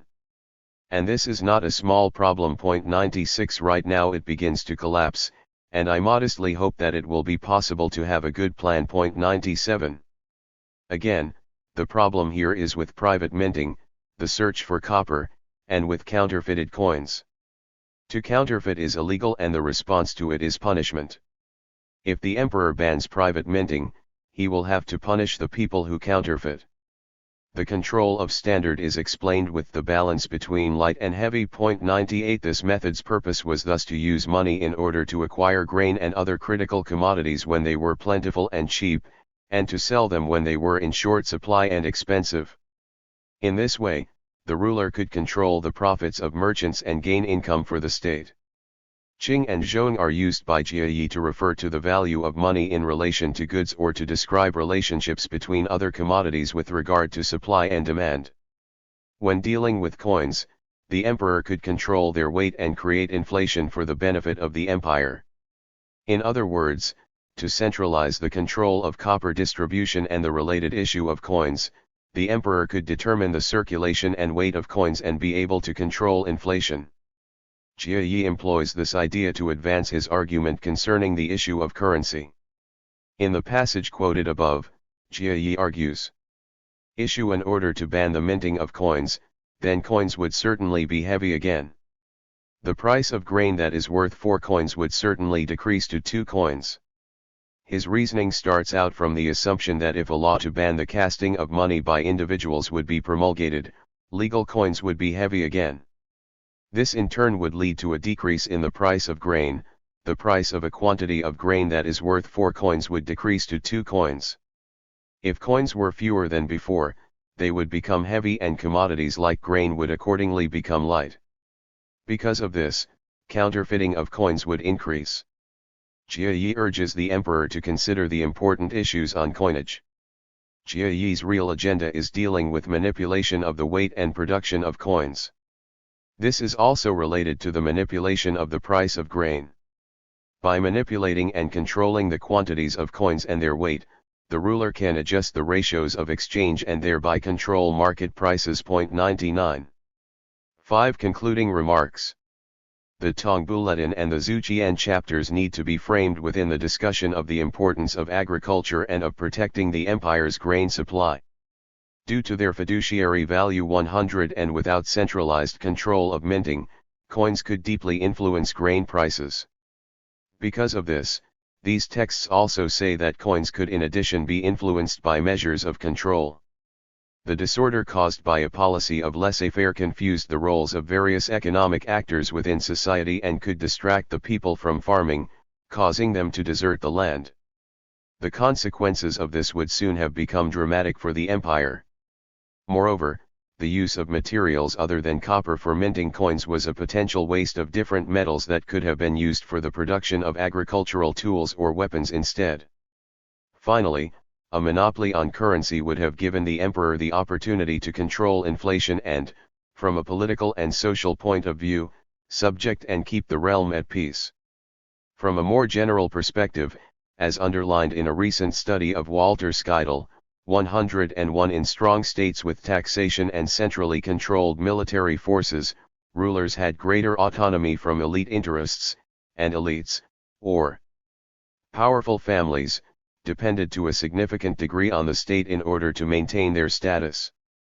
By contrast, in weak states, elites relied more on the resources they themselves controlled and by doing so enjoyed greater autonomy from rulers. With no centralized tax collection and control over natural resources, the power of rulers depended on powerful families. During this early stage of the Han Dynasty, the issue of permitting free minting of coins or not was indeed directly related to the regulation of the price of grain, but it was also connected to diplomacy and military achievement and to control over the masses. The Xinxia chapters analyzed in the present study deal with the state's economic well-being and develop ideas related to fiscal policies involving government monopolies, government control of the money supply and its use in the manipulation of prices in the marketplace, with far-reaching implications for political and economic thought. 102 By counterfeiting coins, subjects could destabilize the economic equilibrium within the state and be potentially out of control. However, this was only one part of the issue. Jie Yi developed his proposal with regard to the construction of the monarchical system of the Han and with the intent to centralize political power through the construction of a command economy. His ideas concerning currency policies must be seen in their greater context. The control of both money and minting became an instrument whereby the state defined its relationship with its subjects not only in economic theory but also in practice. 103 Primarily, the expansion of the monetary system was not only intended to satisfy the demands of the market but also to furnish the state with levers of control of both its subjects and foreign peoples. Bearing in mind that Jie Yi's ideas were not applied during his lifetime, and Jie Yi could not discuss the full implications of his economic proposals due to political sensitivities, his argumentation brings to light the discrepancy between government and the economic proposals of the first decades of the Han Dynasty. In addition, Jie did not approach the issue of currency control from a moral point of view. Jie claims that it was necessary to monopolize coinage and to fix standards for coins to secure the profits and create surplus that accrued from the agricultural production of the community. Generally speaking, economic thought does not necessarily deal with what is right or wrong from a moral point of view, but it is concerned with finding a path to generate wealth.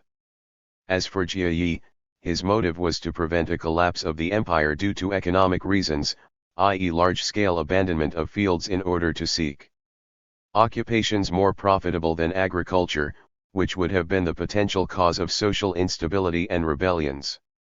Neither the Tong Bulletin nor the Zujian chapter can be reduced to a simple analysis of Jie's political rhetoric. After all, the aim of this rhetoric was to guide the emperor towards the goal of restraining the masses' actions in order to have a stable empire with centralized power. In these two famous memorials, Jie claims that the solution does not lay in banning or not, because both options would bring punishment for the people. The solution was control of minting activities and the establishment of monopolies. They were urgent because of economic and political needs and not for mere moral reasons.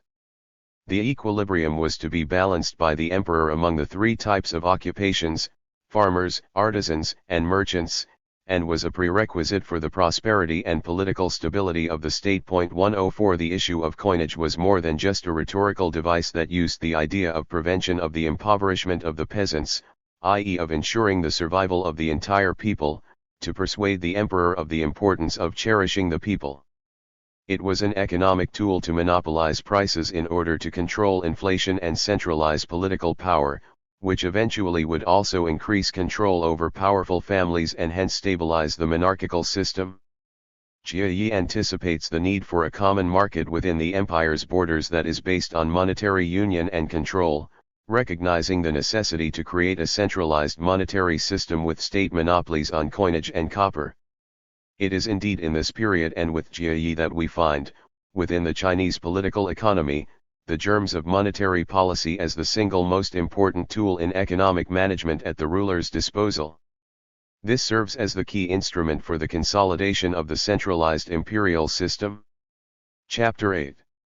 The First Chinese Economic Impact on Asia. Distribution and usage of monies in early China in synchronic and diachronic perspective. Yaheikeki Numa. 1. Introduction. It has often been taken for granted that one state's economy is operated by a single currency. However, until recently, the history of money has actually been marked by plurality, and it is no exaggeration to say that the majority of people have dealt with multiple monies throughout most of history. 1. Different monies also coexisted in ancient China. In the Warring States, Qin, and Western Han periods, as I have argued elsewhere, the main monies were bronze coins, gold, and bolts of hemp and silk textiles. 2. These mainly circulated in walled markets in urban areas, such as bigger counties and commanderies, and were used to measure the value of commodities. The price structure was tripartite. For every commodity there existed a market price determined by supply and demand, a standard price used by the government administration as a constant unit of reckoning, example for determining tax burdens, and an adjusted price, which was a compromise between the other two, set in each locality according to the regional market conditions and recalibrated at least once a year. This adjusted price was apparently used for government purchases. The price system stabilized the economy and avoided extreme price fluctuations. It functioned in concert with a network of government storehouses, which could alleviate shortages when necessary, and also served to evaluate the price of gold and bolts of textiles. 3. Although it was modified during later epochs, this tripartite price structure remained a component of Chinese economic administration throughout imperial times. 4. How did the monetary economy after the Western Han period function in detail? Was it still composed of multiple monies? If so, what were its functions and features?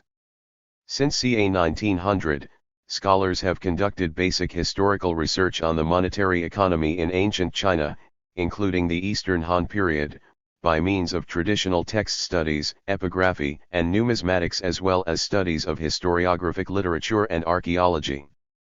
These studies developed rapidly during the 20th century, and multiple microhistorical studies were conducted on the basis of previous research by Kato and Yoshida during the second half of the 1920s.5. This approach, which gives priority to historical data, has continued up until now, including the emergence of the Food and Goods School in the 1930s and research on unearthed texts in the 1970s.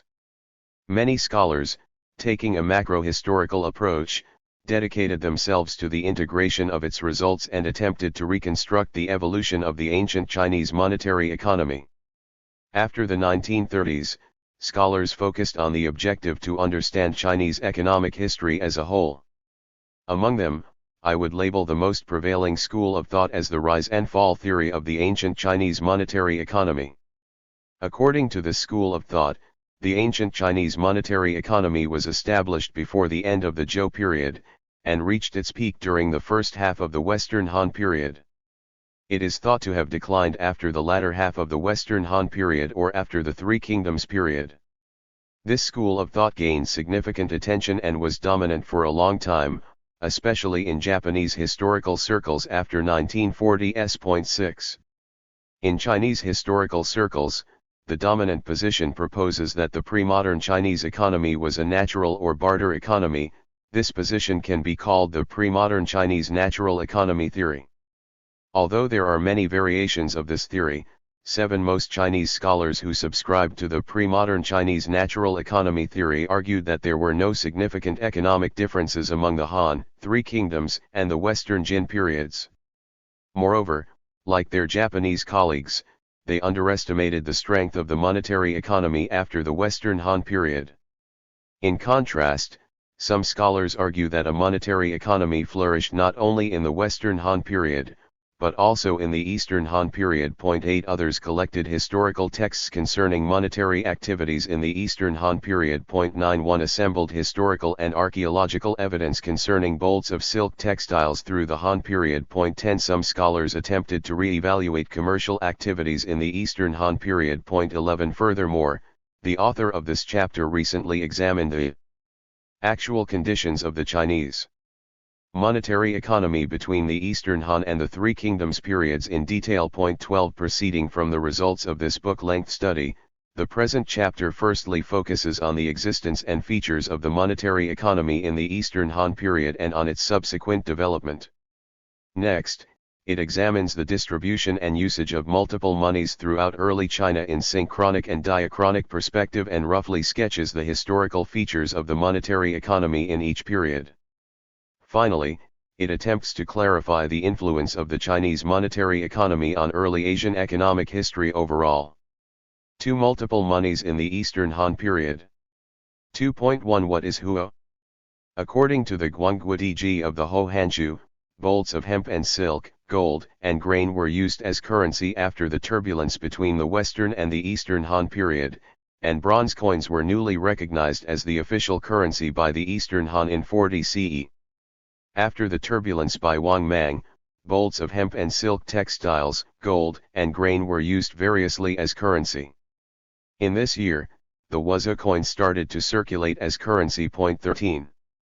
This does not mean that no bronze coins existed before 40 CE, nor does it mean that bolts of textiles, gold, and grain were no longer used as currency after 40 CE. In fact, it is easy to find historical texts that describe people using multiple monies even after 40 CE. For instance, Bangu, in the Shiwaji in the Hanchu, explains the general idea about the origin and function of huo, i.e., an economic means of circulation, as follows: generally speaking, huo is the usage of gold, bronze coins, and bolts of hemp and silk textiles. We do not know the details of huo before the Xia and Yin periods. Tai Gong, a king of the Western Zhou, newly established a money policy controlled by the 9 administrative offices. Therefore, huo became more precious than gold per se, more li than dao, more fluid than quan, more diffusive than bulletin, and more focusing than bo. 14. The character, huo, is composed of hua, to change as a verb, and bei, cowrie. Some spring and autumn period bronze monies were cast with the character as an original form of. The word huo only appeared in the documents compiled in and after the Warring States period, 15, but it is widely recognized in Japanese historical circles that some documents show the usage of words including huo in the spring and autumn period.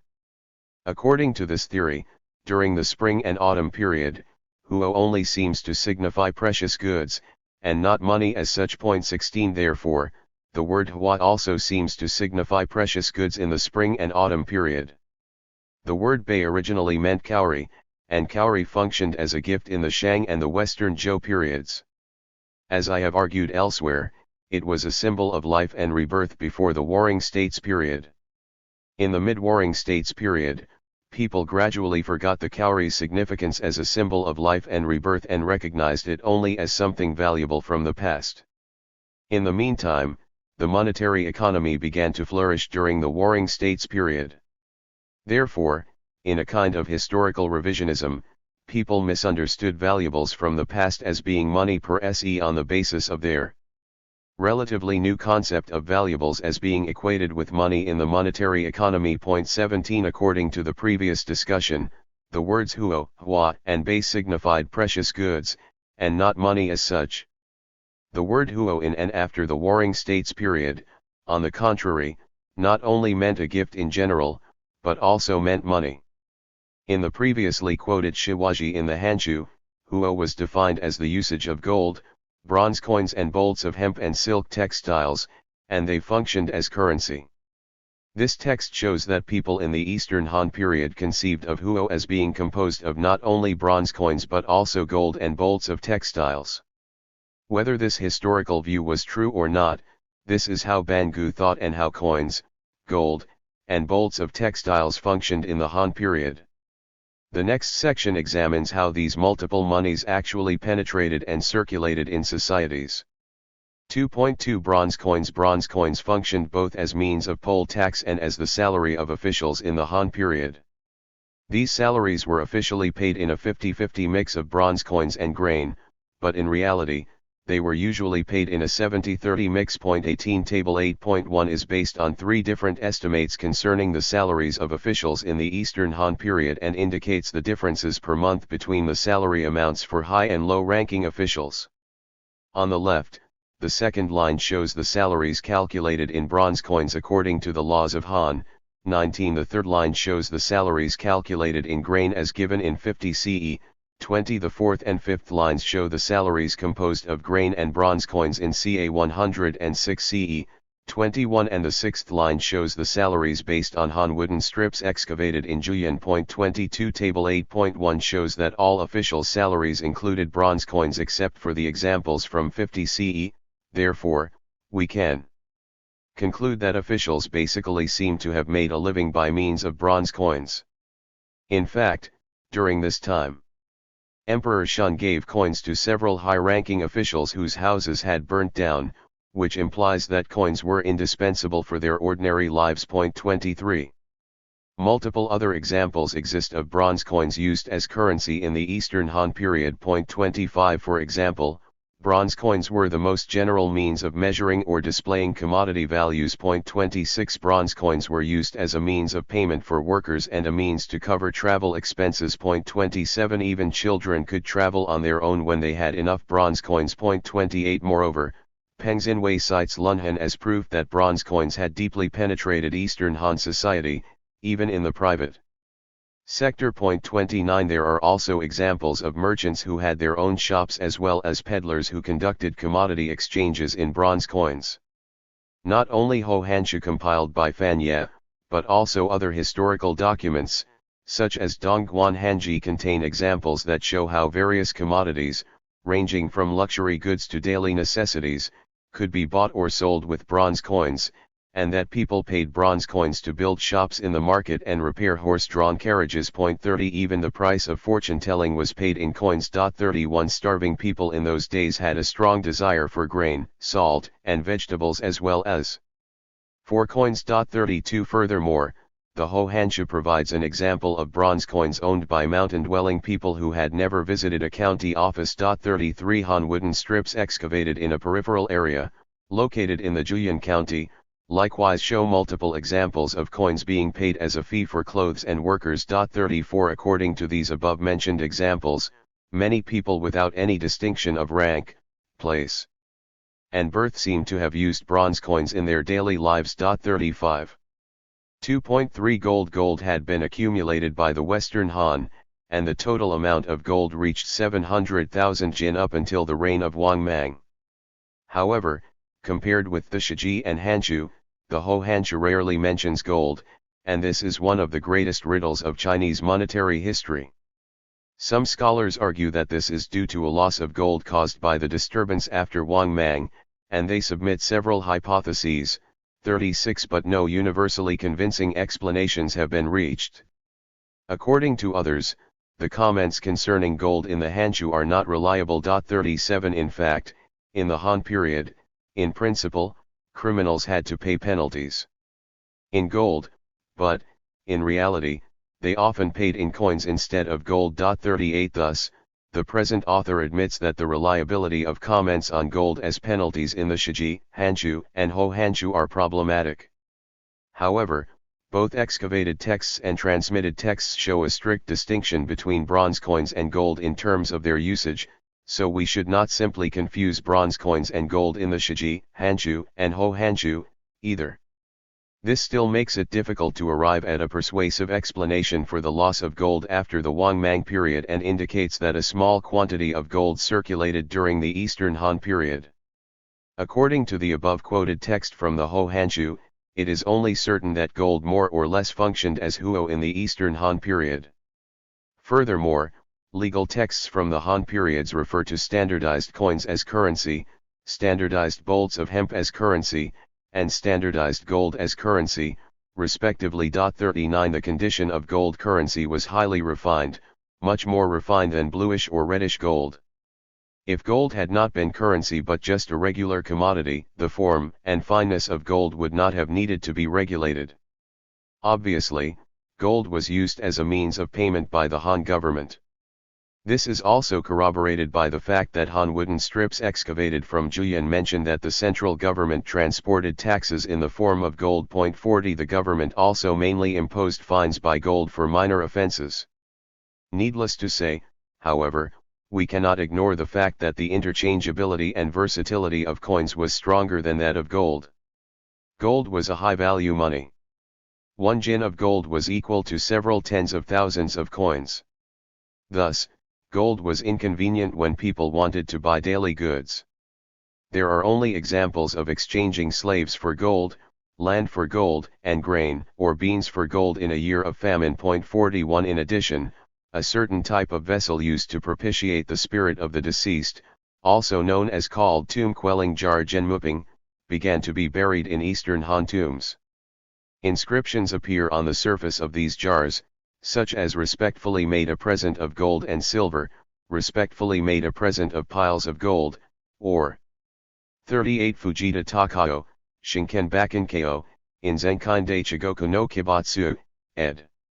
Harakeiru, 97-121. 39 Keiki Numa, Chigoku Kode Keiki Zaishi Kenkyo, 171-216. 40 Chen, Julian Hanjian Yanjiu, 95-96. 41 Ding and Wei, Qin Hanwujia Shiliao Huishi. 368 Keiki Numa.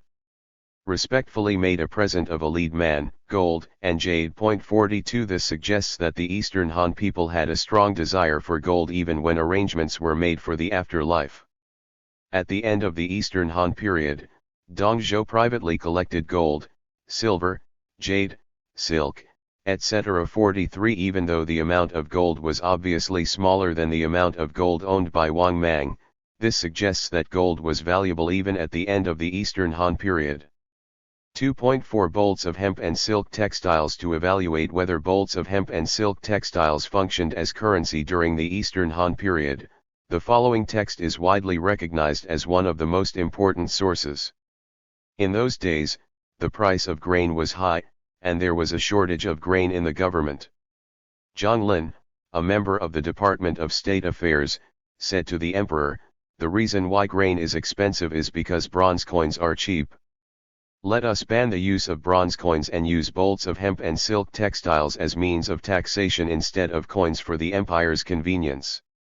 Zhu Hui told the emperor that it was impossible to choose a policy based on Zhang Lin's idea, and then Zhang Lin's idea was finally dismissed. The emperor changed his mind and realized that Zhang Lin's idea was good.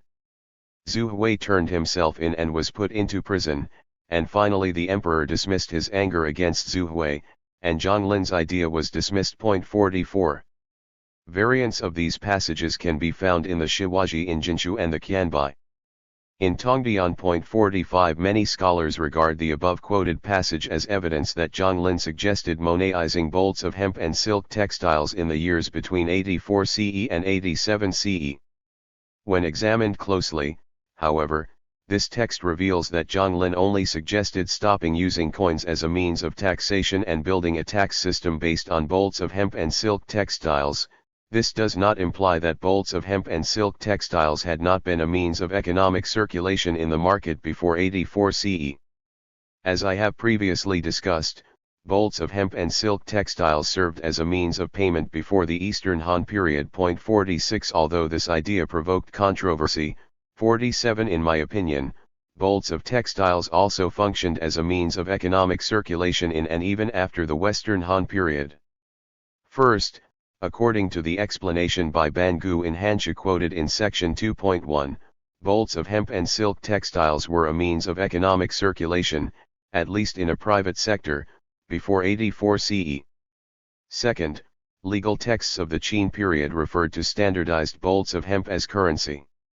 The word seen means being in circulation as currency. 48 Moreover, hemp textile as currency had to be of high quality and of uniform shape, i.e. of a length of ca 185 cm and a width of ca 58 cm. 49 Both bolts of hemp and silk were standardized in and after the Han period. 50 According to the Qin bamboo strips excavated from Shuahui, merchants in the marketplace and officials were obliged to accept bolts of cloth as well as coins as payments. 51 The Han bamboo strips excavated from Zhangjiashan also show that people could not sell non-standardized textiles. 52 If the textiles had just been daily life commodities, they would not have needed to be standardized, nor to be of a determined size.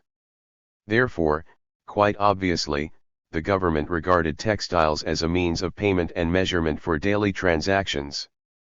Third, in the Western Han period, 28 billion coins were officially minted from the reign of Emperor Wu to that of Emperor Ping, and 1/3 of the coins simultaneously circulated for revenue and expenditure. 53 Thus, the quantity of coins was not big enough to provide for sufficient currency in circulation for every single commodity. This implies the existence of money other than coins. This situation did not change even in the Eastern Han period.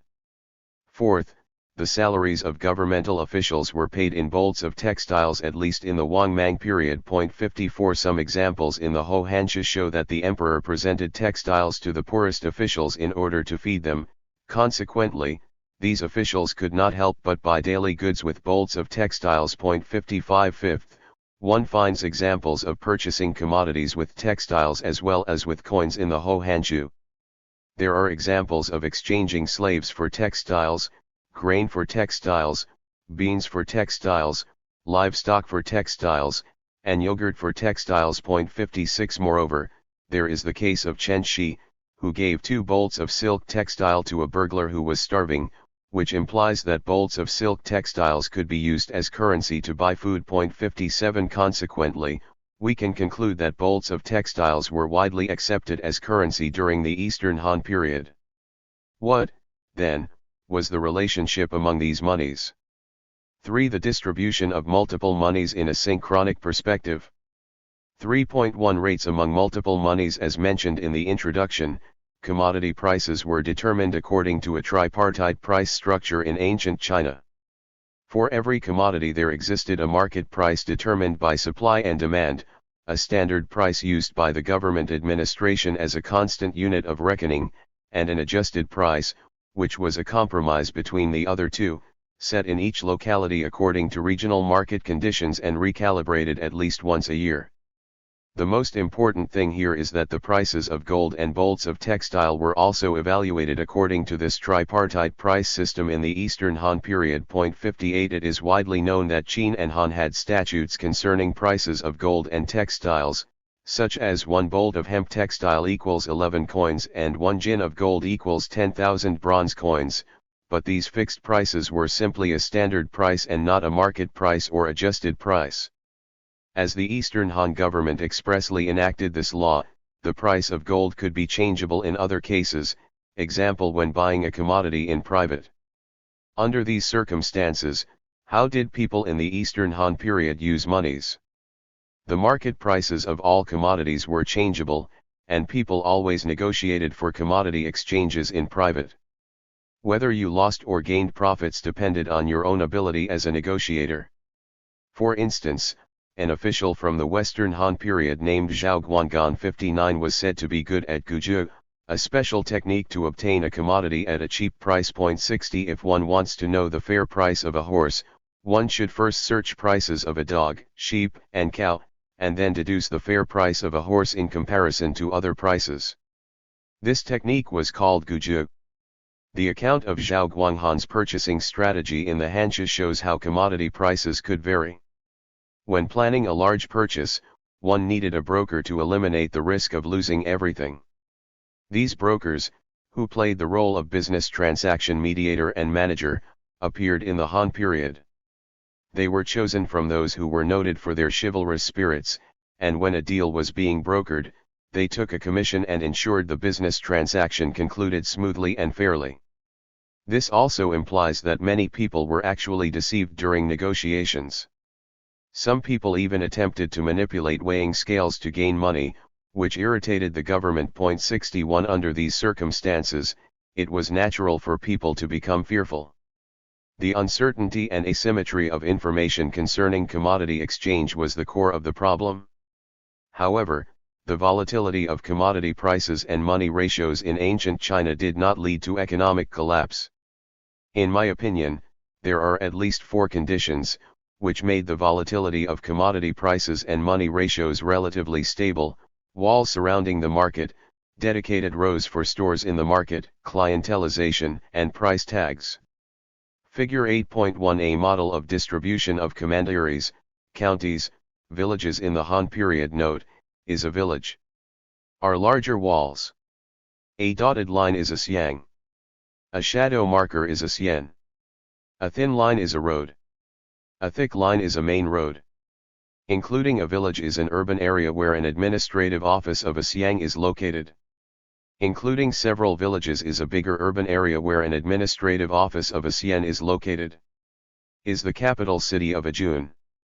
Keiki nu Mayahe, Chigoku Kode Nokhe, Okane wo Meguru Hidobito to Kurishi: 131.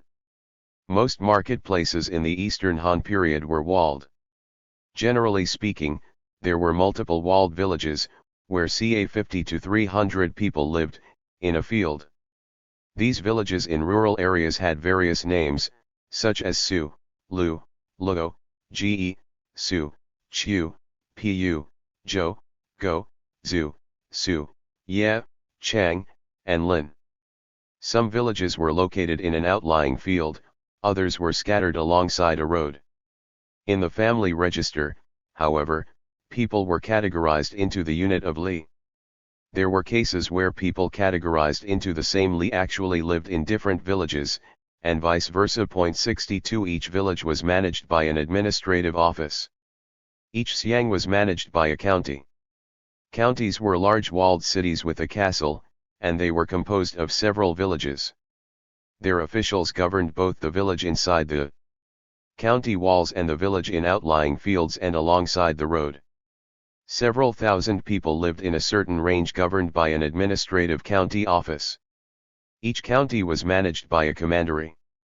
Like counties, commanderies were large walled cities with a castle, and they were composed of several villages. Their officials governed both the villages inside the commandery walls and several counties around the commandery. Most markets were located inside the bigger county or commandery. When someone wanted to buy something, he/she first needed to leave his/her house, go through the village gate, and walk down a street toward the city center of a county or commandery. 63 This landscape was totally different from that of later years of the Tang period, when the market institution was changed, market walls were removed, and shops appeared everywhere. 64 Under these circumstances, before the Tang period, information about commodities and the ratio of monies circulated inside the market walls, which reduced the complexity of information and the fluctuation of commodity prices as well as the ratio of multiple monies. There were dedicated rows composed of similar shops inside a walled market. Merchants also sold goods on the road in the market. Similar industries were categorized along the same line. For example, fish could only be bought at a certain shop row with a variety of fish shops, and not at any other row. This system also seemed to reduce the complexity of information on commodities. Clientelization occurred among buyers and sellers in markets. As Geertz argued, clientelization is the tendency of repetitive purchasers of particular goods and services to establish continuing relationships with particular purveyors rather than searching widely through the market on each occasion of need. 65 Geertz referred to this as a prominent factor of the Bazaar of Sfru in Morocco, but it can likewise be observed in ancient Chinese markets. For instance, Liu Bang always went to 2 bars in his youth, where he drank alcohol on credit. 66 Liu Bang was to become the first emperor of the Western Han dynasty, but in those days he seems to have just loitered around the city. Buying commodities on credit was called shi. Frequent examples are found in ancient Chinese texts. 67 Because of this clientelization, sellers would not deceive their buyers, which reduced fluctuations in commodity prices. In each row of shops, price tags were attached to all commodities with prices over 1 coin, 68 so visitors could easily compare commodity prices. This also reduced so-called search costs. According to the above-mentioned 4 conditions, buyers could easily get information about commodities and the ratios of multiple monies, which made market competition difficult. Consequently, fluctuations in commodity prices were also reduced. 3.2 Social functions of coins, gold, and bolts of textiles. This paper hitherto mainly discussed the usage and distribution of monies inside a market. Then, how did multiple monies circulate outside the market economy? Let us examine a collection of examples from the Ho Hanshu, in which people gave or accepted coins, gold, and bolts of textiles in different situations. The Ho Hanshu reveals several characteristics of coins, gold, and bolts of textiles in the Eastern Han period. 69 First, gold and textiles were preferred for foreign trades and gift exchanges with foreigners. Second, bolts of hemp were seldom seen as gifts, and they mainly functioned as grave goods, i.e., burial objects, or gifts to the relatives of the deceased. Bronze coins, gold, and silk could sometimes also be used as grave goods, but it is difficult to determine the regularity of their usage. Third, thin silk sheets were used as redemption payments for criminals. There were 2 types of redemption for a crime, as regular punishment sentenced in a court without other alternatives and as a replacement for other punishments, of which the latter was paid in thin sheets of silk. Fourth, when officials retired, the emperor gave them bronze coins and sometimes silk as a gift. Fifth, when people mandatorily immigrated to the dynasty's frontier as commoners or soldiers by governmental order, they accepted bronze coins from the government. Sixth, the emperor usually paid sickness benefits to diseased officials in bronze coins. Bolts of hemp and silk textiles were also used, but only on occasion.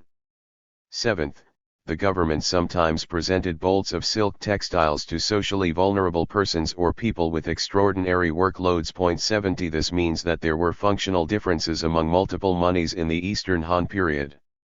People changed their manner of using monies to suit each occasion. The reasons for earmarking specific monies did not always rely on market principles. The increase and decrease of certain forms of money may not always have affected the overall demands for other forms of money. The turnover number and circulation velocity of various forms of money were independent of each other. Accordingly, it was difficult to replenish other forms of money when certain forms of money were in shortage. This shortage may have been related to a regional imbalance of multiple monies. These are sociological phenomena, but they also seem influential to the movement of monies in markets. For distribution and usage of multiple monies in a diachronic perspective. 4.1 After the Eastern Han period. In the introduction to this chapter I questioned the idea that the monetary economy declined in the Eastern Han period and suggested that bronze coins and bolts of textile still circulated during this period.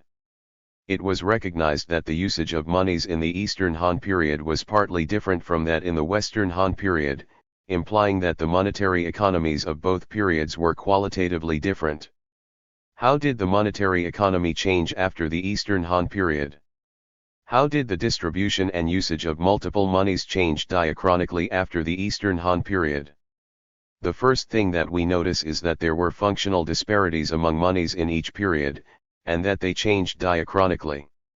Similar to the Eastern Han period, the Warring States, Qin, Western Han, and Jin periods also used coins, gold, and textiles as monies, and these monies had unique social functions of their own. Situation/period Western Han, Eastern Han, Jin, Southern dynasties. Gifts from the state to the people on auspicious occasions. Silk or gold, silk or gold, silk, silk. Condolence gifts, coins or silk coin or hemp coin or hemp coin or hemp retirement bonus, gold coin or silk coin or silk, get well gifts, silk coin, coin or silk coin, rewards for meritorious services in wars. Coin or gold coin, silk coin.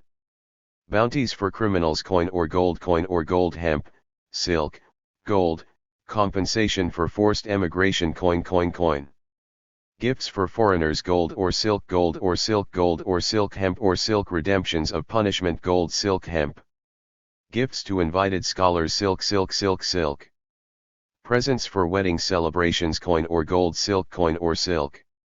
Presents for people who worked hard, silk, silk, silk, silk. Presents for the socially vulnerable, silk, silk, silk, silk. Farewells, coin, coin, coin. Akeki Numa Yahe, Monetary System in Ancient China, in Handbook of the History of Money and Currency, ed. Stefano Battilassi, Yosef Cassis, and Yago Kazuhiko, 525-547. Table 8.2 clearly shows that functional differences in monies can be realized as periodical features of monetary economy throughout history. We note that the usages of textiles diachronically expanded. As mentioned above, this trend is obviously influenced by the complex relationship between economy, institution, and custom. However, a more important factor is the increase of the production of textiles from a diachronic perspective. 377 The first Chinese economic impact on Asia. It is widely assumed that farmers' wives made silk and hemp during the Warring States, Qin, and Han periods, and that this activity was referred to as nuzi, women weave, or fuzi, wives weave. Recently, some scholars have argued that the expressions nuzi and fuzi might not reflect reality, or that no such concept of weaving as a secondary occupation of women existed before the middle of the Western Han period, and that only female specialists wove. 71 However, according to my detailed analysis of excavated texts, it is certain that at least three policy principles, which were not necessarily in alignment with social reality and social consensus, existed during the Warring States and Qin periods: weaving as a female occupation, female weaving as an expression of the division of labor within the family, and the notion that all clothes of the family shall be woven and prepared by the wife without participation of other females in the family. 72 In addition, as I discussed in a different paper, such policies were enforced in the middle of the Western Han period, and the production of hemp and silk gradually increased as a result of these policies. Based on the increase of textile production, the poll tax system in bronze coins was changed in the Han period into a new tax system per family in hemp and silk at the end of the Eastern Han period. As a result, the structure whereby bronze coins functioned as a means of government payment changed, and the primary value of bronze coins changed from a means of government payment in the Han period to a means of economic circulation in market transactions in the Wei period.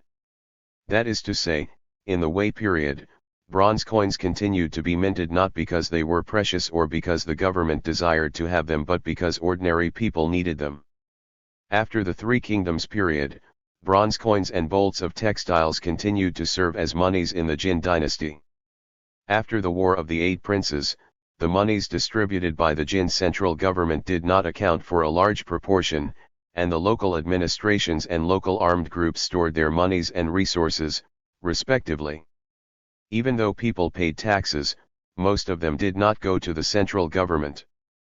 Under these circumstances, the central and local governments used bolts of textiles as a means of governmental payment, example as a means of taxation, penalty, tributes, and official salaries.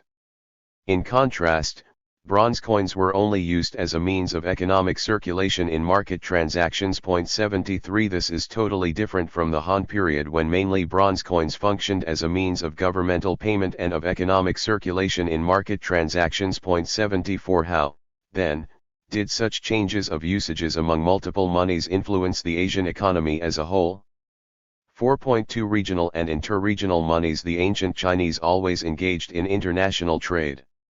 Matsuda offered the key to understanding this. 75 It is helpful to distinguish 6 regions in Asia: the East Asian agricultural region, the South Asian agricultural region, the nomadic region, the oasis region, the hunting-oriented region, and the oceanic region.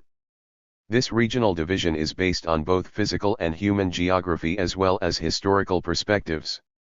The East Asian agricultural region is directly connected to the oasis region by the oasis route and indirectly connected to the oasis region by the steppe route, via the nomadic region, through which silk textiles were exported instead of imported. Chinese silk was also exported to the oceanic region in exchange for precious goods. Marten pelts from the hunting-oriented region were exported to the East Asian agricultural region via the nomadic region. This trade network was developed before the Western Han period. It is widely believed that the so-called Silk Road between the East Asian agricultural region and the Oasis region was open to traffic, especially in the Han period, but it should be considered that ordinary people had already engaged in trade privately before the Han period. Ancient Chinese people continuously imported nephrite from Hotan district in the Oasis region.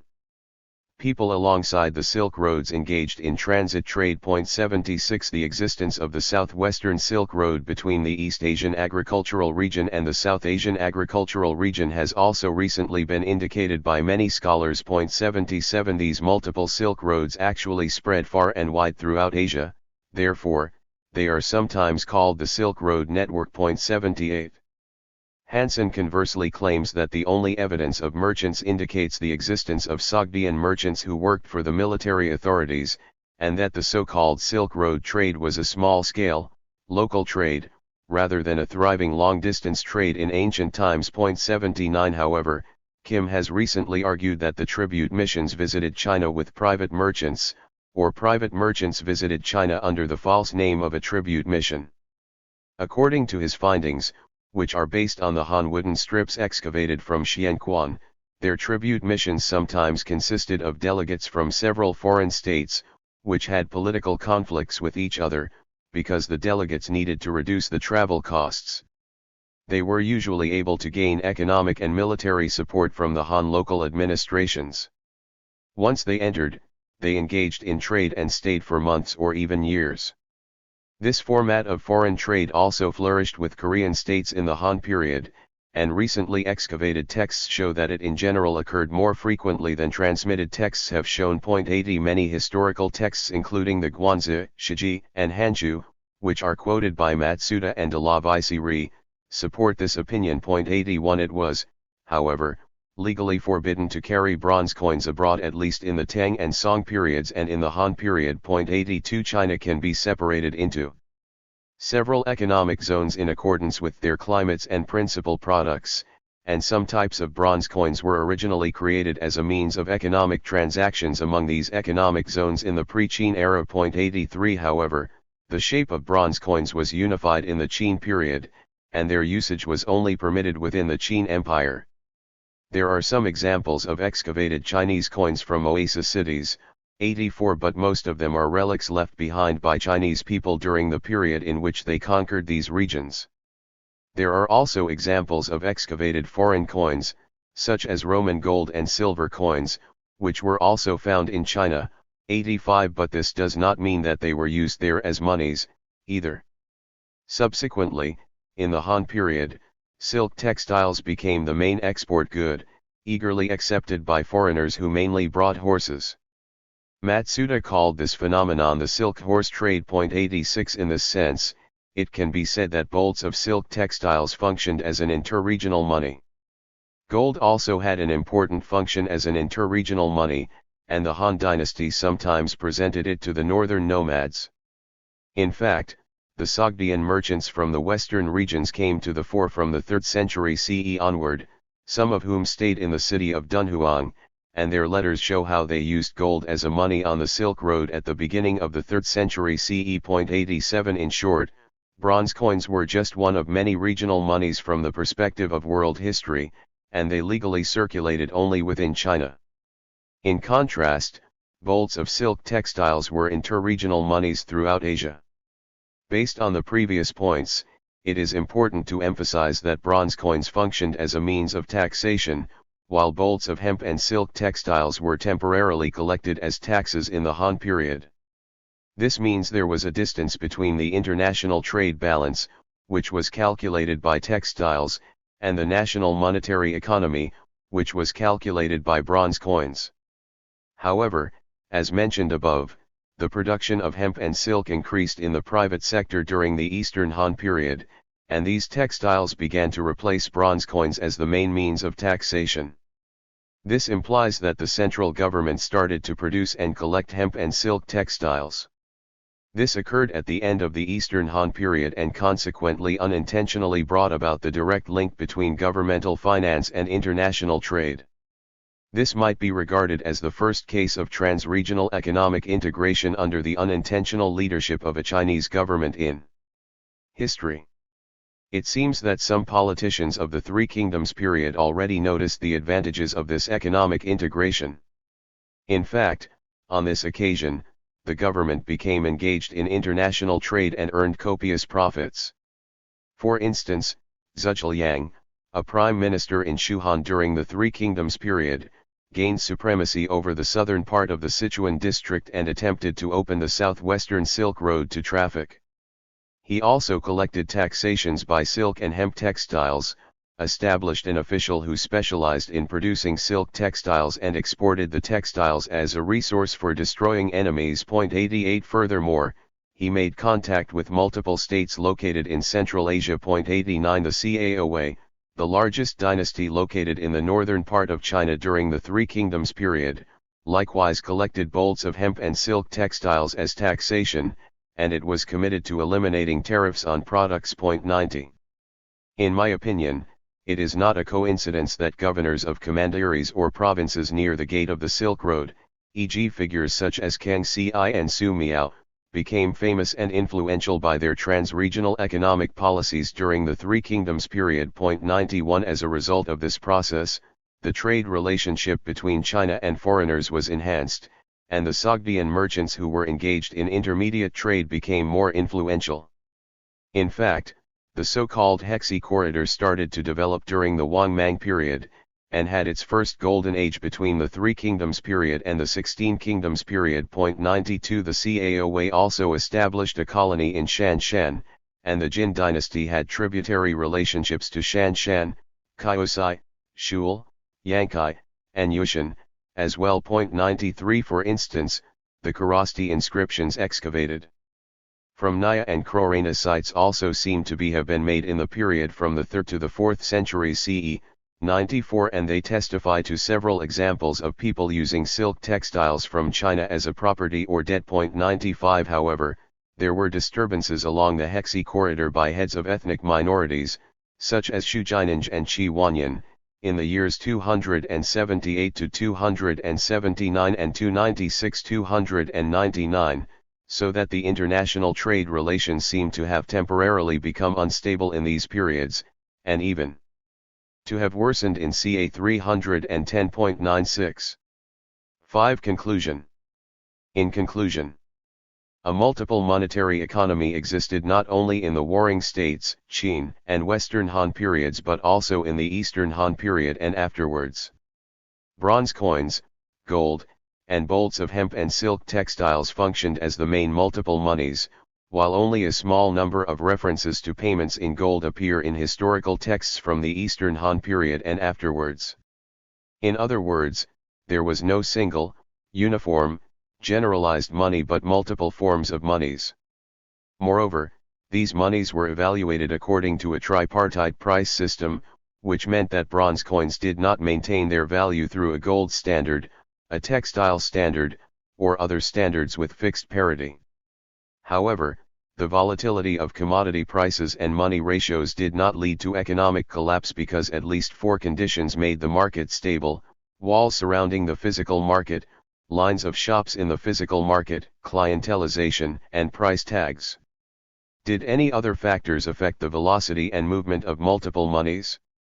It is important to note that the usage of bronze coins, gold, and hemp and silk textiles differed in the fact that these valuables had not only economic but also other specific values. Bronze coins, gold, and bolts of textiles circulated through different channels, especially when used as gifts and rewards, and they commonly functioned as economic liquidities.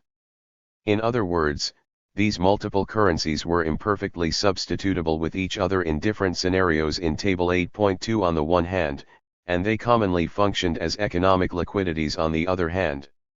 This means that the increase and decrease of certain forms of money may not have affected the overall demands for other forms of money because various forms of money had overlapping, irreplaceable functions.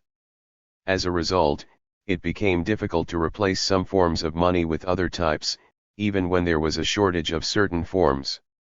This suggests that the idea that the monetary economy slowly declined after the Western Han period is open to discussion.